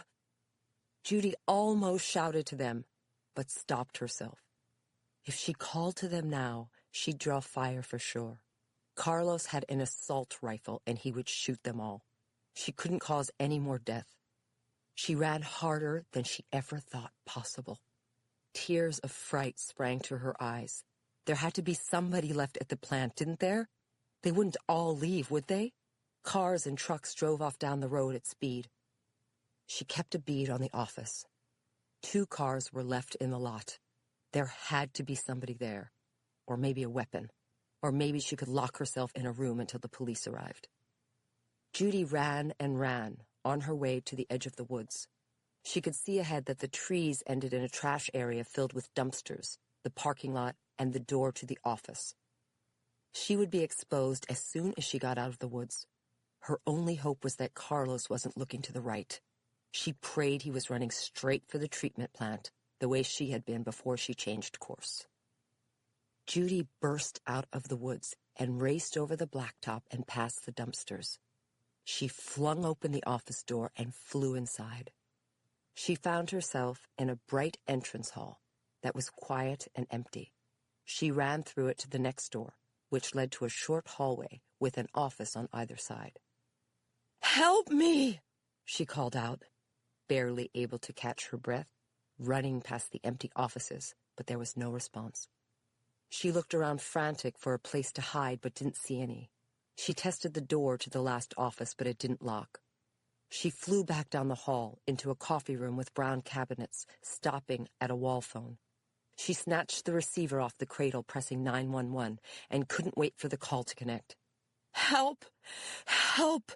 she said, her chest heaving. "I'm at the treatment plant in East Grove. I'm being chased by men with guns. They killed people at the sandwich shop. Please, hurry." She left the receiver hanging and took off running. She heard a noise behind her in the office area. She glanced back reflexively at the sound. Nobody was there. But they must have been coming. She almost cried out for help, but she couldn't be sure if it was an employee or Carlos. She burst through the door at the end of the hall into a cavernous building, as big as a warehouse but completely empty. The concrete floor was wet, as if it had just been hosed down. She didn't see any employees or any place to hide. The air was warm and wet. A tractor trailer with an empty container sat parked in the open door. Thick, industrial orange and yellow hook hoses lay nearby. Her heart leapt at the distant sound of sirens. The police were finally getting there. Help was on the way. All she had to do was stay alive. She heard another noise behind her in the office area, the distinct slamming of a door, then men speaking Spanish. She didn't recognize the voices. She still didn't know if they were employees or Carlos and Roberto. She raced from the empty room, through another door, and almost plowed into a big white cylinder on a cart. Heat Star, it read, but she couldn't use it as a weapon or anything else. She bolted past it into another huge room with a wet floor, looking around wildly for help. The air was hot and more humid. There was nobody. A 20-foot-tall green machine that read Christian's Group sat on a rail close to the wall. She bolted behind it to see if it would hide her, but it wouldn't. She looked up, her heart pounding. Gray piping of all kinds was suspended from the corrugated ceiling. None of it could help her. The police siren sounded closer. So did the men speaking Spanish, calling to each other. They were angry, their words staccato. It had to be Carlos and Roberto. Judy's heart thundered with terror. Adrenaline poured into her system. She had to think of something. She had to save herself. She spotted a stairway of stainless steel that went from the floor to ceiling and led to a conveyor belt with a sign. Danger. Pinch points. Peligro. Puntos de ajustamiento. She would have to run up it, but it didn't lead anywhere except the conveyor belt. She wheeled around in panic. She ran to a black tractor trailer that sat parked underneath the conveyor belt. Heat emanated from its massive engine. The driver must have just abandoned it. He could have left the keys in the ignition. She clambered onto the rubber step to the cab, but there was no key. Police sirens cut the air outside, closer but not here yet. Carlos and Roberto had fallen silent. Judy didn't know where they were. She had to get out of sight. The hall from the office would lead them directly here.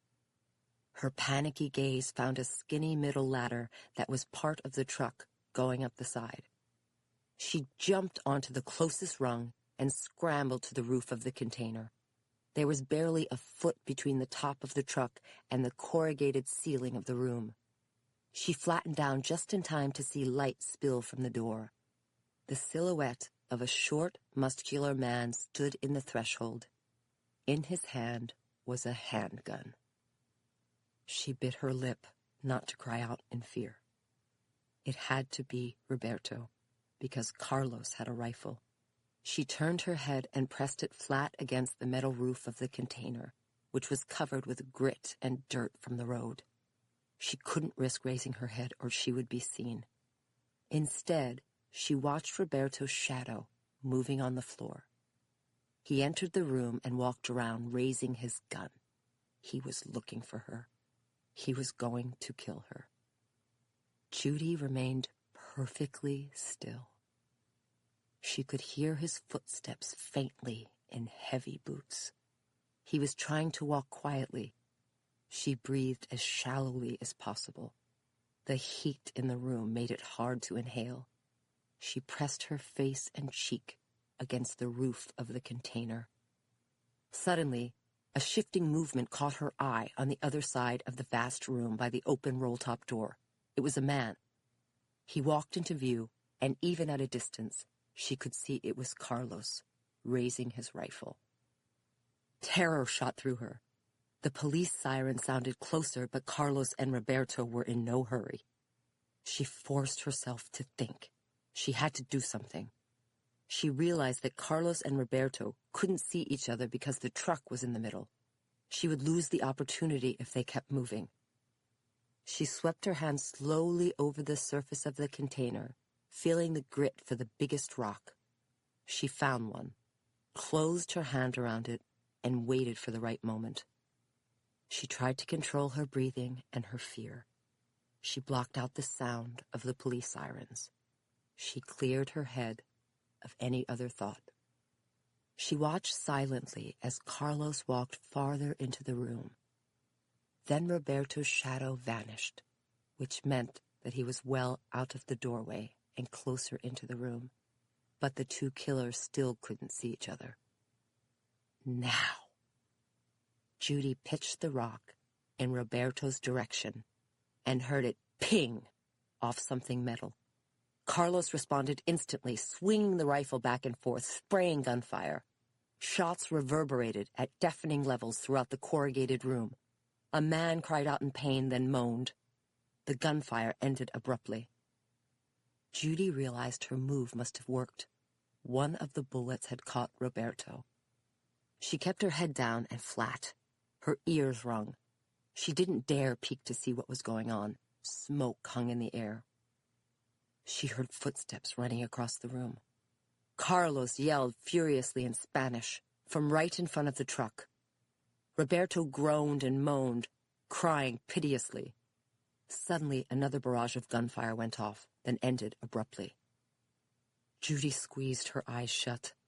Carlos had just killed Roberto.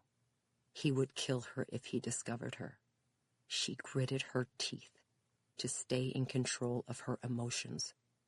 She couldn't predict whether Carlos would go or stay, whether she would live or die. She held her breath. Chapter 40. Judy stayed as flat as she could on the top of the container. She heard the sound of heavy footsteps walking away. She spotted Carlos's shadow turning around in the light from the door. He raised his gun as he scanned the space for her. Every muscle in her body clenched with fright. Police sirens screamed louder and closer. Carlos must have heard them. He was running out of time and he knew it. He edged backwards toward the door. She prayed he kept going. In the next moment, he turned around, faced the door, and hustled from the room. Judy thought about staying, but worried he'd come back. She had to keep moving. She had to know where he was. She got up from the container roof so quickly she bumped her head on the ceiling. She was too adrenalized to feel a thing. She got low, scrambled around like a crab, and climbed down the ladder as fast as she could, jumping to the wet concrete floor. She couldn't go to the right because Carlos had gone that way. She turned left and ran to the open door of the vast room. Massive industrial fans whirred in the ceiling, masking the sound of footsteps as she raced across the concrete floor. Her heart pounded. Her breath came ragged. She reached the door, squinting from the bright sunlight. The police siren sounded closer, almost at the sandwich shop. She prayed they had gotten her 911 message from the treatment plant, but she couldn't wait for help to come. She scanned the yard to see where she could hide. The area was paved almost a city block, and on the left stood massive rectangular bales of hay, 12 feet tall and 30 feet wide. There had to be 40 of them in the field, and beyond them rose hill-sized mounds of dark brown compost with smoke trailing from their peaks.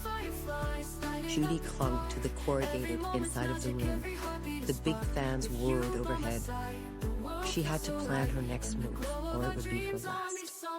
She could run to the hay bales. She could go from one to the next, hiding from Carlos until the police came. She would be exposed as she sprinted across the concrete, but she was out of options. She spotted Carlos pop from behind one of the hay bales, his back turned. He had anticipated her move. He was going from one bale to the next, searching them for her. She couldn't go that way. She tucked herself from view, waiting for the right moment, keeping an eye on Carlos. Carlos disappeared behind the next hay bale, and she made her move. She darted out of the doorway, turning left, away from where she'd seen him.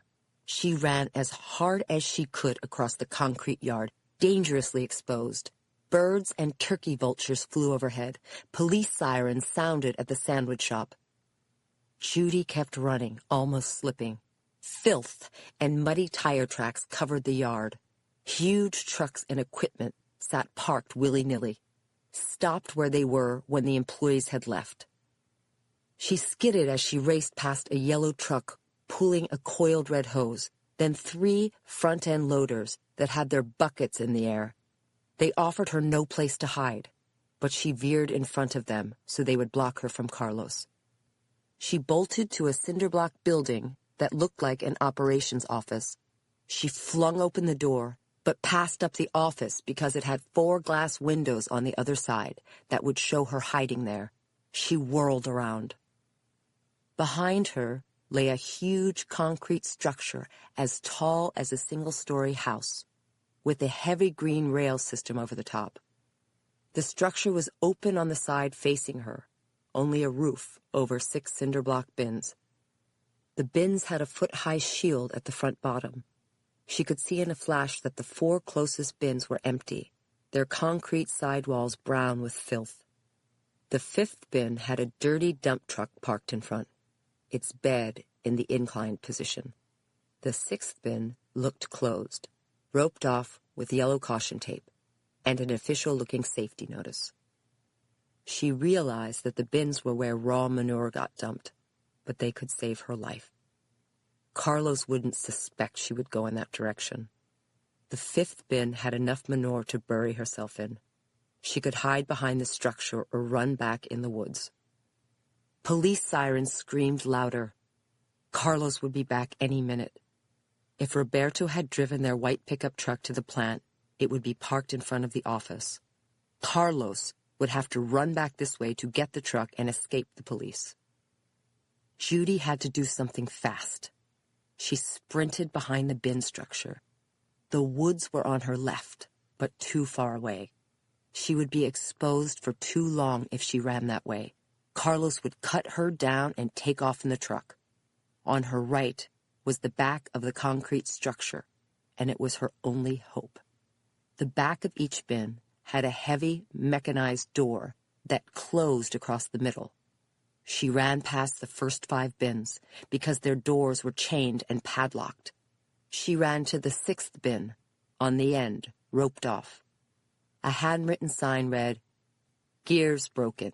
Do not use."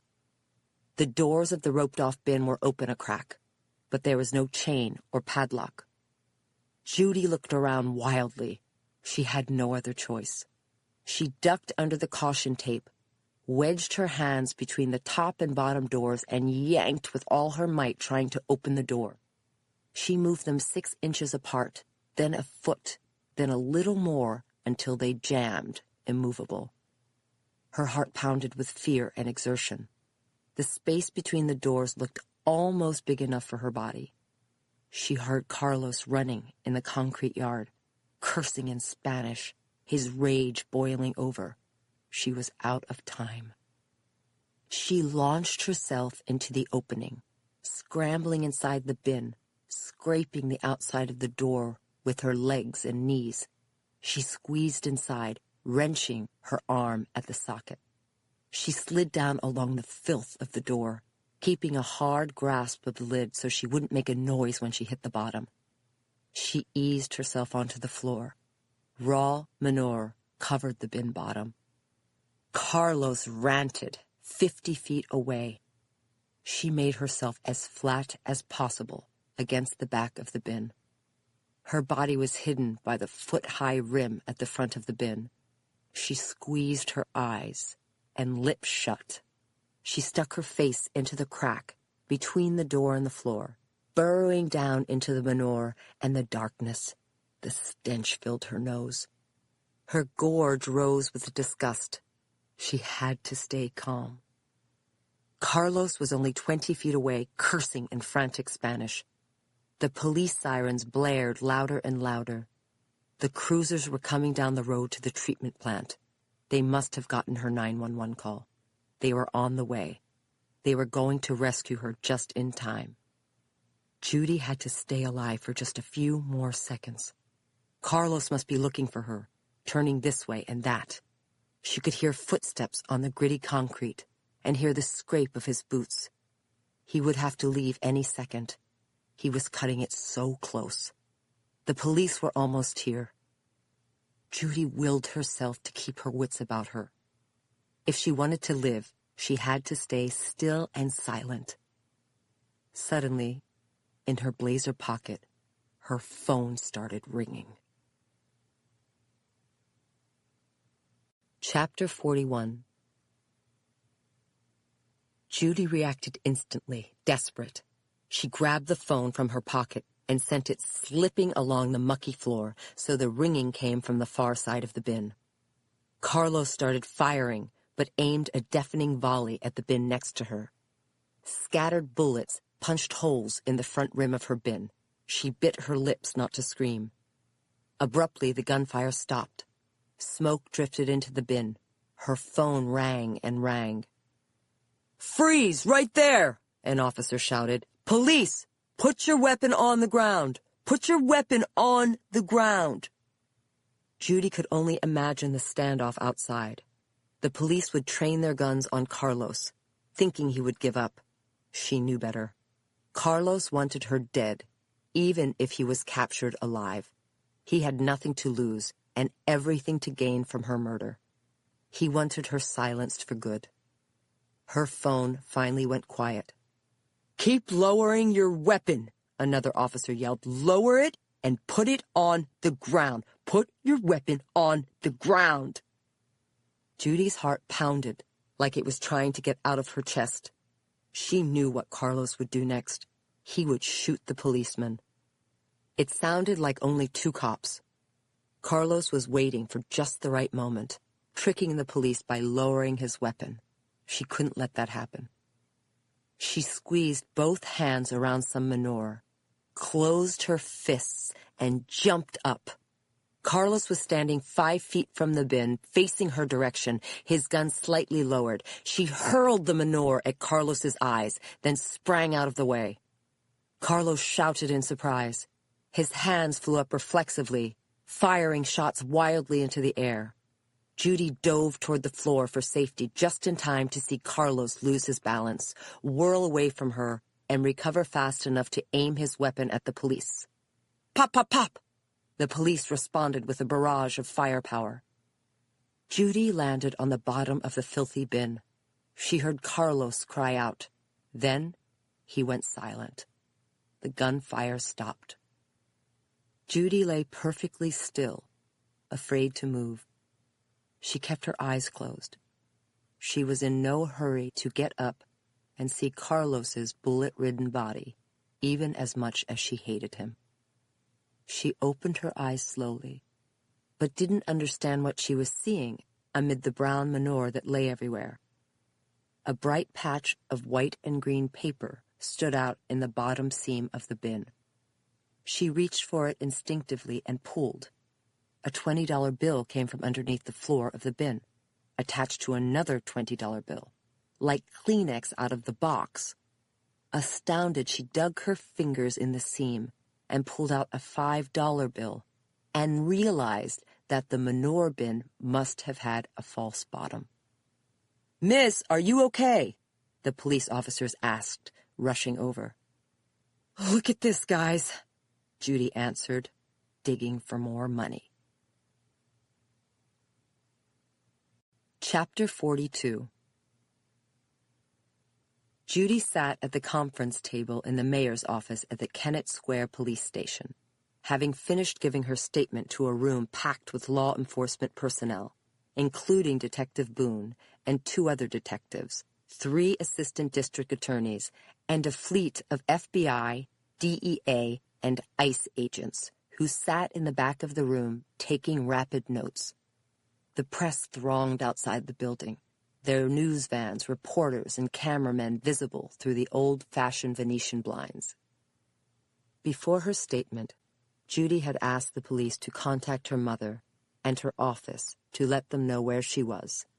Then she had been photographed in her filthy clothes for purposes of the investigation, and finally showered in the locker room for female officers, and changed into a KSPD sweatshirt and sweatpants one of them had lent her. Given the stink of the manure on Judy's skin, she doubted the female officer would want her sweat clothes back. Judy's filthy phone sat on the table between her and the law enforcement authorities, next to the silvery recording devices from the various agencies and Domingo's scrap of paper that read, "Bone-eyed and muriatic." She had explained everything that had happened at the barracks last night, then what Domingo had told her this morning, playing the recording for them from her phone. Her eyes had filmed at the sound of Domingo's voice, but she'd kept it together. She consoled herself with the notion that Father Vega was in federal custody and charged with an array of crimes, as well as being investigated for the death of Father Keegan. Carlos and Roberto had met their end, but Judy was enough of a lawyer to wish that they'd rot in jail for the rest of their lives. Luckily, they hadn't succeeded in killing the two young girls from the Mini Cooper, the old man at the sandwich shop, or the Good Samaritans. The one girl had been hospitalized, but was expected to recover. Judy met Detective Boone's eye. So, how much money was under the manure bin? I'm not sure it's been counted yet. Detective Boone kept his tone official, but not unkind. Ballpark it for me, would you? Judy understood his reluctance, reading the body language of the FBI behind him, a collective stiffening of postures that were already stiff, in suits and ties. We are not at liberty to discuss that, Judy. I think I've earned the right to know, don't you? Modesty aside, nobody would have found any money but for me, and I almost got killed in the process. Chester County appreciates your efforts, and as we've already said, you are to be commended as a private citizen for... Please just answer the question. Judy felt too raw and exhausted to mince words. We both know what a pain in the ass I can be. Detective Boone almost smiled. Fine. It will be in the newspapers, so I'll tell you. Estimates are about $760,000. Wow. Judy didn't hide her surprise. Plus the $50,000 that was in my aunt's house. That's a major drug ring, isn't it? Do you think they were dealing heroin? I cannot give you any further details. Did you find any money under the other bins or elsewhere at the treatment plant? I'll keep it confidential. You have my word. Not the point. It's police business. And given that you almost lost your life today, you should understand completely the dangerousness of the criminals we're dealing with. Please. Judy thought of Iris and couldn't let it go. I know how they killed Iris, but I still don't know why. Can't you fill me in on your investigation or your next steps? It's no longer our investigation. We'll keep a hand in, but the federal agencies are asserting primary jurisdiction at this point. They will liaise with us, but they're running the show now. Detective Boone gestured to the men behind him, and Judy could see from the tightness around his mouth that he wasn't any happier than she was about the current state of affairs. Well, what do you think is going on here, gentlemen? Judy raised her voice, addressing the room in general. Again, we're not going to discuss that with you, Detective Boone answered, presumably for all of them. I'm no expert, like you gentlemen, but it must be some type of heroin ring, right? We found where they stashed their money, or at least one of the places they stashed their money. Judy figured she could think out loud and watch them for reaction if they weren't going to tell her anything. She thought of the money stored in her aunt's house, now safely in the bank, and she remembered what John Foxman had said about banking laws. So they're selling heroin and making lots of cash, but they have nowhere to store it. They can't put it in the bank, so they have to launder it. And I'm betting we found their hamper. Sorry, I found their hamper. Judy, I'm not about to speculate with you. Detective Boone closed his notebook, but Judy continued talking. USDA inspections take place at the treatment plant, but the government inspects the treated manure, not the raw manure. Hiding the money under the false bottom was pretty smart. Judy noticed one of the FBI agents frowning, so she knew she was right. Now it seems unlikely that so much money was hidden at the treatment plant without some of the higher-ups knowing about it. And maybe they're in on it with Father Vega, Carlos, Roberto, or other employees at Mike's Exotics. Maybe even Mike himself. Judy realized that some East Grove police could be involved, since that was where Mike's, the barracks, and the plant were located, but she didn't say so out loud. She did, however, notice that no police personnel from East Grove were present at the meeting. In any event, it looks like we have a conspiracy to deal heroin and launder money, right here in lovely Chester County. Boys, you have your work cut out for you. Detective Boone set his pen down. I think we're finished here, unless anyone has any further questions. Wait. Hold on, Judy said, thinking of Aunt Barb. Can I ask you a question about Iris? I know my aunt will want to know. Go right ahead, Detective Boone answered, his voice gentler, and Judy sensed he had a soft spot for Aunt Barb. Was Domingo right that if you mix bonide and muriatic acid, they produce a gas that can kill you? Yes. How does that work exactly? Judy would Google it later, but she wanted to get the official version. Bonide is a brand name of a common pesticide on farms, and muriatic acid is a form of hydrochloric acid. It's used in lots of applications around the house or a farm. Masons use it to clean flagstone and the like. These are common chemicals that when mixed together produce a poison gas.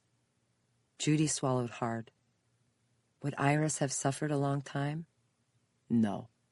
Death is almost instantaneous. Almost. Judy's stomach turned over.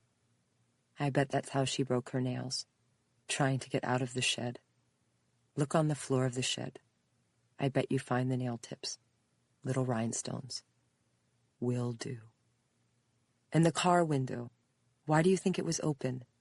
Maybe they thought some gas would cling to her clothes or hair? Judy didn't pause for an answer because she could see that she wasn't getting one. Her heart ached for Iris, Domingo, and the others. What about Daniela? We're investigating. Did you look at the barracks? If they killed Iris there, they could have killed Daniela there too. We're looking into it. Do you think she's still alive? We don't want to speculate. Judy felt another pang at so much loss. You know what I don't get? Why did the pathologist say Iris had a heart attack in the autopsy report? Because she did. Hydrogen sulfide gas causes the organs to shut down, resulting in a heart attack. Unlike carbon monoxide, it doesn't turn the skin cherry red or any other color. So it looks like a natural death, but it isn't. Yes, the only way the gas would be detectable at autopsy is that it sometimes leaves a faint rotten egg smell in the organs. But the pathologist had a head cold. We think that's how he might have missed it, if he did. Judy cringed inwardly. Can they confirm that's how she died? The coroner can confirm it by ordering a special test of her blood for the gas. That takes a month or so to do, but it's easily done. Detective Boone paused, glancing over his shoulder at the FBI, DEA, and ICE types. I can tell you that it's becoming more common in rural areas like ours as a way to commit suicide. We've had cases where people mix the chemicals in the car, then close themselves inside. We started hearing about it last year and put the word out to first responders. We send in the hazmat unit to respond to a suicide like that.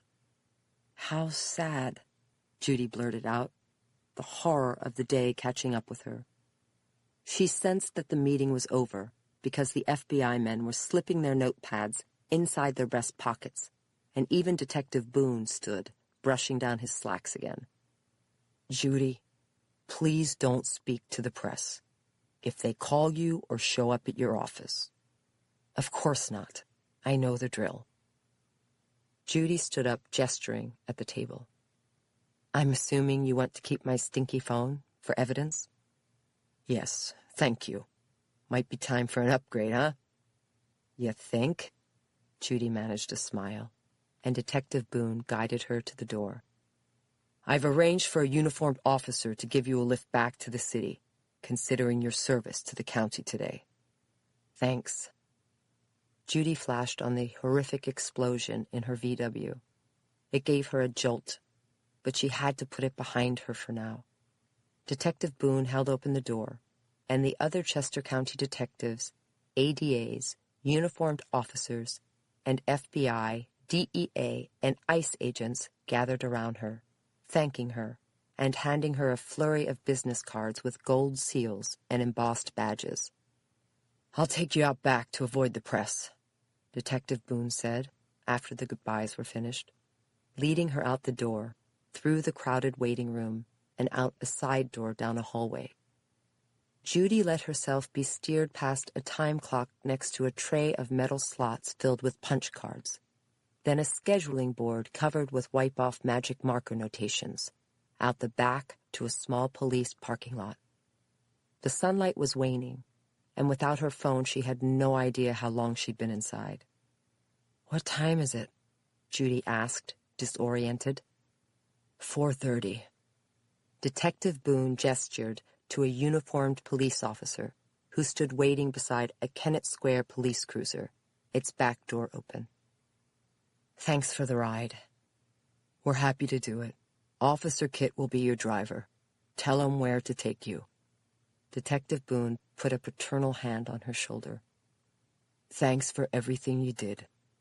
While we appreciate your efforts, I'm officially informing you that we hope you never do it again." "I won't." "Maybe." Judy smiled. "Will you keep me posted?" "No." "Oh, come on," Judy whined, and Detective Boone didn't suppress a wry smile. "Okay, if there's anything you need to know, I will." "I wish I understood why they killed Iris or what she was doing with the money." "We'll keep investigating, you can be assured of that." Detective Boone opened the back door of the cruiser while Officer Kit went around the front, climbed in the driver's seat, and started the big engine. "Travel safe. Please give my best regards to your aunt." "Will do. Thanks."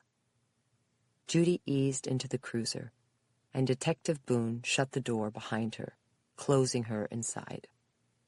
The cruiser took off, taking a left turn to bypass the media, then wound its way through Kennett Square and hit the highway. Judy rested her head back on the hard plastic seat, closing her eyes, but she didn't rest. Awful images flooded her brain of white-hot explosions and fresh red blood. She could hear the noise of the blast, Roberto moaning, and Carlos cursing. She flashed on Father Vega, feeling shocked all over again that he'd tried to stab her to death. The priest had hidden behind the cloth to win the trust of Iris, Daniela, and an entire congregation. But in the end, Father Vega had betrayed them all, even his own Father Keegan. Judy thought about Iris, who had been so savagely murdered, and it made her angry and frustrated that she still didn't know why. Judy had believed she wanted justice, but what she really wanted was to understand why, though no explanation of motive could make her truly comprehend the human capacity for evil. She opened her eyes, gazed out the window, and watched the highway whiz past. Twilight fell, painting the sky black as they headed toward the city, and she wondered what she was going back to, since everything had changed. Her mother, her aunt. Even Frank was gone. She didn't have a car anymore. She didn't even have a purse or a phone. She thought about stopping at a payphone to call her mother and the office, but the police already had. The Rule 37 motion had been answered, and the rest of her cases could wait. It was impossible to think about work in the aftermath of so much destruction and death. "Miss Carrier, we're approaching the city limits," Officer Kit said, looking into the rearview mirror. "Where would you like to go?" "Pennsylvania Hospital, please." "Gotcha." Officer Kit hit the gas, rolling into the city, then entered the grid that was Center City, choked with rush-hour traffic. Finally, they ended up in front of the hospital, where he dropped her off, and she thanked him. Judy entered the hospital and crossed to the reception desk to get the information about Aunt Barb's room, then went up the elevator. She got off on a floor busy with visitors, doctors, and nurses bustling back and forth. Dinner service had begun, and an orderly pushed a tall, rolling stack of food trays covered with steamy lids, though she couldn't smell anything for the stink of manure and ashes in her nose. She walked down the glistening hall, reading the room numbers until she had located her aunt's room, which was the first closed door. She paused for a moment, bracing herself to see her aunt and her mother, and vice versa, or whatever. She knocked on the door, then opened it to see Aunt Barb in bed, and her mother sitting by her side, with a female visitor. "Hi, everybody," she said, entering the room uncertainly. "Judy!" Aunt Barb looked up, her lips parting with happiness. Flowers and cards covered the side table. "You're here. Are you okay? The police called, and we've been watching on TV. Were you hurt in the explosion? What happened? Thank God you're okay." "Honey." Her mother jumped up and rushed toward her, arms outstretched, and gathered her up for a real hug. "We were worried sick. Are you okay? What did they do to you?" "I'm fine. I'm okay." Judy hugged her mother back, surprised at the show of emotion, which felt somehow painful. She let her mother go, avoiding her eyes. "It's all right now, so don't worry." "But look at your face," her mother said aghast. "There's little cuts on your cheeks. Is that from the car bomb? Did you get to a hospital? Didn't they take you to an ER? I knew something was wrong, very wrong, when you didn't call me back. I called you this morning. Did you get my message?" "This morning?" Judy realized that her mother must have been the one who'd phoned when she'd been hiding from Carlos in the manure bin. She decided not to share that part of the story. "Sorry, I didn't hear the phone." "Judy, come over, please." Aunt Barb was sitting up in bed and motioning to her with a hand attached to an IV and a pressure monitor. "I want to see you. You poor thing. What have you been through?" "I'm fine, really." Judy walked over stiffly, unable to shake the awkwardness she felt in the presence of her mother and aunt, especially in front of the female visitor, whom she assumed was a friend of Aunt Barb's. Judy extended a hand. "Hi, nice to see you. I'm Judy." "Nice to see you too," answered the woman with a Spanish accent. "I'm Daniela Gamboa." Chapter 43. "You're Daniela? Iris's friend?" Judy asked, incredulous, and Daniela clasped Judy's hand, covering it with her other hand, and held it for a moment. She looked younger than Iris, in her late 40s, and was tall, about 5'7" and slim. Her large brown eyes stood out in a long face, and her shiny black hair was pulled back in a long ponytail. She had on a jeans jacket over a white sweater with baggy jeans and black sneakers. "I'm very sorry about what happened to you. From Carlos. They say on TV that your car, it blew up. He's very crazy, man, very crazy. And Father Vega, they say on TV he was with them. I can't believe that." Daniela's dark eyes flared in disbelief. "I know him. He know my family. We are from same town. I tell him everything. It's all my fault." "I understand," Judy said, though she didn't, not yet. "Daniela, I'm just happy you're alive. I was worried about you. So are the police. Where have you been?" "I'm sorry. So sorry." Daniela shook her head. "I feel so terrible, so sick in my heart, in my soul. I was hiding. I get on the bus and go out of town to Wilmington." "Why were you hiding? From Carlos?" "Yes, from him, from Father Vega, from everybody." Daniela nodded, agitated. "That's why I take the money to get away from Carlos." "What money?" Aunt Barb motioned for attention. Daniela saw on the TV news that Father Vega had been arrested and Carlos and Roberto killed, so she came out of hiding. Iris had told her about me, so she knew where to find me. Aunt Barb's eyes filmed with new tears, and she held the Kleenex to her nose. "Daniela, tell Judy what you told us." "I don't want to tell it. I can't." "Judy, Carlos and Roberto, they kill Iris. They murder her. I know, Judy said, sinking onto the bed. You know? Aunt Barb asked, shocked. How did you find out? Did they try to kill you? What happened? Judy's mother interjected. Judy, how do you know? How did you get so involved in this? Why didn't the police handle it? What's going on? Ladies, please. Judy waved them both into silence, focusing on Daniela. Why did they kill Iris? Do you know?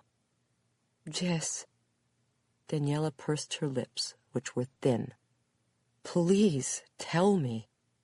Judy eased down onto a corner of the bed, across from Daniela. Iris and me, we meet Carlos when he and Roberto come to Mike's. His new friend and his friend Roberto. I like Carlos, and he's liking me, so we date, you know? Yes, Judy answered, trying to be patient. Carlos drink all the time, too much, and he is mean, ugly. I know he still sell heroin. I want to get away from him, but I cannot. He hate me all the time. He say I am sleeping with everybody, the men, the bosses, everybody. He don't want me to work at my job no more. He say he will marry me, give me money. He say he has so much money. He tell me where his money is. Where was it? At Mike's, in the shed.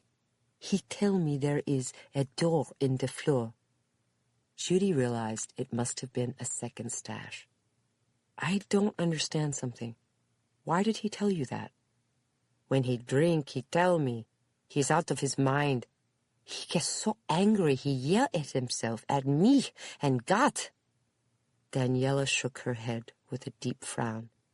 Crazy he get. So then what happened? So, then we have a big fight, and he hit me here. Daniela pointed to her lower chest. He break my rib. He say he will kill me. I know I have to get away. I tell Iris we should get his money. We can take the money and I can go away. Get away from him. I have to do it. Judy could visualize the two desperate women, best friends trying to help each other. But I tell Father Vega, my priest. He helped me all the time with Carlos. He tell me to pray, but he lie. Daniela shook her head, agonized. I don't know. Father Vega is with Carlos. I don't know. I'm sure. Judy's heart went out to her. Carlos drink one night, and he fall asleep from a pill I put in his rum. Iris bring me the sleeping pill from Barb's house. Daniela winced, gesturing at Aunt Barb, who listened, dabbing her eyes. And then we go in her car to the shed at Mike's. We find the money and we take some. Iris hide the money at Barb's house. Okay. So, Friday, they moved my shift at work. The boss called me up. He tell me no afternoon shift with Iris. Somebody on morning shift called in sick. The boss tell me to come in. What's the boss's name? Roy. I worry it isn't right. People get sick. Roy don't care. He don't change shift. He don't bother. I don't tell Iris. I know she worried too much. Daniela paused with a pained sigh. I go early. I hear Roy and Carlos talk. They say, Father Vega, tell them everything I tell him. They know we take the money. I run away. I don't have no money. I don't need no money. Daniela made a hitchhiking motion with her thumb, and then her face fell. The lines in her forehead formed fissures of deep grief. I call Iris. I tell her. I leave a message to call me. You called her Saturday? Was it around 2? Yes. Judy realized that Daniela had been the one who'd called Iris in the rose garden. I don't know what happened. I hear she die, and I know they kill her. I feel terrible, so terrible about Iris. I pray and pray for God to forgive me. I don't forgive me. I don't know how they kill her, but they do. You're right. They did. How? How do you know? Before we discuss that, let me ask you something. Why did you come forward now? I don't know what to do. I am safe now Carlos is dead, but I no feel safe. Other bosses know we take the money. They want the money, so I come to Barb to ask her for it. Daniela's eyes turned pleading, and she faced Aunt Barb in bed. Please, give me the money so I can give it to them, so they will not kill me or my family at home. Judy held up a hand, interjecting. Daniela, I don't think it works that way. If you show yourself, they'll kill you. Whoever else is in the conspiracy, they'll kill you. They can't let you live, even if you give them the money back. What can I do? Daniela's eyes brimmed with tears. What can I do? They will kill my family. Judy's thoughts raced ahead. Let's go to the police. I'll go with you. We can make a deal. No, never. Daniela shook her head. They will kill me. You see how they do. Let me try to get you a deal. Judy dug in the pocket of her sweatpants and pulled out the array of business cards from the various government agencies. Look, I just met with all of these cops. FBI, ICE, too. Let me make some phone calls and talk to them. I'm a lawyer. I won't tell them where you are. No, I no go to the police. Daniela shook her head again, frightened. You can, and you should. You have something to trade for a visa. You know about the other stash. There's probably a lot of things you know. No. What else do you know about the cartel? Did Carlos ever talk to you about the cartel or his business when he was drunk? Yes, okay, he did. He brag all the time. He want to be the boss, the top. Did he say who he's in business with? Yes, I know, he tell me. Are some of the mushroom growers in on it, Mike's? And the treatment plant? Yes. What about the police in East Grove? Yes. Great, Judy said, then realized how wrong that sounded. The point is, the government will trade for that information. They want names. That's how they make their case. No, they kill me. They kill my family. The cartel, they do what they want. What if I could make a deal to protect your family, Daniela? They will find them. They will kill them. Let me call. Let me see if I can get a deal to protect them. I won't tell the government where you are until they agree. Judy spoke from the heart. Daniela, won't you take a chance for Iris? Chapter 44. It was after midnight when Judy finally left the Federal Building in downtown Philly, turning left and walking down a chilly Chestnut Street. It had rained again, leaving the asphalt a shiny black and the sidewalks slick. Gutters flowed with rainwater, cigarette butts, and other debris. There was almost no traffic, except a white SEPTA bus that rambled by empty, going her way. But Judy didn't try to catch it. She wanted to walk home, to clear her mind. She shoved her hands in her pockets, heading home, head down. She and Daniela had met with the top brass at the FBI, DEA, and ICE, and Daniela had given the government plenty of good information. They had succeeded, with the help of an immigration lawyer, in securing an S visa for Daniela, which was a special visa given to confidential informants, the so-called snitch visa. They also got a deal to protect Daniela's mother and older sister, still living in Mexico. and the three of them were already on their way to their respective safe houses. Judy passed the Constitution Center on her left and the Liberty Bell on her right, sights that usually gave her a lift, but not tonight. She supposed at some level she had gotten justice for Iris, with the killers now dead and the government on its way to making a case against the rest of the conspirators. She had even learned the reason they had killed Iris, but she felt an emptiness inside that she hadn't anticipated. She walked down the dark street and crossed into Old City, where all the stores were closed and the shops dark. She thought of the horror she had witnessed, the loss of poor Domingo, and she felt a wave of sadness sweep over her.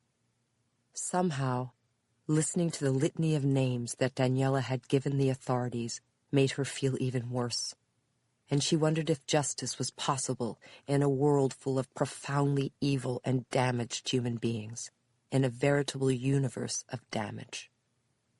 Judy found herself in her apartment without even realizing it, having let herself in from the key in the lockbox that the landlord required them to keep there for the fire department.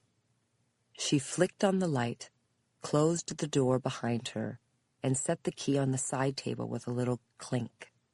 She didn't bother to check her mail. She looked around for her mother, or her aunt, or whatever, but nobody was downstairs. Her mother had probably gone upstairs to sleep. Of course, Frank wasn't home, and Judy tried not to focus on how empty the apartment seemed without him. Penny bounded over, then plopped her butt on the hardwood and started scratching her ear with her back leg, signaling that the fleas were back. "Hey, girl," Judy said to the dog, petting her. "Can you wait on that walk? I need a shower." Penny trotted behind as Judy climbed the stairs quietly so as not to wake up her mother. But when she got to the second floor, she looked down the hall and noticed the bedroom door was open. Her mother slept with the door closed.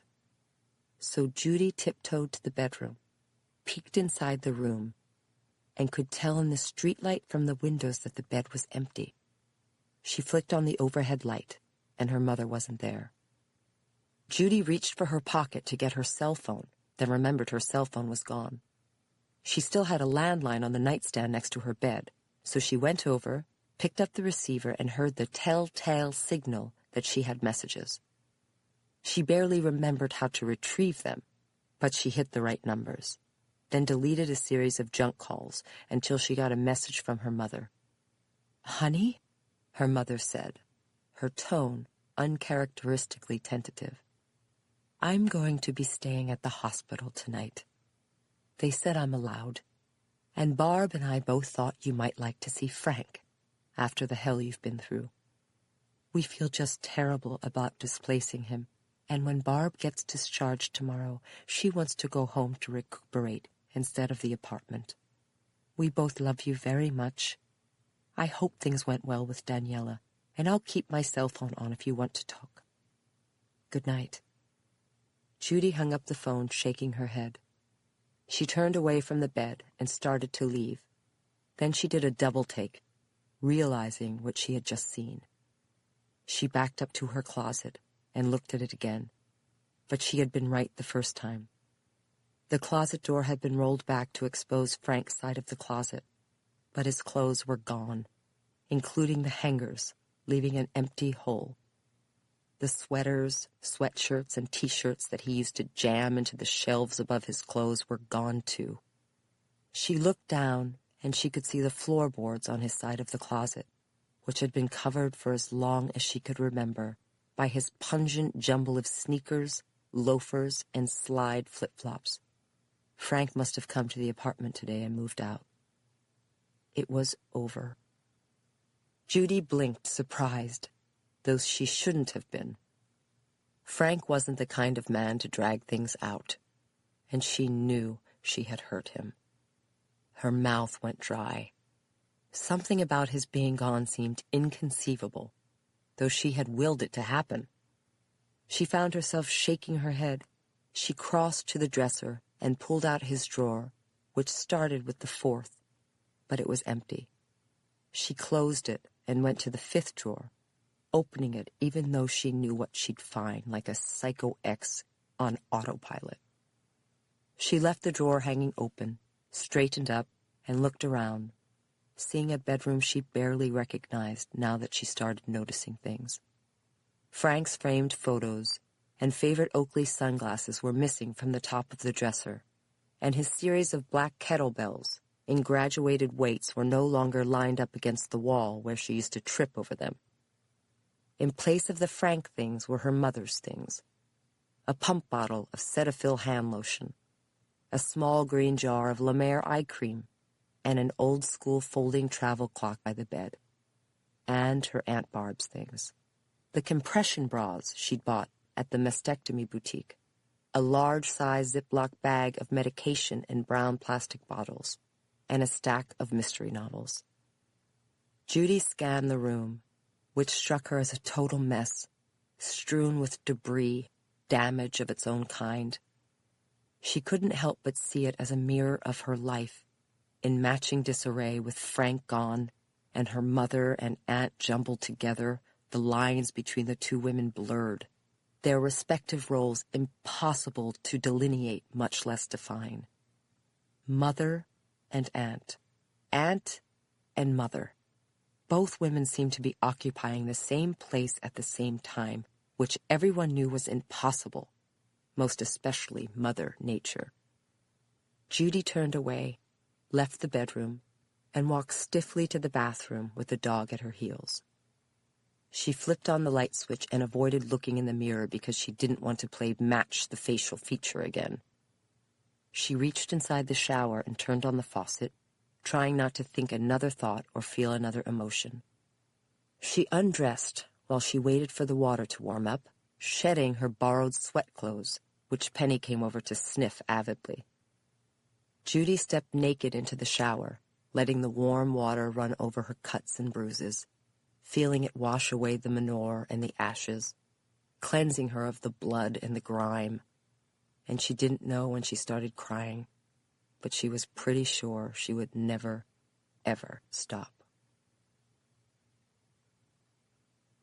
Chapter 45.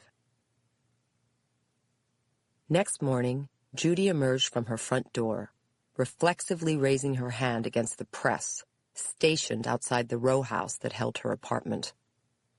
Photographers aimed cameras with wide rubber lenses at Judy's face, and TV reporters rushed forward, extending their black bubble microphones. She'd known they were there, having seen them from her window, so she plowed through them with her head down, ignoring their shouted questions. "Miss Carrier, was the car bomb intended for you? Why were you in Chester County? Did you know Carlos Ramiro and Roberto Rivera? How are you involved? Who are you representing? Is it true that Father Oscar Vega assaulted you?" "No comment," Judy called, hustling down the street, looking for a cab. Traffic clogged both lanes, and passers-by stared at the scene, stopping on their way to work. It was a sunny day, and she knew she'd look like a freak in this light, with foundation hardly covering the tiny cuts on her face and lip gloss doing nothing to her split lip but making it look slicker. She'd dressed in a boring navy sweater and pants, with a trench coat on top, in case she had to go back to the FBI offices. Her trench coat flew behind her as she broke into a light run, but the reporters ran after her. "Come on, Judy!" "Don't you have a comment for us, Judy? Are you or Benny Rosado stepping in for the defense of anyone? Do you know who the targets of the federal investigation will be? Can you comment on the murder of Domingo Gutierrez?" Judy cringed at the sound of Domingo's name. She'd thought of him all last night, hardly sleeping, and replaying their meeting over and over in her mind. She spotted a cab and flagged it down, with reporters at her heels. "Ms. Carrier, did you know the men who died at the treatment facility, Carlos Ramiro and Roberto Rivera?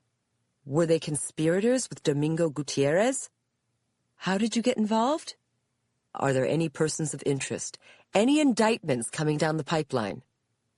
Judy ran to meet the cab as it pulled over to the curb, and when it stopped, She jumped inside and turned away from the reporters as camera flashes fired at her inside the back seat. "You somebody important?" the cabbie called over his shoulder as the cab took off. He was young and African-American, in a mesh Sixers cap. "Not in the least," Judy answered, then told him where she needed to go. Chapter 46. "Hi, Mom. Aunt Barb." Judy entered the hospital room, trying to suppress the tension she felt inside. "Good morning, dear," her mother said, looking over with a nervous smile. She'd been packing items from the bed table in a white plastic bag, but she walked over, bag in hand, and gave Judy a quick peck on the cheek. She was freshly made up, back in her favorite long gray sweater, black knit leggings, and black ballet shoes. But her manner was stilted. "Did it go okay? At the FBI?" "All fine, as expected. That's why I didn't call, sorry." "Sure. We understand." "And Daniela?" "She's fine, and in their hands." "Wonderful." Her mother smiled, almost politely. "Did you sleep well?" "I did, thanks." "Are you feeling better?" "Yes, thanks." "You sure you don't need to be seen by a doctor? We're in a hospital, after all." "No, I'm fine." "I bet Frank was glad to see you." "Yes," Judy answered, avoiding her mother's eye. She wasn't about to tell them about Frank. She had known both women her whole life, but felt as if she couldn't trust them anymore. "You're all over the news." Her mother nodded in the direction of the television, which was playing morning shows on mute. "I know, right?" Judy found herself hesitating before she went over to Aunt Barb, who was sitting inclined in bed, pale and tired under a multicolored cap, and buried by a white blanket, her finger hooked up to the monitor and her hand to an IV.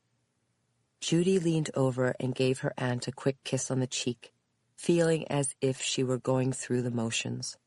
All of them were. "Hi, honey." Aunt Barb managed a shaky smile. "Who knew what a mess I'd get you into, huh? We're so proud of you, for everything you did, and for helping Daniela." "Thanks. How do you feel?" Judy lingered by the bed, glancing at the array of monitors with their blinking lights. The cottony straps of Aunt Barb's vest with the drain pockets were visible because her neckline had slipped to the side. "Not too bad. It feels like there's pressure on my chest, but it's not that bad. They're weaning me off of the morphine and onto Demerol." Aunt Barb gestured at the IV drip that ran to a port in the top of her hand. "It supposedly makes your back itch, so I have my back scratcher. See, look." She patted a bamboo back scratcher by her side. "So everything went okay?" "Perfect." Aunt Barb smiled. "I'm relieved to have it behind me. The doctor said I might not have to have radiation, but we'll see." "I'm so happy for you," Judy said, meaning it. But she didn't feel happiness, strangely apart from her own emotions.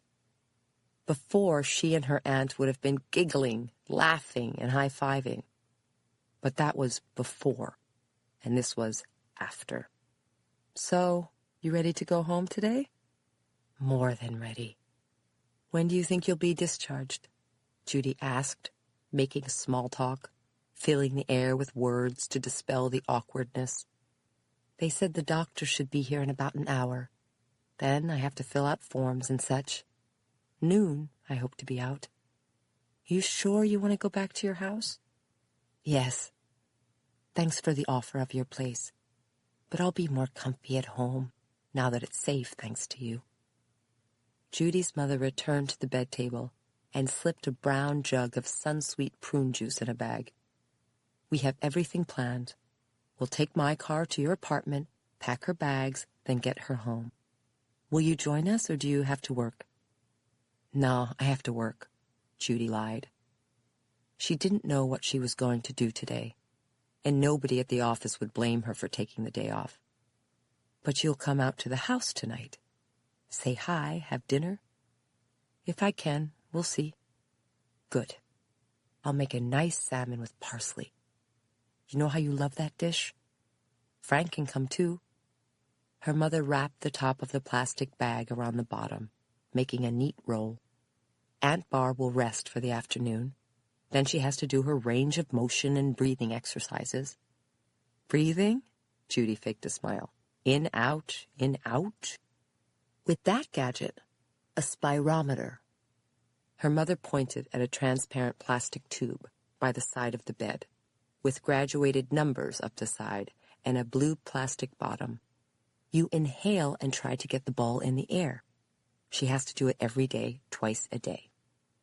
Aunt Barb patted the bed. Judy, come sit down and tell us how last night went with the FBI. I'm so curious about how it works, negotiating deals and such. It's very bureaucratic, Judy said, suddenly sick of the small talk, of avoiding the subject. She wished she had gone straight to work. I doubt that, Aunt Barb said gently. Is it like on TV? Barb, of course it isn't. Her mother came over, setting down the bag. I bet it is bureaucratic. All those government agencies are the same. Everything is political, right, Judy? I don't want to talk about that, Judy said, the words slipping out of their own accord. I want to understand what happened with me and you two. Here? Her mother's eyes flared. Now? Yes, here and now.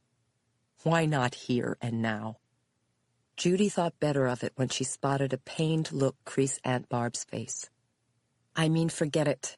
You're right, this isn't the time or place after the operation and all. That was selfish of me. I wasn't thinking. No, it's fine, Aunt Barb said firmly. It is. We can talk about it right now. Please, forget it. Judy felt her face heat with shame. You've just had a major operation. It's just that it's so fake to be together without talking about it, but we can't not be together, so we have to be fake. I'm sorry that was wrong, she stammered, feeling her emotions rise to the surface, the anger and the love both at once. It was so selfish. No, it's not. Please, Judy, sit down. No, forget it. It's not fair to you right now. Yes, I want to talk. Really talk. Aunt Barb patted the bed again for Judy to sit down. I don't like pussyfooting around it either. That's not how we are or have ever been. There's an elephant in the room, as they say, and we need to deal with it. Sit. Please. I had a mastectomy, but my mouth works fine, believe me. Okay, then. Her mother came over, sinking into a heavy chair. We'll talk. Judy perched on the corner of the bed, distant from them both, shifting her attention from one woman to the other, the sisters' resemblance clear in the hue of their deep blue eyes set far apart. Paradoxically, the difference between them could also be found in their eyes. But in the aspect to them, her mother's eyes were more guarded, her lids closed like a shield against some sudden brightness, while Aunt Barb's anguish showed clearly through her frank blue lenses. Honey, Aunt Barb said softly, how can we help you understand this? I'll do anything and I'll tell you anything. Tell me what happened from your point of view, because Mom already told me, my aunt. Judy swallowed hard, a bitter knot twisting in her chest. I don't even know what to call you. Aunt Mom? Aunt Mom? Aunt Barb cringed. I know it's hard to process. I want to know what you were thinking. Judy modulated her voice, trying to stay calm. Not just in the beginning, but all these years, keeping it from me. I trusted you. You lied to me every time you saw me. Aunt Barb nodded, pained. You feel betrayed? Absolutely. Of course I do. How could I not? Judy looked from Aunt Barb to her mother. Years of Mother's Days. I'm giving cards and presents to someone not my mother. You did betray me. Both of you. You've lied to me as long as I've been alive. I don't know who you are, and it makes me feel like I don't know who I am. I've always defined myself in relation to you. At least in the family. I thought I was Aunt Barb's niece and Delia's daughter, but it turns out it's the other way around. We screwed this up royally, Aunt Barb said gently. But believe me, we didn't mean to. We tried to do the right thing, Judy's mother added, pursing her lips. Well, you didn't, Judy shot back, trying to suppress her resentment. The truth is the right thing. You could have told me the truth sooner. Even if they made you lie when I was born, you could have told me the truth when I grew up, but you didn't.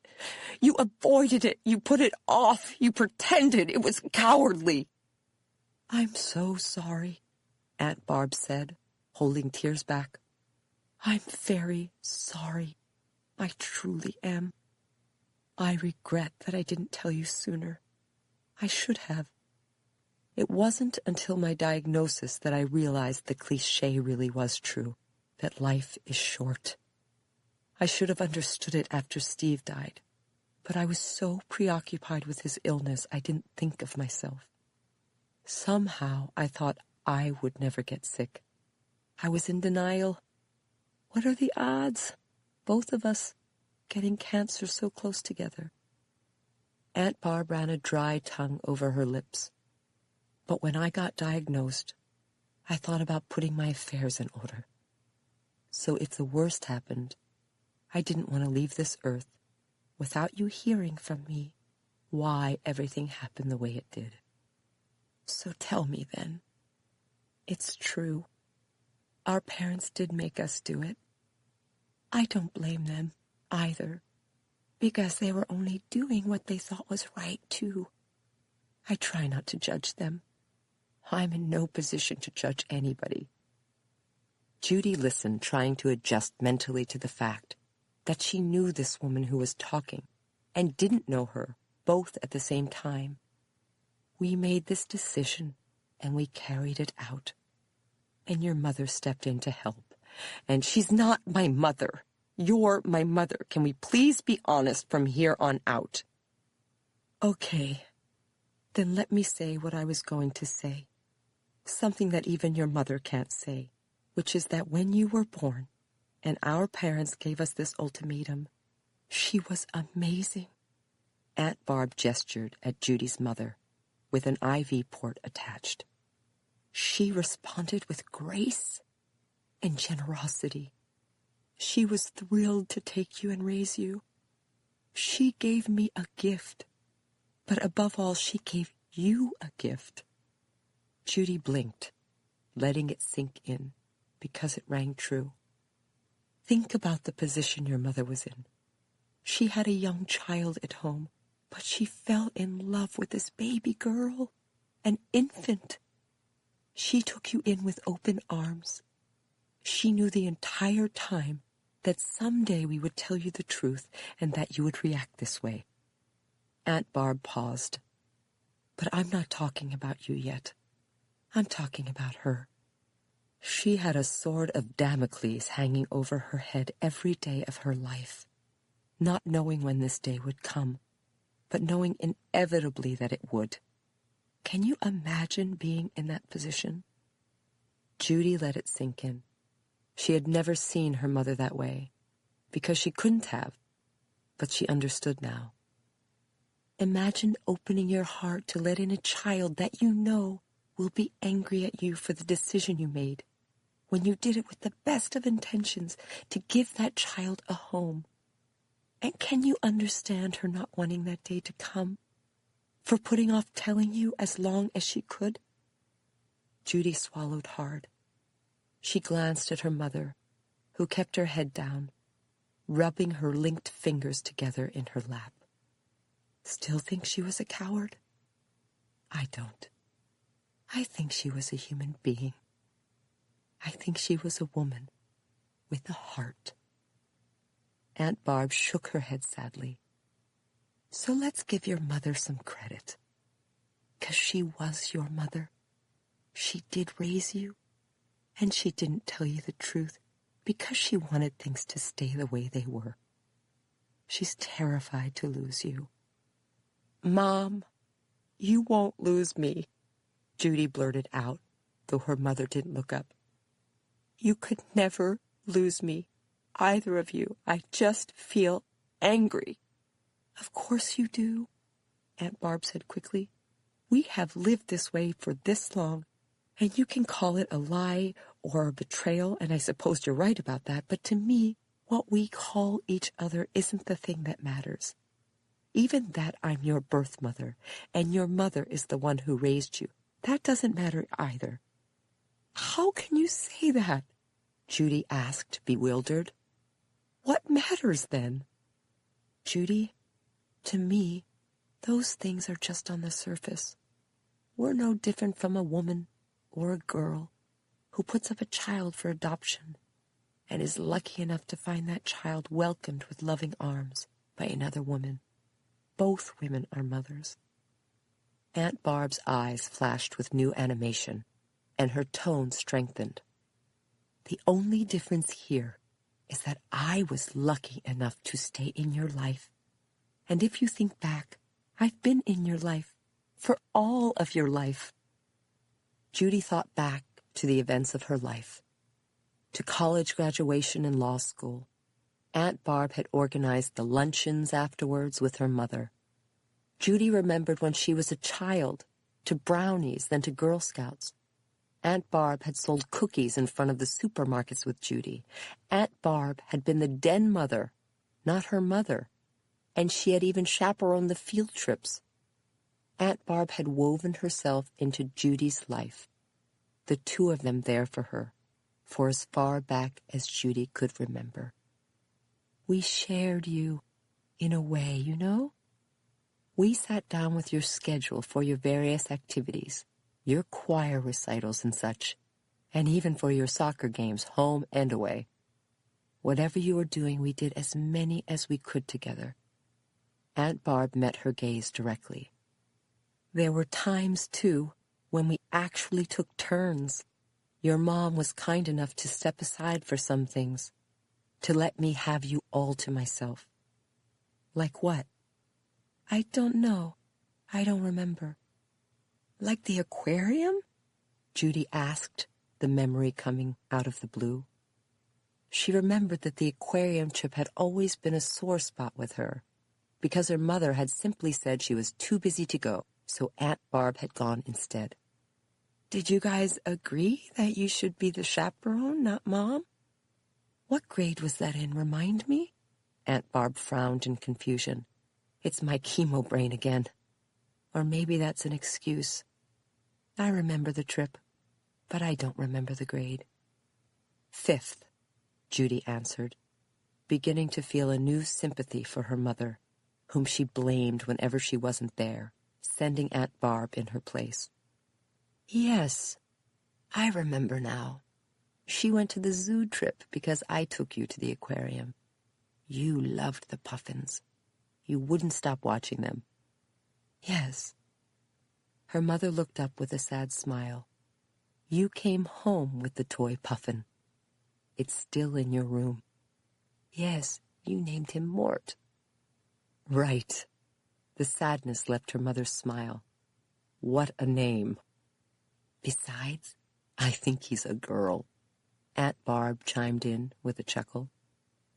Judy felt the knot in her chest loosen, relieved that all this time her awkwardness with her mother wasn't her fault, and that nothing she could have done would have made it better. Somehow the lifting of the secret relieved the burden of guilt she'd felt every minute until now. Aunt Barb continued, Judy, we both love you like a mother. We have both spent our lives mothering you. I completely understand that you think of my sister as your mother, and I would never dream of asking you to change that. Nor do I even want you to." Aunt Barb shook her head, her lips pursed with conviction. "Keep calling her your mother. She deserves that. She has earned that in spades. And please keep calling me Aunt Barb.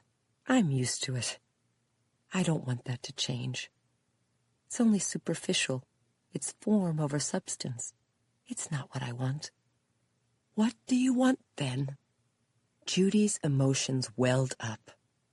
She realized that Aunt Barb really was the unselfish person she'd always believed her to be. "I want us to be honest and close and take our new relationship as it comes, bit by bit. That's how I took the chemo. That's how I'm taking this mastectomy. And that's how I'll take the radiation if I have to." Judy felt her resentment melt away, and Aunt Barb continued talking. "We will go forward, getting our test results over time, changing our treatments and protocols, our dosages and our meds, revisiting our prognosis. You have to take it as it comes. That's what I've learned. Not from cancer, but from life." Aunt Barb faced Judy's mother with a crooked smile. "We'll muddle through, the three of us. We'll fuss and bicker, but we'll be fine. Won't we, Delia?" "We sure will," her mother answered warmly, reaching over and patting Aunt Barb's arm. Judy watched them both, thinking back to last week when she'd been sitting at the bridal salon, wishing that she were closer to her mother. In the end, it turned out that she really was close to her mother. She just hadn't known who her mother was until now. It wasn't quite the ending she expected, but it was a happy one. Her spirits lifted, and her heart filled with love. She had a feeling that from now on things were going to be different, even better, with both her mothers, and the truth. Chapter 47. Judy stepped off the elevator at work, and Mary, Allegra, and Marshall looked over from the reception desk, then burst into excited grins. "Judy, thank God!" Mary shouted, rushing over with open arms, followed by Marshall and Allegra. "Judy!" Allegra squealed as the three of them swarmed Judy, scooping her up with girl hugs and happy noises. "You guys are too much!" Judy joined them in laughter, disentangling herself from their joyful embrace, fragrant with fresh perfume and overpriced hair products. Mary beamed. "You're amazing. Are you okay? I called your cell phone 1,000,000 times." Allegra's eyes flared wide behind her glasses. "Who blew up your car? That's so scary. It's like a movie." "It's a long story," Judy told them, which was the understatement of the year. "Judy," Marshall stepped forward with a flurry of phone messages. "Sorry to be a buzzkill, but you have some things to deal with right away. The press has been calling all morning, and I don't know who you want to respond to, if anybody." "None of them." Judy took the phone messages without looking at them. There had been a slew of reporters in front of the office building, and she had no commented her way past them. Mary touched her arm.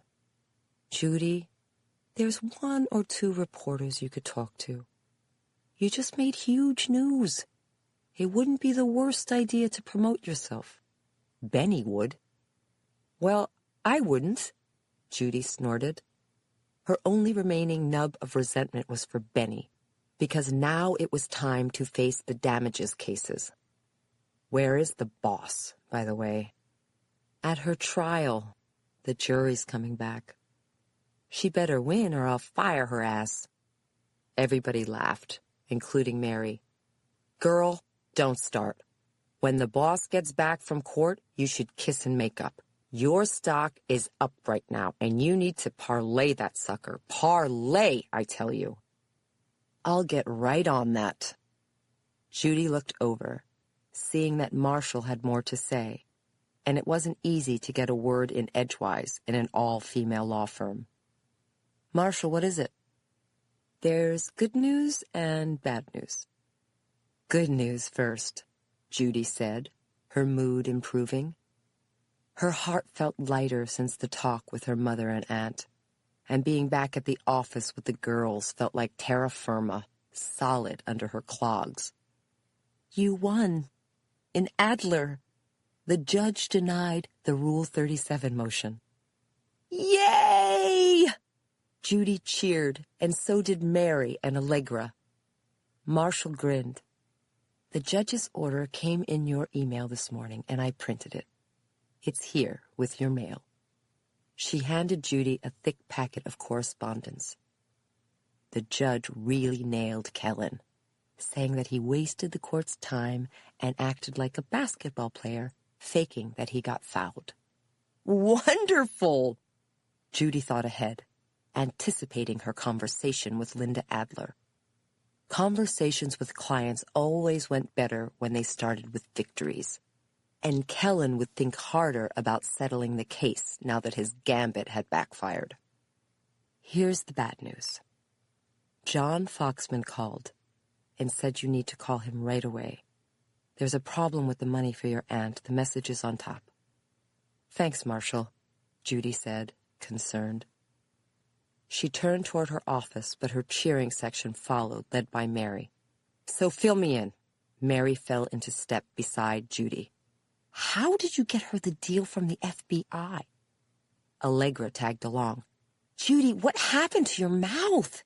Did somebody hit you? I'll fill you guys in later, okay? Judy's thoughts were elsewhere, wondering what was the matter with the money. Last night at the FBI, she had been so preoccupied with getting a deal for Daniela that she had left that as a loose end. After I make this phone call, we can yap endlessly. Okay, honey, Mary said, falling behind. Let me know if you need me. Allegra called after her. Did you hit him back? Did he have a gun? Judy hurried into her office, shed her coat and purse on the chair, and sorted through her phone messages. She found John Foxman's number, went around the desk, picked up the phone receiver, and plugged in the number, sitting down. Foxman here, he answered after one ring. John, this is Judy. Judy, John said, his tone concerned. I can't believe what I'm reading about you. You're busting drug rings in Chester County now? I called your cell phone a few times, but there was no answer. I hope you weren't injured. I'm fine, Judy answered, touched. And thanks for the flowers you sent my aunt. That was so thoughtful. Are you okay? Was this connected to your aunt's money? Yes, but is there a problem with the money? Is that why you called? Not a problem with the money, per se. Believe it or not, my firm is closing, going out of business. They just told us. So I'm calling all my clients. This is my last day. What? Judy asked, incredulous. Eastman and Respondi is closing? That's not possible. I hear you, but it's happening. It just became public. It's pretty grim around here. Everybody's in shock. I feel sorry for the staff.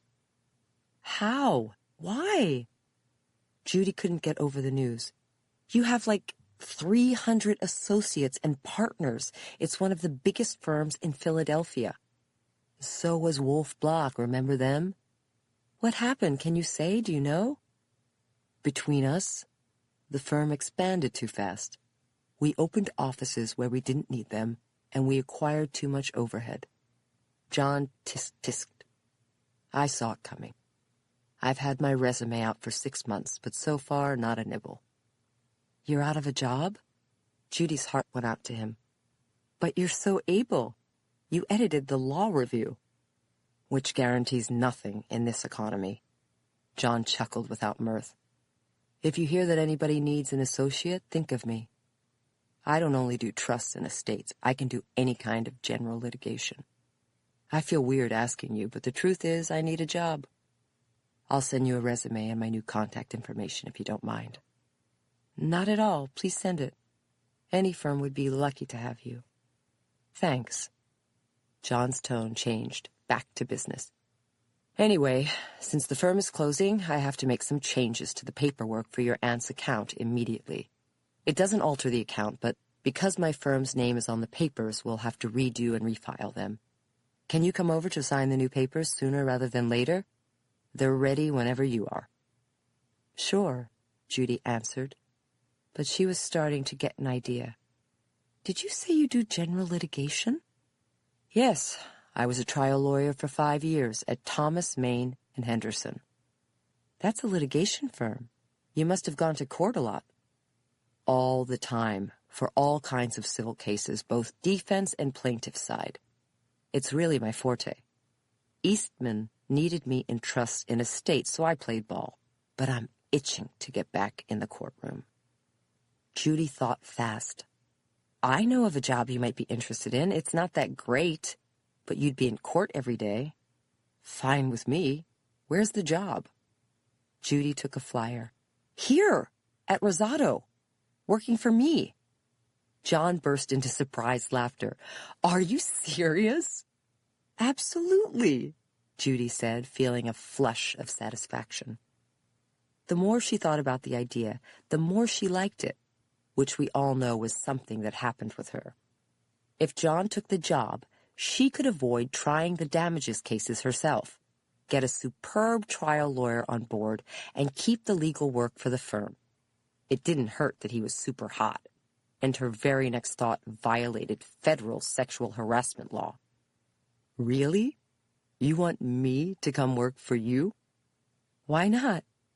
Judy stopped herself, out of fairness to him. But I don't want to misrepresent anything. I need somebody to try 75 cases that I'm hating on. Asbestos work referred to me by a New York firm, damages cases. Ugh. I know. Would you consider it? You know what? I'll do more than consider it. What's it pay? We can negotiate that when I come sign the papers. Ha! John chuckled. Watch out, I'm a great negotiator. No better than I am, dude. You just told me I'm the only buyer. Ouch! John burst into new laughter. I was bluffing. The hell you were, Judy told him, smiling. Get ready for me to lowball you. We'll see about that. When are you coming over? Right now. I'll be there in 15. See you. John chuckled again. Bring your calculator. Very funny. Bye now. Judy smiled as she hung up, popped up from her seat, grabbed her bag and coat from the chair, and hurried out of her office. She hustled down the hall to the reception area, toward what sounded like a happy commotion. She turned the corner to see Mary, Allegra, and Marshall clustered excitedly around Benny and Anne, who must have just gotten back from trial. She gathered that they had won because everybody was beaming, and trial exhibits and boxy trial bags had been abandoned around the reception room. Judy made a beeline for the happy group in high spirits herself. Congratulations, Benny and Anne, she called to them, and everybody looked over, flushed with victory. Thanks, Carrier, Benny grinned. Meanwhile, way to go. You hit another one out of the park. There are so many reporters outside, and they're all asking about you. Next to her, Anne smiled her dazzling smile. Judy, what happened to you this weekend? When do I get to hear this story? Hold that thought. Judy crossed to the elevator. I have an errand to run that will take half an hour. Then we can go out to lunch and celebrate. On me. Mary grinned. I'm in. Anne nodded. Me too. Allegra hopped up and down. Me 3, she said, because she was still young.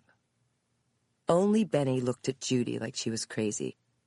Carrier, it's too early for lunch. Also, where are you going? Why aren't you setting up a press conference? What errand can be so important? Judy hit the button to call the elevator cab. Actually, I'm off to hire somebody to work the damages cases from Bendaflex. Oh. Benny lifted her eyebrows, intrigued. Don't you want to run the candidate by me? No, thanks. You told me I could hire anybody I wanted, and I did. Right. Benny blinked. So, who'd you hire? An experienced litigator I know just freed up, and I hopped on it. Great. What's her name? John Foxman?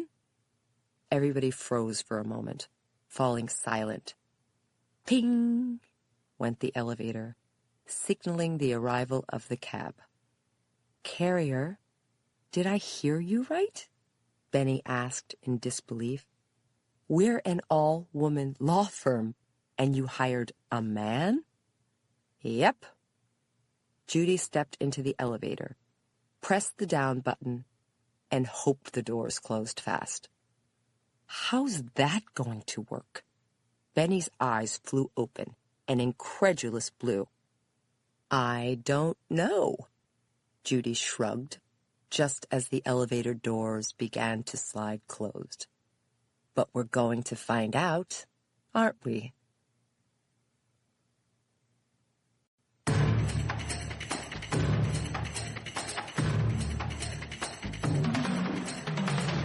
This is Maria Bello. We hope you've enjoyed this production of The Trade by Lisa Scatolini.